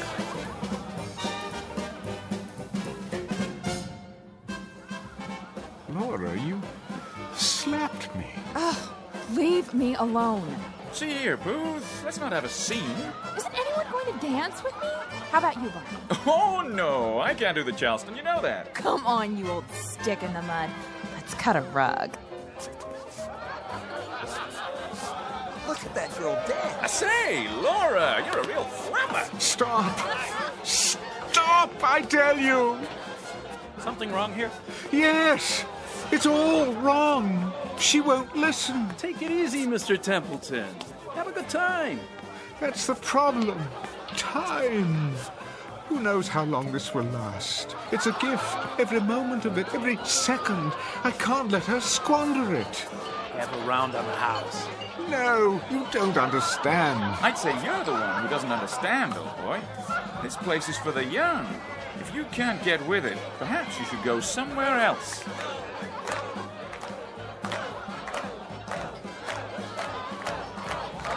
You're mad, all of you.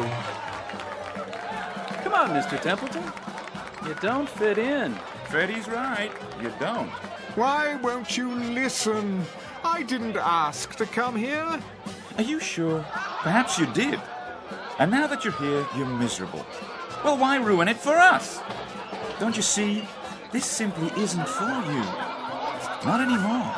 Maybe you should listen to him. We don't want any trouble. I don't want any trouble either, but you don't know what it's like. Seeing my wife, my best friend... Come along now. Peaceful life. Get some air. Yes, that's what I need to clear my head. Right this way. See you in the funny papers, old boy. Dance, girl, dance. Go, go, go, go. See you some other time, Barney.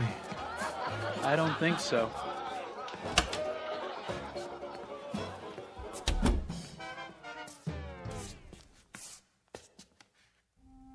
Oh, Barney. What have we done? What we had to do. I miss him. Me too. Do you think he knows?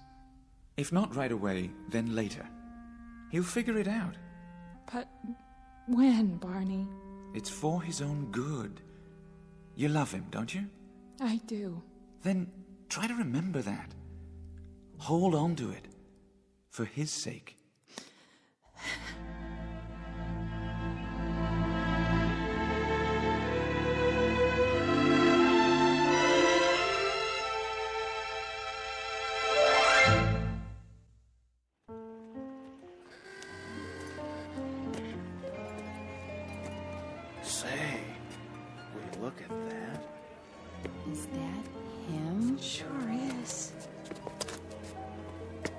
Mr. Templeton? What do you want? My wife's your biggest fan. We just saw the great seed. You were brilliant. Great show. I'm sorry, May I have your autograph? Not now, please. What are you?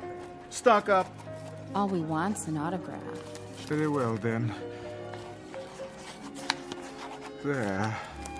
Now, I'm afraid I must be going. It's fantastic. The cars, the clothing, just as they were.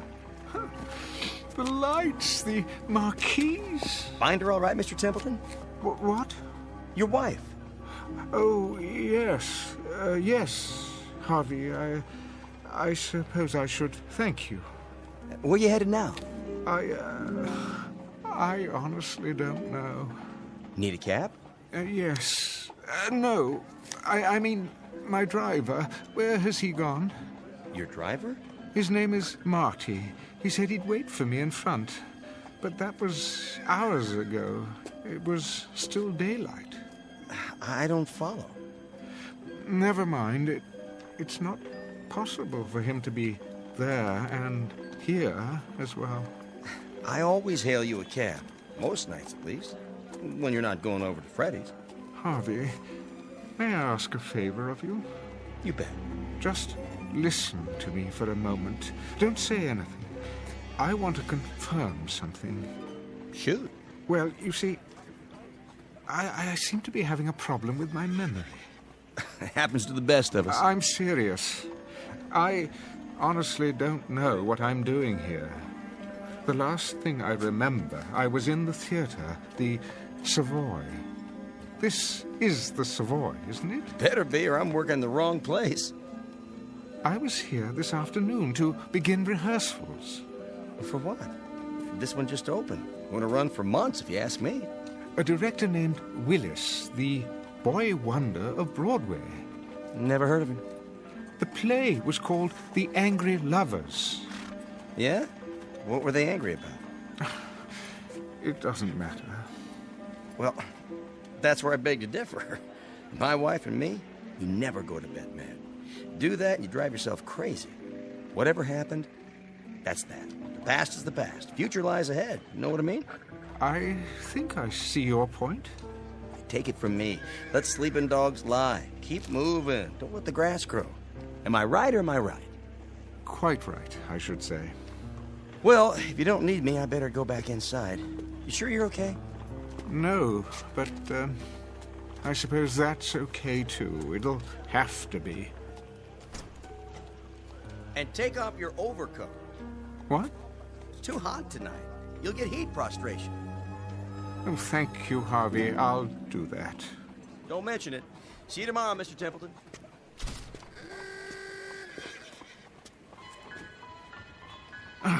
Why did I wear this blasted thing?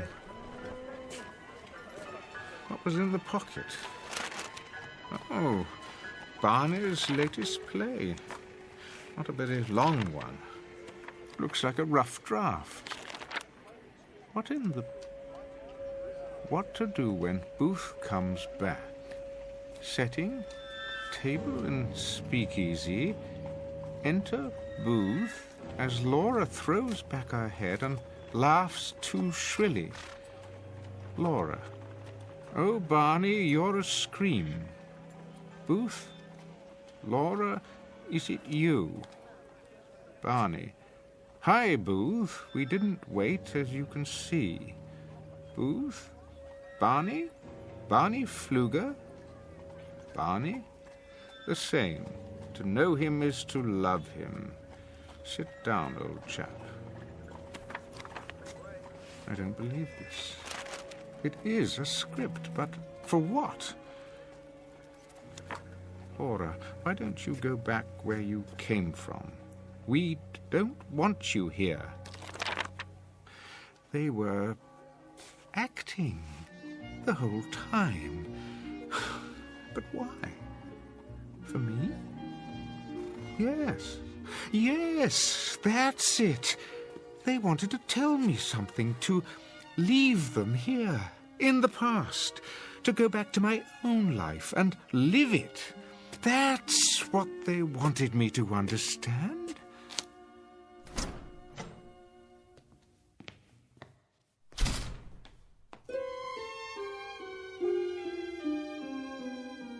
I say let him go. He can be replaced. I don't know, Sid. He's a major star. He was. He's still a draw. If we make the announcement now, it will sound like the production's in trouble. There he is now. Let me handle this. Templeton. Mr. Willis, I presume. One question. Are you in?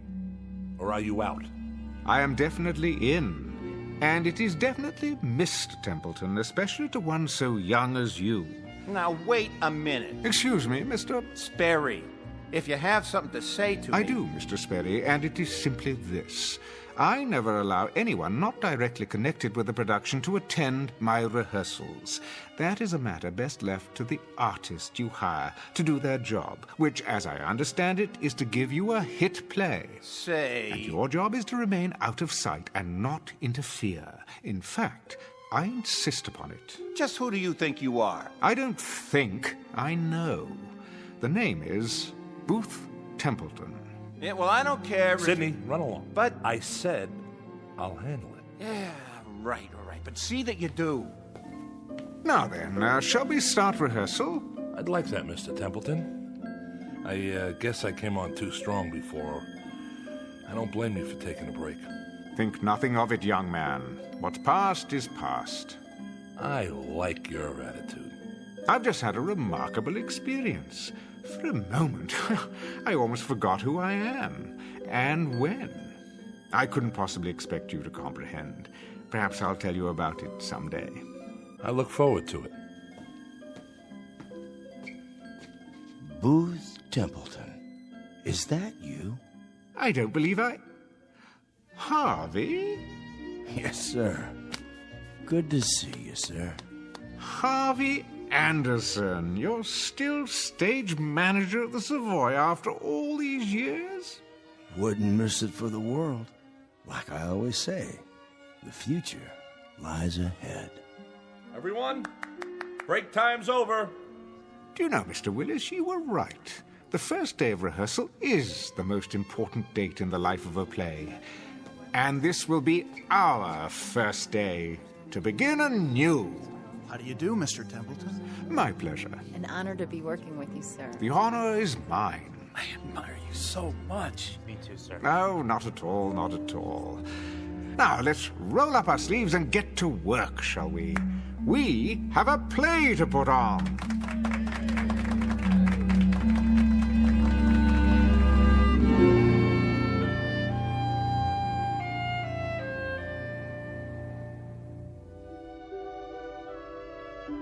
Mr. Booth Templeton, who shares with most human beings a hunger to recapture the distant past, moments that soften and blur with the years. But in this case, the characters from his past blocked his return and sent him back to his own time, because for the living, the future always lies ahead. Mr. Booth Templeton, who discovered in his pocket a round-trip ticket to the Twilight Zone.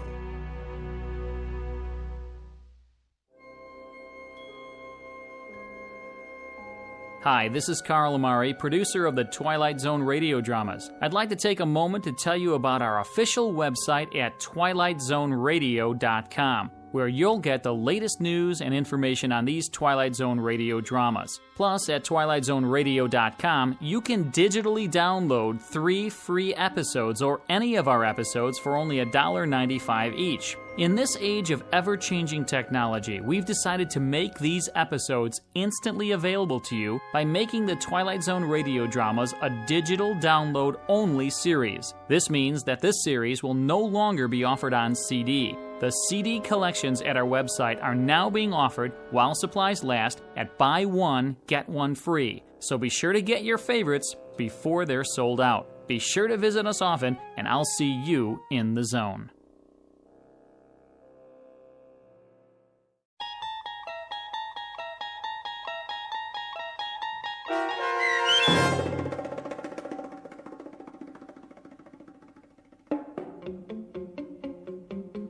The Trouble with Templeton, starring Michael York, with Stacy Keach as your narrator, was adapted for radio by Dennis Etchison and written for The Twilight Zone by E. Jack Newman.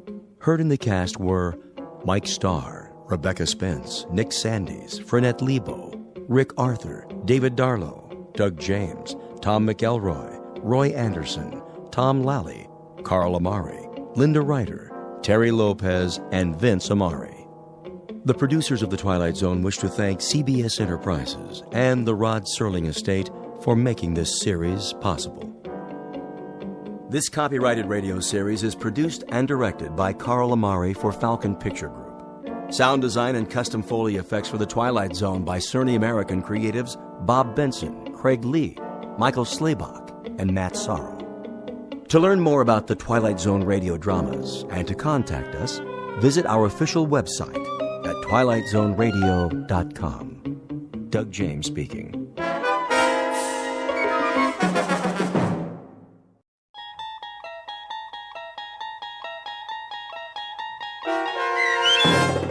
Spur of the Moment, starring Sarah Wayne Callies, with Stacy Keach as your narrator, was adapted for radio by Dennis Etchison and written for The Twilight Zone by Richard Matheson.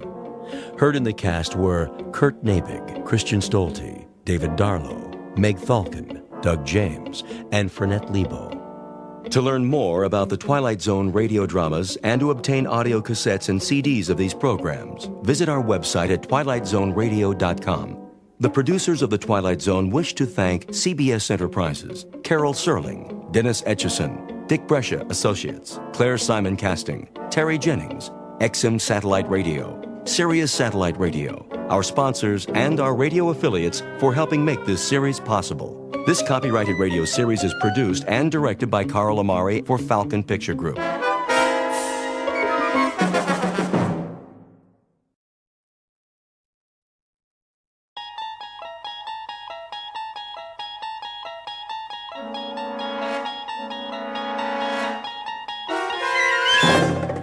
You unlock this door with the key of imagination. Beyond it is another dimension, a dimension of sound, a dimension of sight, a dimension of mind. You're moving into a land of both shadow and substance, of things and ideas. You've just crossed over into the Twilight Zone.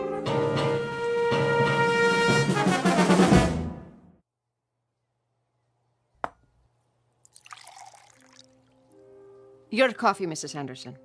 Thank you, Gladys. Will there be anything else? Not just now. Is Mr. Henderson in the study? Yes, ma'am. With the morning paper. Ask him to come in, would you, please, when he has a moment? Yes, ma'am.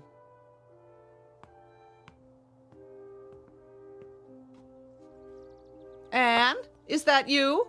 Yes, Mother. Are you going somewhere? I'm taking Kahlua out. Not now, surely. She needs exercise. Oh, I know, but... Just for a while. I won't go far, I promise. Well, be careful, dear. How long have I been riding? Why, since you were old enough to walk, practically. Then I think I can take care of myself, don't you? I only meant with the engagement party and all. That's not till this evening. I'll see you in an hour, don't worry. I'm not a child anymore. No, you're certainly not.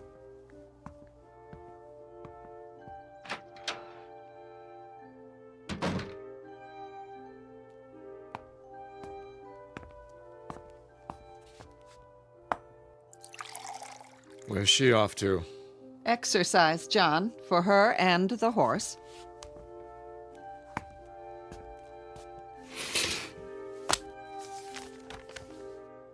Now? But a young man is driving out from the city. We're to have lunch. She'll be back in time. That girl, always keeping him waiting. Oh, she's doing better lately, you must admit. Yes, but she's still so restless. All that energy. And then the horse may be exactly what she needs, at least until she and Robert set the date.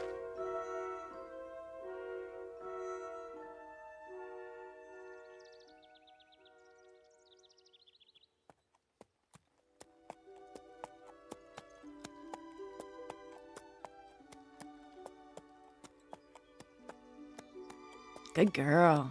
What a beautiful day, huh, Kahlua? Easy, you got nothing to worry about up here. What is it? You hear something?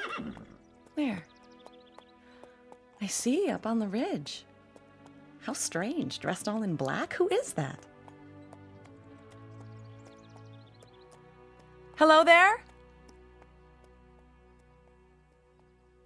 What's she doing? Hello, can I help you?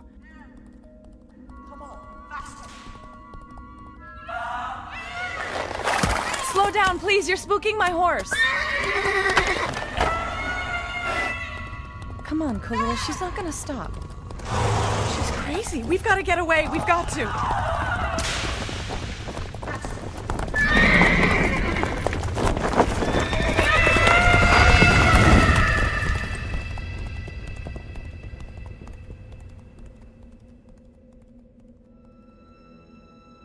This is the sound of terror.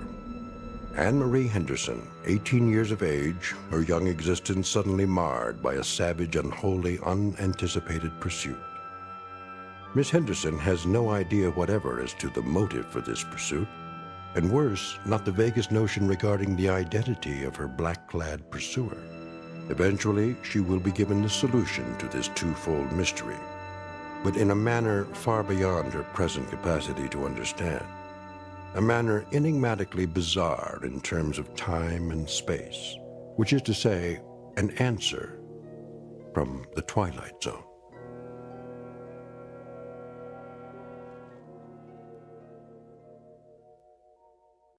And now, The Twilight Zone, and our story, Spur of the Moment, starring Sarah Wayne Callies, with Stacy Keach as your narrator.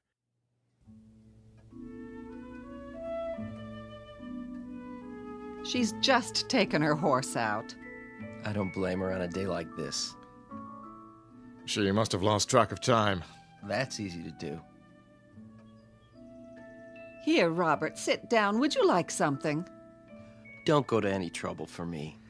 No trouble at all, my boy. I'll have Gladys bring us a tray. No, really.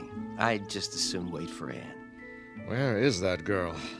You're looking well, Mrs. Henderson. Oh, now. I mean it. Is that a new hairdo? Oh, don't let's talk about me. No? What should we talk about? How are things in the city? Same as always. Oh, the firm is expanding. Did Mr. Henderson tell you? I think he mentioned something. A promotion may be in the air. Of course, it's not definite yet, but... Oh, that's wonderful, Robert. Dear, did you hear? Robert says he's about to receive a promotion. Well, it hasn't quite been decided. What in the name of... Will you look at that? What is it? Anne just came riding back as though the devil himself were chasing her. Really? I wonder what's wrong. Anne? Bob. Anne, what happened? Darling, you look positively terrified.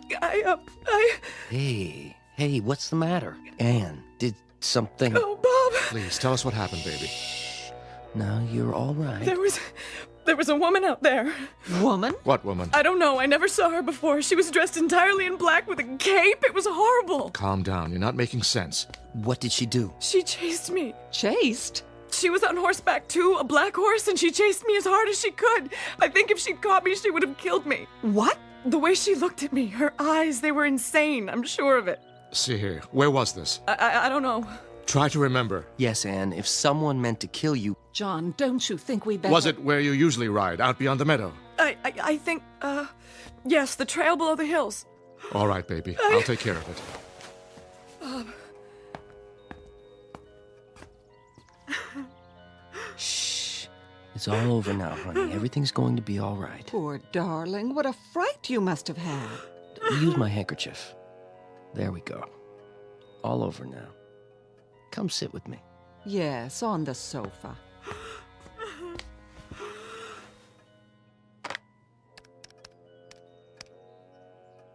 This is Mr. Henderson in the main house. We have a problem with an intruder. Yes. It was so frightening, I can't tell you. She just rode at me, whipping her horse with such a look of hatred. I don't understand. If you'd been there. At once. Take the gardener with you. It's possible that the woman is insane. And she's not one of the locals? You've never seen her before? No. Here. Lean back. When you find her, bring her to the house immediately. Yes, immediately. An outside line, please. Get me the police. Better now. I'm all right. Will someone see to Kahlua for me? The groom's already taken her to the stables. It was just so unexpected. 1 second, I'm alone, and the next, there she was at the top of the hill, glaring at me with her long hair blowing and those eyes. And then she started down the hill. There was no trail, but that didn't stop her, whipping her horse all the way. It was so terrifying. Quiet now, darling. You don't have to tell us any more. Just try to forget it. I can't forget it.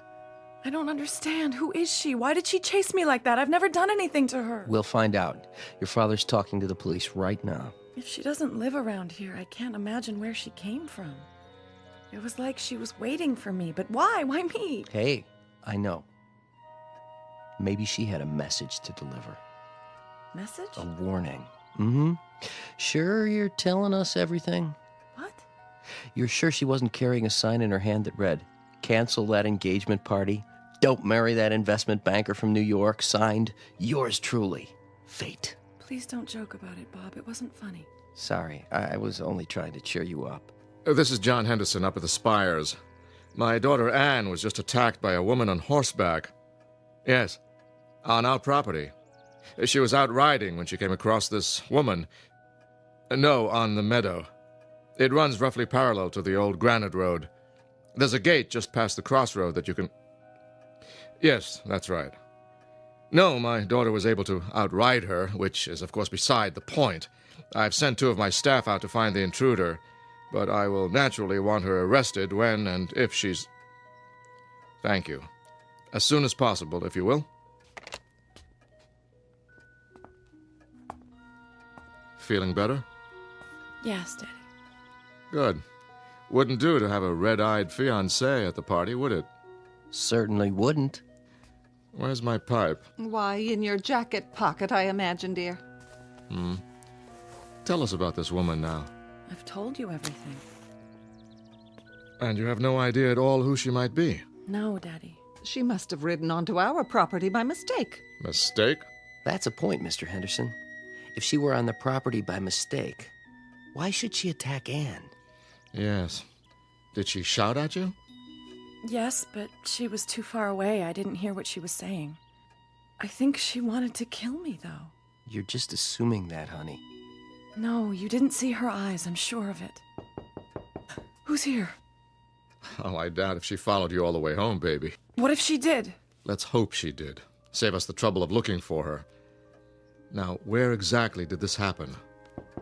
Anne? Aren't you going to look? Whoever it is, Gladys will let them in. Now...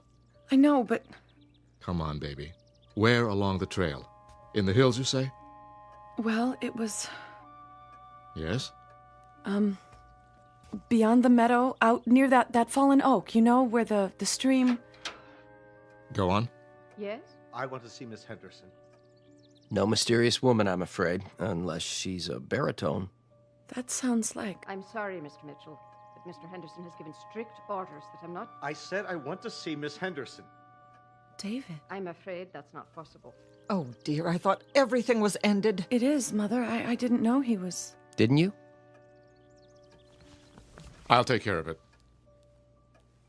Would you like a hand? No, stay here.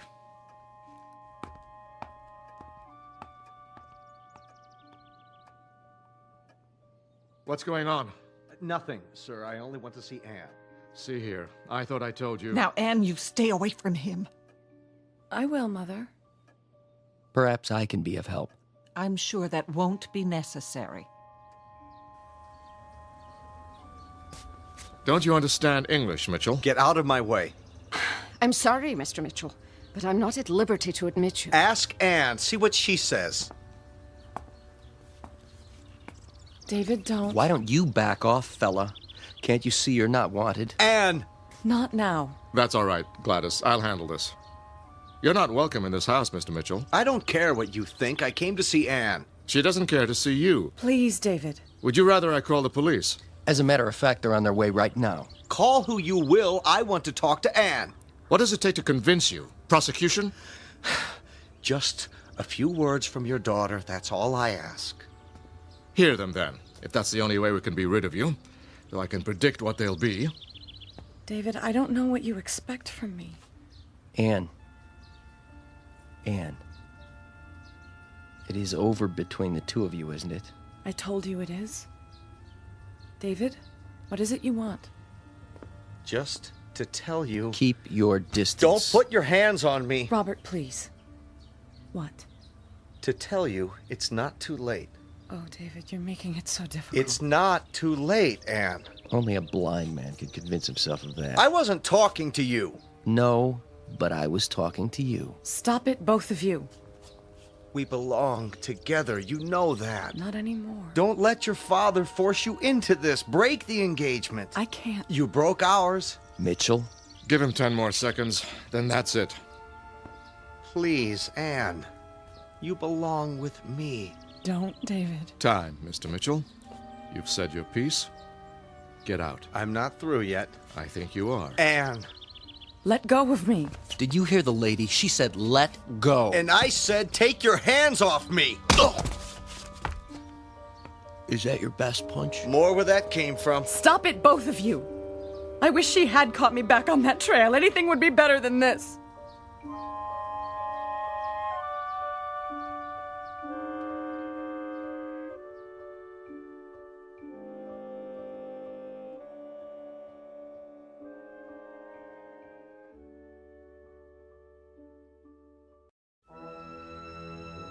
Surely you can do better than that, old boy. Let's find out.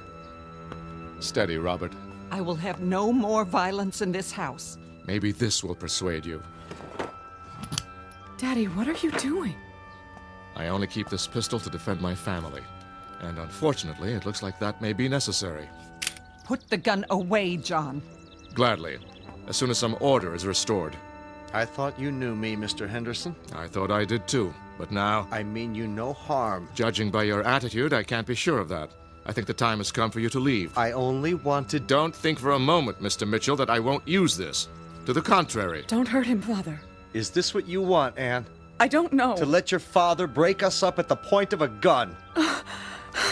Anne! Answer me! Don't even think of following her. Don't worry. I won't. And if you will have the common courtesy and sense to leave this house? Goodbye, Mr. Henderson.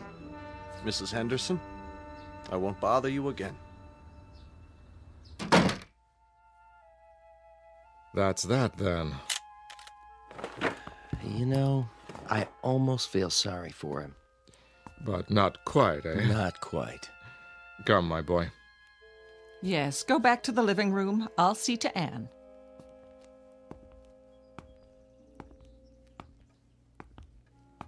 Didn't hurt you with that punch, did he? Hardly. I think a good stiff drink is in order, don't you? Amen. Wonder what's keeping the police. About that woman? They should be here. I wouldn't worry. She's probably gone home by now to wherever she lives. I didn't realize you had such crazy neighbors. Neither did I, my boy. Until today. She's probably not from around here. Hard to be sure these days. People aren't always what they seem. Ah, well. Cheers. Cheers.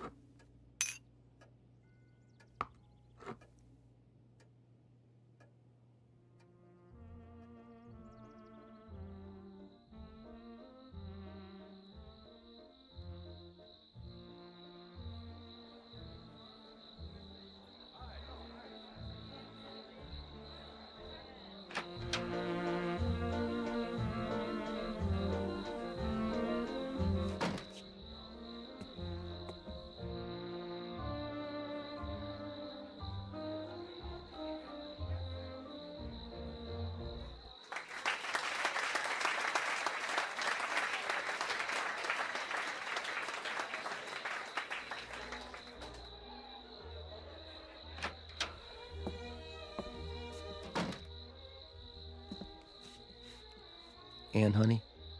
Yes, Robert. There you are. What are you doing out here? I just needed a breath of fresh air. Aren't you feeling well? I'm fine. Your folks were wondering what happened to you. Tell them I'll be right in. Can I get you anything? Some punch? No, thanks. Sure. I'm sure. Just a little tired, that's all. Well, don't be long. You're the belle of the ball. Am I? It isn't every night a girl announces her engagement.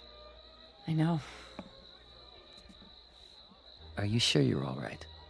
Yes, Robert. Just give me a moment. Anne, I wanted to tell you something.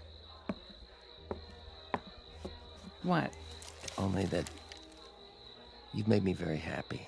I consider myself the luckiest man in the world. You do? These past few months, I knew the first time I saw you that you were the one. The woman I want to share my life with. You're very sweet, Robert. I love you very much, you know, and I'll do everything in my power to give you a good life. I swear it. I know. I know you will. Tell Father I'll be right there. I think he's ready to make the announcement. Of course he is. Now go on. Don't be long. I won't.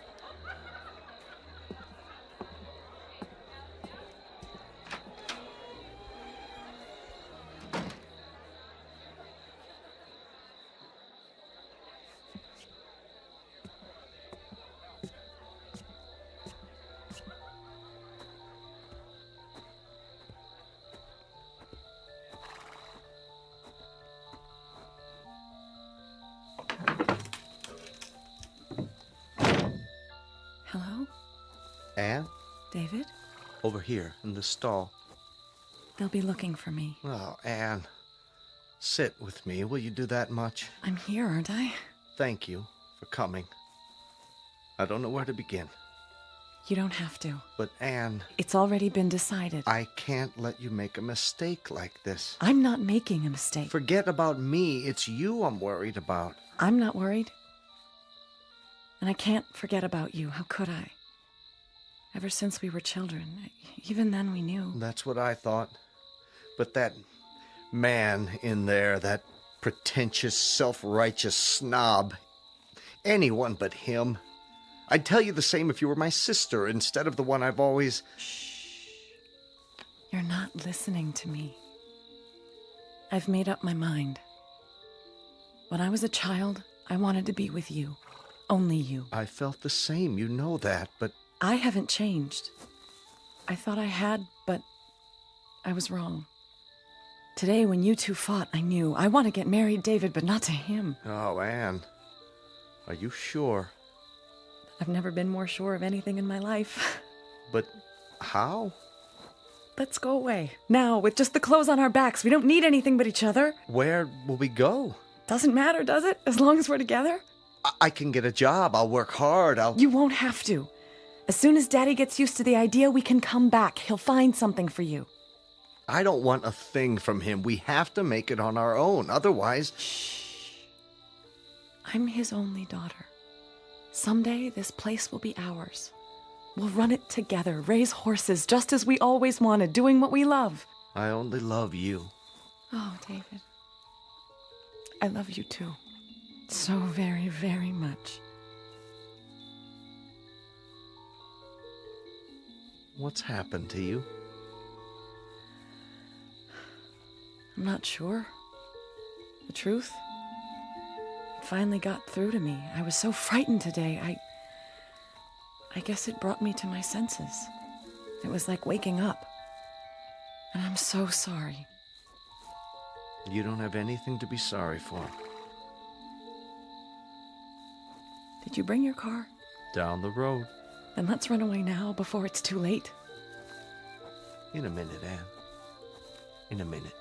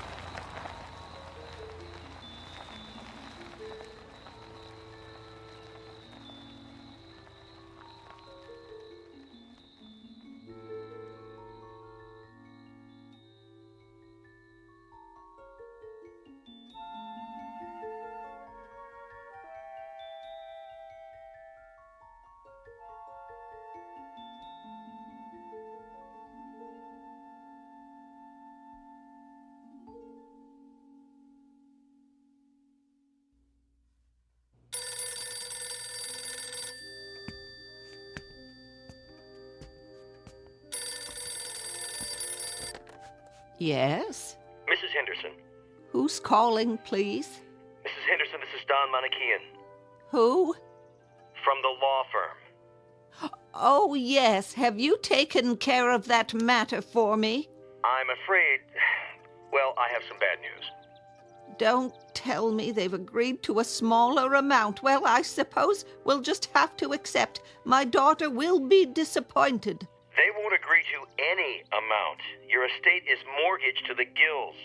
And those back taxes have put you in a very dangerous position. The bank says... What's that? My hearing aid's not working. It sounded like you said... There's no possibility of a loan. And unless you sell the property... Sell? Why, this is all we have. It's always been ours. My husband built it up from nothing. And when he passed away, your daughter and son-in-law took over the estate. Your net worth dropped precipitously. Sell some more stock. Mrs. Henderson, there aren't any more stocks to sell. Mr. Mitchell had everything in high-risk growth funds. I advised him to diversify, but he wouldn't listen. And now, well, with the way things have been run, the only alternative is receivership. If we can arrange a time to sign the papers... I can't talk about this anymore. My heart. I'll have my daughter call you when she returns. But, Mrs. Henderson, I have to tell the bank something this afternoon. Good day to you, Mr. Manukian.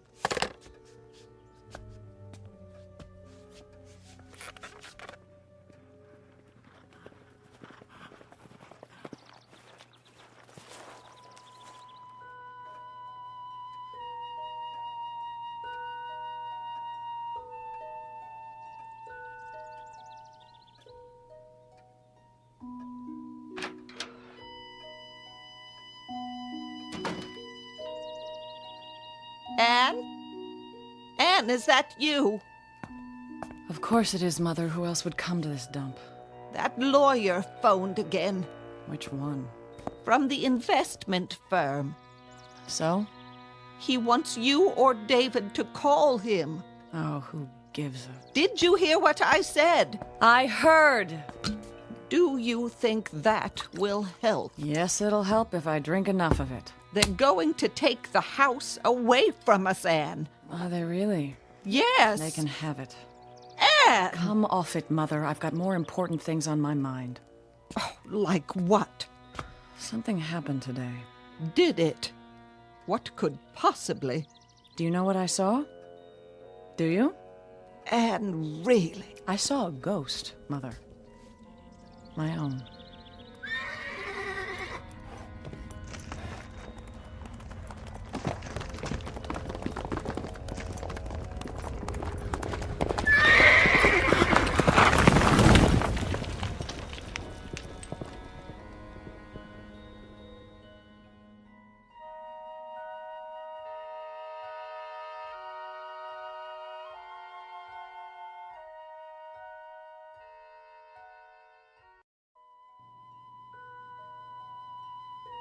What are you talking about?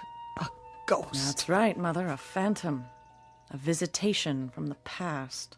This is no time for such nonsense. You haven't heard a word I said. We're in danger of losing the house. Oh, come off it. That's all it means to you? That's all. The home you were raised in. Raised? You mean lowered? Spoiled? Squeezed to death with a velvet glove. Oh, don't let's start. It started the day I was born, thanks to Daddy dearest. I won't hear you debase his memory. Debase his memory? How cornball can you get? How can you talk like that about your own father, who gave you everything? Everything! That's right. Gave me. I never had to earn a bit of it. In fact, I never had to work for anything in my life. Never had to bother acquiring such useless traits as judgment, discrimination. Who needs them? Cheers, Mumsy. You blame your father? Yes. I blame my father. But how? Easy? Oh, he was so strong, wasn't he? So efficient, so meticulous. I was his baby. Oh, wasn't I? 16, 17, 18 years of age, I was still his baby. With all the keen insights of a baby, all the capacity to understand, the ability to judge people and make decisions, the right ones. So I made a mistake. One little mistake. Just enough to ruin my life. And I've suffered for it, haven't I? Haven't we all? I'd say that calls for another drink, don't you? Oh, Anne, don't. Oh, how wonderful. I'm finally being disciplined. What about the house? I don't care about the house, Mother. Well, I care. That's your misfortune, and none of my own. At least we should talk about it. Time is running out. It ran out a long time ago, Mother. A long, long time. I've signed what I saw out there today. The ghost of engagements past, you might say. Oh, there you go with your ghosts again. Mine indeed. Intriguing, isn't it, to be haunted by one's own self? Positively fascinating. What exactly did you see? A reminder from the past and the future. I was go out beyond the meadow. I was on a ridge when I saw this young girl pass on the trail below. There she was, with her new saddle, a wonderful white horse. Her daddy gave it to her when she graduated high school. You may remember it, Mother. How could I? Because it was my horse once. The girl was me. As I looked at 18. Oh, I think you've had too much to drink. No, you're wrong. I haven't had enough. You remember the day of my engagement party? I do. I even remember the date. It was June 13th, 25 years ago. Do you recall how I came in that day, terrified because a woman had attacked me, chased me on a horse, and Father had them search for her in vain? I was that woman, Mother. I am that woman. Look at me, black cape and all, to match my favorite horse. And you want to hear something funny, something marvelously funny. It's not the only time I've seen her. Don't carry on like this. Go upstairs and lie down. Isn't that bizarre? I keep seeing her again and again. Keep seeing myself, just as I was on that day, on that one particular day. You know that expression, go chase yourself? That's what I've been doing. Chasing myself, trying to... Anne, you're frightening me. Come sit down. It's getting dark. We'll light the fireplace. Would you like that?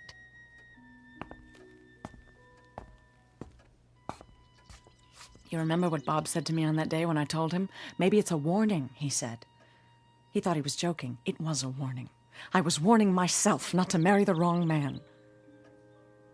But I married him anyway, didn't I? Of course, I didn't think so at the time. I thought I was being so brave and independent, following my heart.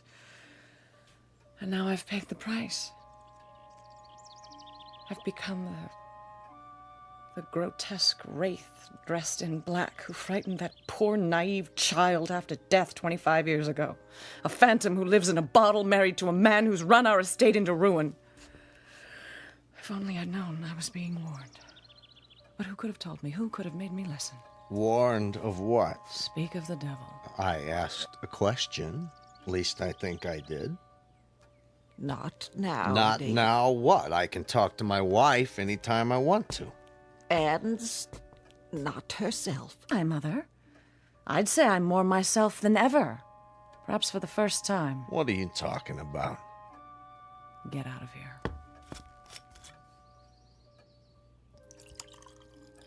David, it might be better. I know, if I crawled back upstairs, so you can blame me for everything. That's not fair. I did the best I could.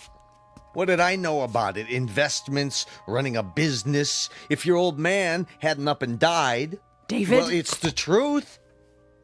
But look on the bright side. We had some good years. Did we? When? After we came back and your father set us up. There's some bad luck, that's all. But we'll get on our feet, you'll see. All it takes is for... For what? A miracle? Another life? We only have one chance, and we blew it. Don't you see? I blew it, but maybe, just Maybe if I can find her again and get through one last time. What's the matter with her?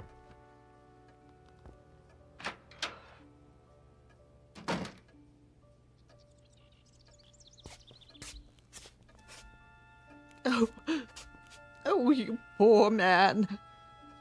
Get out of my sight. I know what it is. Do you think she doesn't love me anymore?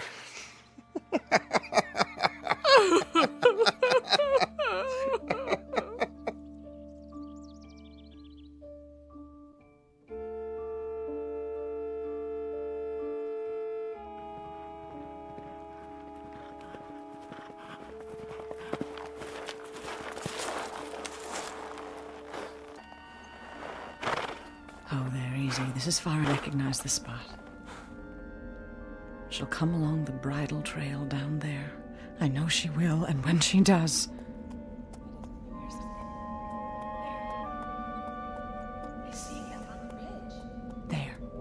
There she is. Look at her. What does she have to smile about? Anne! Come on, faster! Hello, can I help you? Anne? Anne! Anne! Slow down, please. You're smoking my horse. Oh, Anne! We've got to get away. We've got to... Faster!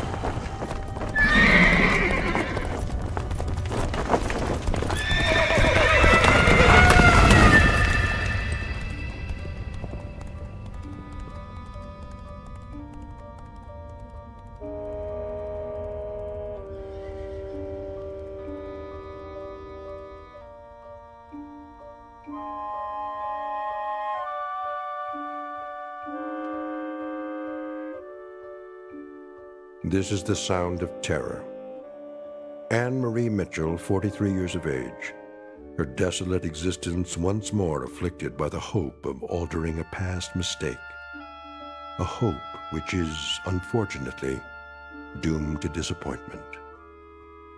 For warnings from the future to the past must be taken in the past.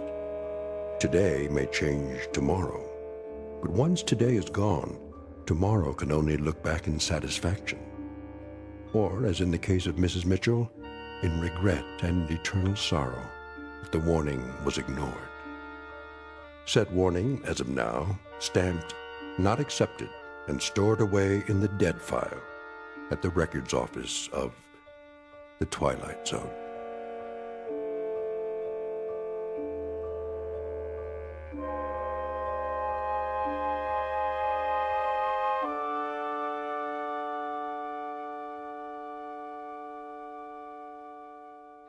The Twilight Zone continues in just a moment.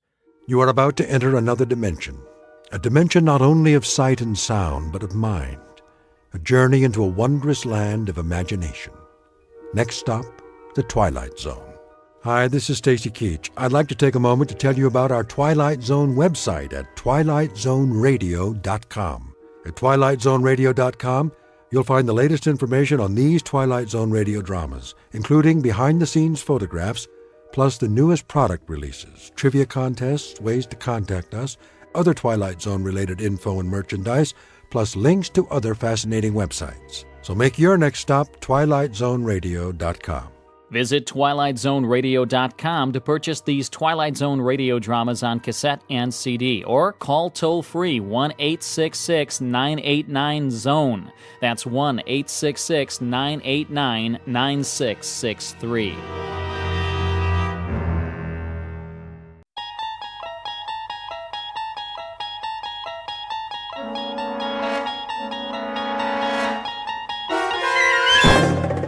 There is a fifth dimension beyond that which is known to man. It is a dimension as vast as space and as timeless as infinity. It is the middle ground between light and shadow, and it lies between the pit of man's fears and the summit of his knowledge. This is the dimension of imagination. It is an area which we call the Twilight Zone.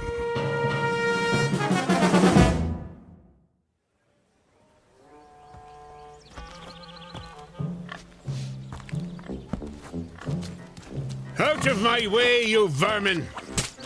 What are pigs doing out on the street anyway? It's not sanitary.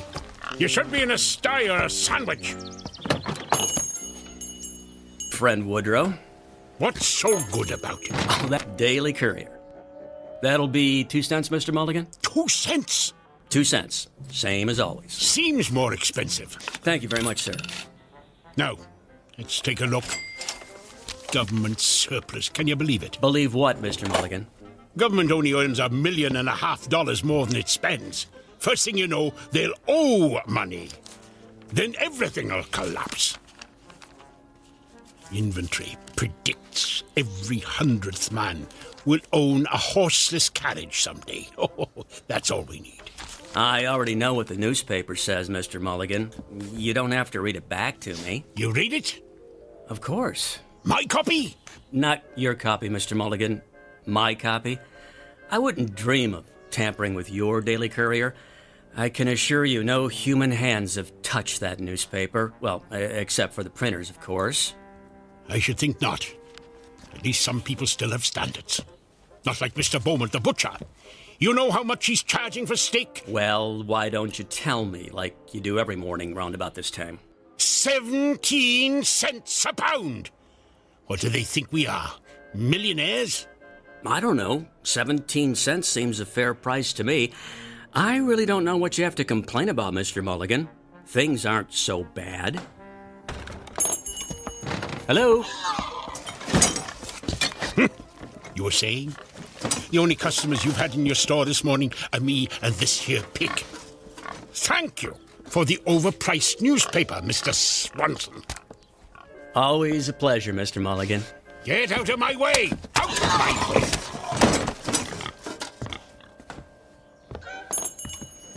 What is this country coming to? It's a madhouse, I say. Hey! Something the matter, officer? Something's the matter, all right. Don't you ever look where you cross the road, Mulligan? Look! What are you talking about? Can't you see that horse and carriage coming? Where? There! Oh, yes, I see it. Damn nuisance if you ask me. Well, I didn't ask you. No one's asking you. I ought to run you into the station house. That's what I ought to do. What did I ever do to you, O'Flanagan? It's Officer O'Flanagan. And why don't we start with causing a public nuisance by standing in the middle of the street waiting to frighten the horses? Just watch your step, Mulligan. You watch your step.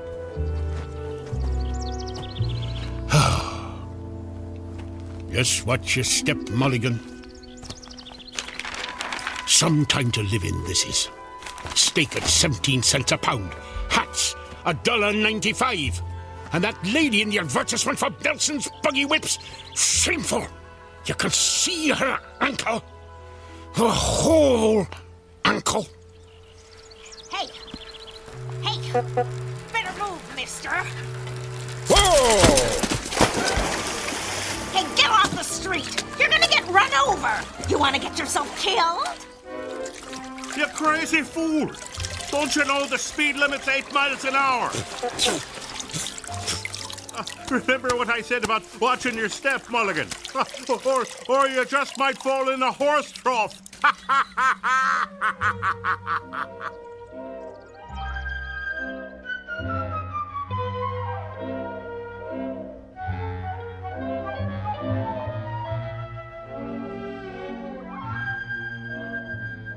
Or you might just fall in a horse trough. Well, howdy, ha ha ha. Look at me. I'm a working man, an honest man, a prideful man. And here I am working as a janitor for some crank of a professor and drying out my soaking pants in a wringer. Where's the dignity? Whole world's going to the dogs. That's where it's going. Nothing but trouble everywhere you look. Chickens and pigs walking in the streets like people. Crazy bicycle riders who don't watch where they're going. Government spending money like a drunken man.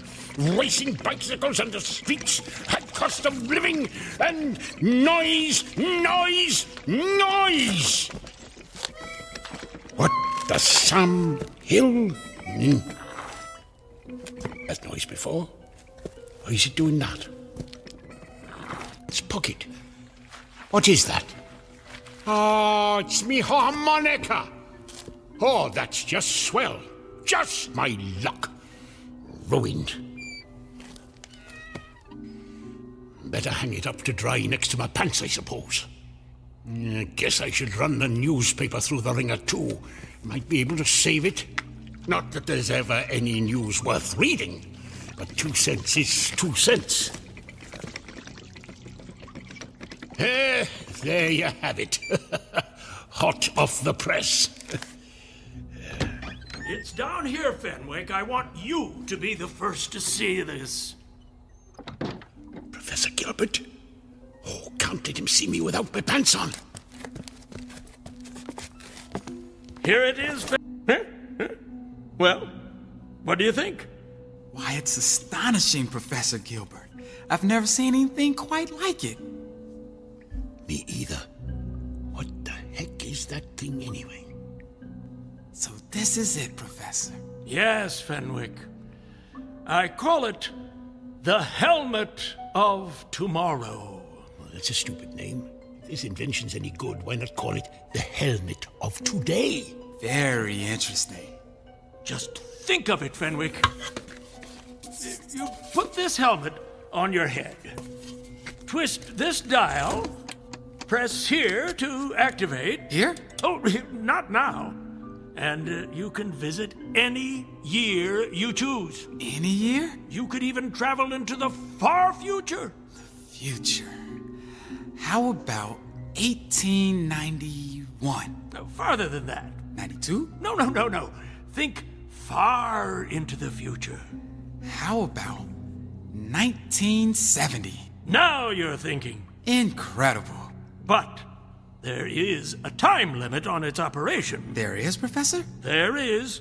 Purely a precautionary measure. No man should be allowed to interfere with the course of history.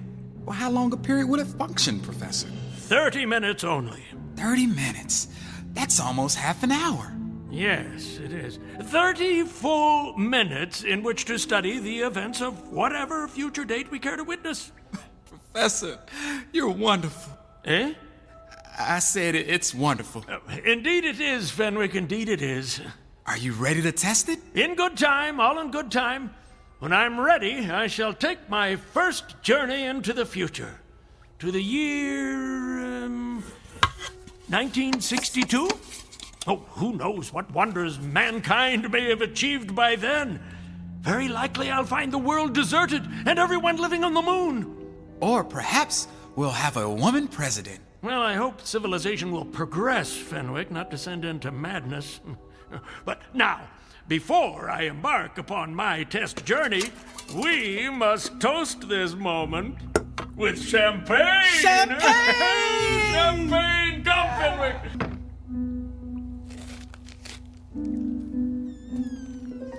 A time helmet. Now that makes sense. A device that gives you a chance to find a time where there's a little peace and quiet. Oh, let's take a look at this thing. How did the professor set the date? This dial thingamajig here.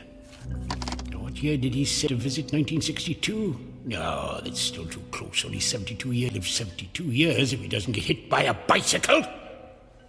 Now, me, I want to go beyond a man's lifetime. How about 2000? No, a little further. 2015. No, not that far. Maybe a few years earlier. Now, it's called the Helmet of Tomorrow, so I suppose I wear it on my head like this. What's that? What did I do? Hey! What the heck? I'm on fire! I'm on fire! Water! Got to find some water! Help! Water! Water! Help! Water! Help! Help! Mulligan? All of you, in the name of all that's decent, put some pants on! Help! Help! Help! Mulligan! Mulligan? Hey, where'd he go?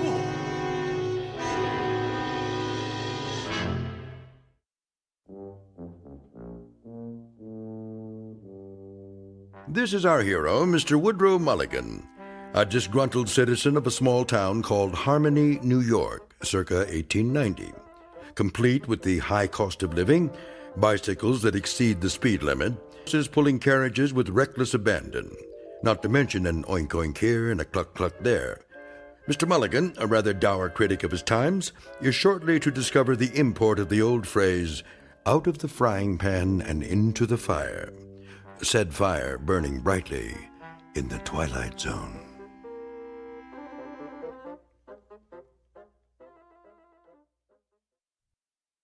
And now, The Twilight Zone and our story, Once Upon a Time, starring John Rhys Davies, with Stacy Keach as your narrator.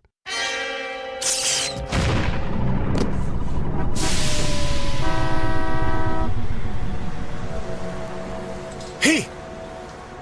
Where am I? This doesn't look anything like Harmony.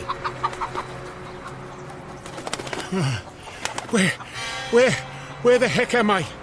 Oh, well, wait a minute. It must have worked. I'm in the future. Shoo, you dumb bird. Now, what time is it? It's 10 o'clock. 10 o'clock.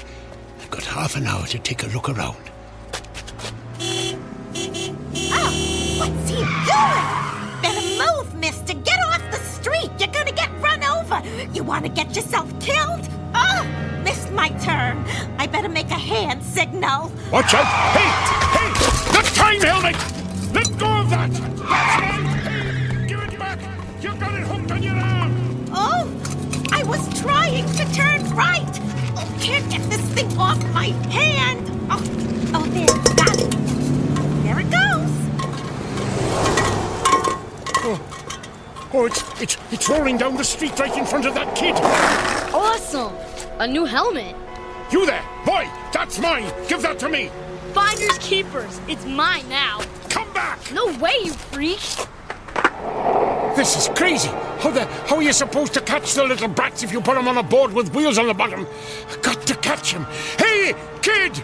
Come back! Flanagan to headquarters. Hey, Clancy, the emergency at the drugstore was a false alarm. There's not a thing going on here. Just quiet as a... Hey, hold on there!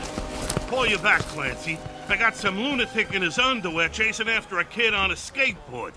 I'm in pursuit. Stop! Police! For God's sake, put some pants on! Flanagan! Oh, no, Book. No good. The boy's getting away. There's no way I can... Ah! A bicycle! Now we're talking. Hey, that's my bike. Sorry, lady, I just need to borrow it. Thanks. Sir, he stole my bike. Wish everyone was living on the moon.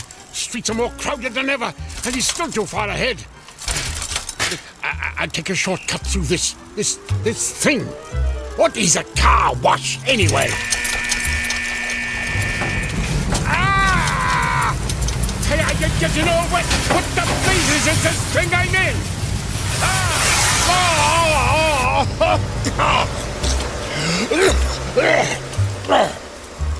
What kind of infernal contraption was that? Come out of there! Oh, not again. That's the boy. He's going inside that store. At least the sign says it's a store. It's more like a palace than any store I ever saw. Oh, look out, you people! Here I come! Hey, watch out! Hey! Who closed the doors? Somebody help! I'm gonna crash! I'm gonna crash! I got through. Do they have invisible doormen in this century or something? Hey, kid, give me that helmet back, you little thief! Take it. It's stupid anyway. Catch. Whoa! Oh, I got it. And it's not damaged. I can go home. I can go home again.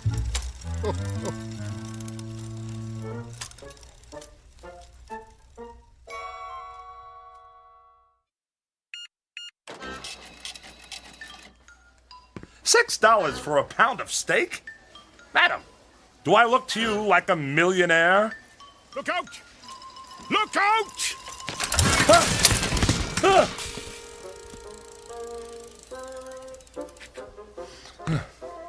What just happened? The helmet. Oh no, it's broken. And it's 9:45. I've only got 15 minutes left. How am I going to get back now? Get back, sir? What do you mean? What do you mean? What do I mean? Did they change the language in the last 120 years? I said I need to get back, and I do. But get back to where? Let me understand this, sir. You have this funny-looking hat in your hands, no pants, and you say you've got to get back somewhere within 15 minutes. Is that right? Right. And this hat-like device, what precisely is this thing? This is a time helmet, mister. Time helmet? That's what brought me here. You see, I'm from 1890, and that's where I got to get back to. What? You say you're from 1890? What proof have you of this, sir? Proof? Yes, proof. Well, I didn't think I'd need any. Aha! That watch, your shirt and tie, where did you get them? Benjamin Harrison. Look, mister, I haven't got time. Benjamin Harrison? And before him? Grover Cleveland, of course, but what's that got to do with... I believe you. By George, I believe you. You are from 1890. That is no news to me, mister. Tell me how to get back to 1890. That'll be news. And this is the device, huh? How does it work? Well, you have to... Look. I don't know how it works. I'm only the janitor. Janitor, eh? Then how does it happen that you came to be in possession of this technological wonder? Why'd you talk like that? Never mind. Now, permit me to examine your time helmet. Yes. Yes. Primitive but functional, yes. Fascinating. Remarkable for its time, really. Or for any time. Ooh, that's curious. What's curious? These look a little like the components you'd find in a digital television. I don't know what that means, mister, but if you think you can fix it, you better hurry. Time limit on it, huh? 30 minutes. And there's only 14 of them left. I wasted 15 of them chasing a boy who took my helmet. And the 16th? Talking to you. Let me see now. What's going on here? What's the meaning of this? This doesn't look good. Which of you crashed a bike in my store? Who are you, sir? I'm the manager. Would one of you like to explain what's going on here before I call security? An accident, sir. Accident? Merely a minor incident, no harm done. Apart from bicycle tracks on this expensive piece of steak. But none of that matters now. We are confronted with matters of far greater importance. Why are you talking like that? That's what I said. Look at this place. This is a shambles. And who's this man in his... Well, he hasn't got any... I took them off after I fell in a horse trough. A what? It's, slang for, oh, never mind. Come along, sir. Mulligan. Woodrow Mulligan. Where do you think you're going? Out of my way. Oh, no, you don't. Miss Blodgett, call security. I said get out of our way. No. Come on, Mr. Mulligan. We're getting out of here. Hey, where you going? Excuse me, miss, but have you seen a man dressed like something out of a silent movie, only without any pants? Oh, that policeman, he's after me. Why? Some kind of generational grudge. Don't ask me. Get behind me. What? I said, stand behind me. Excuse me, sir. Have you seen... I haven't seen anyone, officer. I didn't say anything yet. I haven't seen anyone because, I'm blind. Oh, I'm sorry. My mistake. Hey, if you're blind, where's your dog? No dogs allowed in the store. Uh-huh. Well, just watch it, that's all. Are you blind? Oh, not me, that guy. There they are! Where? The one you want is standing behind that fat man. Run!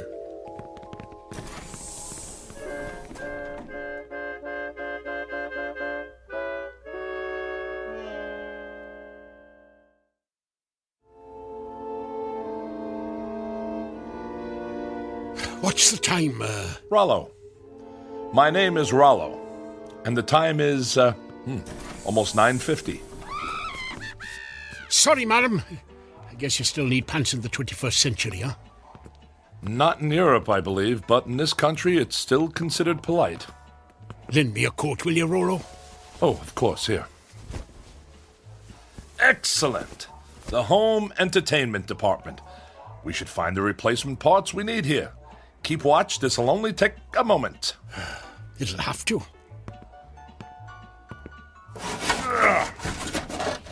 Take a look out. I want to address the typical American worker. Howdy. Now, you listen to me. I'm listening. I'm going to ask you something. Yes? Do you think it's right that your hard-earned money winds up in the pockets of those people who are quite capable of working but prefer to be a drain on our society? Heck no. But those dummies in Washington say it should. I say, wise up. Hold on a second. Hey, Rollo. This fella says I should wise up. That's probably good advice.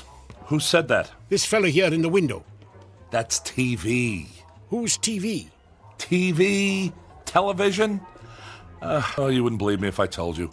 Trust me, you're not missing anything. Can you fix it? The television? The time helmet! I'm certainly going to try, sir. Try? Oh, this is useless. Give me the helmet. No, wait! Where are you going? I don't have a lot of time to take in the sights, but I'm pretty sure I saw a repair shop around here. Over there.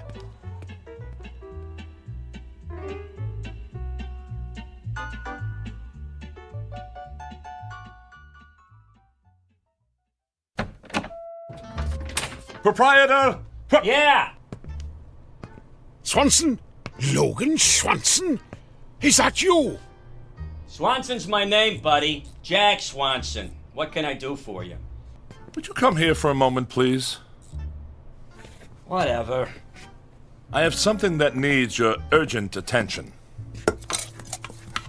And these are the components you should need. Can you fix it? I can fix anything. Good. Leave it with me. Come back Thursday about 2 o'clock. Oh, very kind. Yes, we'll be back on Thursday?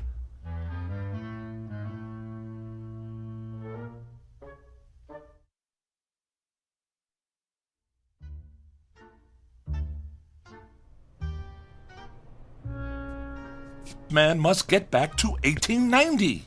1890? That's right.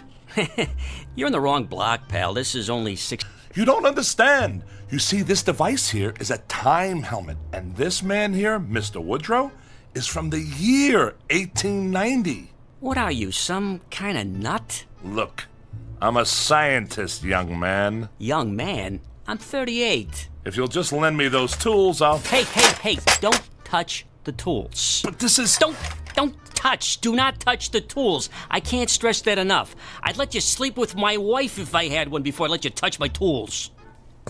Mr. Swanson, do you mind if I read your newspaper?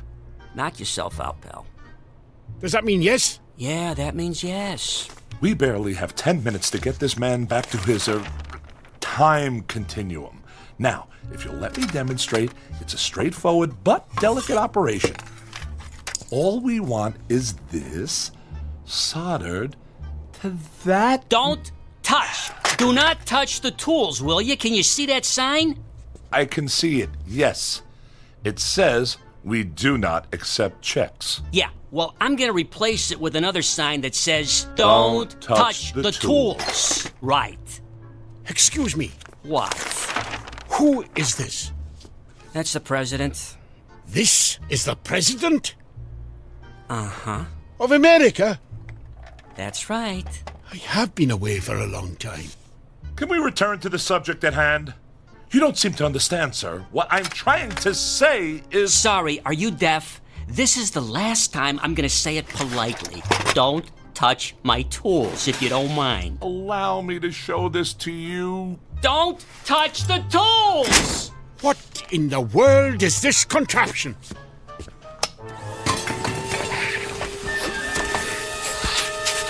What did you say? I'm trying to explain to you that the Don't yell at me! I don't like to be yelled at, okay? Get it off me! Get it off me! What are you doing with that, Mulligan? It's trying to eat me! It's not trying to eat you, it's... Wait a moment. Oh, Rollo, what is this monster? It's not a monster. It's a vacuum cleaner. Everybody has one. Everybody has one of these? Yes. Vacuum cleaners are used for simple... Cleaning their vacuums. Yes, I get it. Well, it's strange allowing something like this indoors. What if it gets loose and attacks a child? Now look, Mr. Mulligan. If you want to get this helmet fixed in time, just sit down quietly, please. Now, how are we getting along, Mr. Swanson, was it? Not too good. I'm not sure what I'm looking at here. You're sure this isn't for making those fancy European coffees? No, sir, this is a very scientific piece of equipment. What we're trying to do here is help... I don't understand. What is that little thing in there? Oh, well, that is a transition... Where did he go? Mr. Mulligan! Where are you? I think he just walked into that upright freezer. Hey, ask him if the light goes off. What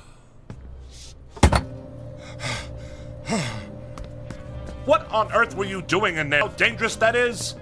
I thought it was another room. It's not. Everything else is out of bounds. Now, sir, where were we? Beats me. Yes, and I wanted to draw your attention to this node over here. Don't touch my tools if you don't mind. You see, I'm merely trying to point out to you that in order to facilitate... Don't point with my tools, please! Would you allow me to please make this clear to you? All we have is... Don't you understand? I assure you I do understand. This happens to be mine. Oh, just a moment. What now? Now, where's he going? Stay here. Stay here? I work here. Why would I be anywhere else? Just keep working. The clock's ticking. Yeah, it's ticking, because I fixed it.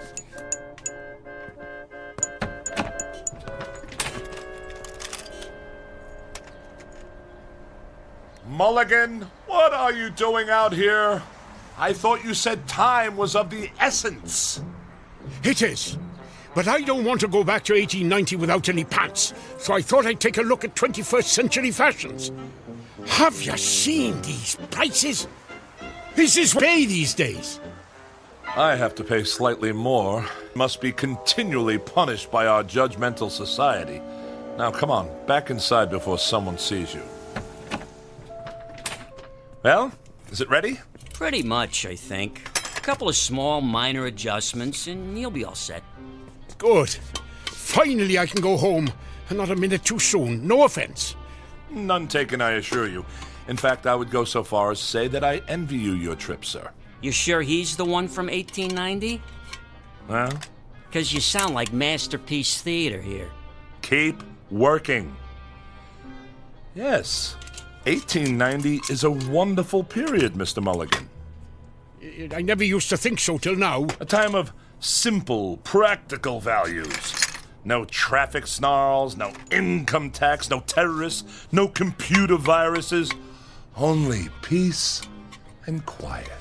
Time to contemplate. Income tax. I am a scholar of that period, sir. That is why I've cultivated this mode of speech, appropriate to that time. Huh? The 19th century has a charm, nay, a fascination for me. The very thought of having lived in those halcyon days. I'll sure to be glad to get back there, Rollo. If I ever do. How much time is there left? We've got less than 5 minutes. 5 minutes will be more than adequate. Tell me about your town, Mr. Mulligan. Where, for instance, might a scientist find employment? You are a scientist? Yes. Are there any in your town? Well, the only one I know is Professor Gilbert. I work for him. Oh. There you go, guys, all fixed. It works? Sure. Why not? Good. Well, what do we do now? Pay me. I was talking to Mr. Mulligan. I know. That's why I said it. I didn't want you to forget. Pay the man, Mr. Mulligan. Pay the man. With what? I don't carry any money in my shorts. Oh, very well. Here's a 50. Thank you. Now, Mr. Mulligan, the time helmet. How does it work? I already told you, I don't know. The year. How do you program in the year? I don't know what program means, but if you're asking me what I think you're asking me, you just twist this dial, see? 1890. Good. And if I'm correct, and I usually am, to activate the device, you just have to... Good. Give it here. Not so fast, sir. Hey, what you doing? Don't put it on! I intend to use it myself in exactly 3 minutes. What? Well, you can't do that. Well, I am doing it, sir. I'm returning to that time of blizzards. And you're just going to leave me here? Your fate is unimportant, sir. You are only a janitor. I am a scientist. Why, I... Stand back! In less than 3 minutes, I shall have escaped this age of madness. Wait, look, Rollo, I just thought of something. Well, congratulations. I brought a chicken with me, all the way from 1890, and all I did was hold it. We can go back together. You're lying, sir. I am not. Oh, no, the copper.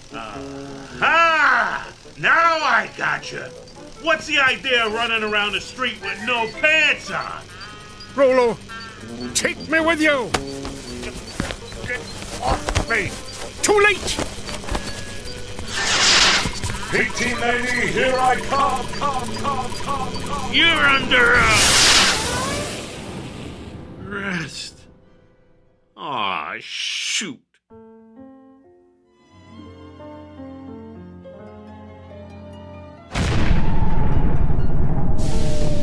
Mulligan?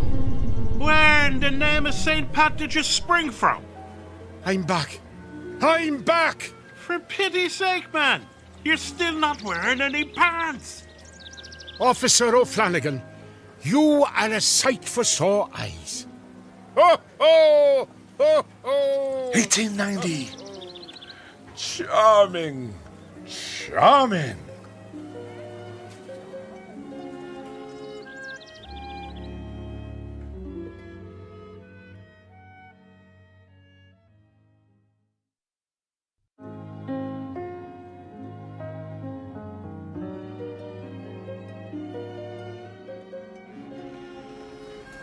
Good morning, Fred and Rollo. Huh? I said good morning. What's good about it? Got up the wrong side of the bed this morning, eh? Every side is the wrong side. I didn't sleep a wink last night. No? No, my mattress feels as if it's stuffed with rocks. And I've had indigestion ever since I've arrived here. This food is terrible. Well, not today, it's not. Today I got us some steak for dinner. 17 cents a pound, can you believe it? How can they sell it so cheap? I don't know and I don't care. Well, suit yourself. But I like 1890. It suits me. Look at this laboratory. It's ancient. It hasn't any equipment at all. Listen, I can even get a tune out of my harmonica now. Stop that! Darn noise. I don't know why I ever came to work here. I don't know why I ever wanted to live here, this barbaric, primitive wilderness. What an utter fool I was to think I'd be happy living in 1890. Of all the dull, miserable, impossible periods of time, this one takes the prize. No sanitation, no facilities, no spring mattresses, air foam pillows, or electric blankets. Oh, sheesh. This guy is worse than my mother-in-law. No comforts, no frozen canapes, no microwave meals, no swimsuit edition of Sports Illustrated. You know what, Rollo? I think you'd be happier some other place. Or maybe some other time. What are you blabbering about? 2000, 2001, 2002, 2003. There you go. Now, here, try this on for size. Ow! There you go. A perfect fit. You can't send me back. You don't belong here, Rollo. Any more than I belonged in your time. I'll just press here to switch the helmet on. blasted thing off my head! Goodbye, Rollo. I hope you'll find the peace and quiet you're looking for. I know I will. Now...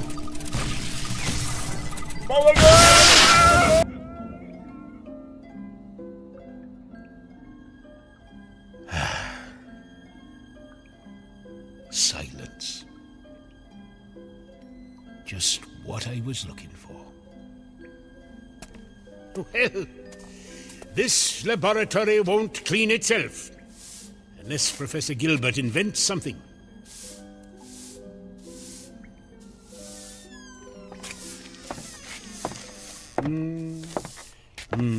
Where's Rollo? Oh, Rollo. He just left, Professor. Left? In a big hurry. Late for an appointment? Early. Strange chap. Complains a lot. Hadn't noticed. Talks a lot of nonsense, too. Keeps saying he needs a computer, or whatever one of those is.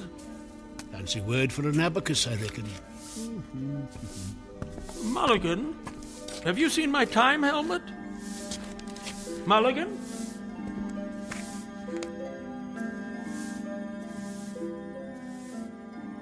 To each his own. So goes another old phrase to which Mr. Woodrow Mulligan would heartily subscribe. For he has learned, definitely the hard way, that there is much wisdom in a third old phrase which goes as follows: stay in your own backyard. To which it might be added, and if possible, assist others to stay in theirs. Via, of course, the Twilight Zone.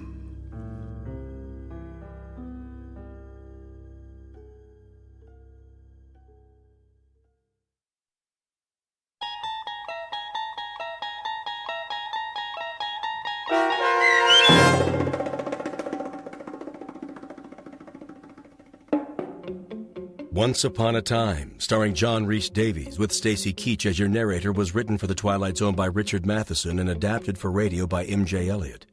Heard in the cast were Mike Starr, Rob Riley, Michael Teshua, Malcolm Rothman, George Adams, Jim McCants, Beth Jacoby Deach, Randall Steinmeier, and C.J. Amari.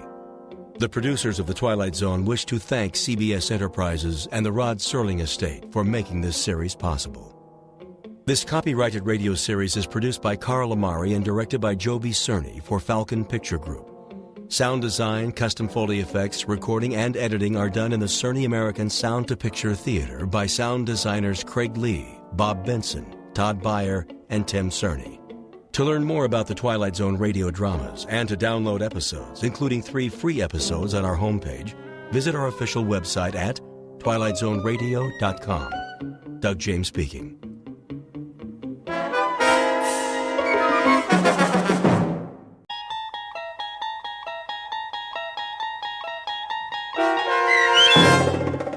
What's in the Box, starring Mike Starr with Stacy Keach as your narrator, was adapted for radio by Dennis Etchison and based on a script by Martin Goldsmith. Heard in the cast were Meg Thalken, Jeff Lupetin, Christian Stolte, Franette Lebo, Doug James, Carl Amari, Paul Patch, and Roger Wolski. To learn more about the Twilight Zone radio dramas and to obtain audio cassettes and CDs of these programs, visit our website at twilightzoneradio.com. The producers of The Twilight Zone wish to thank CBS Enterprises, Carol Serling, Dennis Etchison, Dick Brescia Associates, Claire Simon Casting, Terra Satellite Radio, Sirius Satellite Radio, our sponsors, and our radio affiliates for helping make this series possible. This copyrighted radio series is produced and directed by Carl Amari and Jason Mallow for Falcon Picture Group. Doug James speaking.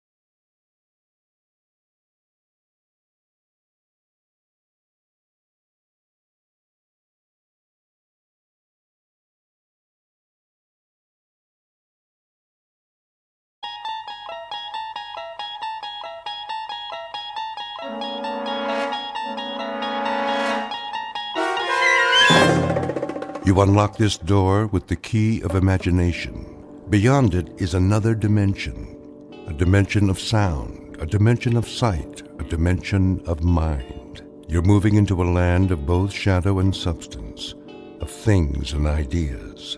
You've just crossed over into the Twilight Zone.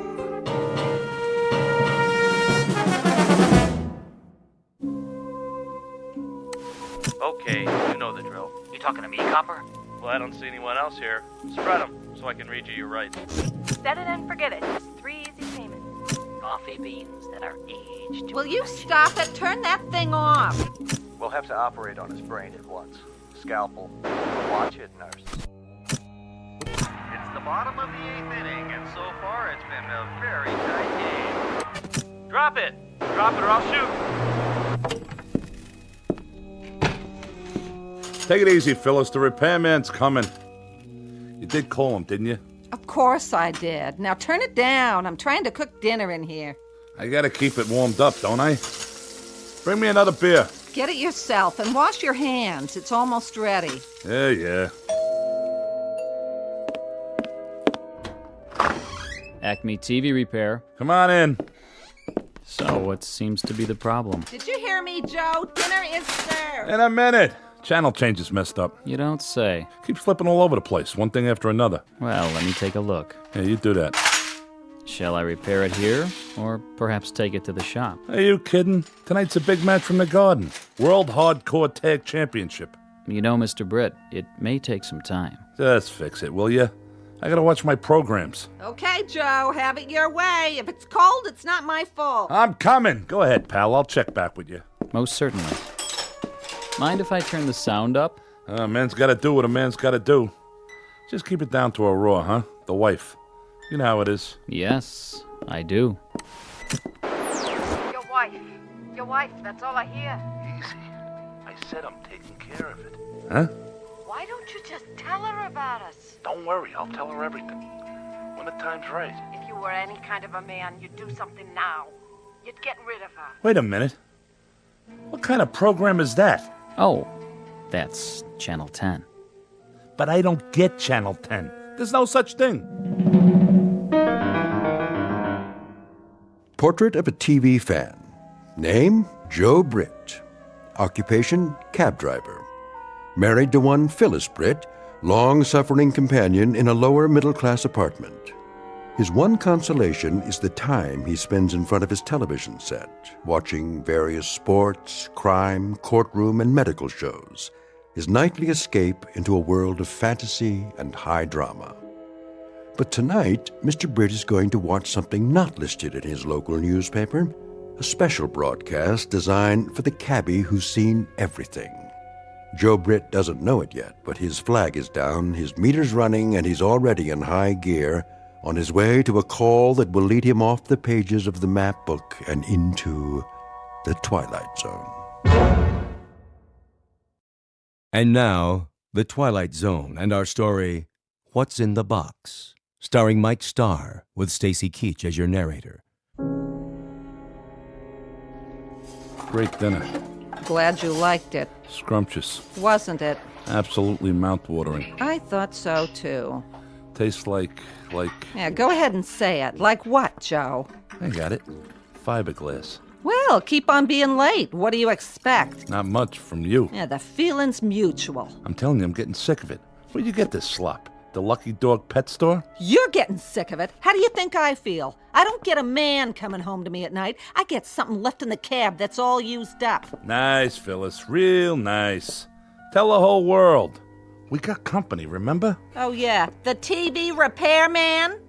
Better hope he gets finished pretty soon, Joe, so you can watch your programs instead of having a conversation with your wife. We're having a conversation right now. Sure we are. It ain't my fault I'm pulling long hours. Yeah? Whose fault is it? The man in the moon? I already told you. Guy hails me when I'm heading into the garage. Had to haul him all the way up to Yonkers. Oh, give it a rest, Joe. I heard that one before. The other day it was Yonkers. Yesterday it was LaGuardia. You don't fool me one bit. Just tell me. Who's the girl? What girl? The one you've got on the side. You're crazy. Yeah, and you're a louse. You don't have nothing left by the time you get home. You gotta be giving it away someplace else. Yeah, I got so much extra energy. Where would I get it? Not from this food. You get what you pay for, Joe, and you're slipping way behind in your payments. Give me a break.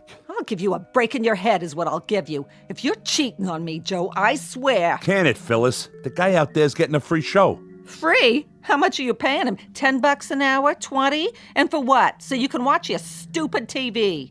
I got a suggestion, Joe. Why don't you sleep on the couch tonight so you don't miss the late show? That's it. I'm going in the other room. Well, don't let me stop you. Take the whole six-pack. As soon as he gets done, you better hurry up. It's getting late. The main event's coming up. Goat Boy and Old Crow versus Dude Love and Rob Van Dam. I know what's going on. You think I don't? You can't even look me in the eye anymore. You're so guilty. Phyllis, for the love of... Well, don't jump off any building on my account, Joe. One of these days, I'm going to even up the score. Make it a real tight ball game. What's that supposed to mean? Freddie Broom. You know, that good-looking butcher? He's always given me the once-over. I can feel his eyeballs rolling over me like ball bearings. You'd think I was the Queen of Sheba. What are you trying to do, start a fight? Well, I got no fight left in me. Once that joker gets fiddling with the TV, all I want to do is watch wrestling and flake out. I'm pooped. Yeah, I'll bet you are. You drove to Yonkers. For all I know, you even went twice. You shouldn't drive so much, Joe. You'll ruin your health. How's it coming, Mac? Well, Mr. Britt, you've got yourself a little problem here. Little problem. You've been at it an hour now. I could have built a whole new set by now. Is that so? Sure thing. I didn't just step off the ferry from Jersey. I know how you guys operate. Do you? First, you kill a $20 hour. Then you say you got to take it down to the shop. Another 20. Then you start switching tubes and charging me for the privilege. I get some poor sucker's old parts, and he gets mine. Nobody's the wiser, right? If you say so. And what was that phony station you brought in? Channel 10, my aching back. I don't know what you're referring to. You don't, huh? Probably put a videotape in just to confuse me. It's a racket, that's what it is. A penny ante Cosa Nostra. Well, the state of New York's got laws against that. So save yourself a headache. I ain't swinging for no big bills, period. In that case, the set's ready. What? You heard me. The set's ready. No charge for my services. Want a beer? On me. No thanks. Have a pleasant evening. Same to you, pal. Same to you. Now, where's the remote? Hey, Phyllis! Come on in. We can get Channel 10. Your wife, that's all I hear. In a minute, Joe. Hold your horses, baby. What? That guy looks just like... Why don't you do something about her? I trusted you. I didn't hold anything back. I waited and waited. Wait a minute. You drove me all the way out to the park in your taxi, and now you won't even speak to me. What's the matter? I'm talking to you. What's the matter, Joe? How did they know? There wasn't no camera around. What do you want from me? Marry me. Marry you? What are you, crazy? If you don't, I'll tell her everything. Like what? I'm a bigamist? Look, baby, we're talking about two different things. Love is flowers and wine with dinner. Marriage is a floor mop and 2 pounds of hamburger. I'm serious, Joe. So, how's the picture? The picture? Look at you, you slob. You spilled your beer. It'll dry out. It's a good thing your mother gave us this rug. I hate it anyway. Even beer stains is an improvement. Take it easy. You say we can see Channel 10, so where is it? I turned it off. Well, turn it on again. Maybe later. Later, I've got the stove to clean. Turn it off, Phyllis. Quit clowning. Give me that thing. What are you, nuts or something? Never mind. You yelled to come in and look at Channel 10, and then when I drop everything...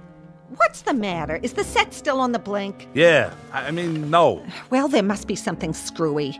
You know there's no Channel 10 around here. Did you try the other channels? Let me see that remote again. Get your hands off that! Listen, Phyllis. You by any chance trying to pull a fast one? I don't know what you mean. That guy. Who was he? What guy? Don't give me that. The guy, the repair guy. Oh, him? How do I know? I never saw him before. No? You're the one who called him. I told you to call a repairman. I didn't say which one. You picked him out. Oh, you're suspicious. Well, Casanova, you can relax. When I even up the score, it'll be with that butcher, Freddie Broom. He's got the most expressive hands. Oh, I watched him cut meat. You should see what he can do to tenderize it. He sends me right to Yonkers. Yeah, sure, that must be it. He did something to the TV. They can do all kinds of cockamamie things with electronics. You're acting like a lunatic. Okay, who was he? Before I crack you one in the mouth. Like I told you, I don't know. The regular repair guy, he's on vacation. So you were yelling to get the set fixed tonight so you can see every drop of blood on Goat Boy's forehead. Excuse me, I mean forehead. All right, knock it off. You don't have to read my horoscope. Where did you get this, Fink? Let go of me. From the phone book. Where else?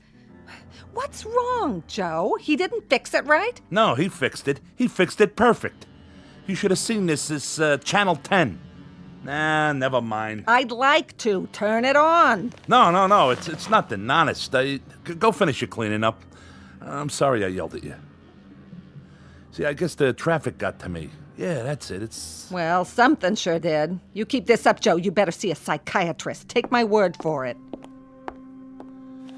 I guess I'll stick to wrestling. Something civilized. They're circling each other, looking for an opening.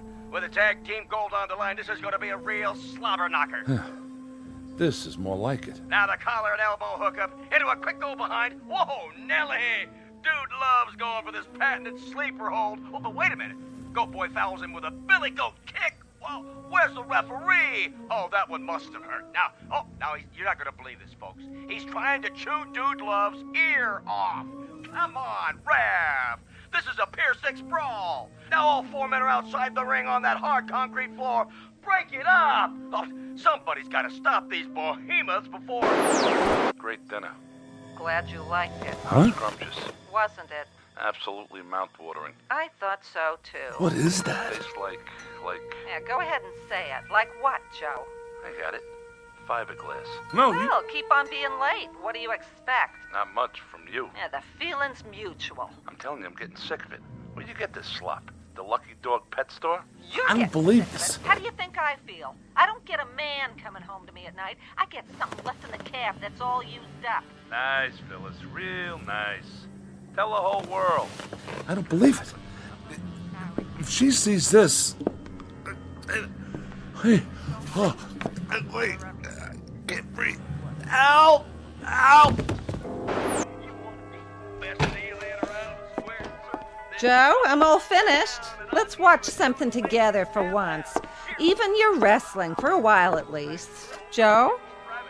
Joe! Talk to me, Joe!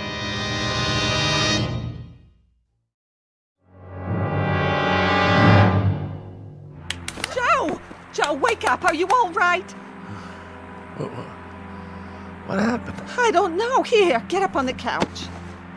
I must have fainted or something. Are you okay? Yeah, sure. What happened? Maybe something I ate. Yeah, that's it. Tasted kind of funny. Well, why wouldn't? Twice would have been enough. Now listen to me, Joe. Huh? It may be your heart. Oh, come on. I'm serious. All that overtime, it's not good for you. You ain't kidding. You'd better go to bed while I call the doctor. No. There's nothing wrong with me. Sure, Joe. You just keeled over for no reason. It's the television. What? There's something with the TV. Are we on that again? Phyllis, I got something to ask you. I'm listening. Here, put your feet up. You want some hot chocolate? This is important. Are you sure you never saw that repair guy before? I'm going to call the doctor. Come here. Sit down. I told you I got something important to talk about. All right. What is it? Phyllis, what would you say if I told you? Self. Oh, Joe, please. I'm serious. Wearing my regular clothes, just like I look right now. I'd say you looked in the mirror. I do that. I don't like what I see either, but it's nothing to faint about. Like Frank Sinatra said, that's life. Nobody's getting any younger. But what are we going to do about it? The moving finger haven't written... I said listen. I'm talking here. Phyllis. I saw myself on TV. Really? Was it that candid camera? I hope you were smiling. You always had a real nice smile. No camera. I saw you on TV, too. When? Just now.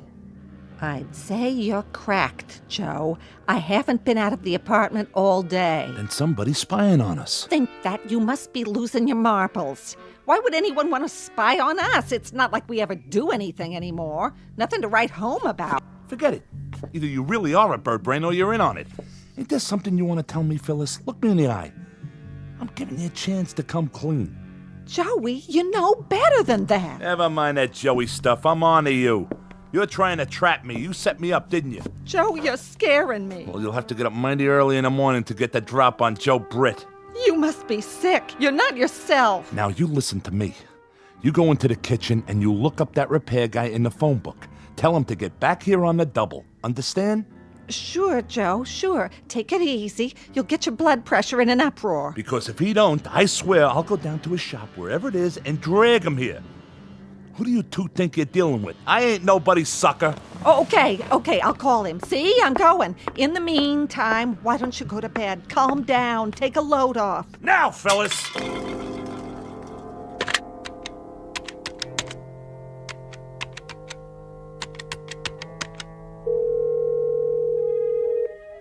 Hello? This is Mrs. Britt. Yes, I think you'd better get over here right away. Calm down, she says.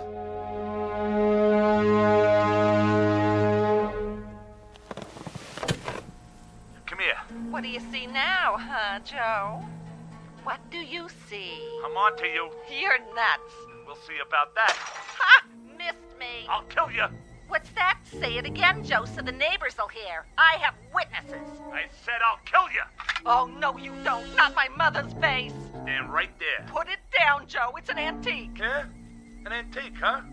What's it gonna be worth in a minute? You lousy, no good. Come to Papa. Get away from me. I got you cornered. No place to go now. I don't like that look in your eye. Unless it's out that window. Joe, put it down. Not the vase. Don't you try to run or I'll smash it, I swear. No. Get away from the window. Let go of me. Phyllis! Phyllis, honey! Phyllis. Phyllis! Yeah? What's the matter now, Joe? Joe? What's the matter? Can't you hear? Can't you see? Look! Look at what? The TV! What about it? On the screen! There's nothing on the screen. See for yourself. But I saw it, I tell you. You and me right here in this room.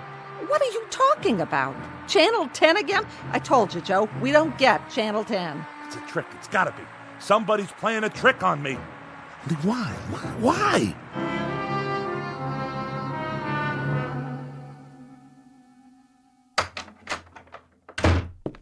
Dr. Saltman, how is he? I've given him a sedative. I'll also leave you a prescription for some tranquilizers. Is that all he needs? We'll just have to wait and see. Of course, it might be wise to seek more expert advice. I'm a family doctor. Psychiatry's not my specialty. However, his condition could turn out to be relatively simple. What condition is that, Doctor? I read an interesting study the other day. It might apply here.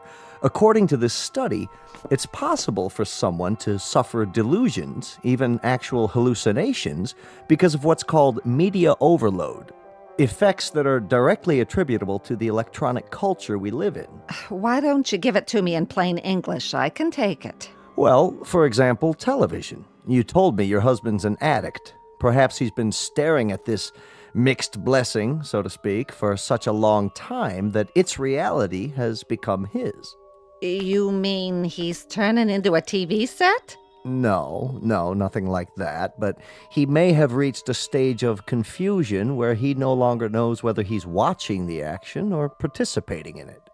You're putting me on. He's living a kind of waking dream, in other words.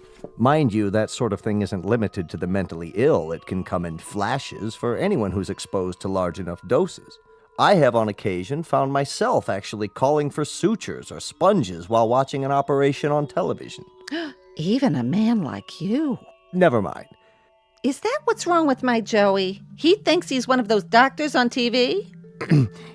In your husband's case, I gather he believes that he has, in some sense, already murdered you. What? Or rather, that he will. He no longer seems capable of differentiating between past, present, and future, between reality and fantasy. Yeah, like with his wrestling. In any event, we don't want this situation to develop further. I should say not. I'd like you to bring him to my office first thing in the morning. I'll order a thorough checkup, reflexes, blood work, and so forth. Sure, if you say so. Meanwhile, see that he gets some rest. I will. Thank you, Doctor, from the bottom of my heart. Glad to be of help. I'll let myself out. Oh, Dr. Saltman. Yes. Is this your little black bag, or am I just imagining it? Oh, yes, of course. Thank you. Perhaps he shouldn't watch any more television for a while. Oh, good idea. Think of it this way, Mrs. Britt. If you gaze into the abyss long enough, the abyss may begin to gaze into you. Isn't that the truth? Good night, and sleep well. Can you beat that? I wonder if I stare into the Frigidaire long enough, I'll turn into cold cuts. Wouldn't that be something, though? We'll get back to our movie in a minute. Vince Worthington's here. You say you want dependable transportation? You need a second car so the little woman can get out of town on the weekend? Wouldn't that be something? Well, tell you what I'm gonna do. We'll get back to the news in a minute. You see this little baby right here? I'm gonna give it to you for nothing down. That's right, nothing, zero, not a penny. Walk in and drive it off with just your good name, a smile on your face, and the number where your little wifey can be reached while she's out of town. Come in your birthday suit. What do I care? How's that for a bargain? Oh, what's the use? That guy's on every channel. I might as well turn in. Phyllis? Hold your horses, Joe. Phyllis! I said keep your pants on. I'm just turning out the lights. Phyllis, where are you? Phyllis, where are you? Help! Hold on, Joe. I'm coming.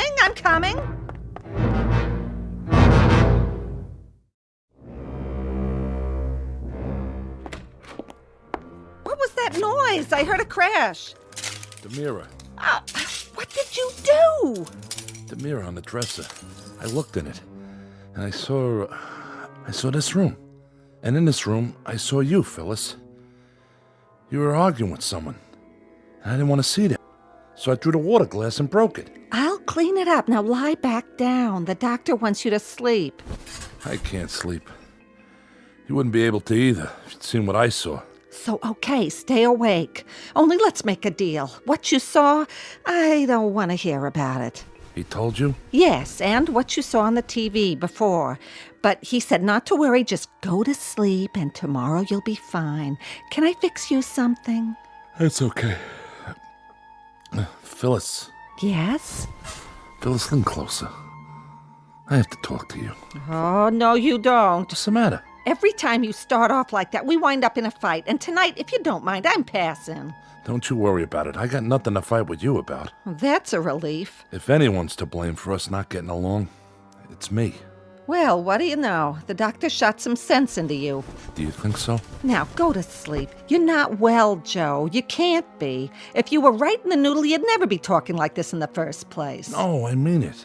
I really mean it. Oh, Joe. You know, Phyllis, driving a cab is pretty lonely work. You're all by yourself for hours and hours, and in between times, people are yelling at you to slow down, hurry up, take Madison Avenue, don't take Madison Avenue, turn right, left, stop, go, and on top of all of that, they think I'm cheating them. Would you believe it? No, they don't. Who says that? So when someone finally comes along and smiles at you, calls you mister, well, maybe you go all to pieces and think the moon and the stars are your own private property, at least for the night. It feels like spring. And you act like a first-class donkey, kicking up your heels like you were 17 or 18. See what I'm saying? No. There ain't no point in drawing you a picture. I guess you get the message. Maybe you better spell it out for me. Well, seeing you dead like that, after you fell out the window, or at least I thought you fell out the window, because it was on the TV and all, was an awful shock. And I realized, well, you know what I'm trying to say. Then say it. Okay, I'll give it a try. It took a shock like that to make me realize it's you, and not some... Sounds like you're trying to confess something. I just mean, it's you I love. You're the one. I'm touched. Okay, I'm just trying to be honest. I'm really touched. How's that, better? You don't have to get nasty. Me? Nasty? What am I supposed to get, dewy and gooey? Please, Phyllis. Am I supposed to... My husband of 27 years tells me he's finally decided he loves me. You don't know what love is. That's not the point I was making. What is the point, then? After charming the pants off the entire borough of Manhattan, he pins the blue ribbon on me? Which means I win one used-up nitwit. Easy credit, no money down. All mine to keep and feed and pamper and obey till death do us part. The only point you've got is the one on top of your head. Take it easy, Phyllis. I'll take it easy, all right. I'd take a butcher knife to you right now if you weren't so pathetic, lying there in bed out of your ever-loving mind. Who's out of his mind? You are if you think I'm gonna take your crap lying down. Well, at least you take something lying down. Yonkers, huh? Tell me another one. No wonder you're so short on the money every week. You've been blowing it on some cheap floozy. Cheap? Not everybody's cheap. Some people are expensive. You admit it. I didn't admit nothing. That's where our money's been going. You get out of here before I... You bet I will. This is one time I'll be glad to obey. To think of the years I gave you. Well, never mind that now. What are you doing? What does it look like? I'm packing my bags and moving on. You can't do that. Oh, you just watch me, Buster. I'm gonna drag you into court, Mr. Britt. You and your fancy woman, whoever she is. This is the thanks I get for trying to turn over a new leaf. So long, Joe. Thanks for the memories. I don't know what I ever saw in her. Will somebody please tell me? That woman wouldn't know sympathy if it jumped up and bit her on the behind. Get out of here before I throw you out. Order in the court. Phyllis? Your Honor, the prosecution objects to these interruptions by the defense. What's going on in there? May we have a sidebar, Your Honor? For what purpose? Who's in my living room? Approach the bench, but I warn you both, if this is a delaying tactic. Ugh, that TV again. I should have known. Your Honor, the defense is merely trying to establish the sequence of events. Or, should I say, to respond to the fantasy presented by the prosecution. Throw me out. I'd like to see him try. Now what are you doing? I'm taking messes. They were a wedding gift, remember? But why? You don't have to do that. Why, he says. Stay away from me, Joe. I'm warning you. The mood I'm in right now, you're lucky I don't tear you limb from limb, you dirty, rotten cheat. Order. This court will stand in recess. What did you have to turn the TV on for? On? It's been off for 15 minutes. Look for yourself. Channel 10. What do you want to do, drive me nuts? That'd be a short trip. We don't get Channel 10. Get it through your thick skull. You didn't see anything on the tube? No, I didn't, and neither did you. You've been faking it the whole time. Phyllis! I'll Phyllis you. It is the ruling of this court that Dr. Saltman's testimony be entered into evidence. He testified that, in his expert opinion, the accused was sane at the time of the crime, so the charge of murder 1, with special circumstances, will stand. How can you stand there watching this? To what? You flapping your gums? That's not me! Who's not you? Joseph Britt, the jury has found you guilty. It is the judgment of this court that you be taken to the state prison where you'll be put to death in the... Oh no! Turn it off! Off! The set's already off. Anything you see, it's in your mind, Joe. It must be your lousy conscience. Take a good look. Turn it off! What's the matter, Joe? There's nothing on Channel 10, is there? If you see something, go ahead. I don't mind. Why should I? I never meant anything to you anyway.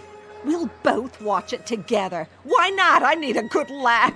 Get out of my way! Oh, I'm so frightened. You just scare me to death with your big muscles. Wait, I said! My, how rough you are. Tell me what you see, Joe. It must be very upsetting. Lord is my shepherd, I shall not want. No, I'm innocent. listen, I tell you. That's what they all say. He maketh me to lie down in green pastures. You ain't getting me in that room. Don't fight it, Joe. Lo, though I walk through the valley of the shadow of death. All I know is, I ain't sitting down. There's no use struggling. In all my years, I haven't seen a strap break yet. No! No! There. Now let's see this TV work. No more Channel 10 or anything else. Was it Lady Wrestlers, Joe? Or a burlesque show with fan dancers from Yonkers? Shut up! You shut up or I'll kill you! I swear I'll kill you! Come here. What do you see now, huh, Joe?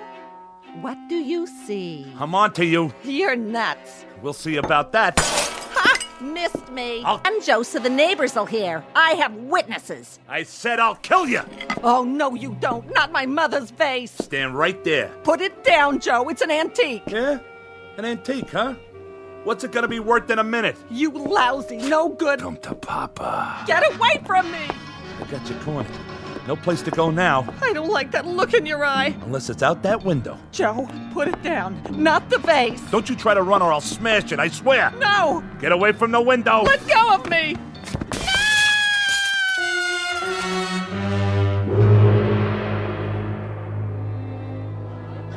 You have the right to remain silent. Anything you say can and will be used against you in a court of law. You can't afford an attorney. What happened?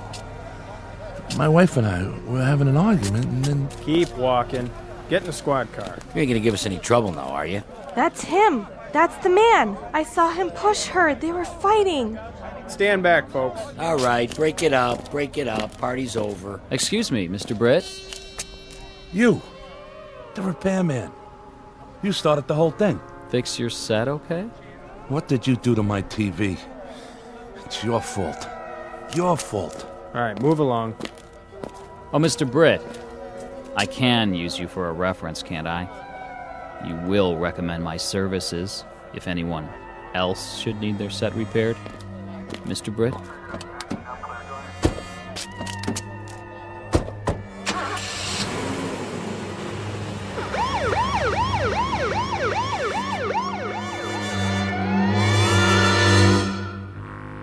Joe Britt, cab driver. Also a two-bit Romeo and star of Channel 10, who made his television debut just in time for the new season. But the series was cut short. His final show was only a few months later, broadcast live from the prison at Ossining in the Twilight Zone.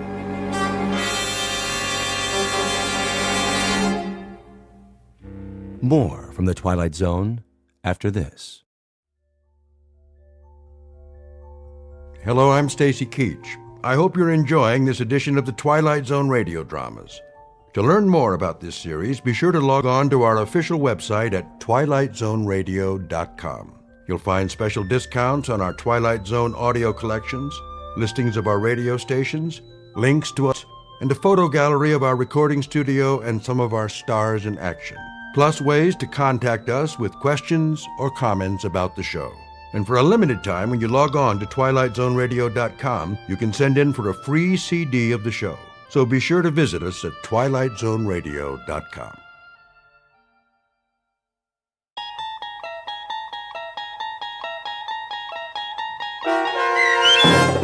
The Time Element, starring Bobby Slayton, with Stacy Keach as your narrator, was adapted for radio by Dennis Etchison and written for The Twilight Zone by Rod Serling.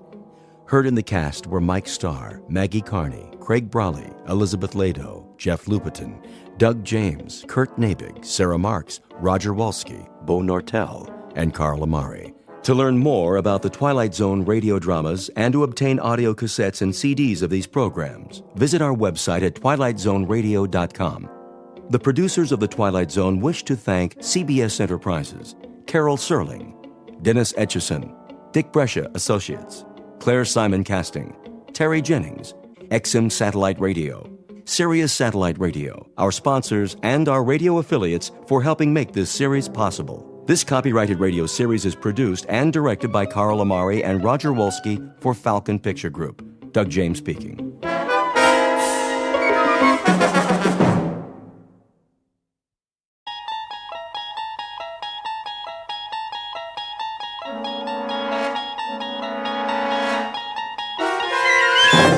There is a fifth dimension beyond that which is known to man.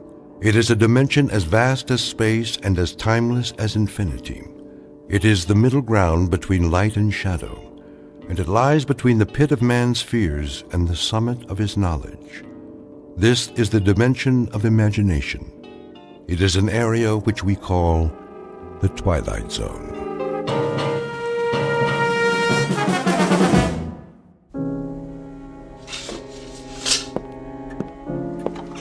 Now, Mr. Jensen, I think I have the basics here. Oh, yeah? 41 years old, unmarried, no physical ailments, no previous visits to a psychiatrist. No previous arrests either, okay? And the only time I ever saw a shrink before was in a cartoon. Best you'll find us helpful and, at worst, harmless. Cigarette? No thanks. Do you mind if I smoke? Hey, go ahead. It's your office. Now then, your occupation? Oh, gosh, various jobs. Part-time bookie, I was a car dealer. I tended a bar one time, right down the street from here. A couple of doors down. Andy's place. I was a butcher. Highly successful butcher, too. Knew how to make my thumbs weigh 12 pounds on the scale. So what do you say, Doc? How do I stack up? Normal? Abnormal? Subnormal? What's the story? Family? Father, mother, both married. Scranton, Pennsylvania. My old man was a coal miner. Coal? Yeah, you know, little black things that people used to put in the furnaces. Sounds like interesting work. Oh, it does. Then maybe you ought to go to a psychiatrist. You know, I think I will take one of those cigarettes. Surely. What, do you want me to pull up a couch now or something? Not if you're comfortable in the chair.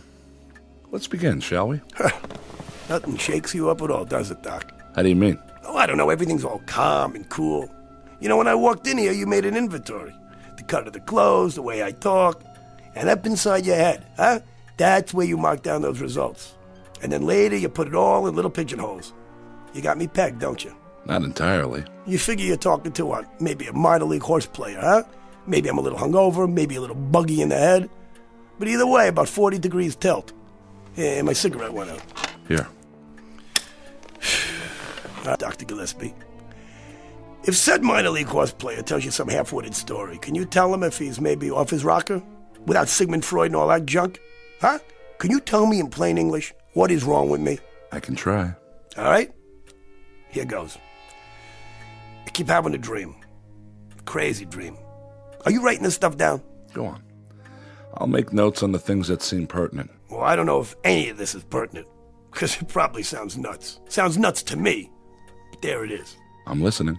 I've had this dream maybe, I don't know, 5, 6 times. What kind of dream? The real kind. How do you mean? Have you ever had a dream that you swear was real? I guess we all have. Over and over again? The same dream? The same dream, identical. Never changes. Tell me about it. It always begins the same way. I'm lying in a bed, and I just wake up all of a sudden, right?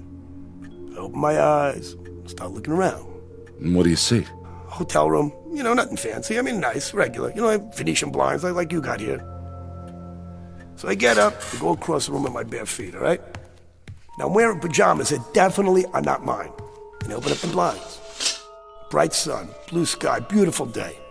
Beach, palm trees, like a vacation, you know? So open up the window. You get those French doors, whatever you call them.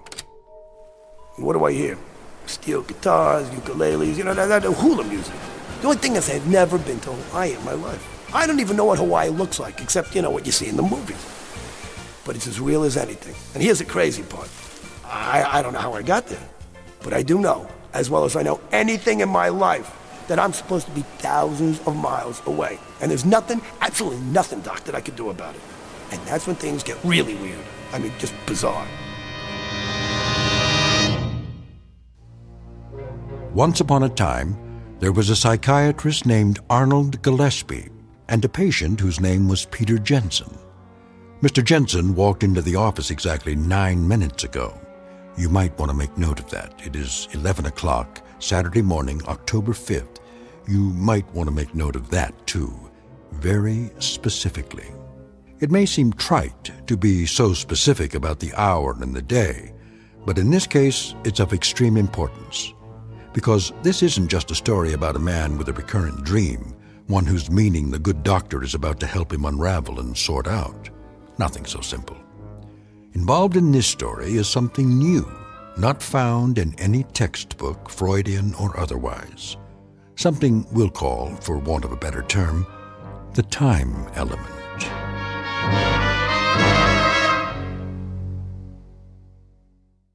And now, The Twilight Zone and our story, The Time Element, starring Bobby Slayton with Stacy Keach as your narrator.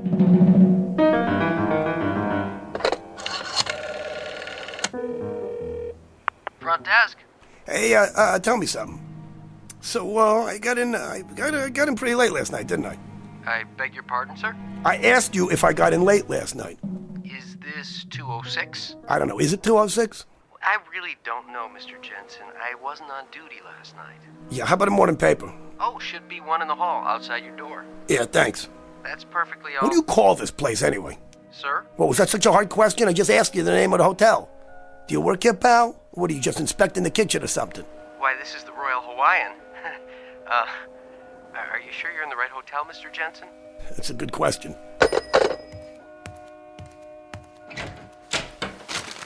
Here's December 6th. December 6th? What kind of crazy?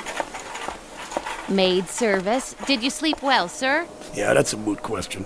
Do you want me to clean the room now? Hey, do you want to explain the gag to me now? Excuse me, sir? Do me a favor. Deliver a little message for me. You tell the guy, whoever put you up to this, that I'm going to knock out his teeth one by one. I don't know what you mean. Yeah, and take the phony newspaper with you, all right, lady? This is October. October, sir? What's October? What's October? 30 days. How's October? April, June, November, huh?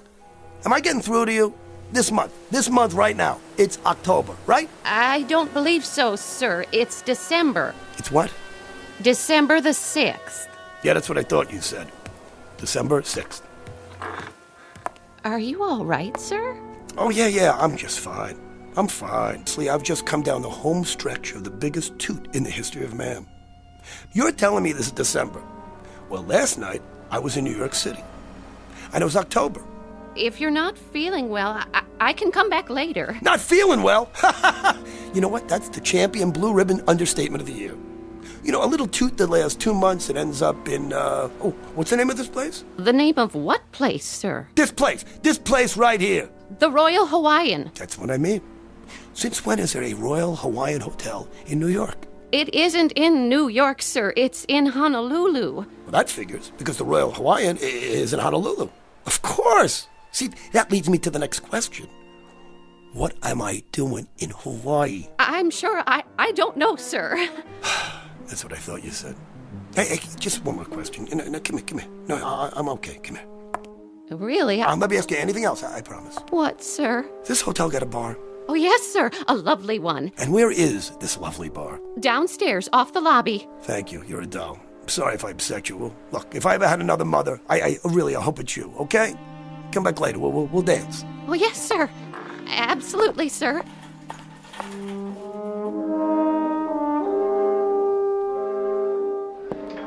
How you doing, pal? Hello, sir. Bar's pretty crowded. I can show you to a booth if you like. There's one by the window. No, I want to sit at the bar. There are no seats left at the bar, sir. Look, let me ask you something. The President of the United States comes in here, wants a seat at the bar. You'd have one for him, wouldn't you? I suppose so, sir. Sure you would. Why? Because he's your commander-in-chief. But I guarantee you he's not going to be here today. So you know what? How about if I take his stool? Well, not my commander, but still. Not yours? What does that mean? This is the United States of America, right? No, sir. It's Hawaii. Yeah, that's what I just said. Hawaii. Are you a state or aren't you? A state? Hardly. That's one thing that will never happen. Is that right? Well, you know what? Why don't you take a look at the history books? Because for your information, buddy, Hawaii became a state in 1959. What do you think of that? 1959? Well, that's very funny. Yeah, well, you're not funny, all right? Bloody Mary, please. That stool's occupied. Yeah, by who? The Invisible Man? Guy just stepped out. And you know what? I'll keep it warm for the guy. Give the gentleman a drink. Yeah, I want the tomato juice really anemic with lots of vodka, huh? Maybe 5 fingers, huh? You're the boss. Sure, baby. We'll take a walk on the beach. Then we can have lunch in the room. Sounds swell. That's better. Keep 'em coming, my boy. I'm on the last lap of the biggest binge in the world. Ha ha. Rough night? Rough night. Why don't you try 30 of them? Would you believe it? I passed out in New York a month ago, and this morning I wake up here. I know the feeling. One time, I fell asleep at the Dublin airport, and when I woke up, I was on a British troop train going into Palestine. That really happened. Can you believe that? Good man. Hi, you two. Hi. I'd like you to meet my wife. Charmed. I'd like you to meet my drink. How do you do? You kids look like you're in love. How long you been married? 1 day, 6 hours, and 12 minutes. No kidding. Never would have guessed it. Hey, bartender, you're from New York, aren't you? Born, bred, and raised. How'd you know? Because you got a picture of the great Fiorello LaGuardia. It's the best mayor New York City ever had. It sure is. Was. How's that? He was a good mayor. That's what I said. No. You said he is. Well, isn't he? He was. Because he's not here now, is he? No, I guess he isn't. He's in New York, where he should be. Yeah, because he's dead. I sure hope not. When did you hear that? Anybody ever tell you you got a wacky, nutsy sense of humor? What are you, the argumentative type? No, not me. I just want to tell you that if you're trying to rip me, I'm going to come back there behind the bar for about 7 minutes, and you're going to be fixing all those Bloody Marys with a fresh supply of blood from a broken nose, all right? Hey, take it easy, mister. Let me buy you a drink. No. Let me buy you one, okay? Come on, around for the newlyweds. You know they're drinking champagne. Hey, what do I look like here? Deadbeat? Come on, give him champagne. 2 more. To the bride and groom. Long may she wave. Hey, bartender, over here. What'll it be? So what do you off a ship? You bet your life. Best one afloat. The Arizona. The what? The Arizona. Well, when did they dredge her out of the mud? Say. Don't get mad, honey. He didn't mean anything. Talking about my battle wagon, and she's never been close to the mud. Oh, she hasn't, really. Hey, buddy boy, let me tell you something. Got a lovely wife, but a lousy memory. And now you trying to tell me the Arizona was never sunk? I'm not trying to tell you, I'm telling you. The Arizona's never been sunk in her life. Never. You know it, I don't, okay? I say she got sunk on December 7th, 1941, okay? And that's where she sits today, in the mud at Pearl Harbor, okay? Now, what do you think of that? What'd you say? I said... I have returned. I feel like a new man. And now that new man needs a drink, too. Oh, here's your newspaper, bartender. Another one of your liquid libations for me, please? Get off that stool! He was here before. Let me see that paper. Take it with you on your way out. Let me see this. Jap envoys to FDR. Hey, wait, what kind of paper is this, huh? What are you guys doing? Where'd you get this? The Honolulu Day, December 6th, 1941. You owe me for the champagne. And one Bloody Mary. But it isn't 1941. Do you hear me? Ask anybody. You. How about you? Somebody speak up. What is the matter with you people? I have to ask you to leave now, buddy. Oh, what? Because you think it's 1941? Because everybody in here's in on this stupid joke? It's not 1941. It can't be 1941. I mean, how could it be? So how can it be 1941, Doc? Can you tell me that? Huh? And the dream ends there? No. It just goes on. I see. But up to that point, each dream is identical, you say? Identical. I even remember going to the door of the bar and looking out in the street. And I see all the cars. 1939, 40, 41 models. Nothing newer. Go on. All right. Now get this. And this is what separates the men from the wacky. I don't think it's a dream, Doc. It's not a dream. Make all the little chicken tracks you want on that little piece of paper. What I'm telling you here is the goods. I believe you. You do? Then why don't you call up the sanitarium and tell them we'll take a double room? Because you're nuts also. I mean, I understand why you think it's real. Some dreams are extremely realistic. As often as not, they're impossible to distinguish from reality.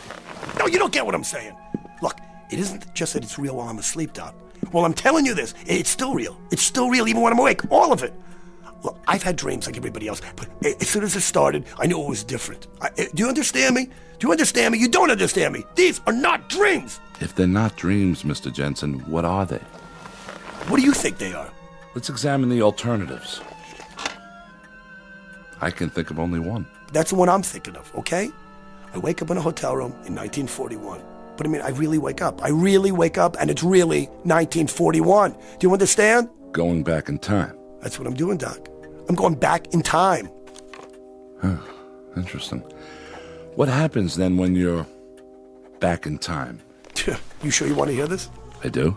Then hold on to your hat, Doc, because from this point on, things go completely screwy.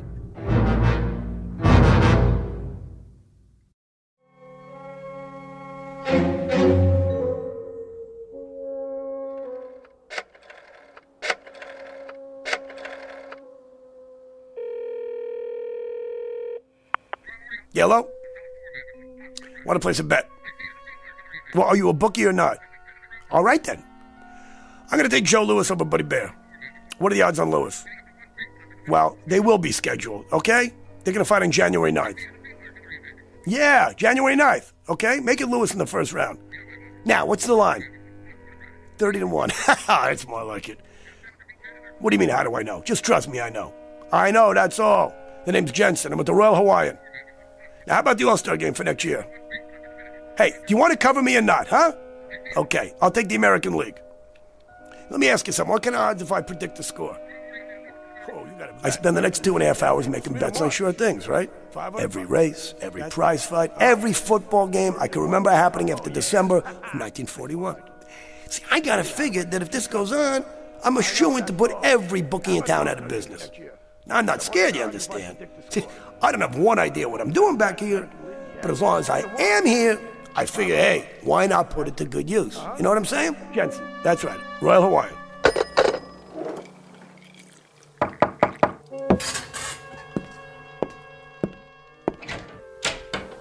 Oh, hey, how are you, buddy? You're the ensign from the bar. I hope you don't mind. No, come in. I just wondered, how you doing? I'm fine. Come on in, have a drink. My wife asked me to stop by and see how you felt. Yeah, it was very nice of her. I feel great, I'm fine. Hey, what are you drinking? No thanks. We're going swimming. She was a little concerned. My wife, I mean. About what, about me? Well, it's just that down at the bar after you saw the paper and... No, don't worry about it. I was gonna ring you up and apologize. That whole Arizona bit. Sure. Are you, sick or something? No, I'm not sick. Well, what made you say it wasn't 1941? No, nothing. I was a little whirly in the head, that's all. Sure. Well, we'll be back about 4 or 5. Maybe you'd like to have a drink with us then, if you feel okay. You got yourself a deal. Hey, one more thing. Yeah? So what do you do on the Arizona? I'm in the engineering section. You work down below? Yeah, most of the time. Good job? I like it. Well, we'll give you a call. Yeah, sure thing. How is he? I think he's okay. Said to give him a call when we get back. Oh, that's great. So I remember thinking, right at that moment, these two kids were so much in love, you could take the looks they gave each other, you could spread it on pancakes. And while I'm watching them, it hits me. This boy looks down in the hold of a ship that has about 14 hours left to ride the waves. After that, it goes down under with 1,000 men. And suddenly, making bets on things that I know will happen seems about as interesting as catching lake trout in a milk bottle. You know what I'm saying? Somehow trying to help those two kids is the one thing in the whole wide world that matters. So I do the only thing I can do. I make a fool out of myself. Hey, front desk? Hey, I need directions to get to the Schofield barracks. Yeah, right. Yeah, U.S. Army base.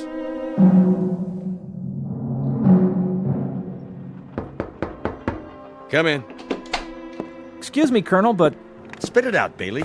That guy is still in the orderly room, sir. Says he wants to see somebody in charge. Who's this now? Some jerk with a tambourine or something. Must be Save a Soul Saturday. What's his story? I can't piece it all together, sir. Something about the Japanese having bombs? This ought to be good. Send him in. Yes, sir. The Colonel will see you now. You're Mr... Jensen, Pete Jensen. I'm Colonel Abernathy. What's on your mind, Mr. Jensen? First of all, Colonel, I want to guarantee that I'm not going to get stuck in a rubber room when I'm finished telling you this. You've got it. I have information that the Japanese are bombing Pearl Harbor tomorrow morning. 8 a.m., Honolulu time. You know this to be a fact? Colonel, as sure as I know the good Lord made racehorses. They're coming over here in about 30 waves off a bunch of carriers. They're going to plaster us while we're still in bed. Oahu, the airfield, right here too. Schofield Barracks. This is very serious. Better take immediate steps. Bailey? Sir? Have Captain Franklin contact the naval station at Pearl. Yes, sir. See that they have all personnel standing by. At least 30 PBYs ready to go up. Tell Lieutenant Ordway to call the commanding general. All troops on the beach. If you say so, sir. All right, come on, knock it off. Cut the game. Listen to me, you brass-covered hyena, okay? Don't you say that nobody warned you. I warn you. You gotta listen to me. I'm sure you're right. Now you can leave peacefully, Mr. Jensen, or I'll have you escorted outside. Go walk by myself, okay? And if anybody grabs me, you're gonna have to call the medical corps on the double. We don't appreciate that kind of talk. Is that a fact? And what do you appreciate, Colonel, huh? Maybe you'd appreciate a big punch in the jaw. All the trouble I take for getting over to try to save you people, and this is what I get? All right, Jensen, zip it. You walk on that lower lip one more time, soldier boy, and I'll get you out of the Army on a medical. You understand me? Believe me, Mr. Jensen, this is going to hurt me worse than it hurts you. Oh, I believe it. Colonel! Oh! Are you all right? Place this man under arrest and fit him for a straitjacket. Yes, sir.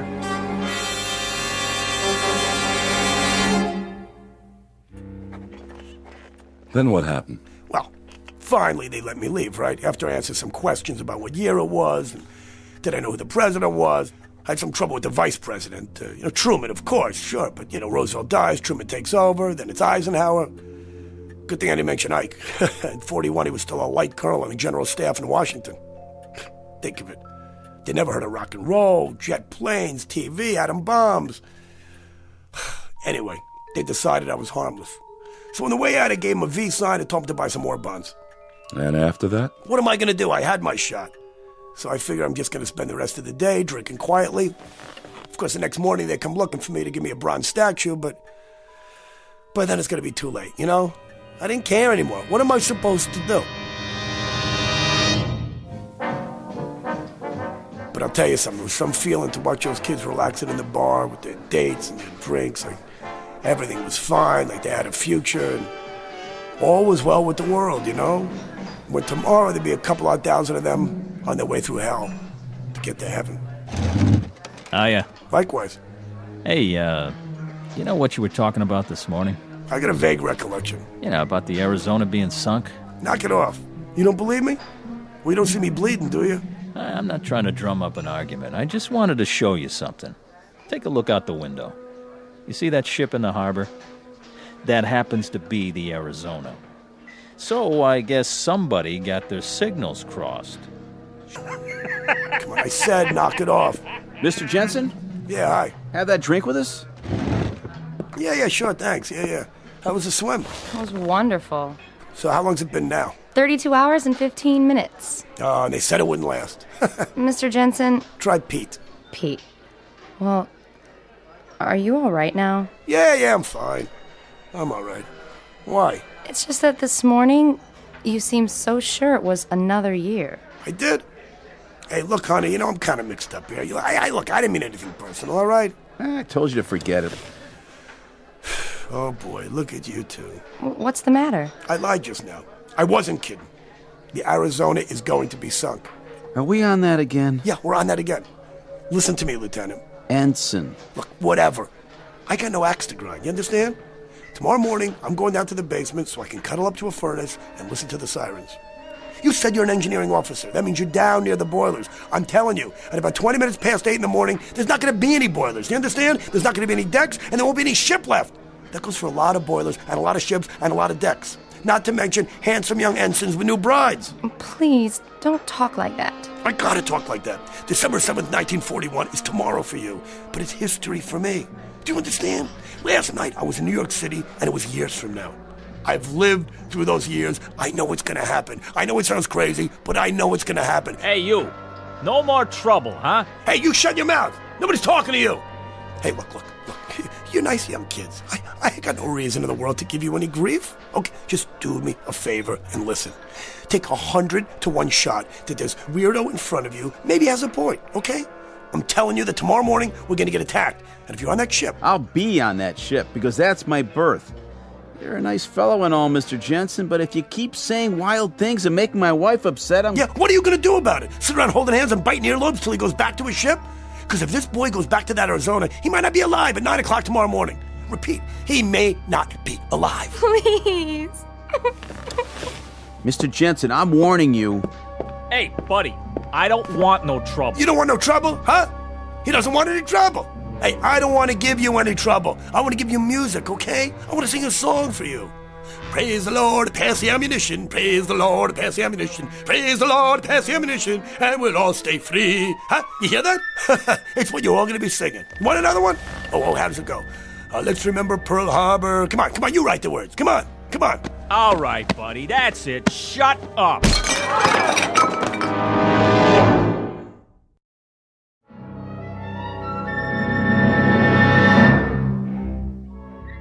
me the general can't be reached. I know he can be reached. He may not be alive to call me tomorrow. Yeah, this is... Hello? Hello?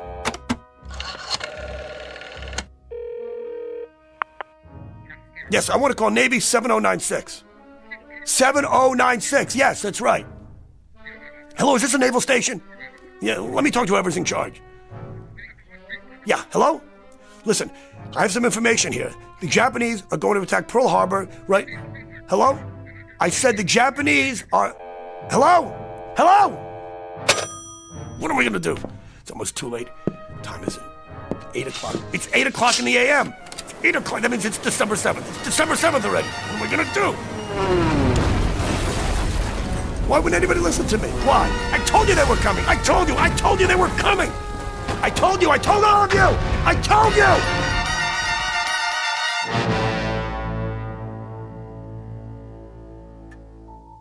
I told them, Doc. I told them over and over. Why wouldn't anybody listen to me? And then? I'm standing there by the French windows, and I'm watching the planes coming low. I'm watching them. The bombs are dropping, strafing. All hell is breaking loose. And that's where I wake up, every time. Realistic and very frightening. How long did you say it's been going on? Every night for a week. And always the same? Everything. The ensign and his girl, the bar, me trying to call from my room, and the moment I see the planes coming in. Mr. Jensen, I won't attempt to analyze that dream, except to say this. Very often we dream with a purpose. It can signify something deeply rooted in the subconscious. The things you dream about may not be what's really bothering you. Well, don't try to out-logic me, Doc, okay? You think I'm nuts, don't you? I know what I know. I can't explain it. But that's why I came to see you, because I thought maybe you could explain it. I know for a fact I'm going back in time. And I'll tell you something else, that even after I wake up and I'm laying in bed and I'm thinking about the dream, I know it's not supposed to end there. I know one of these nights it's going to go beyond that. But you have no idea what might transpire. No, not one. All right. Let's approach it this way. Assume that it is possible somehow to go back in time. You go back and you do something, warn people, say, about an accident so that it doesn't happen. But what have you done then, Mr. Jensen? By altering the past, you change the future. Here, look. This is the present, and my lighter is on my desk. Now I go back in time and I pick up this lighter. I put it in my pocket and I keep it there. Then I return to the present. By any rights, having removed that lighter, it should no longer be here. But if it is, you get my point? Look, Doc. Try this analogy, Mr. Jensen. Supposing I were to go back in time and I got hit, say, by a taxi. Now it figures that if I went back in time and got killed, I couldn't be alive today. Not only that, but think of the other lives affected. I wouldn't have children, I wouldn't have bought a house, all these things wouldn't exist because I changed them. Ergo, I wouldn't be here to go back. So? So time travel is not possible. It can't be. It creates an insoluble paradox. Therefore, we can safely assume that what we're talking about is a dream. It has to be. Try this then. I've never been to Honolulu in my whole life. So after the first couple of times, I decided to put it to a test. Go on. I remembered the ensign's last name. It's kind of an odd name, not easy to forget. Janowski. Told me he came from a little town called White Oak, Wisconsin. So I placed a call. There was only one Janowski in the phone book. Woman answered. His mother. I said it was a friend of his from Honolulu. And was he there? And then? She told me that her son and his wife were killed in Honolulu on December 7th, 1941. He went down with the Arizona. She was shot down near King Street by a fighter plane, a Japanese Zero. A Japanese Zero, Doc. You sure you've never been to Honolulu? Yeah, I've been there. When? In the dream, which isn't a dream. Okay, Doc, your turn. I don't hear you talking. That's because, at the moment, I don't know what to say. The patient lay on the couch. We'd been talking for hours. It was Saturday, and I'd planned to leave early and go play golf. But I was concerned about this man and his story. It was incredible. Then finally, I knew he was asleep. It wasn't a deep sleep. By the look on his face, Mr. Jensen was far from resting, though his eyes were closed. Mr. Jensen? Are you asleep, Mr. Jensen? So I decided to let him rest while I thought it through. Who knows, maybe he'd even finish his dream this time.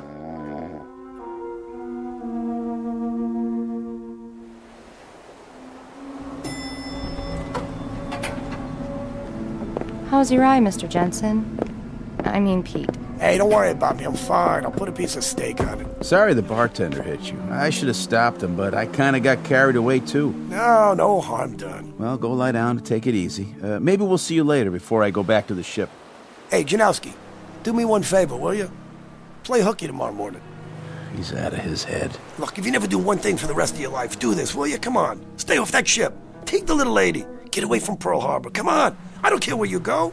Get on a Pan Am and go to the Canal Zone. Anywhere, but just get out of here. That's a great plan. And you know what it would cost me? Only my commission in the Navy, that's all. Jimmy, forget it. If you don't go, do you know what that's going to cost you? Just a little item like your life, and hers too. I tried to be nice, but this time I swear I... Come on, Jimmy. Let's go to our floor. Please, come on. What do you got to lose? I'm going to try to save your lives, that's all. Poor, dumb, crazy kids.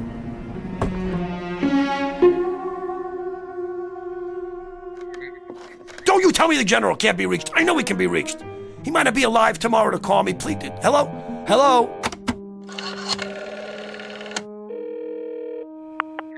Yes, I want to call Navy 7096.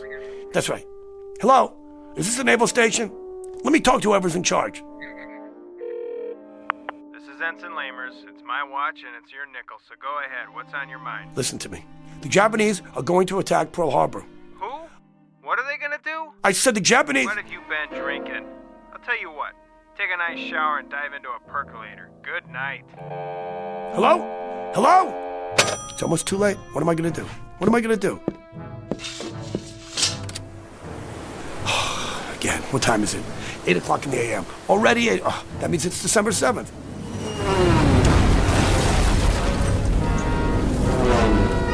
Why would nobody listen to me? Why wouldn't anybody listen to me? Why? I told you they were coming. I told you. I told you. I told you. I told you.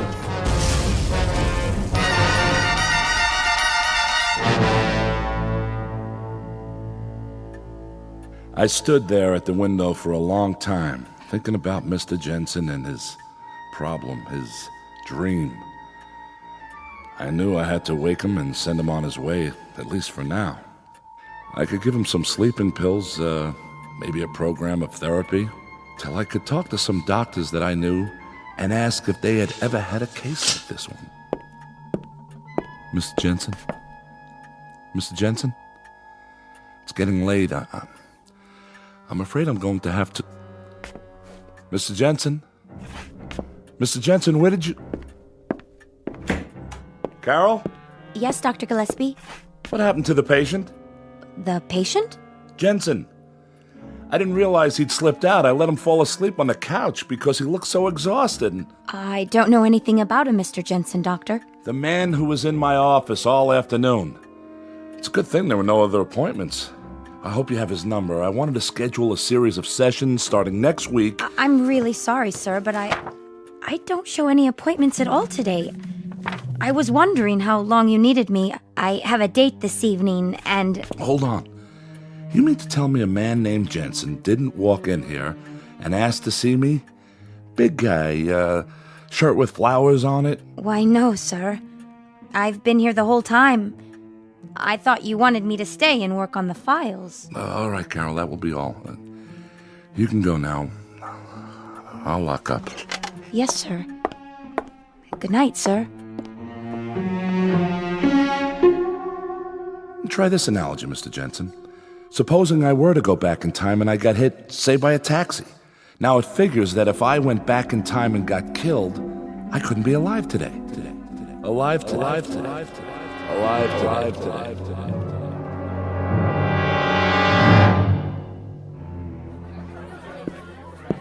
Welcome to Andy's place. What can I get you? Bourbon on the rocks, please. One bourbon coming up.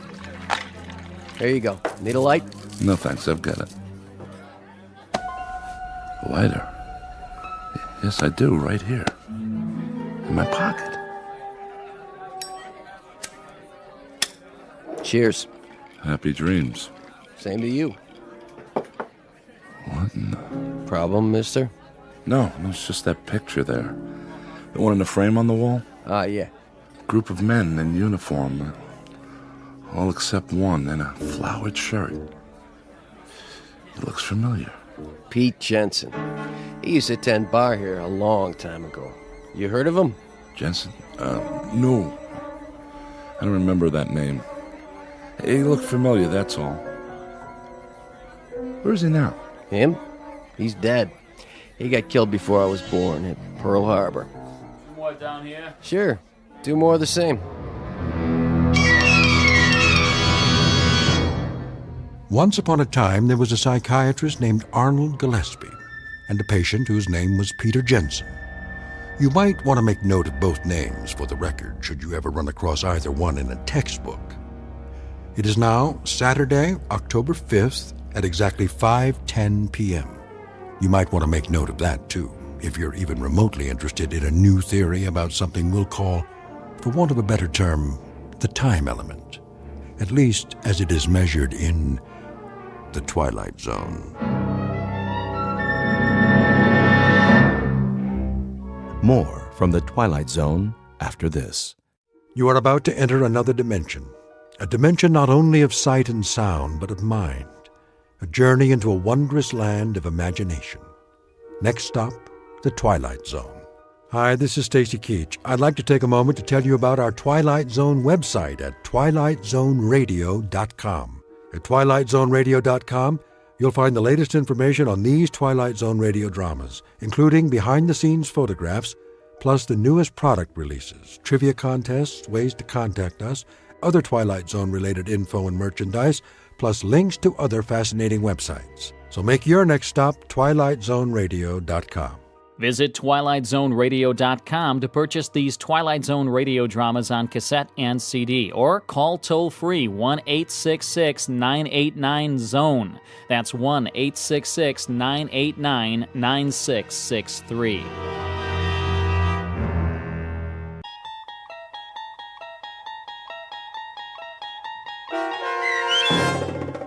Ring-a-Ding Girl, starring Sarah Wayne Callies with Stacy Keach as your narrator, was adapted for radio by Dennis Etchison and written for the Twilight Zone by Earl Hamner Jr. Heard in the cast were Meg Thalken, David Darlow, Christian Stolte, Doug James, Fernette Lebo, Kurt Nabig, and Carl Amari. To learn more about the Twilight Zone radio dramas and to obtain audio cassettes and CDs of these programs, visit our website at twilightzoneradio.com. The producers of The Twilight Zone wish to thank CBS Enterprises, Carol Serling, Dennis Etchison, Dick Brescia Associates, Claire Simon Casting, Terry Jennings, XM Satellite Radio, the American Forces Radio and Television Service, Sirius Satellite Radio, our sponsors, and our radio affiliates for helping make this series possible. This copyrighted radio series is produced and directed by Carl Amari and Roger Wolski for Falcon Picture Group. Doug James speaking.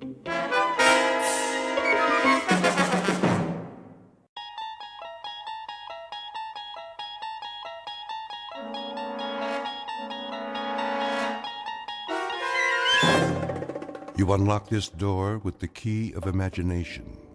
Beyond it is another dimension, a dimension of sound, a dimension of sight, a dimension of mind. You're moving into a land of both shadow and substance, of things and ideas. You've just crossed over into the Twilight Zone.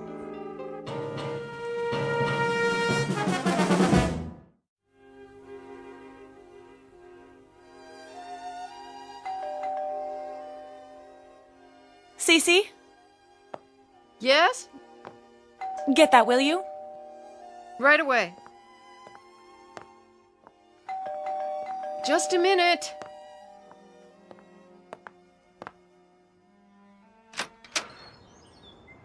Yes, Patrick? Well, She'll be down in 5 minutes.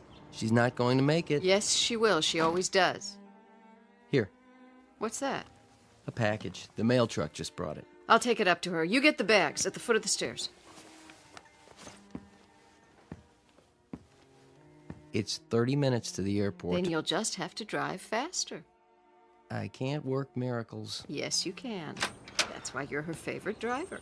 Just tell her. She knows.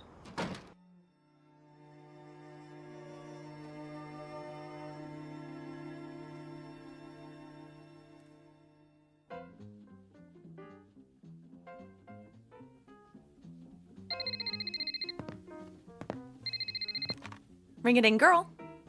Hello, Ivor. Yes, I know the limousine is waiting.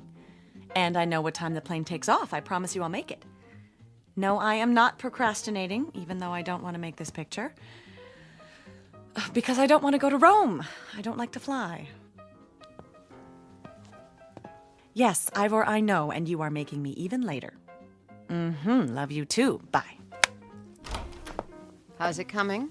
My agent's nervous. So am I. You've got 25 minutes to get to the airport. Won't they hold the plane? Not forever. You'd better go into fast forward. Everything's packed. I'll wear the mink. Carry my ring case down to Patrick, will you please? You're taking all of them? It was your idea, wasn't it? It was my idea that it might be good publicity if the ring-a-ding girl collected rings. Not that she take them everywhere she goes. But I haven't decided which one to wear. What's in the package?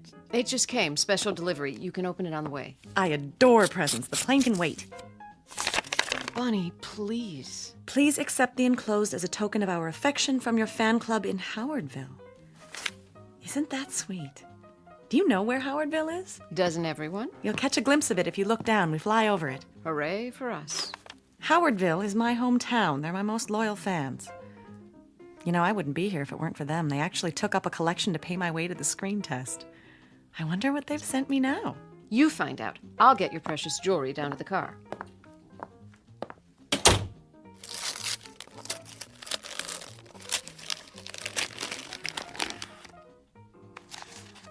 Oh, look, such a big ring. I hope it didn't cost them a fortune. What's in the stone? A picture? How did they do that? Bunny, this is your sister. Come home, Bunny. Please, I need you. Come home right now.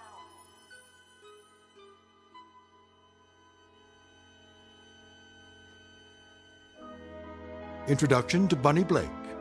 Occupation, film actress. Residence, Hollywood, California. Or anywhere in the world the cameras happen to be rolling. Miss Blake is a beautiful and extremely public figure. What she wears, eats, says, even thinks is news. But underneath the glamour, the makeup, the publicity, is a flesh and blood person. One who has just been handed the role of a lifetime. Because on the way to her next shoot, she will take an unscheduled side trip to a location in the Twilight Zone. And now, The Twilight Zone and our story, Ring-a-Ding Girl, starring Sarah Wayne Callies, with Stacy Keach as your narrator.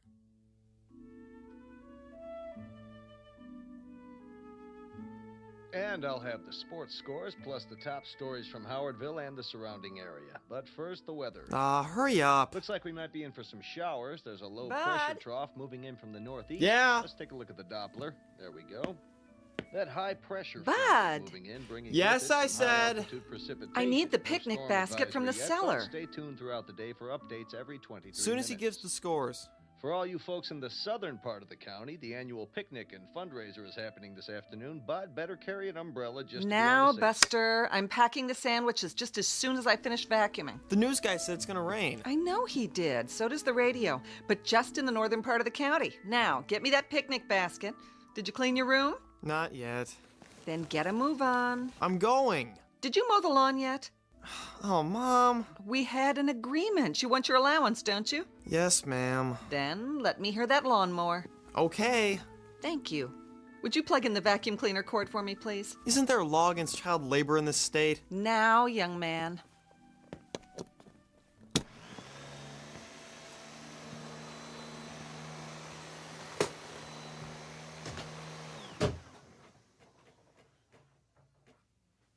Bud, what happened to the electricity? Bud? Who pulled the cord out of the... Boo. Oh! Bunny! She remembers. Oh, Oh, come here. Let me get a look at you. It's been so long. I can't believe it. I've been looking forward to this. I think about you all the time. So good to be home. Why didn't you let us know? How did you get in without my hearing you? Same old way. I think I know this house. Oh, I could just shake you. That's no way to greet a celebrity. 5 years, and here you are without one speck of warning. Look at that coat. You know me. Glamorous, unpredictable, and full of surprises. Same old nut. What brought you home just out of the blue like this? Well, I thought you might like to see me. I'm tickled pink, but why now, just like that? Maybe the ring had something to do with it. Oh, it came! This morning, you see? You don't think it's too big? Not at all. No, it reminds me of that mood ring I had when I was little, remember? This is much nicer, of course. Much, much nicer. Oh, what a project it was. Everybody in town chipped in and they let me pick it out. Do you like it? I love it. Sis, is everything all right? What do you mean? Are you all right? Never better. Why? I don't know. Maybe I'm just tired. Oh, come and sit down. Can I get you anything? No. Take your coat off. Oh, is that real mink? Mm-hmm. They call it Ember Autumn. I suppose it's a bit much. One of the perks of being a star. Oh, you. Oh, don't let it touch the floor. I haven't finished vacuuming yet. This is the way we do it in Hollywood, darling. They teach you to do it in acting class. Off one shoulder, then the other, then drop it like so. Oh. It's supposed to show that you really don't care because you've got 10 more at home in the closet. Then you move your hips like this. Ooh, that walk didn't come from acting class. My one natural talent. Oh, Bunny, we are so proud of you. The whole town is. Are we going to get to keep you for a while? Just for the day, I'm afraid. Oh, but that's not nearly long enough. I know. I'm stealing time as it is. They want me in Rome. Rome? But I got to the airport, and right at the last minute, I said, no, I'm going home instead. I got the basket. Now can I... Whoa. And who is this divine man? You remember Bud? Aunt Bunny? Surely this isn't Bud. So handsome. I thought he was my next leading man. Aw, I get it. Mom says you're always cracking jokes. And she was right, but I don't joke about everything. You want a soda pop or something? I can get you one if... Weren't you going to clean your room? We can do that later. I haven't seen him in ages. It's so good to be home. I'm anxious to see everybody, all my old friends. Well, you came at the right time. Remember the Founders' Day picnic? Oh, how could I forget? Do they still have the beauty pageant? They sure do. The year I won was what got me started. My picture in the paper? Someone on the coast saw it? The picnic's this afternoon. Everyone in town will be there. Why don't you come with us? The picnic? Bud and I have to go. I'm on the food committee and Bud's a lifeguard. Picnic. We promised we'd be there. Bunny, what's the matter? Are you all right? Come over to the couch. I'm fine. Just let me sit down. I don't know what's wrong with me. I didn't get much sleep. Oh, take my arm. Bud, get on the other side. I'm fine, I'm telling you. Bunny? Bunny? Hello, ladies and gentlemen, boys and girls. What is that? Do you hear it? Hear what? Is the television on? No. Bunny? Bunny? And a special hello to you, Bunny Blake, wherever you are. Bunny, for the love of God, come home. We need you. We need you. Need you. Need you. Need you.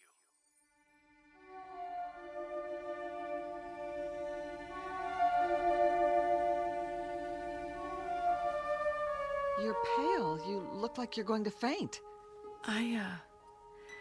If I could just lie down. Put your feet up. Bud, call Dr. Floyd. Sure, if you think. Just do it, now. Bunny. Hello? I want to talk to... Bunny. Yeah, tell him it's an emergency.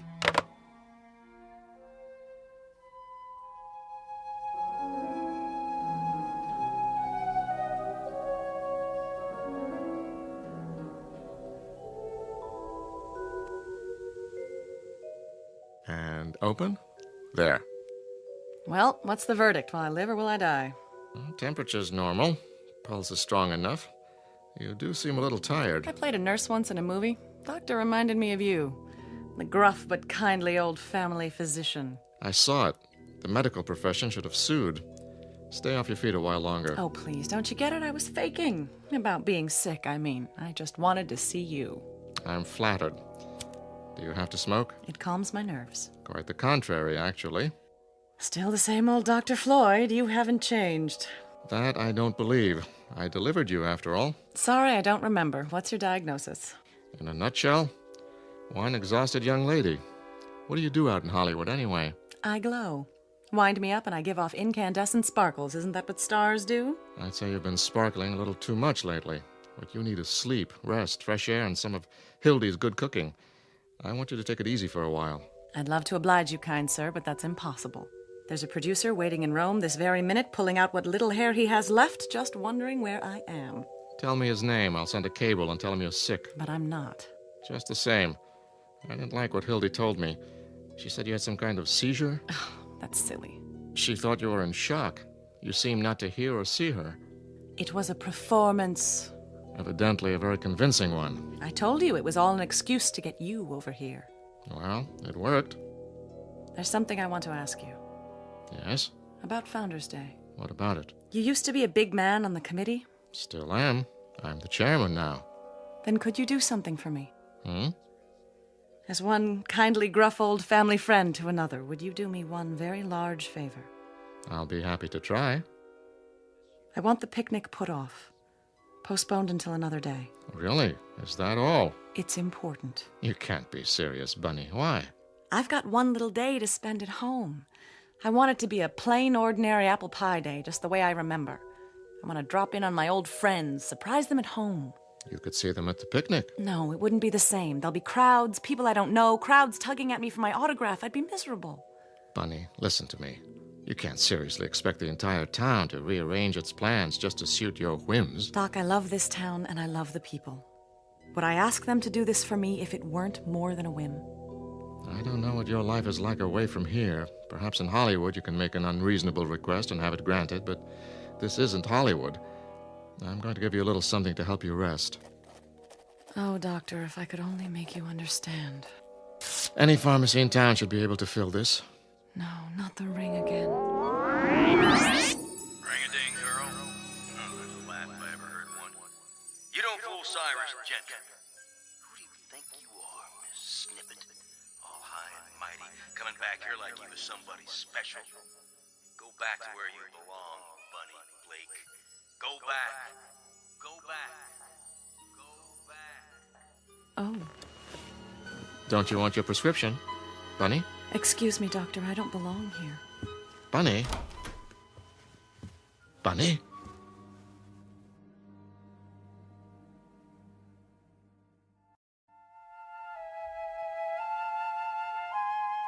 Hildy, can you come here? Yes, Doctor. How is the patient? Where is the patient? She went upstairs. She did? Very agitated all of a sudden. The look on her face. Hildy, what's upsetting your sister? I wish I knew. She seems to be under a severe strain and acting quite irrationally. I know. I'm delighted to see her, of course, but to fly here like this without so much as a call? There's something downright odd about it. I want you to get this filled. Some pills to relax her. Keep her as quiet as possible. And by no means let her go to Rome. At least not right away. I'll try, but she's always had her own mind. It may be just fatigue, but then again... Should I be worried? It's too soon to say. For now, let's keep an eye on her. Thank you, Doctor. I'll do my best. Call me if you need me. I will. Thank you so much for stopping by.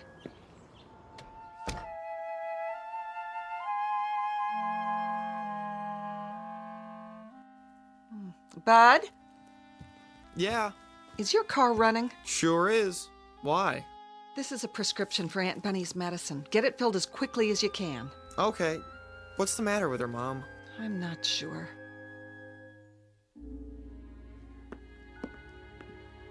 Not one single solitary thing is the matter, Hildy. I could have told you that. I'm really shocked at how old Dr. Floyd's getting. I think that sweet old man ought to put himself out to pasture, don't you? He thinks you ought to get some rest. Does he? Well, I'm not the least bit tired. He's the one that needs rest, poor dear. Did you see the way his hands tremble? Nevertheless, he left a prescription for you. Something to help you relax. Bud's going to go get it. Meanwhile, why don't you just lie down and take it easy? I can make us something while we wait. You mean stay here? I can just hear what people will say.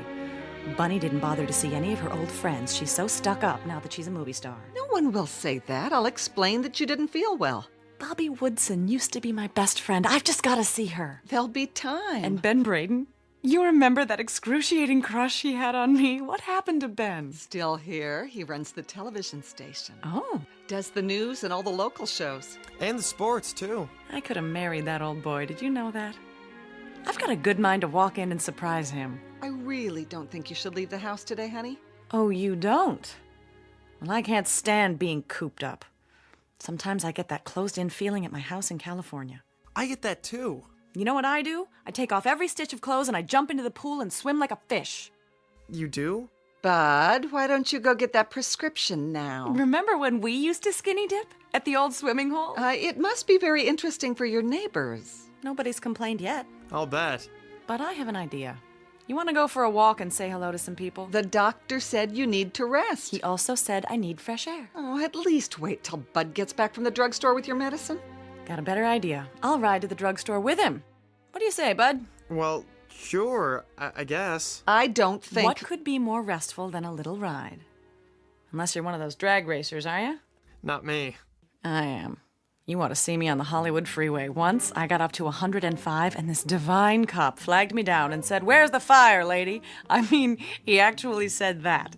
Well, I said, "Sugar, I'm late for work, and the studio's gonna suspend me if I'm late one more time." Bunny. It ended up with Dollface giving me a police escort right to the studio gate.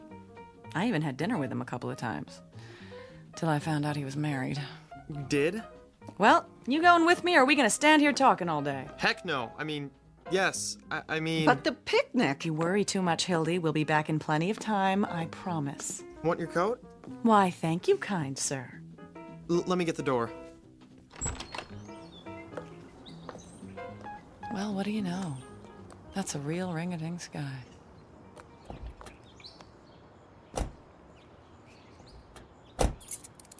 Drive carefully, Bud. Don't be long, you two.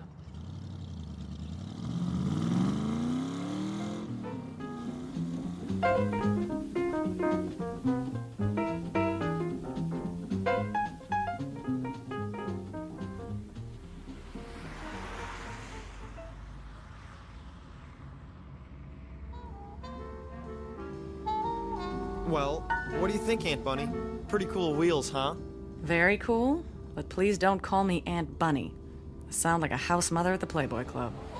Okay, Bunny. There, that's better. Isn't that better? Must be pretty boring for you. I wouldn't say that. Compared to Hollywood and everything, you know a lot of movie stars. A few. What are they like? Which ones? Oh, I don't know. You go to parties and all that stuff? Not very often. Mostly I stay home, study my lines, and go to bed. You do? I have to get up early when I'm on a picture. Do you have one of those... Aw, never mind. Go ahead, say it. Well, I hear everybody has a water bed out there. I used to, but I got rid of it. How come? Too noisy. Sloshing around every time you turn over. Sometimes I'd wake up in the night and I think I was on a raft in the middle of the ocean. Gosh. They're cold, too. Especially because I don't wear anything when I sleep. You don't? Better not mention that part to your mother. But you understand. We're just talking, aren't we? Couple of old friends tooling around on the best set of wheels in town. Isn't that right? Sure, Bunny. So, where do you want to go? Is Mr. Gentry still the caretaker at the high school? Old Methuselah? Oh yeah, they'll have to blow up the place to get rid of him. Be an angel. Stop by just long enough for me to run in and say hi. School's closed today. I know, but Mr. Gentry's always around, isn't he? I used to think he lived there. Well, the gate's open. I could show you how to get in the building. Would you? I'd appreciate that. Maybe we should get your medicine first. Bud, this is important, or I wouldn't ask you. Okay, if you think it's all right. Oh, it'll be fine, trust me. I just have to deliver a message.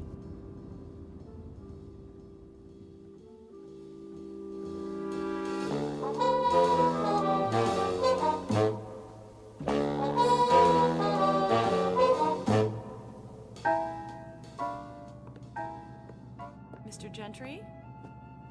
Are you in here, Mr. Who's there? please. Mr. Gentry, remember me? Barbara Blake. That you? It's me. How are you? I'm kicking pretty high for an old man. So you finally came back. Get your fill of Hollywood, did you? No, I like it there. It's not what you think. Isn't it? We read all about the hijinks you get into. Can't say I'd be proud of it. I don't know what you mean, Mr. Gentry. It's just a town like any other. What brings you back here, Barbara? I'm not sure. It was an impulse. Well, you picked the time. The Founders' Day celebration. Not that you'd be interested. But I am interested. That's why I need your help. My help? I want you to do something for me. Unlock the doors to the school auditorium. What for? Some people might show up, and if they do, I want you to let them in. Oh, not me. Nope, I'm going to the picnic. Please, Mr. Gentry, I know you don't like me, but this is important. It's terribly important. Barbara Blake. Always asking for favors. Wanting to be treated like somebody special. Maybe you forgot those doors are open all day long. You want to come here, you can walk in just like anybody else. Thank you, Mr. Gentry. It was wonderful to see you. Anything else I can do you for? Just one. Mr. Gentry, I can't explain it yet, and if I did, you wouldn't believe me. But please don't go to the picnic. Take my word for it, you mustn't. Not this year.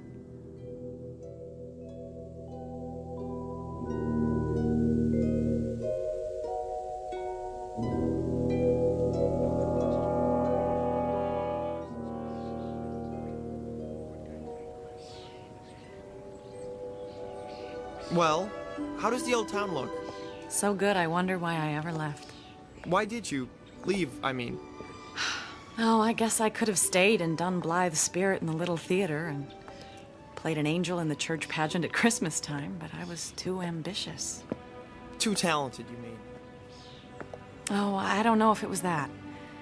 I knew I had some talent and I had to find a place for it to grow. Otherwise, it would have died and I'd have ended up frustrated, pushing a broom around a house I couldn't stand and screaming at a brood of children. Can you understand that, Bud? I sure can. Well, you've got your prescription. Want to go home now? Wait. What's the matter? Ladies and gentlemen, this is the captain. We're running into a little rough weather. Fasten your seatbelts, please. It might get a little bumpy up here. Bunny, something wrong with your ring? What? Oh. Oh, no, nothing at all. It's just the way it catches the light. Sometimes I think I see a picture in it. Yeah. Do you want to go home? Is the television station still on this street? Uh-huh. Right over there. Wait for me, will you, Bud? I'll be right back.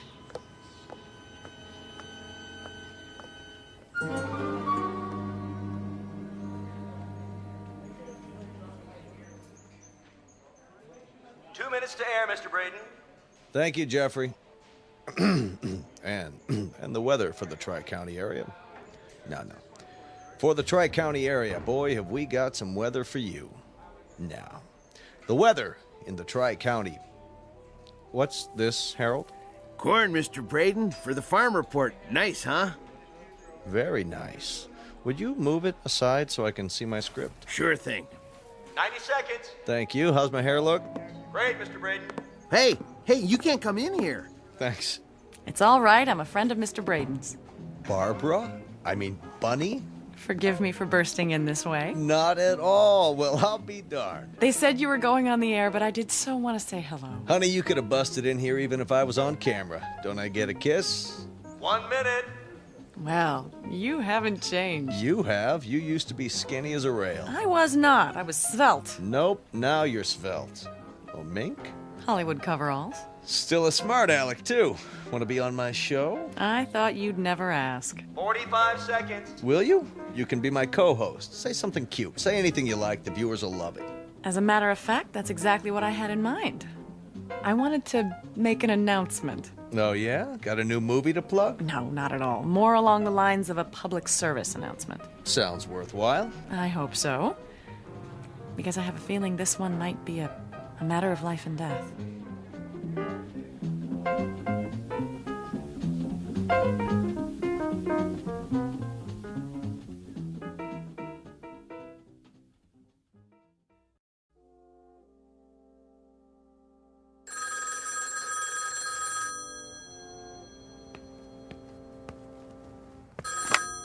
Hello?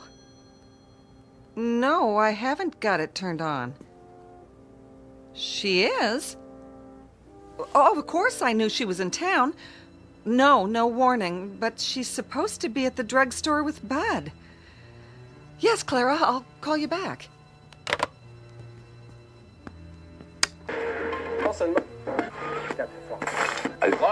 Yes, Ben, you can't imagine how happy I am to be back in Howardville. It hasn't changed a bit, and I mean that in a good way. What in the world? Will you be with us for a nice long visit this time, buddy? Unfortunately, I have to leave tonight. Work calls. Oh, a new picture? I'm starting one in Rome. That sounds exciting. Yes, it's a wonderful script. I'm looking forward to it. Everyone in town has been following your career. I'm sure a lot of your old friends would like to see you. Well, but they can if they really want to. Are you kidding? You know that one-woman show I did in Las Vegas last winter? We read all about it.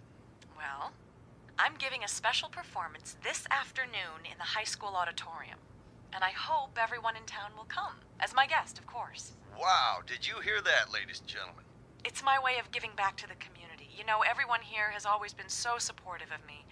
This is just a little token of my appreciation. Oops, I think we've got a conflict here. The Founders' Day picnic starts at 3 o'clock. You remember what a big event that always is. I know, but I'm afraid it just has to be today. All I can say is that you'll have a choice of coming to see me at 3 o'clock, or going over to Riverside Park and getting hit by... By? a bunch of ants. You heard it here, folks. Well, Bunny, thank you so much for stopping by.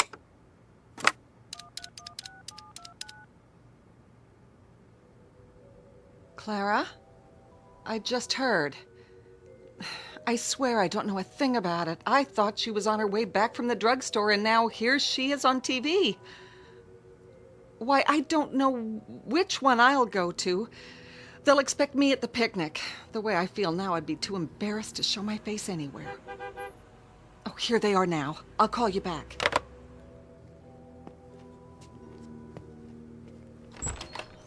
Hi, Mom. Sorry we took so long. Go to your room. Bunny, I'm trying not to be angry with you because you must have lost your mind. I told you there was going to be an explosion, buddy boy. I can explain. I said you're excused. Yes, ma'am. It wasn't his fault. This is nothing to joke about. People are calling here. And what do they say? They're confused. They don't know whether to go to the picnic or this, whatever it is you're putting on at the school. I can understand that, but... What are you trying to do? I owe this town, Hildy. It's just my way of paying back a debt. It doesn't look that way.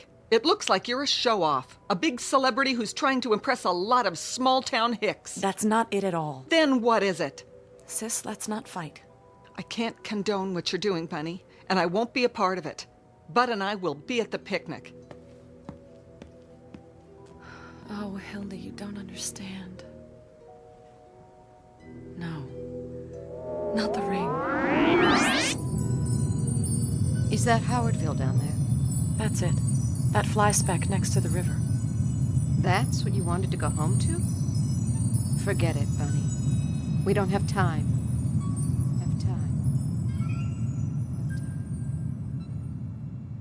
Oh no, there has to be time. What else can I do? Barb, what's the matter? Nobody understands what I'm trying to do. It's not for me, not this time. Please don't cry. Oh, honey, there are some things about you I'll never understand. But if this performance means so much to you... It does. Then don't you worry. We'll be there, I promise.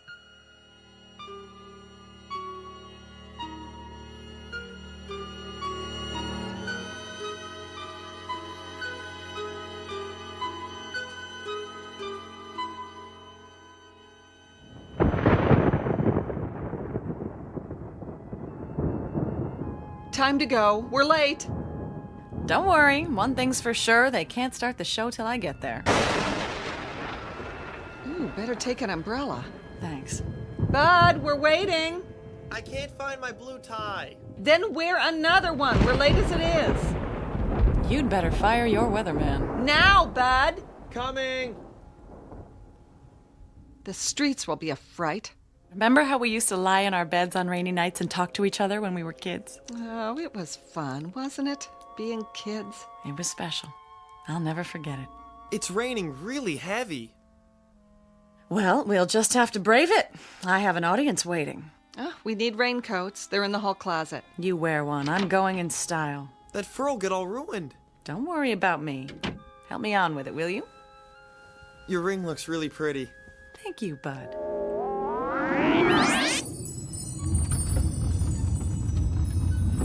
We've hit some unexpected turbulence, so please remain seated. We'll get through it all right, folks.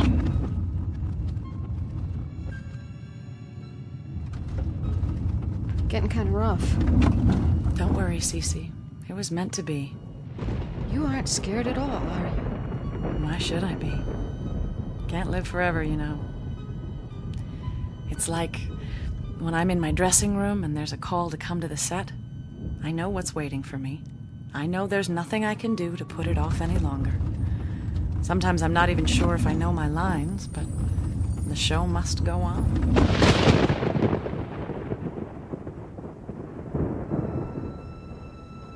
Hildy. Yes? I'm going now. I'm coming. Not this time. What do you mean? And Hildy, thank you. For what? For being my sister. I always loved you, you know. Bunny? That one's a fire engine. Sounds like an awful lot of them. Turn on the news. Goodbye, Hildy. And Buddy, take good care. Bunny? Major disaster. We'll bring you updates as they come in. For now, the Highway Patrol has issued a bulletin for everyone Turn that to down. remain inside. Hello? Mrs. Blake, Yes. this is Jim Haddock with the State Troopers. Oh, what is it, Jim? I'm out at the park. I thought you ought to know.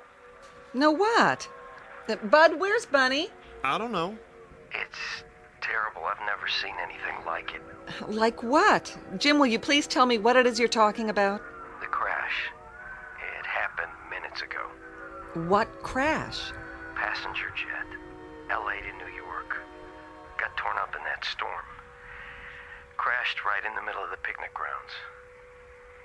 Hildy, your sister is dead. Bunny is dead. Dead? That's crazy. She was a passenger on that plane. She and another woman sitting right next to each other. Jim, my sister is here, now. I saw the body myself. Hildy, there's no mistake. It was Bunny Blake. I'm sorry to be the one to tell you, but... Bunny? Bunny, where are you? She's not here, Mom. Want to hear the news? Fortunately, only a Bunny? handful of people attended this year's Founders Day picnic, so a disaster of even greater proportions was averted. Bunny? Most of the population is safe at the high school auditorium, where they gathered for a special performance by our own local celebrity, Miss Bunny Blake. Conflicting reports claimed that she was a passenger on the ill-fated plane, but witnesses swear, I would swear, that she was here in Howardville this afternoon. Until the mystery is solved, only one thing is certain. There's been a terrible crash, the worst in the state's history. Bunny.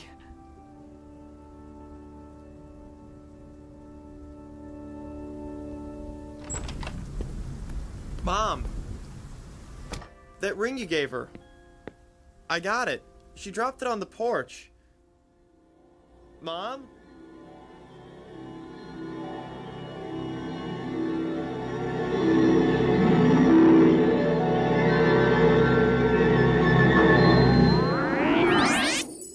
We are all travelers. The trip starts in a place called birth and ends at a distant location known as death. And that's the end of the journey, unless, like Bunny Blake, you happen to make one last curtain call on a misty stage somewhere in the Twilight Zone.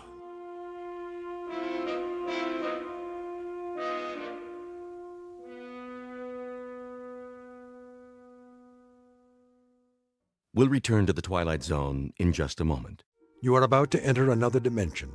A dimension not only of sight and sound, but of mind. A journey into a wondrous land of imagination. Next stop, the Twilight Zone.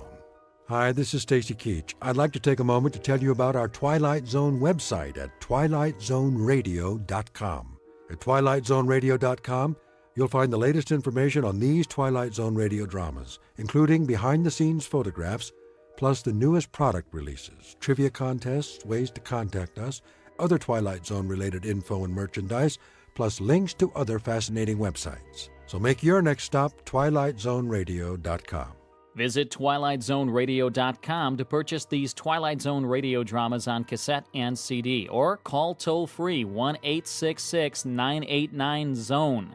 That's 1-866-989-9663.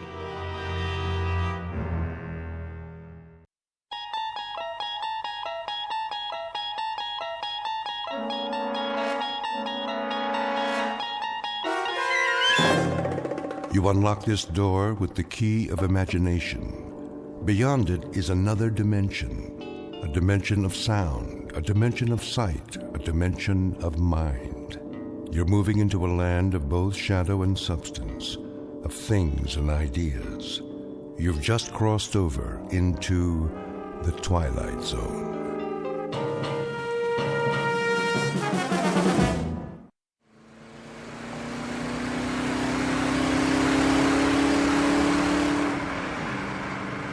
Don? How fast are we going? Oh, 60, 65. Steady as she goes. Are you sure the speedometer's working?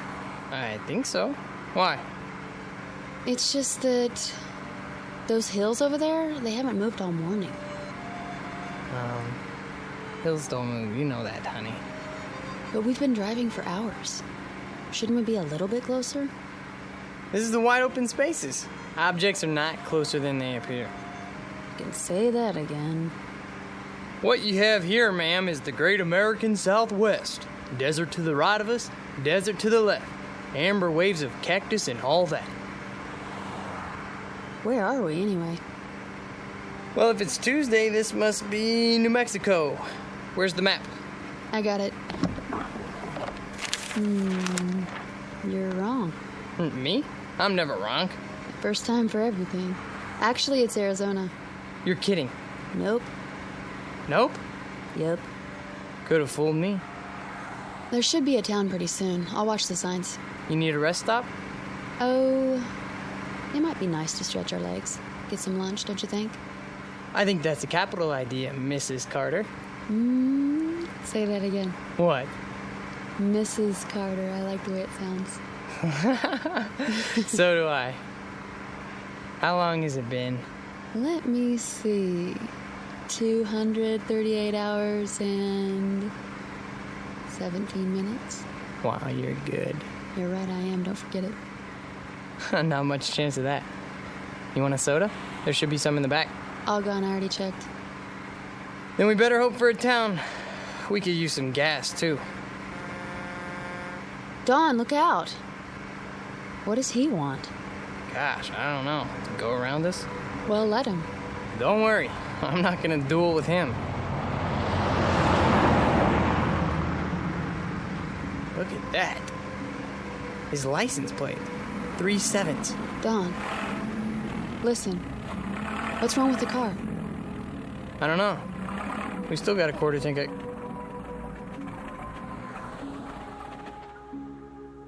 Oh, great. There'll be a tow truck anytime now, you'll see. How do you know? 3 7s. You don't really believe that. Watch.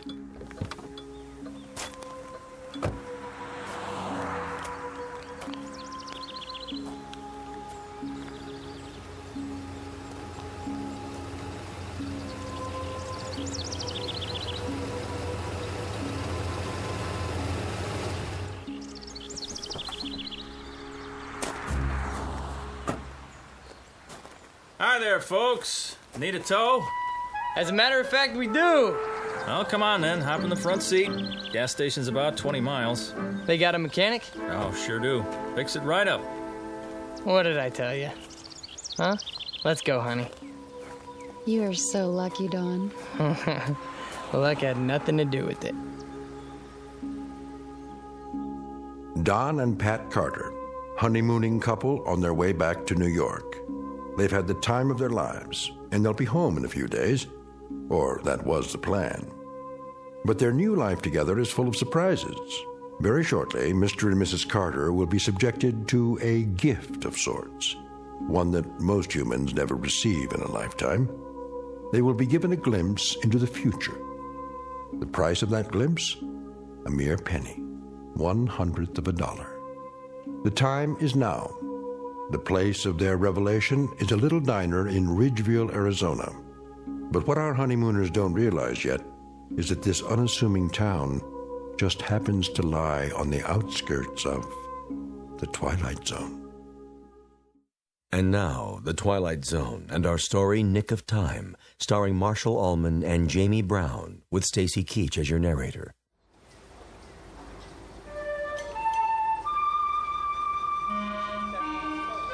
How long is it gonna take?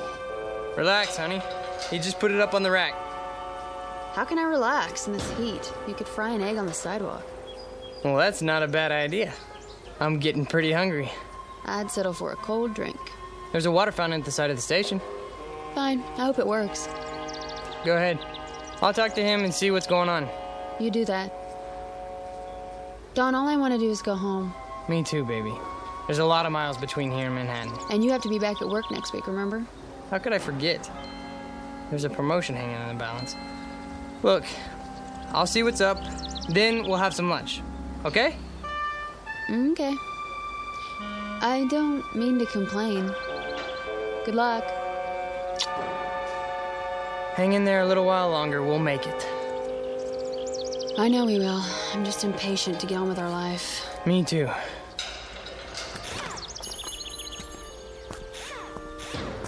Oh, hi, Mr. Carter. Hi there. How's it coming? Well, she's coming. You got yourself a bad fuel pump is all. That right. Well, can you fix it? Sure. I can fix it. Be a while, though. Oh. Why's that? Won't take but an hour to put it on. But I gotta order one from Klingman. How long's that gonna take? Well, if I send the truck over now, hour and a quarter each way. Oh. You know, my wife would like to get going as soon as possible. I'll bet she would. Can't keep every part in stock, though. Don't see cars like this all the time. Can you get right on it? I'd appreciate it. We can't wait around all day. Oh, I'll get it done before long. Don't worry. Why don't you and the missus take it easy? Have some chow. Where would you suggest? Diner's right down the street. Best in town. Ask the truckers, they'll tell you. Thanks, I'll do that. We'll be at the diner then. Let us know when you're finished. Sure thing.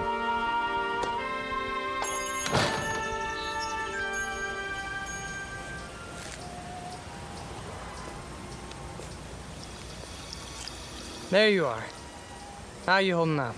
The drinking water isn't cold. I'm sorry, baby. Well? Fuel pump's shot. But it's a new car. That's what he said. He'll get right on it. How long? Couple more hours. What? Maybe 3. That's crazy. 4 tops. Are you kidding? That's the max he promised. How come? What's the problem? He has to send the truck to the next town for a part? And where is that? I don't know. New Mexico? Colorado? Someplace like that. Oh boy, oh boy, oh boy. Let's take a walk. Ready for some lunch? Lunch? We might as well just move here, put down some roots. Sure. We'll rent a room at a motel. Get the weekly rate. Yeah, well, is it air conditioned? I was thinking an electric fan. Yeah, I'm gonna look for a job tomorrow. Where? I don't know, but I'm holding out for an executive position. Well, maybe there's an Indian reservation. We can move into a teepee. Quiet, you. Yes, sir. Where's Restaurant Row? Just ahead. You can see the diner from here.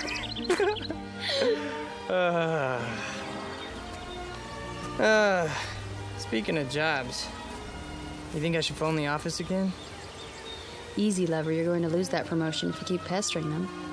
I'm probably gonna lose it anyways. Oh, that's a fine attitude. I thought I married a man on the way up. Who's the best man for the position? Me. There you are, then. Thompson has seniority. Doesn't mean a thing. Take it from me. Little Mary Sunshine, huh? That's my name. Oops. What's wrong? Don't step on the cracks in the sidewalk. Why? Or I'll break my mother's back. I'm only trying to save her life. Thank you, dear. Here we are, the best coffee shop in town. The only coffee shop in town.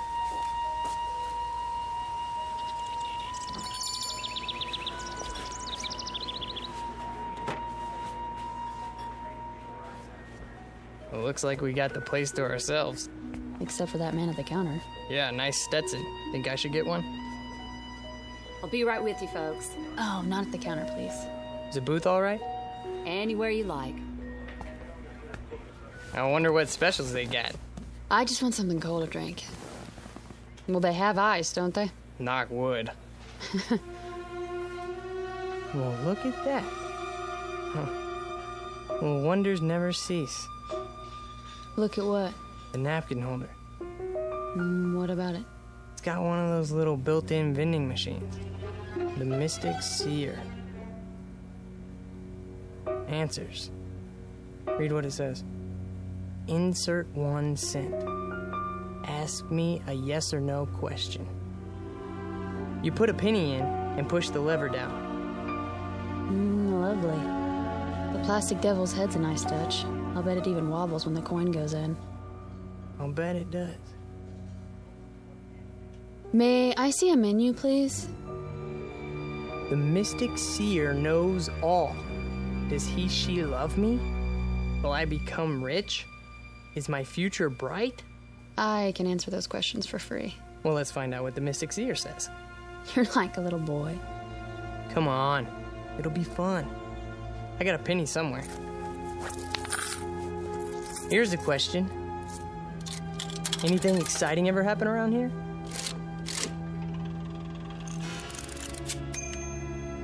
How exciting. Like those little pieces of paper you get in fortune cookies. Things are not as they seem. Now that's interesting. Is it? Menu, darling. Oh, right.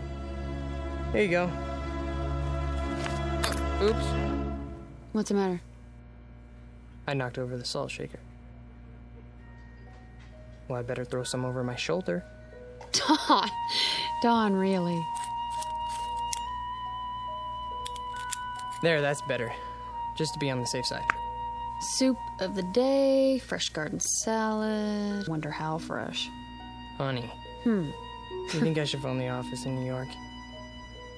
Do you? I guess not. Breaded chicken fried steak with country gravy. Doesn't that sound yummy? Very low-cal. Howdy. Howdy. Some water for you folks, or you made up your minds yet? I'll have a lettuce and tomato sandwich on whole wheat, iced tea with lots of ice. You, sir? I'll have the same. Coming right up. How's the water? Ugh, yuck. He must have siphoned it out of a mud hole. Not that good, huh? Hold on. What are you doing? Getting some more pennies. Look at you. A rabbit's foot, a plastic 4-leaf clover. You really are superstitious, aren't you? Isn't everybody? To a degree. What are you going to ask now? What else? Am I going to be promoted for Pete's sake?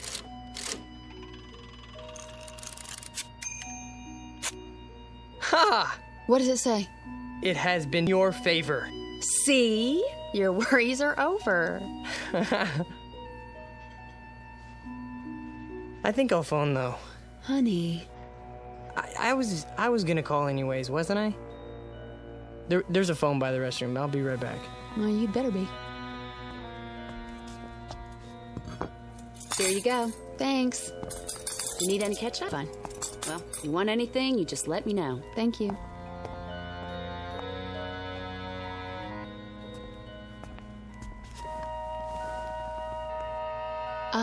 started already. I hope you don't mind. Not in the least. What are you so happy about? You are now looking at the youngest office manager in the history of the company.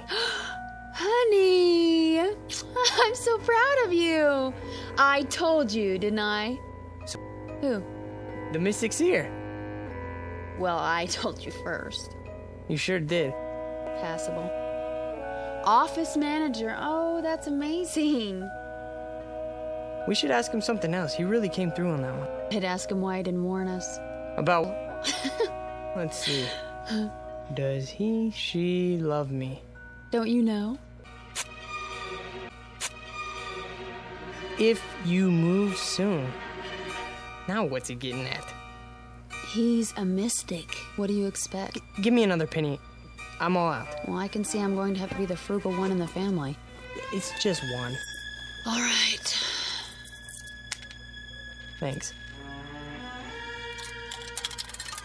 You mean we're not supposed to move? We're supposed to stay here? Only one question per penny, please. That makes a good deal of sense. Well, I'm not staying unless I get some dessert. One more. Give me another penny. You're gonna break me.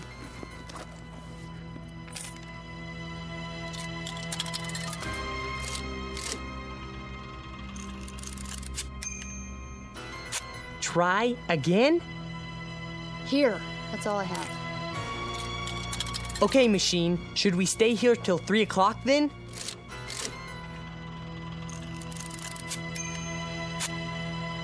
Look at the slip. There is no question about it. Let's go for a walk. Funny. Every answer seems to fit. You're joking, aren't you? I mean, Dawn, no more. Okay, if we don't stay here until 3 o'clock, will something bad happen to us? Honey, for heaven's sake. Read it. All right, let me see that. Go ahead. This is silly. What does it say? Do you dare risk finding out?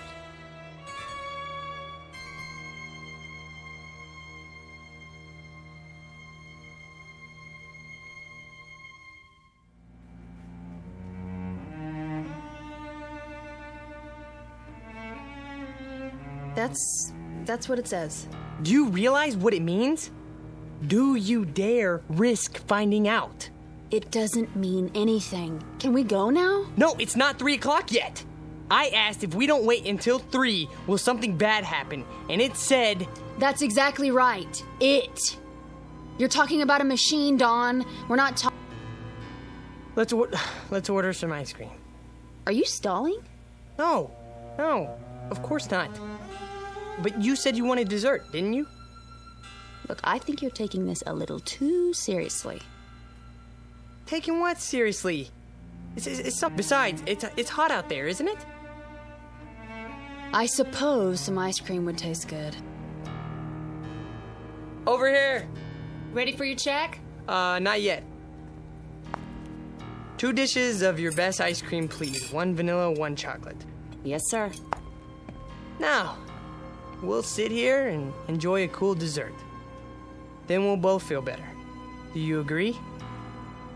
If that's what you really want.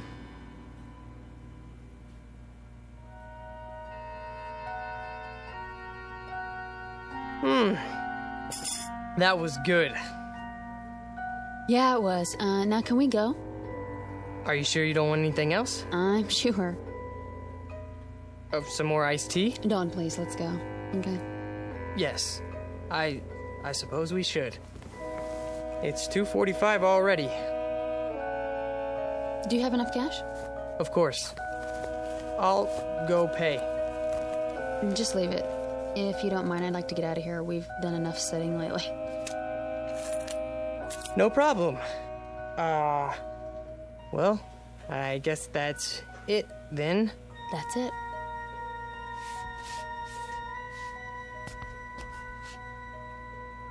The money's on the table with the check. Well, thank you kindly. Now you come on back now.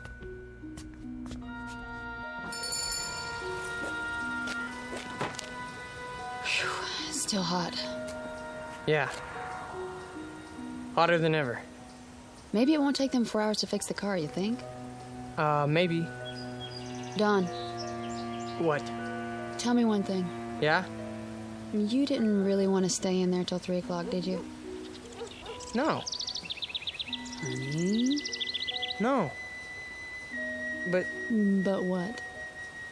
why was it so specific? Specific? You saw the answers. If you move soon, that makes a good deal of sense. Try again. You've memorized them? There's no question about it. You may never know. Do you dare risk? Don! What? It's a novelty machine, a napkin holder in a cafe in Ridgeville, Arizona. Not something... Don't you think I know that? Well, I'm glad you do, because for a while there you were freaking me out. What about my promotion? Then, huh? Didn't it tell me it has been decided in your favor? Don, listen to yourself. Oh, forget it. Don't say it. Superstitious. Well? It's like you married an alcoholic, isn't it? Only instead of bottles hidden around the house, it's rabbit feet and 4-leaf clovers in my pocket, in the car, all over the place. I wouldn't have it any other way, honey. Truly? Have I ever lied to you? No. Let's walk over to that garage and see how the car's coming. Maybe he took some pity on us and got the fuel pump finished ahead of time. Wouldn't that be nice? You're always looking on the bright side of things, aren't you? That's me. What are you doing? I'm not doing anything. You keep looking around as if you're expecting something to happen. Do I? You are worried, aren't you? I wouldn't say that. Oh, honey. You make me wonder when you act like this. Like how? The little things I can take, you know, the Lucky Charms, not walking under ladders. There's a good reason for that one, okay? Something might drop on your head, a can of paint, or... But this trip, so don't spoil it. I said I was sorry, okay? I'm not trying to upset you. Well, I know you're not. Let's just forget it. Green light. What? Time to cross the street. We're almost there. Oh. I wonder what people do here. I don't see one movie theater, you know, maybe they go to the next town. What's it called? Williman or, Klingman or... Dawn? Are you listening to me? What? Yeah, I heard what you said. That doesn't change the facts, though. What facts? 6 straight answers telling us to not leave. Honey, don't. Please, let it go, okay? Will you stop treating me like a child? I didn't make those Dawn! answers. That car! Get out of the way! Dawn, look out!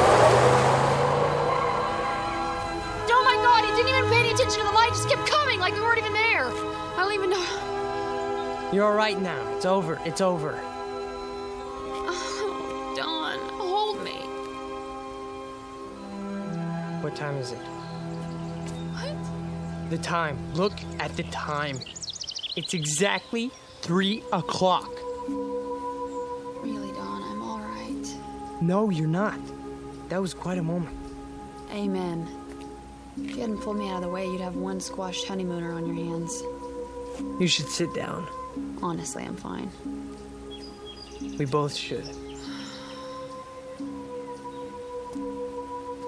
Where are we going? In here. The diner.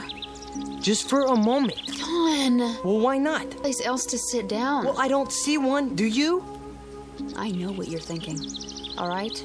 I admit it was a strange coincidence, but... So? If it was a coincidence, then why are you worried about going back inside? I'm not. I just want to get... You have to admit, it was a pretty far-fetched coincidence. Maybe. Then we'll sit for a minute. Have some more iced tea.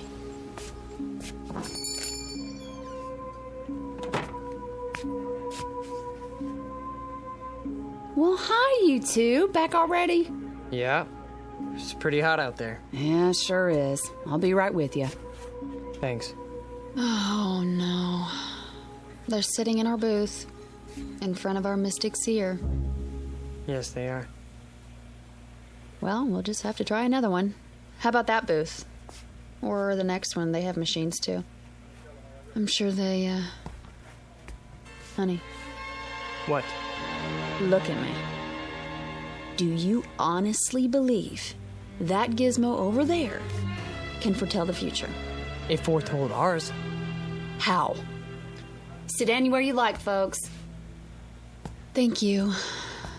Sit down, honey. All right, what'll it be? Just some iced tea. Honey? I don't care. Make that 2. Be right back. I asked you a question. It's a reasonable one. How? You want to know how? I don't know. But when that car almost hit us, it was 3 o'clock. That's exactly when the fortune... Dawn clock. Not that machine. You decided to sit here until 2:45. You... What did I do? What did I do? Oh, this is ridiculous. Ridiculous. What are you so upset about? You can't even consider the possibility that... Here you go. Great. Anything else for now? No. Wait, yes. Can you bring me some more change? And what kind? A quarter's worth of pennies. Make it 2 quarters if you can spare it. Well, I can give you a roll. That would be great. Sure, just a minute. Dawn, what are you doing? What any logical mind would do. Before we do anything else, I'm gonna get the answers we need, and I'm gonna get them now.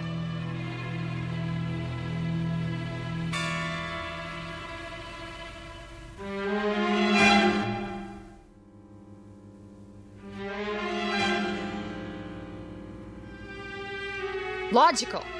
How can you call this logical? Could you keep your voice down? If you can't see that you made up all the details yourself, and all that thing gave you back was generalities, then I don't know what to do. Honey, would you listen to me? Will you listen? Go ahead. I have nothing more to say. I'm not going to argue with you. Sure, I filled in the details. What does that prove? Could the machine make them up? All it has inside are answer slips that are already printed. Then we agree. What are you... Let me finish.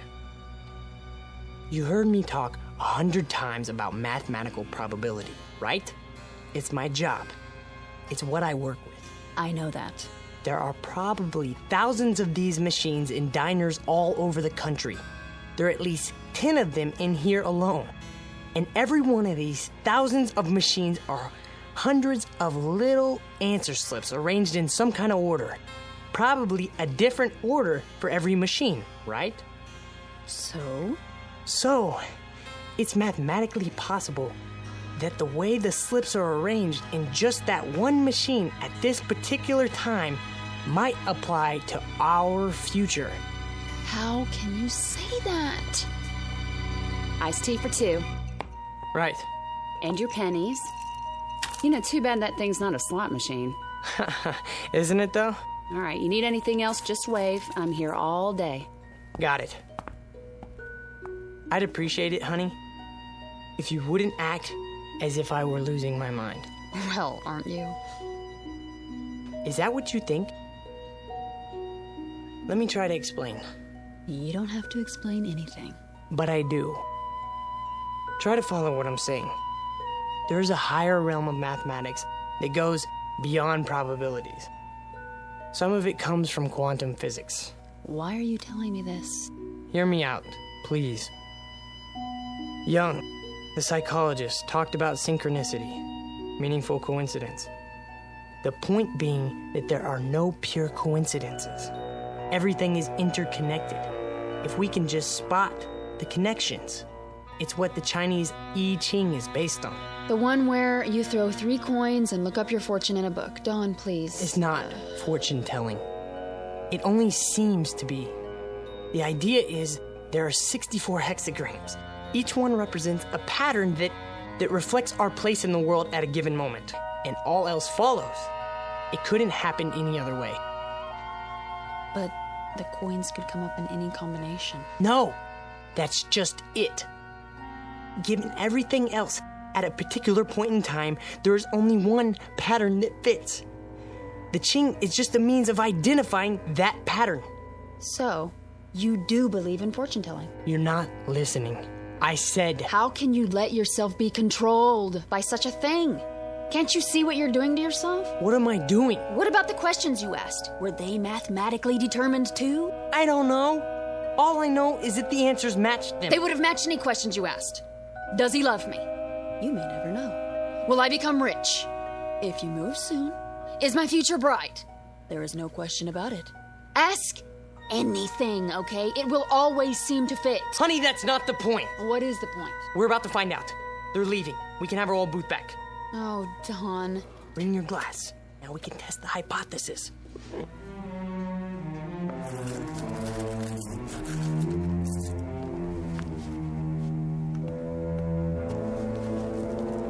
Here we go.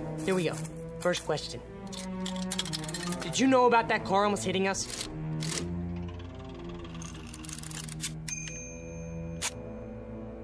What do you think?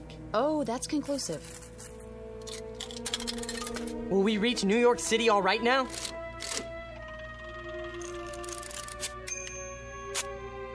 The chances are good. You see that? Very precise. What do you expect? Okay? A slip of paper should come out that says, "Hiya, Dauncey and Patsy. So how's by you?" I never said these slips were made for us personally. I only said... I heard. Honey, don't you see that you could get the same kind of answers from any one of those machines in here? Try. You'll see. The same kind, maybe, but not the same answers. So you're not interested in being objective? I'm interested in what's gonna happen to us. Okay, machine. Is it still going to take 4 hours to fix the car?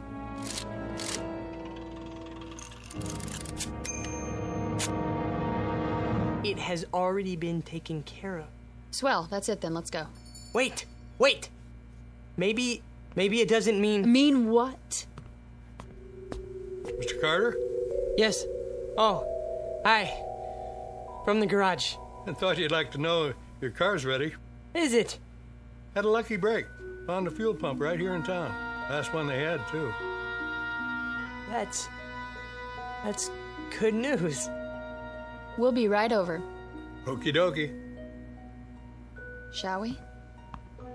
You think that was a coincidence? Yes. Why don't you ask it some questions then? Or are you afraid to? All right, if that's what it takes. Okay, go ahead. Here's a penny. Will we reach El Paso by tomorrow?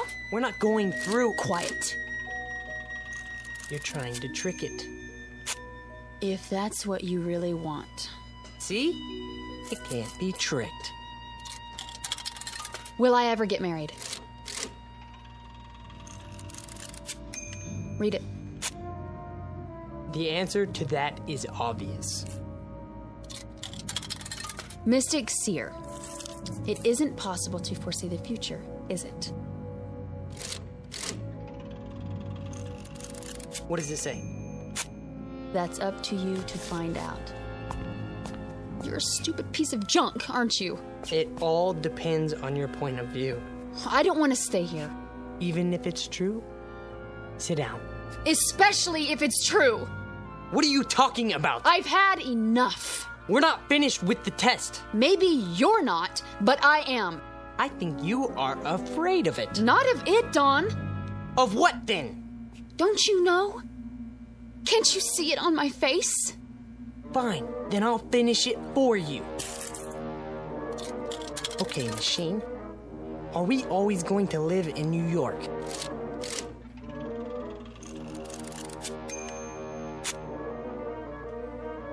Are we always going to live in Los Angeles then?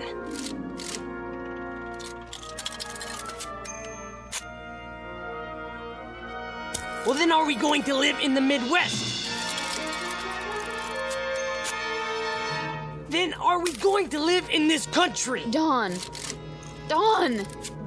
No more. What? Let's go. No! Put those down. Are we just going to stay here? I don't know! Sweetheart, listen, please. If you love me, listen to me. No, you listen to me! I believe that this machine can tell what's going to happen to us. I believe it, Pat. Based on empirical evidence. Do you think I'm just gonna leave it behind? We can't afford to do that.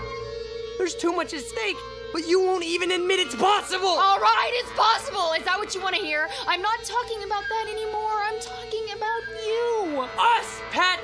Us! I know, but are you just gonna sit here and let this machine run your life? Run my life? Well, isn't that what you're letting it do?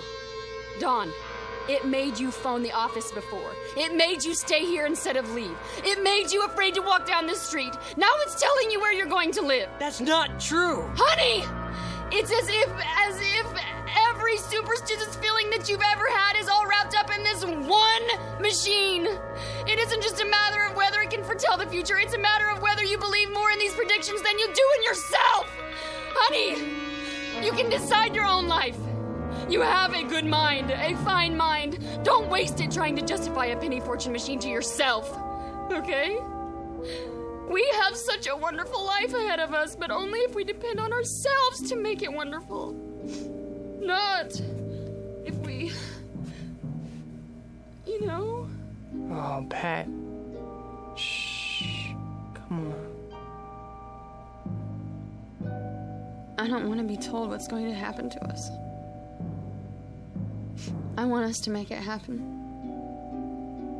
Together. All right, baby. Don't cry. Something wrong, folks? No. We're okay. It's all right, baby. We'll go now. We'll go. I'm a jerk. You're not. You're wonderful. Sure I am. Come on. I'm the world's biggest jerk. You want my handkerchief? Come on. We'll go get the car, all right? Don't do it just for me, Dawn. Honey, that's the best reason I have right now. Just give me time, huh? I'll shape up. I love you so much. I love you too.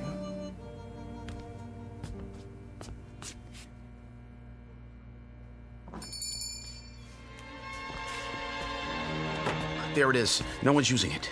Thank God. Sit anywhere you like, folks. Wow, it's you two. Can we sit here, please? As soon as I clean up. We don't care. Has to be this one. All right, suit yourself. Just water again? It doesn't matter. Do you have any more pennies? I think so, yes. Then go ahead. Can we ask some more questions now?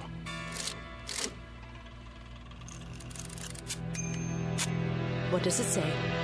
Choice is yours. Do you think we might leave Ridgeville today?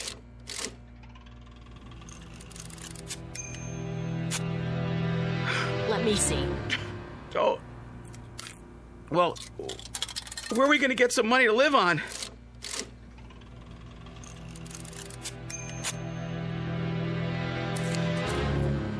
Should I sell our car?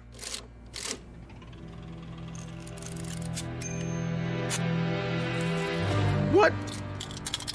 Then?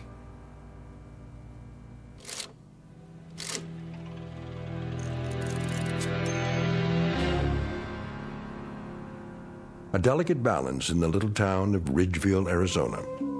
Two people who have escaped from the tyranny of fear and superstition. Two others permanently enslaved by it. One couple able to face the future with confidence. Another couple facing it with hopeless dread. Victims of life imprisonment in the darker regions of the Twilight Zone.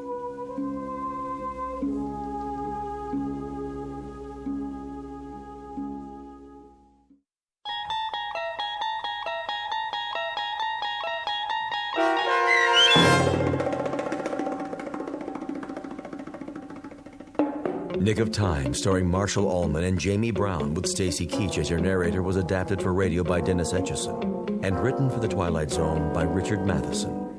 Heard in the cast were Paul Cook, Craig Brawley, Amber Lake, Jeff Lupetin, Kate Johnson, Doug James, and Elizabeth Lido. To learn more about the Twilight Zone radio dramas and to obtain audio cassettes and CDs of these programs, visit our website at twilightzoneradio.com. The producers of The Twilight Zone wish to thank CBS Enterprises, Carol Serling, Dennis Etchison, Dick Brescia Associates, Claire Simon Casting, Terry Jennings, XM Satellite Radio, Sirius Satellite Radio, our sponsors, and our radio affiliates for helping make this series possible. This copyrighted radio series is produced and directed by Carl Amari for Falcon Picture Group.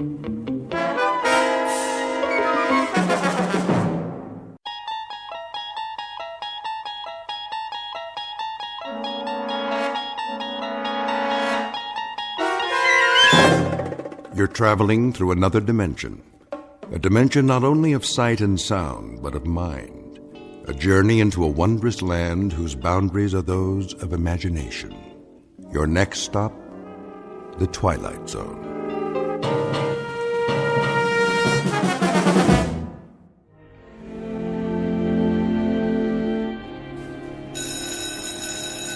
There's the bell. We're gonna be late. Aw, so what? Last day before vacation. Yeah, but Fowler doesn't care. He'll mark us absent. Weird old guy, huh? Yeah. How did you do on the test? Me? I aced it. You did? Nah. Did you study? Well, I read all the pages, but I don't know. I don't get this poetry stuff. Why can't they just say what they mean? All right, class, let's begin. I trust you've brought your books and that you have read the assignment.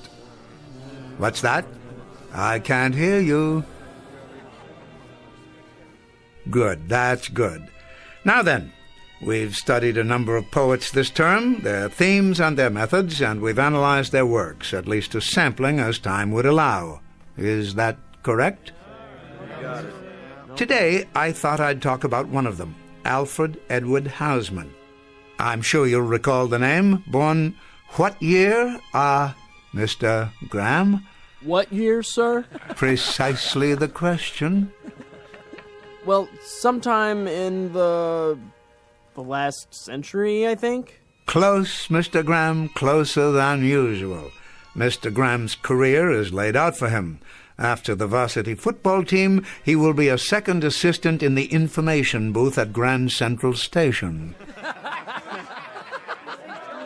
In the interest of time, let me refresh your memory. The date of A.E. Houseman's birth, Mr. Graham, and for the benefit of the rest of the class, was 1859, a long time ago. So long ago that it happened before our own Civil War, in fact. I could, of course, ask you to tell me about the war between the states, but I choose not to press my luck any further. In any event, the subject of this class is literature, not history. His death occurred in what year, Mr. Butler? Well, I would say around 1900, sir. Upon my word, young Mr. Butler, it seems that you and Mr. Graham are kindred spirits. You are both masters of inexactitude. So allow me to enlighten you. Alfred Edward Houseman died in the year 1936, but we are concerned here with his achievements rather than the circumstances of his death. And perhaps his best-known work was A